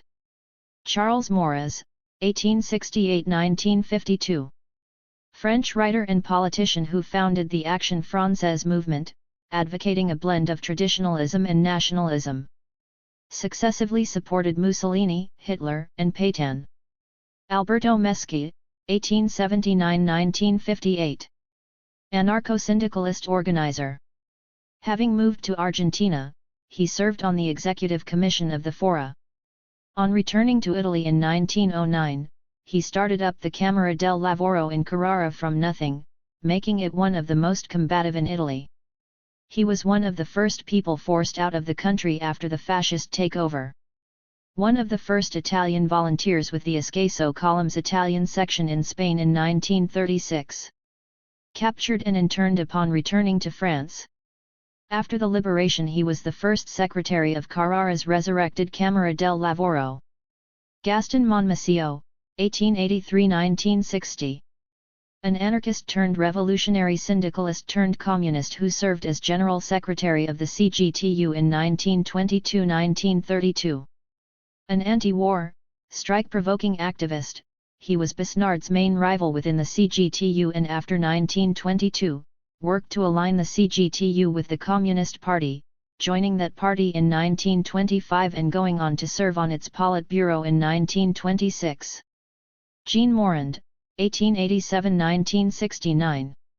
Maid, then seamstress, associated with individualist anarchism. She was the last partner of individualist firebrand Albert Libertad prior to his death and was involved with his paper, L'Anarchy. She was especially committed to anti-militarist campaigns, fleeing to Spain with her partner, the deserter Jacques Long aka Jacquin on the outbreak of the Great War. They were tried in absentia by a court-martial for collusion with the enemy. Expelled from Spain in 1919 for anarchist propaganda activity, she fled to Holland, then Belgium. In 1921, she attended the Foundation Congress in The Hague of the International Anti-Militarist Bureau. After Jacquin's suicide in 1921, she returned to France and received a 5-year jail term for her wartime connivance with the enemy, i.e. opposition to the war effort. She was freed in 1924. She wrote for La Revue Anarchiste and Le Libertaire newspapers.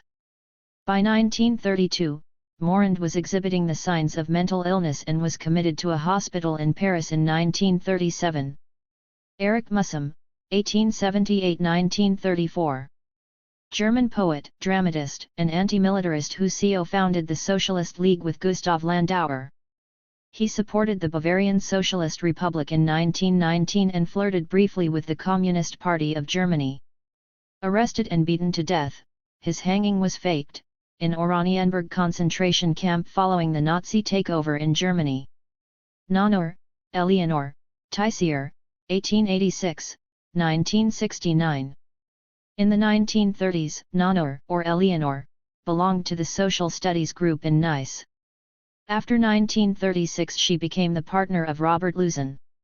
In 1937 she was a street seller for Le Libertaire in the town. In 1938 she joined the SIA. Her home was a staging post and letter drop for many anarchists traveling through the area. Sakae Shuji, 1885–1923. Japanese socialist writer turned anarchist in 1904, whose politics and personal life scandalized Imperial Japan. In 1920 he traveled to Shanghai to attend a Comintern-sponsored conference of Far Eastern socialists. In 1922, he left for France via Shanghai and was arrested following an inflammatory May Day speech in Paris. He was then deported back to Japan where he, and his nephew, were murdered by the Japanese military police. Philogon Pescastane aka Tricastel, 1893–1971. Garment trade syndicalist and member of the Anarchist Union. Secretary of the CGTU in the Bouches-du-Rhône area in 1922. He was wounded in the January 1924 shooting that claimed the lives of Claus and Ponset. Later, he left the CGTU for the UFSF and then for the CGTSR, becoming joint secretary of the latter's Paris organization. He was particularly active in the strike wave in the summer of 1936. Rose Pesada, 1895–1965. Ukrainian-born anarchist who moved to the USA in 1913, rising to prominence in the ILGWU, International Ladies Garment Workers Union, opposing communist inroads into that organization, of which she became vice president in 1934. Active in campaign on behalf of Sacco and Vanzetti. Simon Petliura, 1879–1926. Ukrainian nationalist leader in the years of the Russian Revolution. He and his supporters were accused of pogroms against the Jewish population. Assassinated in Paris for that very reason by Ukrainian Jewish anarchist Sholem Schwarzbard. Sasha Piotr, aka Sasha Pietra or Skapiro or Alexander Turanov, 1890–1942. Ukrainian-born Jewish anarchist who was involved, aged 14, in the 1905 revolution. Despite the loss of an arm, he served in the Makhnovist army before fleeing to Paris. In 1926 he was frequenting the anarchist circles in Berlin close to Alexander Berkman. In 1933 he left Germany for France. By March 1937 he was in Spain as a militiaman. On returning to France, he used the name Alexander Turanov, under which he was interned in Le Vernet d'Ariege, before being moved to the No camp. From there he was taken to Drancy and thence to his death in Auschwitz. Marius Plateau, 1886–1923. Royalist engineer who served in the Great War as a sergeant and helped organize the Camelots du Roi brawlers of the Action Française movement. Assassinated by Germaine Bertin instead of her intended targets, Léon Daudet or Charles Maurras. Louise Pohu, t. 1899–1932. Partner of exiled Spanish anarchist Luciano Toto Allende, helped run the Solis naturist camp. Anarchist propagandist. Raymond Picqueray, 1860–1934. French politician and lawyer. His reassurances to the Russian Tsar prior to the outbreak of the Great War allegedly triggered bold action by the latter, accelerating the outbreak of the war. He supported the French law of 1913 making 3 years of military service obligatory, and after the war broke out he championed the Sacred Union, the patriotic submergence of all class and political differences. Adrien Poncet, 1924. Plumber and member of the Anarchist Union's Paris Organizing Committee who attended a syndicalist protest against Communist Party use of trade union premises in Paris in January 1924. The Communist stewards opened fire on the opposition hecklers and Poncet was killed along with Claus, with others wounded. The gunman was later identified as the Communist Gabriel Ducour. Pierre Puchou, 1899–1944. French industrialist and fascist who served in the Vichy government as Secretary of State for the Interior. He later resigned and volunteered to serve as a captain in the French army but was arrested on arrival in French North Africa and sentenced to death and executed in 1944 for forwarding hostages, communists especially, to the Germans. Romanian writer called Rainier Beamel, 1910–1987. Romanian, Brașov, born author and translator who also used the name Jean Renault. As a member of the German minority in Romania, he was deported to the Donetsk area to the gulags. As Jean Renault, he wrote Munde Ami Vasia, 1949, to expose the lives and struggles of the workers who had befriended him, and stated in a complimentary copy of the book sent to Pierre Minute that he and Vasia identified with the viewpoint articulated by La Révolution Prolétarienne. Ravicole, real name François Koningstein, 1859–1892. The greatest of the propagandists by deed in late 19th century France, leaving a trail of murder and mayhem in his wake through the use of bomb, bullet, and dagger. He positively sought martyrdom, saying, "If I carry on with the struggle, it is for the anarchist idea. It matters little whether I am sentenced, I know that I will be avenged." Jehan Rictus, real name Gabriel Randon, 1867–1933. The alias used by a poet acclaimed for his use of the common parlance and slang, argot, of ordinary people. Like lots of bohemians in the late 1890s, he flirted with anarchism. His masterwork anthology, The Poor Man's Soliloquies, gave voice to a homeless person, prostitutes, battered children, ordinary working folk and housebreakers, etc. During the Great War, he became a die-hard patriot and was later drawn into the Catholic orbit, ending his days as a member of Action Française. Rudolf Rocker, 1873–1958. German anarchist expelled from the German Social Democratic Party. Settling in the East End of London, he became spokesman for the East End Jewish colony and edited its Yiddish-language paper, the Arbeiter Freund. He was interned as an enemy alien during the Great War. Helped launch and lead the IWA after the war before fleeing Germany in 1933. He later moved to the United States where he published the classics Nationalism and Culture, 1937, and Anarcho-Syndicalism, 1938. Gaston Roland, 1887–1982. Individualist anarchist and pacifist. In 1914 he defied the draft, living in Paris under an alias, and harbored another draft dodger who, upon being arrested, turned him in. After sentencing, Roland escaped from custody, receiving a 15-year term when recaptured. A public campaign spared him from being sent to French Guiana. His sentence was then commuted and he was freed in 1924. In 1931, he became secretary of the League of War Resisters. A public subscription was opened for him 35 years later in Louis Lecoin's paper, Liberté. Ricardo Sanz, properly Sanz Garcia, 1898–1986. Joined the CNT in 1916 and was member of Los Solidarios. He took command of the Durruti column after Durruti's death.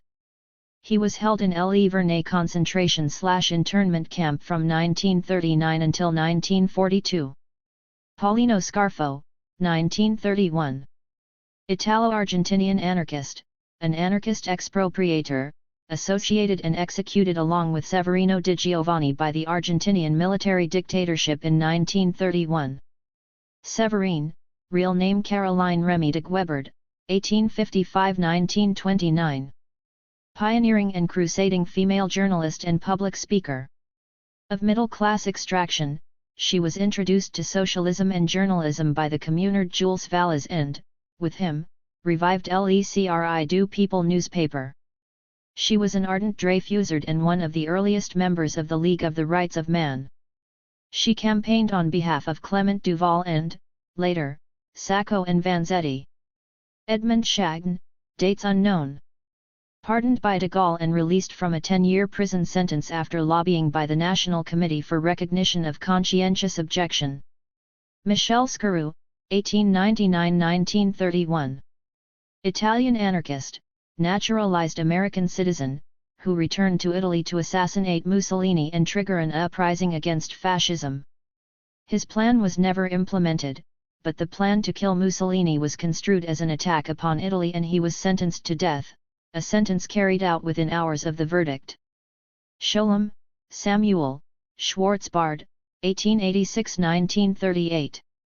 Ukrainian-born Jewish anarchist. After resisting pogroms in his homeland, he shuttled around Eastern Europe before coming to Paris. During the Great War he adopted Kropotkin's pro-Entente stance and joined the French Foreign Legion. After being demobbed, he returned to Russia and Ukraine, serving as a Red Guard.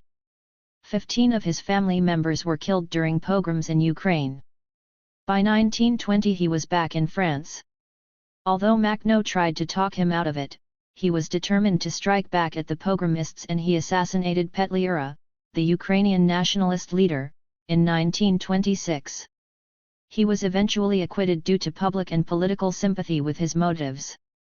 Unable to secure a visa for Palestine, he moved to South Africa, where he died of a heart attack. His remains were reinterred in Israel in the early 1960s. Sellier, Henri, 1883–1943. French municipal socialist, mayor of Choursins 1919–1941. A member of the SFIO, he was interested in urban planning and helped create 15 garden cities between 1920 and 1945, providing good quality housing for the working class. He served as health minister in Leon Blum's Popular Front government before he was dismissed by the Vichy regime and placed in a camp for a month. Victor Serge, real name Kai Balchich, 1890–1947. Journalist, translator, novelist, individualist anarchist turned Bolshevik supporter turned oppositionist. Born in Belgium to Russian political refugee parents and moved to Paris in 1909. Associated with the individualist L'Anarchy newspaper and was equivocal about illegalism. Lived in Barcelona in 1917 and was returned to Russia, as part of a prisoner exchange, enthused by the revolution. Assigned the task of winning the French anarchists over to the Third International, in which he failed. Thrown out of the CPSU in 1928. Was allowed to leave the Soviet Union in 1936. Fell out with Trotsky over the Spanish Revolution. Settled in France before fleeing the Nazis and moving to Mexico. Retained his aspiration to see a libertarian socialism with a human face. Social Defense Committee, Comité de Défense Sociale. Body launched around 1903, and relaunched in 1908, to raise funds, drive publicity, and arrange legal defenses for working-class victims of the state and their survivors, mistreated conscripts and other social victims. It drew support from a wide range of trade union, political, and artistic factions and spectacularly exposed the abuses of authoritarian government and military figures in France. It was based in the headquarters of the CGT Union Confederation. Augustin Souchy, 1892–1984. German anarchist and anarcho-syndicalist. Member of Gustav Landauer's Socialist League at the age of 13. Fled to Sweden in 1914 to dodge conscription and developed links with Scandinavian revolutionary syndicalists. In 1919, he was one of the founders of the FAUD Anarcho-Syndicalist Federation in Germany, and in the 1920s visited Russia to attend the Second Comintern Congress. One of the first leftists to write critically of the Bolshevik regime, he went on to co-found the Berlin-based IWA, or Revolutionary Syndicalist International. Served as an advisor to the CNT in Spain during the Spanish Civil War. Souchy was an on-the-spot witness to the outworkings of the Russian, Spanish, and Cuban revolutions, and in the 1960s worked for the ILO, helping set up trade unions in the Third World. Molly Steimer, real name Martha Alperin, 1897–1980. Ukrainian-born anarchist active in the Yiddish-language anarchist and labor movement in the USA prior to the First World War. Left for Russia in 1921 and was expelled in 1923. In France, she was arrested and interned during the occupation but escaped to Mexico with her partner Xenia Fleschen. Leon Topin, dates unknown. In 1916 he attended meetings of the Friends of Par de la Mêlée, Above the Fray, an anti-war faction representing the individualist anarchist newspaper of Émile Armand. In 1924 he stood in the parliamentary elections as an abstentionist candidate for the Anarchist Union. Lucien, Jean Temerson, aka Temerson, 1898–1956. French movie and stage actor, of whom little detail is known beyond his acting career. His extensive filmography covers the period between the 1930s and the 1950s. Alexander Sasha Tobin, 1920. French-Russian who served as the translator/interpreter for anarcho-syndicalist delegates Vergit and Lepidot and the socialist Raymond Lefebvre, and perished with them in the Barents Sea in 1920 in controversial circumstances. Albert Traint, 1889–1971. French schoolteacher who reached the rank of captain in the French army in the Great War. A member of the Socialist SFIO party, he belonged to the Committee for the Third International and joined the Communist Party of France, in which he was Xenophev's protégé. Uncompromising in his attacks on the Communists' rivals. He carried out the Bolshevization of the PCF and briefly belonged to the Communist opposition after he was excluded. He rejoined the Socialist Party, SFIO, in 1934. Augusta Valiant, 1861–1894. Anarchist who threw a bomb into the French Chamber of Deputies in 1893. Although no one was killed, he was sent to the guillotine. There are strong suspicions that his action suited a political class which was at the time under a serious cloud following the Panama scandal. His bomb led to the rushing through of the anti-anarchist laws in France. Jules Valles, 1832–1885. A radical journalist and author who issued his articles in an anthology called Les Réfractaires, 1866. He was involved in the Paris Commune and sentenced to death when it fell, fleeing to London. Valles's fiction was marked by outrage at the injustice of bourgeois society, sympathy with the common people, and an undertow of violence. Émile Véron, 1988. Anarchist pacifist hairdresser, poet, and violinist who founded the League for Recognition of Conscientious Objection in France in 1932 and wrote for a number of libertarian and/or pacifist publications including Union Pacifiste, Louis Lecoin's Liberté, and May Picqueray's Les Réfractaires. In 1936, he was local secretary of the Conscientious Objectors League and wrote for Cahiers du Pacifisme, 1946–1963. Marcel Vergit, 1891–1920. Anarchist metal worker, delegated to go to Russia on a fact-finding tour, attending the Second Congress of the Comintern. Marcel Body stated that Vergit was looking for reasons to recommend that the CGT support the Russian Revolution, but his diligent attendance at the proceedings and his experiences there made him more skeptical. He was invited to go on a study tour of southern Russia. For some reason the Bolsheviks organized his return and those of Lepetit, Raymond Lefebvre, and their translator, Tobin, via the Northern Sea route. It was anticipated that their reports on Russia after her revolution would not be rose-tinted. A Norwegian vessel due to ferry them away failed to show up. Vergeet realized that their Bolshevik hosts were stalling to delay their return to ensure that they missed the CGT Congress. Allegedly having set out on a Soviet fishing smack, they were lost at sea. Body makes it clear that, in his view, Zinoviev had some hand in their fate. Madeleine Vernet, real name Madeleine Cavalier, 1878–1949. The daughter of Republicans and ardent freethinkers, she was an anarchist writer, teacher, and pacifist, with a lively interest in providing for the needs of orphaned children. She founded the Society of the Future Orphanage, delivering education based on the theories of Paul Robin and Francisco Ferrer. With no state subsidies, she drew her funding from public donations, largely from the libertarian and socialist left. She wrote for a number of anarchist publications at the time.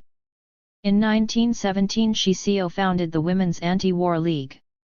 In 1922, by which time the Communists had captured control of the orphanage's board, she stepped down. In 1927 she launched the paper La Volonté de Paix, The Will for Peace. It was closed in 1936 when her husband was put on trial for his anti-militarist activities. During the Second World War, she managed to reconcile her Tolstoyan beliefs with resistance activities. Georges Vidal, 1903–1964. Expelled from school for his defense of cotton, he was, 1922, found guilty by a court of insulting the army and its officers by means of a poem he had published about cotton. He then moved to Paris where he joined the team around Le Libertaire. It was there that he met Philippe Daudet, whose subsequent death earned Vidal attacks from Action Française. He served on the Mackinac Defense Committee. During 1926–1929, he wrote regularly for L'Anarchy. In 1927, he left for Costa Rica to join the nascent anarchist colony in Mastatal, writing home to France to describe the tough living conditions there. By 1929 he was back in France, publishing an account of the Costa Rican colony before withdrawing from activism to devote himself to literary pursuits and the writing of detective novels. He was in the Proofreaders' Union. Louis Lecoin delivered his funeral oration. Violet, Chapelabo, 1917–2003. May mentions her, by first name only, as associated with Edgar Morin. Sociology student and resistance fighter, Agent P1 and P2. In 1945, she married Edgar Morin, now a giant of French sociology and cultural studies. They divorced in 1970, after which she married Pierre Navali. Charles Wolfe, 1905–1944. Alsace-born journalist, musicographer, translator, and anti-fascist. Amassed a collection of 18,000 record discs. In 1932, he joined the French-language proletarian writers group. Visited Spain in the late 1930s to lobby on behalf of the POUM, which was being persecuted.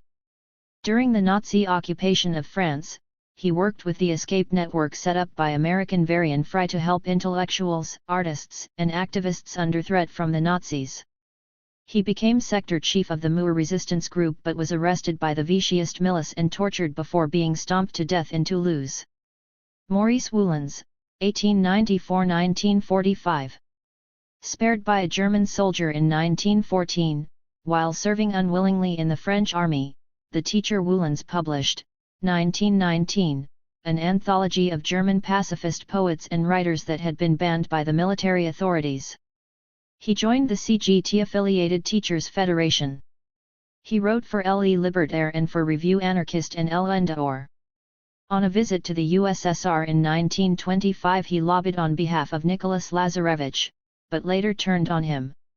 His uncompromisingly pacifist views on war led to inclusion of questionable articles in his magazine Les Humbles that appeared too indulgent towards Nazi Germany to friends like Victor Serge.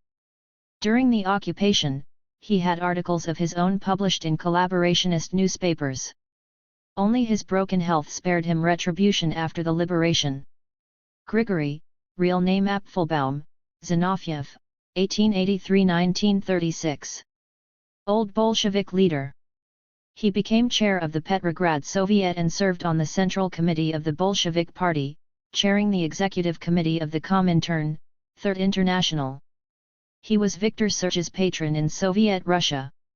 Having helped oust Trotsky from the leadership, he himself was thrown out of the party in 1934, charged with complicity in the Kirov murder and sentenced to death as an opponent of the regime. Appendix 2. Some documentation suggestive of the work that may carried out during the Nazi occupation of France. Document 1. I, the undersigned Suzanne Cherise, née Marangham, residing at 5 Langham Court, West Wimbledon, SW20, England, do hereby certify that in February or March 1942, Madame May Picqueray showed up to look after me very devotedly when I was taken ill following what I had undergone in prison. At the time, I was an escapee from Castor's prison and being sought very actively by the Gestapo, so anybody coming to my aid ran the risk of concentration camp and, most likely, death. Not that that stopped Madame Picqueray, who courageously did everything in her power to help me. West Wimbledon, August 26, 1964. Signature, Suzanne Cherise. Combatant card No. 176,515. Interned resistor card No. 220111496. Volunteer resistance fighter card No. 090908. Document 2. National Catholic Committee for Aid to Refugees and Evacuees. 102, Rue de l'Université, Paris. Paris, May 23, 1940. I hereby certify that Madame May Picqueray works in conjunction with our committee and helps with the organization of the La Piscine and Les Tourelles Barracks welcome centers for refugees and evacuees. I would be obliged to the civil and military authorities if they would be willing to afford her access to the aforementioned centers and facilitate her efforts on behalf of refugees. Delegate General Philippe Gazat. Document 3. National Federation of Patriot Deportees and Internees. 10 Rue Leroux, Paris, 16E. July 2, 1946. The undersigned persons hereby certify that Madame May Picqueray, residing at 68 Rue Danton, Le Prix Saint-Gervais, rescued them from the Nazi organization, whether by harboring them and supplying them with false identities or smuggling them over the demarcation line, in short, by making it possible for their lives to be saved from the clutches of the enemy. May she receive our wholehearted thanks. Madame Carmgian, 10 Rue Brissard, Clamart. M. A. Bohagian, 28 Rue de Seine, Paris. M. Georges Valfis and wife, in Couladous. M. Statera, 19 Rue du Renard, Paris. M. de la Taille, in Poilly, Loiret, and 3 Rue Jadon, Paris 16E. M. L. E. Quirac, Pen A. R. Marty, Ploubert P. A. R. Lanyon. M. Moreau, 2 Impasse Alexander, Vanves. Major Polican. M. du Temple. M. J. Quinet, decorator, 72 Avenue des Champs-Élysées, Paris. M. de Schrijver, printer, Rue Patain, Paris 19E. Madame Zerline. M. Yves Merlat, 6 Rue du Pont des Loges, Paris. Madame Eva Schwartz, Rue Jean Jouars, Le Prix Saint-Gervais. M. Pons, 81 Rue du Faubourg St. Martin. Sierra Bulletin, Marseille, No. 23/25, November 1985. Appendix 3, Tributes to May Picqueray. In December 1983, a month after her death, issue number 83 of May's paper Le Refractaire published a special commemorative edition in her honor. These are some of the tribute articles it carried. Apropos of the film Écoutez May Picqueray, Listen to May Picqueray. A testimonial by Bernard Bassett. I am currently finishing off the film about May, and every day as I go through the dialogue, May speaks to me still. 73 Today, now that she has left us, I regret that I was never in a position to show her the finished article. I should say that making a film about May Picqueray was no easy thing to do. Not that she refused to cooperate with the production of it, quite the opposite. She was very quick to grasp what was wanted of her and was very good at using the camera to get her messages across. No, it was because her generosity and her preoccupation with having all her friends appear in the film dragged us down a lot of byways. Thus, at first, she was keen that the old hands, her fellow campaigners, should appear, and then it was turn of the youngsters, the objectors and draft dodgers, to have her worry about them. She also wanted to talk about her mentors, Sebastian Faure, Louis Lecoin, and the team around Le Refractaire.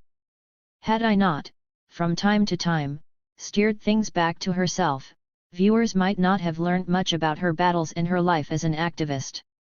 It was my pleasure to have her follow with great interest the compilation and distribution of my previous films about André Claudot, Jean Humbert, Eugene Bizot, and the Paris Bourse du Travail.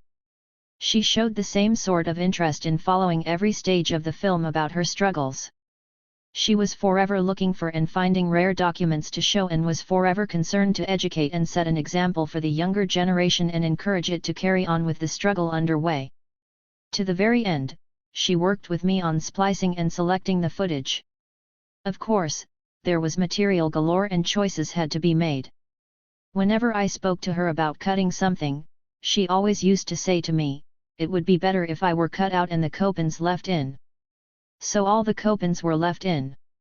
Even though they may be only a fleeting appearance, they are all there. The ones we managed to film at any rate. Albeit that May was always sorry that she could not be flanked by them all. I hope that I have remained true to May.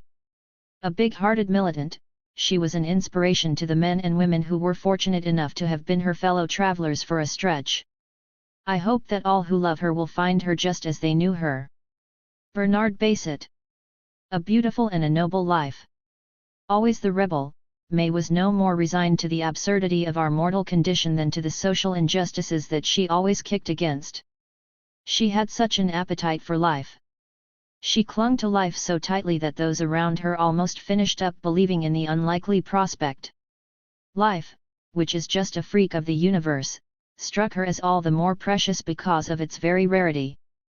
But the merciless laws of nature, whilst it may grant reprieves, spare no one, and inevitably the die was cast, in May's case, in the early hours of the morning of November 3. I was late in making her acquaintance, only to be expected given that I was living in the provinces for a long time. So, in the expectation that others will speak of her good works and merits, her proclivity for embracing just and humane causes, defending the weak, the poor, and the oppressed, all I shall offer here are a few lines in remembrance. I missed out on very few of the gatherings of friends that May used to organize at the turn of each year in the function hall of the Pre-Saint Gervais Town Hall as a means of raising some money for propaganda. They were always great fun. Leo Campion was there, with his funny stories, Charles Bernard would regale us with his dry humor, René Louis Laforgue, who was to perish in a car crash south of the capital, would be there, singing Julie La Rouse as ever. Leo Noel, another untimely death, would be grinding out his Piano du Pauvre, Armand Sling, and May would to the bill with a cordial, informative, and long-winded address applauded by one and all. Come the interval, Louis Louvet or somebody else would distribute the pocket surprises won in the draw, amid a cheerful band in which we could pick out the familiar faces that she was there to see again, Clement Fournier, Lauren Nijin, Louis Simon, pushing his Cahiers d'Amos de Han Reiner on all and sundry. Meanwhile, Louis Lecoin had launched Liberté and May regularly helped out with that. She would drop by the printers to correct the proofs and copy. She kept that up until that old anti-militarist, libertarian campaigner passed away and his fiery review Liberté petered out, at which point she launched her own Le Refractaire, brazenly borrowing the singular rather than the plural form from an anthology of reportage by Jules Valles. Fitful, on my side, correspondence kept us in touch. I saw her again, always active, always enthusiastic, in spite of the doldrum days imposed by the first indications of her illness, once at Le Canard and Chain offices where I was dropping off some books. And then her illness got worse. She called me on the phone one day when she was out of sorts, to ask me to go to the Gare du Nord to pick up the proofs of her flagship, which had been set in Saint Quentin in the workshops of La Nouvelle. From season to season, her illnesses and indispositions grew worse. By the spring of 1983 she had to call a halt to the publication of Le Refractaire. Our last meeting was by her bedside in the Cochin Hospital. Remember that following all the preliminary tests, she deliberately postponed her operation just so that she could go and wish a happy birthday to Eugene Bizot, who had just turned 100. Rising above the pain and debilitation, she had made a priority of that act of friendship above all else. If it be true that it is the battlers who live, then May Picqueray lived a beautiful and noble life to the full. The book in which she retraces it affords us a thrilling insight and is an inspiration to all who encourage revolt or are on the lookout for enlightenment. P.V. Berthier. The last article. Trying to address a comrade who has left us for her final journey is going way out on a limb. Since you left, I have had a stack of things to say to you and I find it impossible to believe that you are gone from Le Prix Saint-Gervais. However, there are issues that need debating, upheavals in this derailed world bound, in its madness, for a solid conflict that will end in utter silence. Just think, May dear, that you set off on your journey at a time when there were worldwide muddles galore. It may not be in flames yet, but we can hear the crackle of far too many sparks not to feel somewhat uneasy. You, who shunned the smoky ideologies of religions and political clans, which talk more than they act, you are the true embodiment of the anarchist ethic. Ever since the launch of our Refractaire, you have been a living example of what a strong-willed individual can accomplish. Those unfamiliar with what it takes to put the paper together need to understand that the sum of work involved for every edition was the handiwork of one woman, pig-headed and determined to succeed. The gathering together of articles, letters, phone calls, the topic for the edition and the trips out to the printers in L'Ain. Then back to Paris, sometimes during the night, then collecting the printed matter from the Gare du Nord, transporting it, folding it, with an ever-shrinking team and finally dispatching it. This whole ballet of demanding exertions has been pulled off since 1974, thanks to you. And as if this whole display of courage was not enough to ask of your capacity for work, your home had turned into a talking shop for draft dodgers and objectors dropping in on the charitable mother in search of advice and sound assistance. As for myself, you were my moral physician, and the same goes for many others. Do you remember your determination and how you gave me a shake in Brittany that summer when we were arguing about the possible date for the forthcoming edition, in October, say? I forgive you. You know, your staunch belief, despite all setbacks, in the same idea that's what kept you forever young. You, the unbeliever, were always, right to the very end, a believer in the perfectibility of the disconcerting beast that we call man. Here's to you, our own Mother Courage. Francis Agri. 73 Écoutez May Picqueray premiered in Paris at the Studio Saint-Séverin Cinema on December 17, 1983. The film is available on YouTube. Appendix 4, some abbreviations used in the text. Carnet B. A government list of potential enemies within, radicals, etc., and subversives to be interned in the event of the outbreak of war. CGT General Confederation of Labour. The main French Union Centrale. CGTU Unified General Confederation of Labour, formed after anarchists and other, communist, revolutionaries broke away from the reformism of the post-1914 CGT. CGTSR General Confederation of Labour Revolutionary Syndicalist. Formed by revolutionary syndicalists and anarcho-syndicalists as an alternative to the reformist CGT and, by then, communist-dominated, CGTU. CIO Congress of Industrial Organizations. USA Union Central based on industrial rather than craft unions. CNT National Confederation of Labor. Spanish Anarcho-Syndicalist Union Confederation. CRS Republican Security Companies.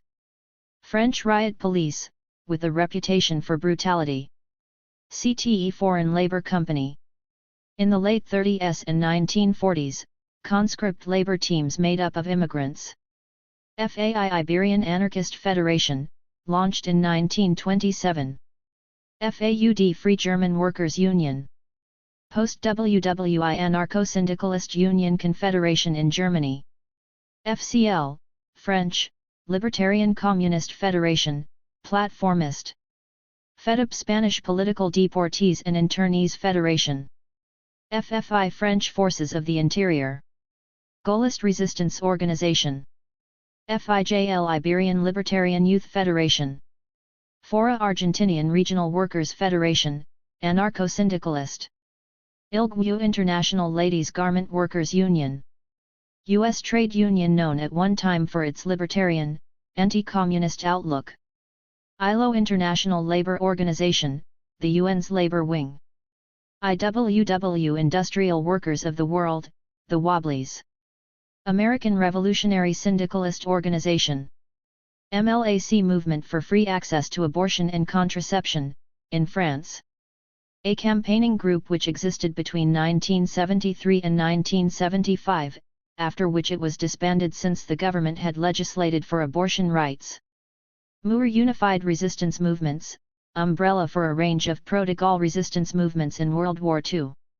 ONF National Forestry Office, to which French conscientious objectors were deployed on non-military service. PCF Communist Party of France. POUM Workers' Marxist Unification Party.